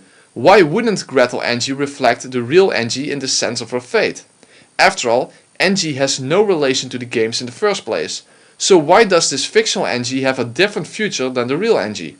Toya Anikiku would have been very much aware that Eva survived. And 3. The only statements that appear in red concerning Angie's future are things that seem to confirm that no one on the island survived. There is never anything in red even remotely suggesting that Eva, or anyone else for that matter, survived. So it's not about whether or not it's possible to make these red statements compatible with the view that Angie's world is the real world. The point is that these red statements actually fit given my position and are at the very least somewhat out of place in the position that Angie's world is real. And I want to add to that it actually makes sense in my view why Gretel Angie and regular Angie would have different fates, as they are two completely different persons existing in completely different timelines. Then there is a third red statement. Quote, Beatrice died in October of 1986, therefore the Golden Land she created was completely destroyed. Your family, which was made to live in the Golden Land, was destroyed along with it. Your father, mother, and of course Battler will never return to you again and will never speak your name again. Of course, here we have the same issue again with what the word family means. Either way, this is again a red statement that fits perfectly with my view that in reality no one survived and escaped the island. When it comes to Battler, many people of course believe that Battler did survive but lost his memory, but I will address that later on. So although these red statements are not conclusive, because you can intellectually tap dance your way around them, they do at least fit perfectly well with my position, and they are somewhat out of place at least if Angie's world is real. One should also wonder why there is simply nothing that ever confirms that Angie's world is real. Okay, next point. The objectivity or subjectivity of Angie's perspective. If Angie's perspective can be shown to be unreliable or even largely fictional, then it really speaks against Angie's world being real. After all, what is the point of Angie's world being real if we don't get to know anything about it objectively? In that case, even if Angie's world would be real, you would still know nothing about it. And here I think the evidence speaks massively in favor of Angie's perspective being both subjective and largely fictional. Let me outline the reasons why that would have to be the case. Angie dies 2 if not 3 times. Angie sees quote-unquote magical things. Some parts in Angie's perspective are necessarily fictional, like her being on the island as a young girl. Gretel Angie and regular Angie are depicted as if they are the same person, which they necessarily cannot be. And Kiku uses the red truth in what should be the real world, but the red truth cannot exist in the real world. And a separate point that is a foundational problem for the position that Angie's world is real, namely, it is impossible to distinguish what Angie really experiences and what is either delusional, fictional or metafictional. The first point is probably the most crucial one. We see 2 scenes in which Angie jumps off a skyscraper. The first one is right after Eva died and before she talks to Okanogi and goes on a trip with Amakusa, as Angie talks about her jumping off the skyscraper with Okanogi. However, it is impossible for Angie to survive such a fall. Even a safety net could not save her when falling with terminal velocity. Even Bernkastel affirms this. In other words, her whole trip with Amakusa, where she goes to Rokkinjima and where she goes to meet Ikiku, all happens after she jumped off a skyscraper. She even refers to it when talking to Ikiku at the end of the tea party of the 6th novel. Then, after she reads Eva's diary, she is again on that same skyscraper in the same situation and jumps down again to write what she calls her own human blood-red truth. So she dies again. And, arguably, she should also have been killed by Amakusa after he sniped all the Yakuza guys and Aunt Kasumi, as the trick ending shows his plan was. So if you believe in the reality of Anji's world, you need to make a concession. Either Anji's whole trip with Amakusa was fictional and therefore didn't happen, and the scene in which Anji first jumps down was real, which undermines your entire view, because then the only thing that was real about Anji's world was the scene in which Eva died and the scene in which Anji died, and all other things were fictional. So that would basically be self-contradictory. Or you would have to accept that the scene in which Anji first jumps down was fictional.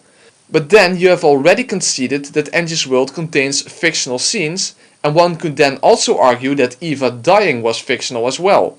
In fact, you could even say that Eva being alive was all in Anji's head to begin with, or something. Or Anji jumping down was metafictional, in which case Anji's whole trip, including meeting Ikiku, could also have been just one of her stories. Even Eva being alive and dying could have been part of that same story. In fact, maybe the living Anji is just a character in Ikiku's stories to begin with. Basically, there is no end to what you could include in that metafiction. Then Anji jumps down a second time after reading Eva's diary. Again, something that people who believe that the ending is real also need to reject. So that's yet another fictional scene. After all, Anji could not have jumped down the skyscraper at all if her world and the ending are real. The next point is that Anji sees magical things.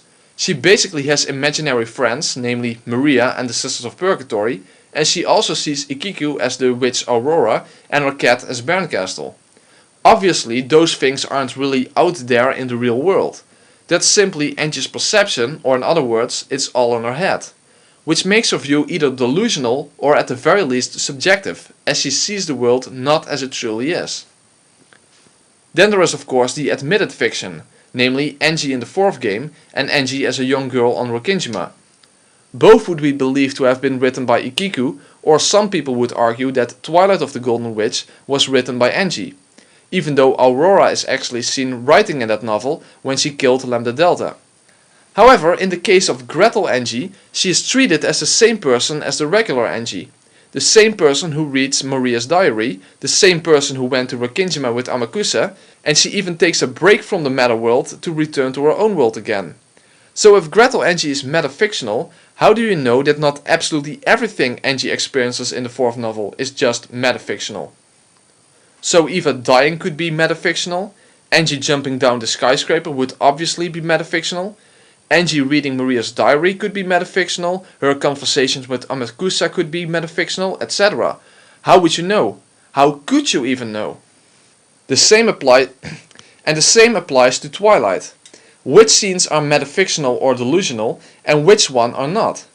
Basically, you would have to argue that the entirety of Twilight is metafiction or a delusion, except for the very end of it. But then again, how do you know that that's not metafictional or a delusion either? But then again, how do you know that that's not metafictional or a delusion? And when Anji first meets Ikiku in the 6th novel, is that real? Well, Aurora obviously is just in Anji's mind, so it's definitely not viewed from an objective perspective to begin with. So how do you know that this would be real rather than delusional, fictional or metafictional? In fact, in Twilight there is a scene where Ikiku goes to show Eva's diary to the public, but in the end doesn't go through with it. Here we see Ikiku with a character that most people would tend to believe is very much real, namely Professor Otsuki, but here Ikiku speaks in red. You can't speak in red in the real world for obvious reasons, nor would it serve any function because nobody would be able to see it in the first place. Also, since she doesn't actually show it in the end, it was redundant anyway whether it was real or not. It wouldn't have made a difference. Also, Ikiku says in red that Eva's diary contains the truth. But how is she in a position to know that? She hasn't even read it in the first place, because she also says in red that Anji will be the first to read it. In other words, after Eva wrote the truth down, she sealed up her diary and nobody laid eyes on its contents until Anji unsealed it and read it. But it's actually not even the issue how Ikiku can know it. It's how she can guarantee it in red to Angie if this supposedly happens in the real world. Red cannot exist in the real world, so saying something in red to Angie would be impossible. It would also be meaningless as Angie literally would be incapable of seeing it. You can't see what people say in the real world. But if these things surrounding Ikiko aren't real, why would any scene in which Ikiko appears be real? How would you know? How could you even know? And that's in the end the fatal problem with the view that Angie's world is the real future. Even if it's the real future, it's irrelevant because it's impossible to know what is real, what is delusional, what is fictional and what is metafictional. Anyone could claim any scene to be one of those things and nobody could make any objective argument against it or in favor of it. It leads to complete relativism and global skepticism of anything within the Umineko story. It would be every man for himself, and even the validity of the Red Truth could be doubted on that basis. The entire story basically self-destructs if you take the implication of this view to its logical conclusions. So here's my challenge for dogmatic believers in the reality of Angie's world. Name at least 3 scenes that you believe to be true reality and then prove that it's reality rather than a delusion, a fiction or part of metafiction.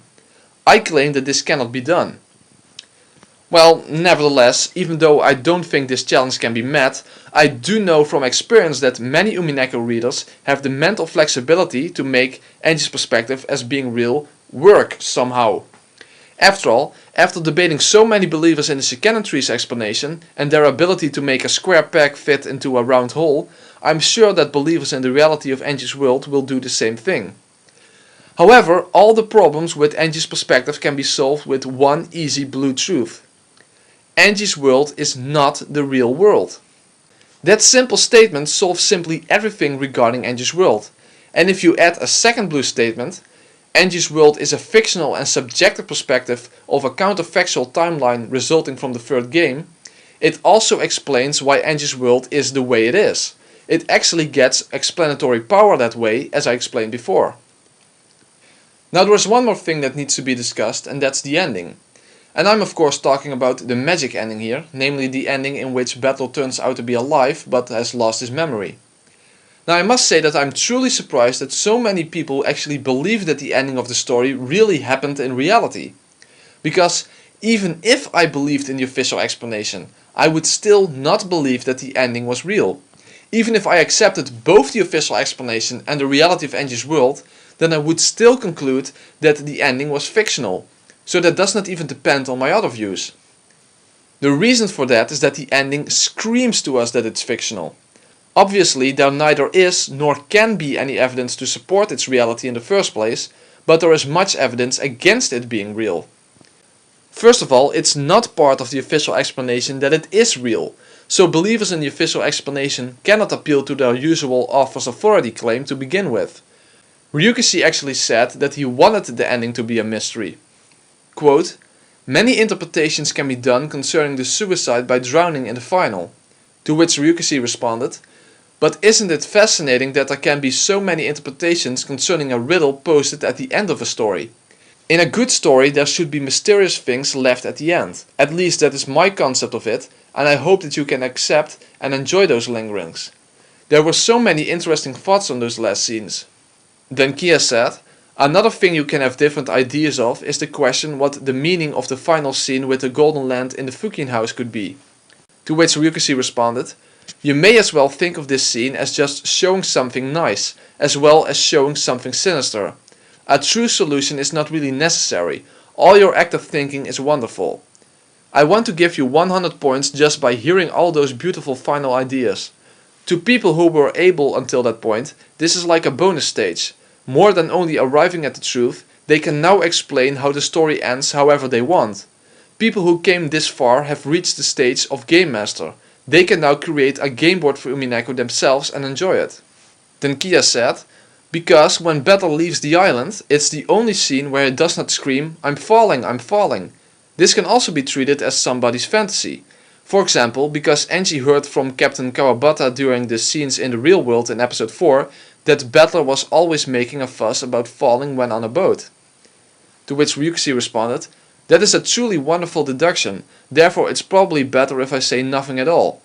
Because with everything redundant I'd say, I'll only narrow down all your ideas. Because this has become the game board of a new game master, I will keep my mouth shut. Moreover, Ryukishi also said that the theory that Angie committed suicide after reading Eva's diary, which is what I believe by the way, is also a valid approach. Quote, "The tome of the one and only truth is something, if you take the depiction of the higher plane, something that Angie unlocks herself with a key and then reads. You might also see this as a symbol for Angie maybe reading it on accident on her own. Maybe by reading it she was able to create her belief in the golden truth. Or maybe it was by reading it that she decided to head for the trick ending." To which Kia responded, "There is also the chance that this book holds something that will very likely make her commit suicide, right?" To which Ryukishi responded, "This is something that the player can understand as he likes, so I won't say anything further, though if you turn the scene around a bit you can actually arrive at its truth. This work is studded with such hints. If he can arrive there is something that is up to the player. In that sense, Umineko is probably a pretty adult game. I have the impression that Higurashi was a pretty casual story, aimed at a young audience, but Umineko is a pretty bitter story."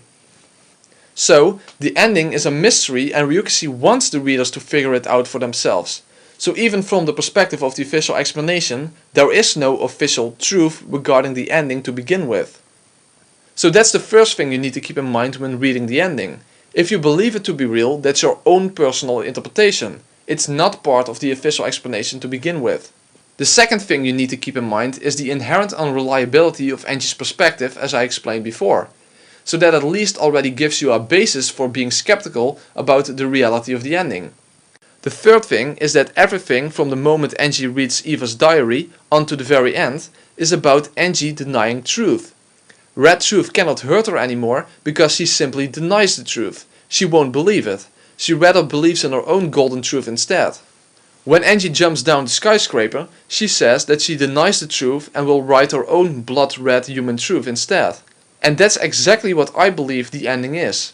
The impossible happy ending that Angie, and many of the readers, wanted to happen, but which had already been denied in Red. As Bernkastel said in Red at the end of the 7th novel, concerning the final game, this game will not have a happy ending. The fourth point is that I'm absolutely not in a million years buying this concept of Battler being dead because of memory loss. The Red goes like this, quote, "Beatrice died in October of 1986, therefore the Golden Land she created was completely destroyed. Your family, which was made to live in the Golden Land, was destroyed along with it. Your father, mother and of course Battler will never return to you again and will never speak your name again. And Battler is dead." Changing your name or forgetting who you are does not kill you, nor does it make you someone else. Even if Battler has lost his memory and took on the name Toya Hachiu, he would still be a living Battler no matter how you take it. Just like Angie is still Angie even though she changed her name as well. This is nothing more than the crazy rationalization of Angie's golden truth. Also, if you believe that Twilight was written by Angie herself or occurred in her head, then the red truth that Battler was dead was something she either dreamed up or wrote herself. So that doesn't make any sense either. And if it's just something that Ikiku wrote, then why would Angie even need to reconcile it? And of course we have the red statement that everyone dies and no one escapes, and the fact that the scene in which Battler escapes from the island, which he actually is never shown to actually have done, could very well be fantasy in the first place. And the final thing is that the flow of the narrative actually builds up to a fictional ending. After all, it starts with the game between Battler and Angie, in which Angie wants to know the truth, but Battler tries to get her to realize that the truth will not make her happy. It's more important to regain her respect for her family members and remember the good things about them, and then go on with her life. However, then Angie gets to read Eva's diary and learns the truth. But she cannot accept it, makes up her own truth and she kills herself. Then Angie is basically reformed, so to say, and the content of her personal blood-red truth or golden truth is revealed. The fight against Bernkastel begins and Angie has gotten to the point that she no longer cares about the real truth. She simply denies any red truth that Bernkastel throws away. Only her own golden truth is important. It's about what she wants to believe, not about what is really true. And what she wants to believe is that someone does return to her. Then Beatrice performs the obvious trick with the candy, but she agrees that it was real magic and we are led into the magic ending. Angie is back on the skyscraper but decides not to jump and goes on with her life. And then, years later, the impossible miracle happens that Butler does return to her and the happy ending that had been denied is shown. That to me just screams fiction. As Ryukishi said, Umineko is a bitter story. So, in the end, even though the true nature of Angie's world and perspective is ultimately unprovable, my position that it's a fictional and subjective view on a counterfactual timeline fits extremely well and actually explains why Angie's world is the way it is, rather than it being an inexplicable mystery. In essence, Angie's world serves the function of a storytelling device. What it does is allow the reader to take a new perspective on the island. After all, until Angie arrived on the scene, all we could do is look at the Rokijima mystery from Butler's perspective, which is essentially looking at it from the present. But Angie's perspective allowed us to look back upon the mystery. And of course, Angie's perspective only started after the third game, which again is something that fits the notion that Angie's world resulted from the third game. And as I've shown in chapter 3, it actually provides us with a powerful argument for who Beatrice is. So in my view, Angie's world actually has explanatory power, both in relation to the mystery and in relation to why her world is the way it is. It resulting from the third game actually has explanatory power.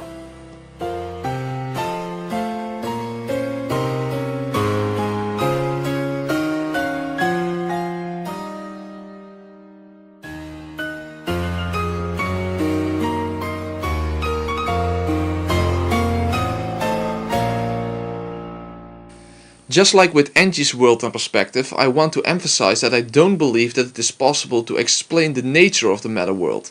I do think that we can rule out possible explanations, just like with Angie's world, but in the end it cannot be objectively established what the meta world truly is.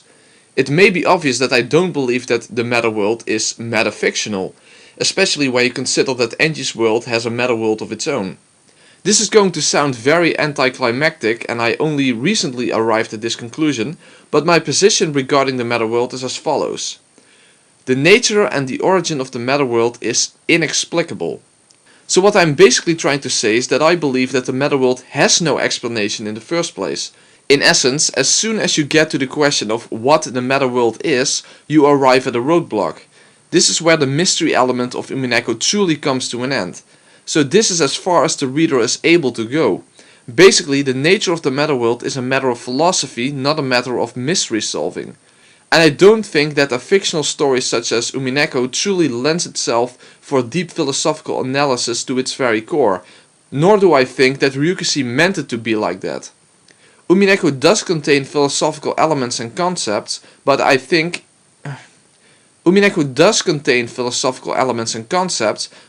it would be wrong to regard Ryukishi as a philosopher. Umineko does lend itself extremely well for talking about philosophical issues, especially regarding epistemology, and I've actually used Umineko's scenarios as analogies to talk about epistemological issues and debating worldviews in general. It definitely suits that purpose very well, but that's in the end, I believe, a purpose that I'm superimposing upon the story. I don't believe that Ryukishi wrote it with such an intention in mind. If he did, Umineko would have turned out very different from how it in fact did turn out. Basically, the fight between naturalism versus supernaturalism ended at the end of the fourth novel. In Chiru, Butler's denial of the existence of magic becomes pretty much an irrelevant issue. It was a very important issue in the first 4 novels, but not in the last 4. Whereas Butler denied the existence of magic in general in the first 4 novels, including absolutely anything related to magic besides what was going on the island, in the 5th novel he said that he would only concentrate on the 2 days of the murders. Moreover, he allowed Natsui the right to have her own private delusions and scolded Barncastle for disturbing that delusion, using the red truth to demonstrate that Natsui's Beatrice was only in her head. So the element of humans versus magic basically came to an end. And in the 6th novel the true nature of magic was explained. Basically, magic is nothing more than something that you don't yet understand. Therefore, magic is only capable of doing things that are in the end possible by human means. Magic is essentially just another word for something that is unknown. Although that's a somewhat crude definition, as there are multiple forms of magic in Umineko. Magic can also be seen as a perspective on things, a sort of lens of interpretation.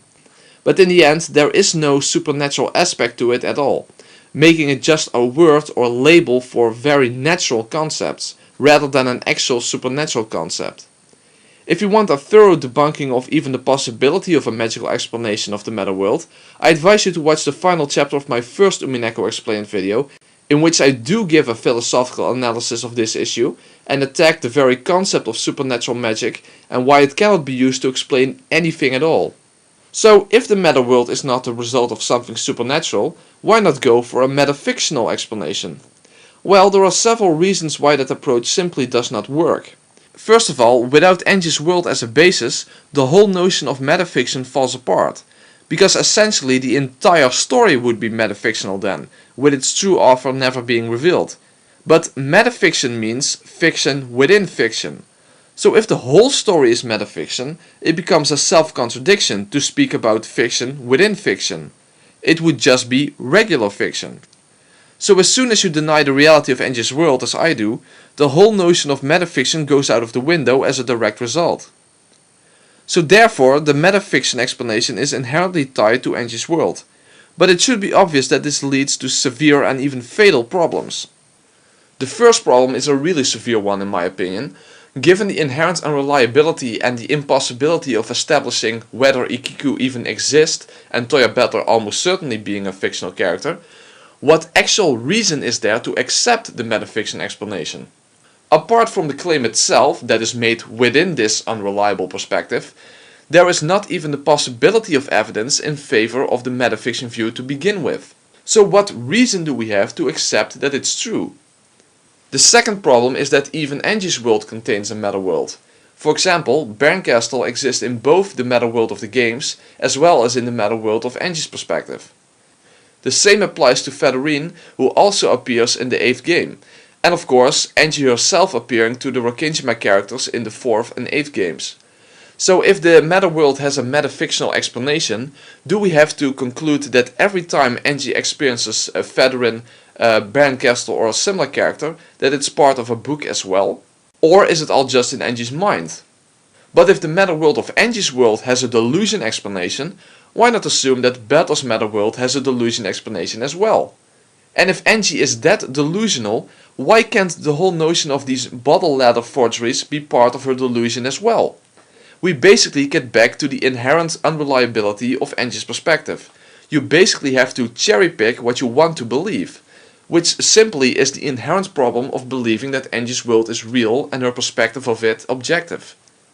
Another problem is that there is a completely unbroken flow in the narrative from the first novel all the way to the last novel, which doesn't really make sense if Beatrice is the author of the first 2 novels and Ikiku and Toya Butler of the others. Especially when you consider that other forgeries exist as well. In other words, the stories are not independent stories at all, but literal sequels. Now this is more or less fine if you simply assume that Ikiku wrote her novels that way, as sequels, and that there are other forgeries that have a different format. But it becomes really problematic for Beatrice's novels. Remember that Beatrice probably threw many bottles into the sea, and only 2 of which were actually found. After all, it's pretty much by accident that they happen to have been found at all. But those 2 were also written as sequels with an unbroken flow between them. Moreover, they were also found in exact sequence. So first was the first novel found and then the second novel was found. Even though there were probably more bottles to begin with. Isn't that a bit too much of a coincidence? Also, did Beatrice write everything from Butler's perspective, including Detective's authority and such? Even though the letters were supposedly written from Maria's perspective and signed by her, although not in her handwriting. And did Beatrice in fact create the meta world, including Bernkastel, which actually is supposed to be based off Ikiku's cat? I think the only way out of this is claiming that the first 2 novels were also written by Ikiku and Toya Butler, but were based off Beatrice's bottle letters. But that creates just as many inconsistencies. First of all, how do we even know that the first 2 games represented Beatrice's letters accurately? How do we know they even really understood them in the first place? After all, the read statements about them and the facts based on Detective's authority would probably just have been made up by Ikiku and Toya Butler in the first place. So maybe they actually misunderstood Beatrice's letters in the first place and came to wrong conclusions about them. Basically, we can dig this grave of absolute unknowability, complete relativism and incoherency as deep as we want. And in the end, it becomes a battle between Battler and himself rather than between him and Beatrice. There are many more problems, of course, but it should be clear already that I'm not going to buy into the metafiction explanation. In fact, it cannot be called an explanation in the first place, since it doesn't actually explain anything. It's just another thing that adds to absolute unknowability and total relativism. But regardless of whether or not a true explanation of the meta world even exists in the first place, I do have an explanation that can make at least sense of most things, at least things that can be potentially explained. Because, for example, the existence of red truth is by definition something that is inexplicable, even by magic. So I will present to you the last piece of the puzzle in my explanation of Umineko no Nakokoro ni. This theory will explain the meta world as far as this is possible, and it will also explain what happened on Rokkinjima Prime. But again, I want you all to keep in mind that I do not claim that I can prove this final theory, only that it is a way to make sense of the story in regards to these two aspects. And these are the three main aspects of this theory. The second game is Rokkinjima Prime. Most of the story is rooted in Battler's experience in a near-death state. And there is a fifth perspective, namely the reader's perspective. So here's what could have happened. Rosa made several plans for carrying out her ceremony. She wrote them all down and put them into bottles. Not in the sense of an entire novel, and especially not from Battler's perspective. After carrying out one of those plans, she would throw them all into the sea to create a cat box. The plan that was actually carried out was what we have come to know as the second game. Rosa achieved a perfect victory. Not only did she succeed in her ceremony, but she was acknowledged by the man whom she wanted to be acknowledged by. Battler was brought to his knees and wished for the witch to show herself. Rosa used the ladder in the parlor to separate from Battler to make the preparations for Battler's surrender to her as the witch Beatrice. She had Genji bring the drunken Battler to Kin's study where she was in her Beatrice outfit, ready to accept Battler's surrender. And, as promised, if Battler would acknowledge her, all mysteries would be explained. So in the final half hour before the bomb blast, Rosa laid her heart bare to Battler, as we were shown in that magic scene in the study. Beatrice would answer any question Battler had. This included her explanation of other plans she had to carry out the murders. So this was the moment where Battler learned the truth from the culprit herself. Then one of two things happened. Either they were caught up in the bomb blast, or Battler was allowed to escape via the secret tunnel. You could argue that Rosa went along with him, or that Battler was alone, only accompanied by the delusion of the witch Beatrice, the latter of which seems far more likely to me. Now I think a case could be made for both the option that Battler was caught in the explosion, but probably within the tunnel itself, or at least not within the full force of the explosion.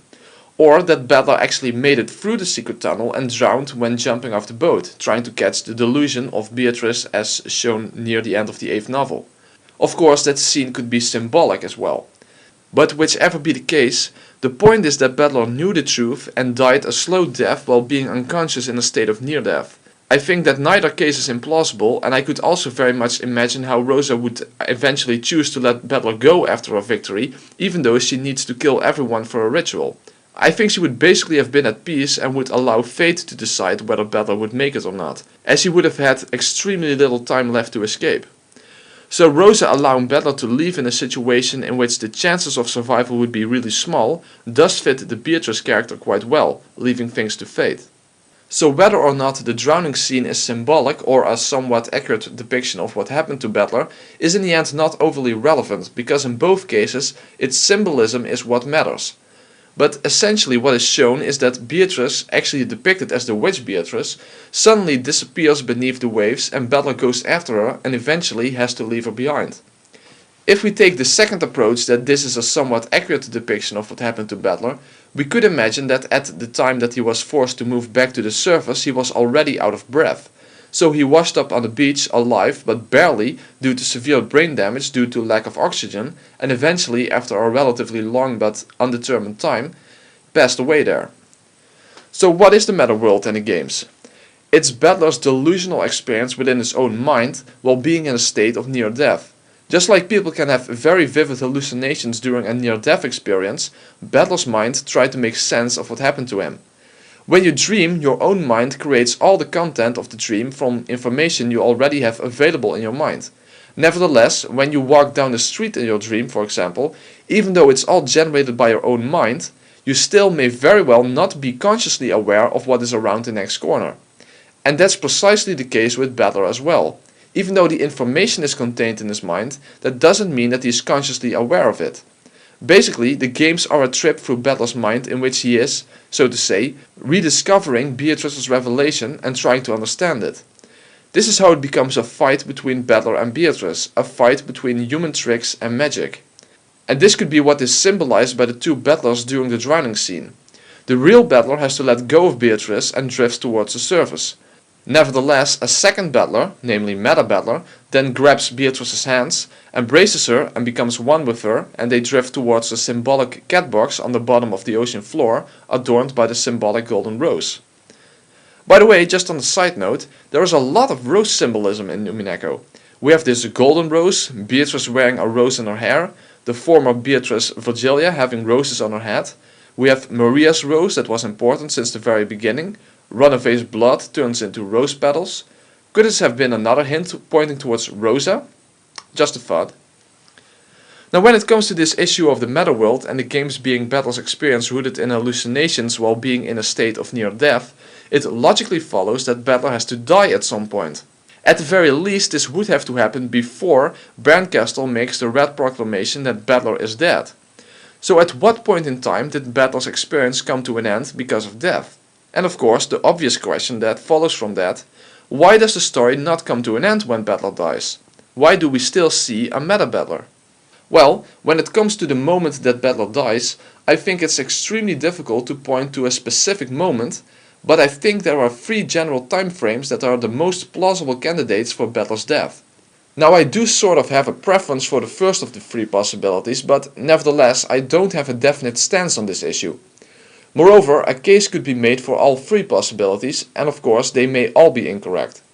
In fact, as I've said before, we are not dealing anymore with issues that can be proven anyway. But these three possibilities would be at the end of the 6th game, the end of the 5th game, or the end of the 4th game. Let's examine these possibilities a bit.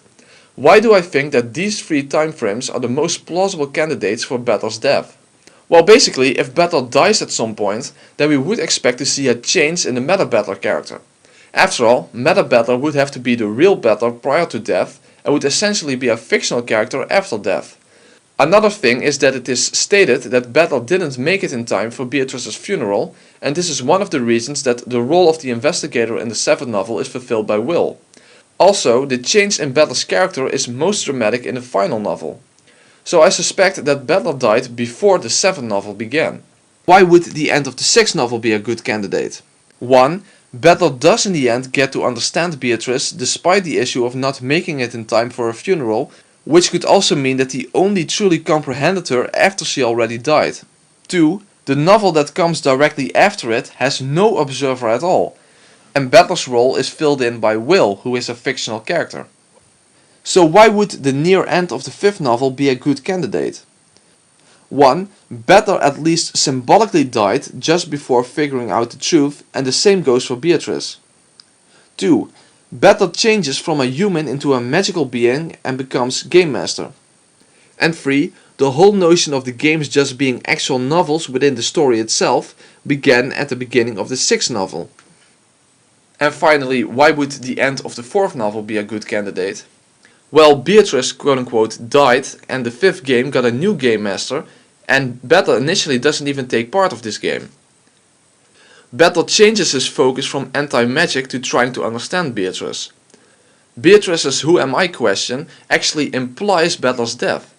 Quote, "You shear me a Battler, I will now kill you. And right now, there is no one other than you on this island. The only one alive on this island is you. Nothing outside the island can interfere. You are all alone on this island, and of course I am not you, yet I am here now and will kill you." Battler shouldn't have known about Erica's corpse, although one might argue that her corpse was found on October 3rd and Rosa told Battler about that. And the final point, Umineko is divided into two parts, Umineko no Nakokoro ni and Umineko no Nakokoro ni Chiru. It might be the case that these two parts tell different sides to the story. I do want to emphasize again that we are at this point beyond the things that can actually be proven, so this is just food for thought. I won't say that much more about it. So why are the games the way they are? What is the difference between them and what kind of plan does each of them represent? This is how I see the games. The first game, Beatrice's incomplete victory. Rosa gets to complete her ceremony, but she fails to bring Battler to his knees, so there is no acknowledgement from Battler. The second game is Beatrice's complete victory. Rosa actually gets Battler to acknowledge that she's a witch and surrenders, and in exchange Battler gets the truth revealed to him. In the third game, Beatrice loses. The epitaph is solved and Beatrice is killed by George. So from that moment on, the game is completely out of her hands. The fourth game is Rosa's backup plan.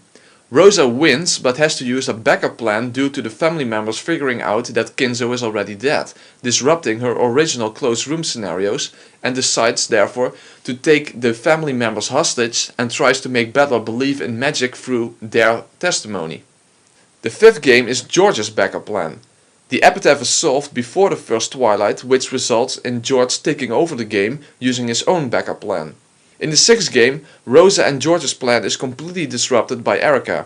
Battler convinces the family to join in pulling a prank on Erica, disrupting Rosa's and George's murder scheme, and which eventually results in Rosa's death.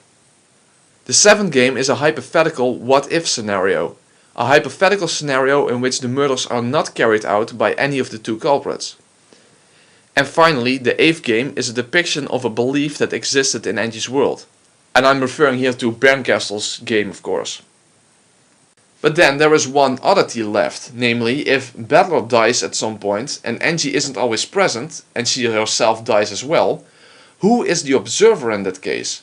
After all, if Angie killed herself and the ending is a depiction of her golden truth, then who is actually observing that?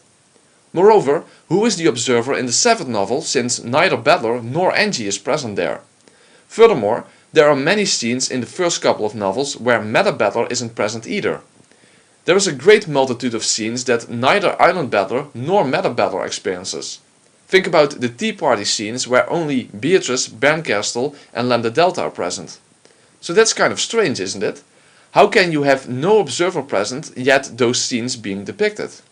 Well, here I have another theory, and that's the theory that there is a fifth perspective. The first perspective would be the detective's perspective, or the objective perspective, which in the first four novels is Island Battler's perspective, and in the fifth novel, of course, is Erica's perspective. The second perspective is Meta Battler's perspective. The third perspective is the subjective or magical perspective, namely the scenes on the island in which Island Battler is not present. And the fourth perspective is Angie's perspective. And I believe there to be actually a fifth perspective, namely your perspective. In other words, the reader's perspective. In other words, the first four perspectives are included in the fifth, and one could argue that the third perspective and the fifth could be seen as the same perspective. But the point is that you, the reader himself, is viewing the world of Umineko as a passive participant, so to say, from an even higher world than the meta world, so to say. So why do I think that this perspective exists? Well, for two reasons basically. First, of course, that there are scenes that neither Battler nor Angie observes. And the second one is that it is heavily implied that such a perspective exists. Remember in the first novel, or in episode 5 of the anime version, we see the first appearance of Bernkastel. Then, when Beatrice leaves, Bernkastel talks to someone who is not depicted. Now, who is she talking to here? It doesn't seem to be Battler. Bernkastel is basically talking to someone about the rules of the game, or better said, provides you with hints on how to understand or figure out the rules. My theory is that Bernkastel is actually talking to you, in other words, to the readers of the story themselves. Moreover, there is also talk about the so-called theater-going witches, which seems to be referring to the actual readers as well. In fact, at the end of the seventh novel, when Bernkastel proclaims that she is the game master of the final game board and promises that it will be a horrible and brutal story, and is about to proclaim something in red, Lambda Delta comes in and says that she may not want to do that since there might still be some witches with naive dreams. Then Bernkastel says, I make this promise to you, this game will not have a happy ending. So who is Lambda Delta talking about when she talks about these witches, and who is Bernkastel addressing when she says, I will make this promise to you? My theory is that this is also a case where the readers themselves are addressed. They are these theater-going witches. In other words, you, the reader, are treated like an invisible character within the actual story itself, which makes you an actual participant. Not in the sense of influencing the story itself, but you are a player with the task of figuring out the truth. So the actual observer, who is present during all the scenes where neither Battler nor Angie is present or still alive, is you yourself. This fifth perspective is in fact most obvious in the seventh novel, because when you think about it, who is the observer in the seventh novel? Battler isn't present, Angie isn't reading it, and Will is a fictional character and so is Leon. So who is the observer? Moreover, where does the information in the seventh novel come from? From a metafiction perspective, Battler wouldn't know about Yasu's history in the first place, and therefore Ikiku cannot know about it either. Unless of course, if you believe that Ikiku is Yasu, which is in fact a theory that some people believe in, meaning that there were actually 3 survivors of the Rokkenjima incident, Eva, Battler and Shannon. And then somehow Shannon turned into Ikiku the mystery rider, which at least explains this aspect, but in turn creates more problems than it solves. Basically, my fifth perspective theory implies that Umineko should be thought of not so much as a regular novel, but more like a computer game, in which you are not merely a reader but a player instead. And Ryukishi himself is an actual player as well. Or better said, the final boss in the game. At least that's my theory, and this fits extremely well with the whole premise of my video, that Ryukishi has put himself into the story as an invisible character, who acts like the final boss of the game, so to say, protecting the real truth and putting up a veil of a false explanation. And as I said before, I believe that Ikiku Hachiyo is Ryukishi's representation, or his game piece acting on his behalf. You know, I think that most people actually expected a delusion explanation to the meta world, as the first meta scene actually starts like a sort of dream. They are all sitting in the parlor and talking about their deaths as if it's the most normal thing ever. In the manga version, however, Battler actually wakes up there and at first doesn't understand what is going on. And another interesting thing about the manga version, by the way, is that it mentions the resurrection of lost love. So how George got Shannon back, how Jessica got Cannon back, and how Maria got her mother back. Which explains why Shannon and Cannon are suddenly present among the others, but Rosa is not present. So why didn't Maria get her mother back? Well, not only Shannon and Cannon are added to the group of Maria, George, Jessica and Battler, but Beatrice herself shows up as well. Again, that's just a thought, as you could of course also interpret it as meaning that Shannon and Cannon were actually alive at the end of the game.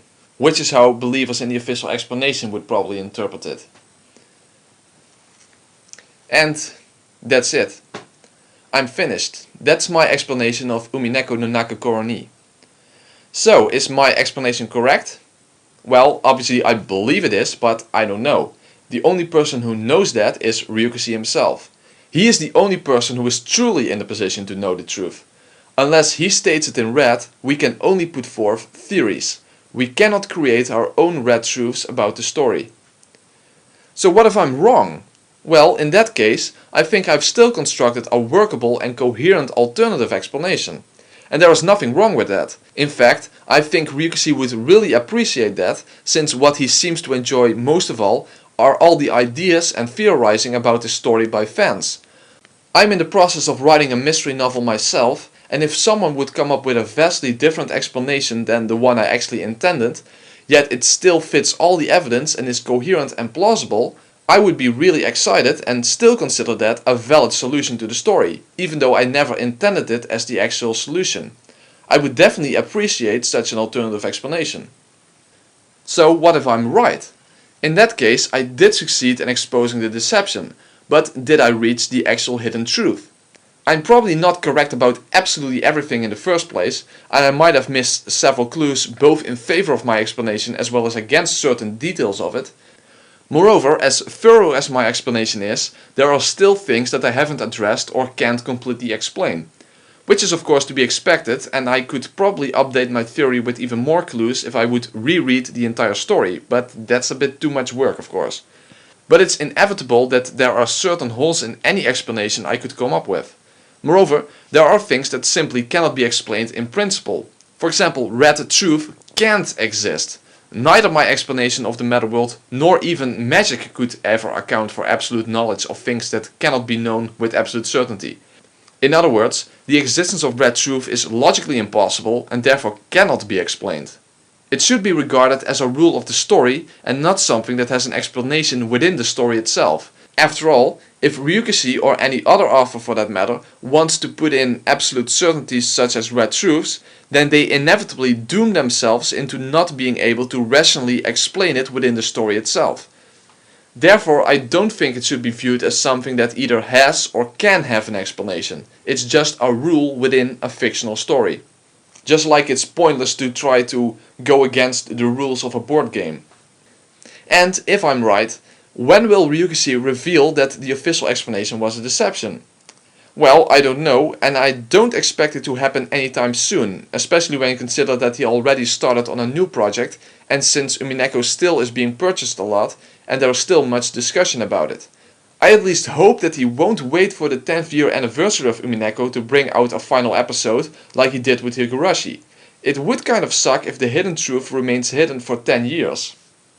I guess that if my theory is correct, what would speed up this process is if the theory that the official explanation is a deception becomes more prevalent among the Umineko fanbase.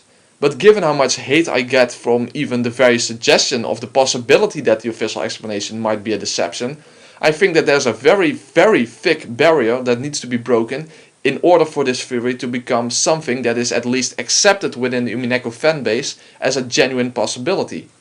It is definitely not something that I can do by myself. But what would actually be a catchy name for this theory, by the way? The official explanation is called the Shikanen Freeze explanation, so what would be a cool name for my theory? Maybe one of my viewers can come up with a nice name. So is this the absolute final video? Or will there be an addendum in which I respond to criticism? Probably yes, but not anytime soon. Actually, most parts of my explanation have gone virtually unchallenged to begin with, so there is actually surprisingly little to respond to. What I would like to do is make a critique of the everyone is lying or black battler theory to the 5th game, which seems to be the most accepted explanation of the 5th game.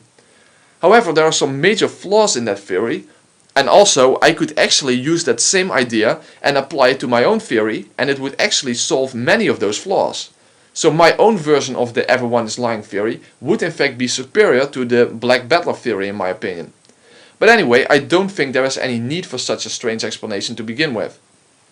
Some other things I would like to talk about in a potential addendum is even more criticism of the Shikanen theory, because that never ends, and regarding some of the inherent flaws I see people making when defending the Shikanen theory. And I would also like to list the different problems each version of the Shikanen theory runs into, as there are actually several quite distinct versions of it. Also, I could spend some time dealing with some very minor counter-arguments to my logic error explanation. But to be honest, those are extremely weak and easy to refute to the point that they are hardly worth mentioning at all. In fact, they can hardly be called arguments, they are actually more like opinions. Actually, I think that the major criticism to my theory as a whole is just a general emotional objection to my theory as a whole. One of which is that I'm basically the only person who adheres to this theory. Which is actually not really true, as a great majority of the individual aspects of my theory are very much present among the fanbase or have been present. Also, there are lots and lots of people who object to the Shikanen theory, the notion of character depth and the absurd and incoherent wordplay required to get around the red in the first twilight of the 3rd game, for example. But most of those people come to the conclusion that the Shikanen theory is so problematic because Ryukishi basically just fucked up. Which is in and of itself not a problem, but I obviously don't believe that that's the case. Especially considering that a workable alternate explanation exists, and the fact that there were actual hints pointing towards deception. But what it comes down to is that many individual aspects of my theory can in fact be found on the internet. I'm actually not the first one in many things I have said in this video. But even so, this video is certainly in the spirit of Umineko, so to say. After all, wasn't Battle the only one who opposed the magic explanation and refused to go along with the theory that everything was done by an actual witch? Wasn't Battler the only one who was willing to go against Erika's accusation of Natsui in the 5th game? Wasn't he alone in believing that she was innocent? Didn't Beatrice say in our confession that her story was only meant for the 1 in 1,000? So in that sense, I don't really feel uncomfortable going against the majority. So at the very end, let's turn back to the main premise of my video. The official explanation as the real truth versus the official explanation as a purposeful deception. I said in the introduction that you will basically have to make a choice. Either the official explanation is indeed a deception on Ryukashi's part, or it's essentially a matter of bad writing. Meaning that Ryukashi meant it to be the truth, but he just made lots of mistakes and screwed up the internal consistency of his story. I think I made a very strong case for this premise, and debating people in the comment section has absolutely affirmed that second point. If the official explanation is indeed the actual truth, then it's in the end like trying to fit a square peg into a round hole, which in the end can be done with enough creativity, but leaves us with a truth that is actually not really worth defending at all. After all, the main thing that most of the believers in the official explanation have shown me, despite their love for the story and despite their sincerity and hard efforts, so this is not a personal attack at all, but they have shown me precisely what I said in the first part.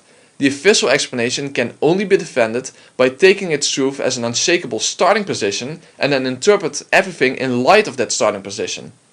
In other words, to force everything to fit the canon freeze explanation, rather than have it as the conclusion of the actual evidence found in the story. In fact, when I listened to the rationalizations for the inconsistencies of the official explanation, especially the canon theory, I realized that if those rationalizations are indeed necessary to defend the canon theory, then almost all canon believers actually initially came to believe that Shannon and Canon were the same person on the basis of faulty assumptions and wrong arguments, that only later were altered to make it more consistent with that belief. But there are of course also people who agree with me that the official explanation is incoherent, but simply believe that Ryukashi screwed up his story. However, I did not only argue against the official explanation, I also demonstrated that an alternative explanation exists, and that there were actually hints pointing towards deception as I showed in chapter 9. So when you take that into account, the Ryukashi screwed up theory becomes less plausible, as it would be a little bit too much of a coincidence that there just happens to exist an alternative explanation and hints pointing towards deception, all just by accident. It's possible of course, but it's not very likely I think. So if the official explanation being true is extremely implausible, and if it all being the result of mistakes is rather implausible as well, then perhaps the deception theory wasn't such a crazy idea after all. At the very least, I think I made a very strong defense for that position. Despite all the hate I get for even proposing this theory, I think that it's a position that definitely deserves to exist among all the theories surrounding Umineko no Nakokoroni. So now I am at the end of this very long analysis. All that's left for me is to express my thanks to Ryukashi and all the folks of 7th Expansion. And of course the people who made the translations. Thank you so much for such a brilliant and epic story. It should be clear that I thoroughly enjoyed it and I consider Umineko one of the best stories I've ever heard of. So thank you so much Ryukashi for such a fantastic experience. It definitely was quite a ride. Now I want to end this video with a little magic of my own. Please don't take this too seriously, it's sort of a joke. But when I was going through the anime episodes on YouTube looking for specific scenes, you tend to press at random locations in the time bar, which, if the video isn't playing, will result in a still frame that is located at that specific moment. And when I was going through the 10th episode, I randomly got a specific still frame that really made me smile. Especially because I got it at random. So let's consider that my little miracle of magic. Thanks for watching.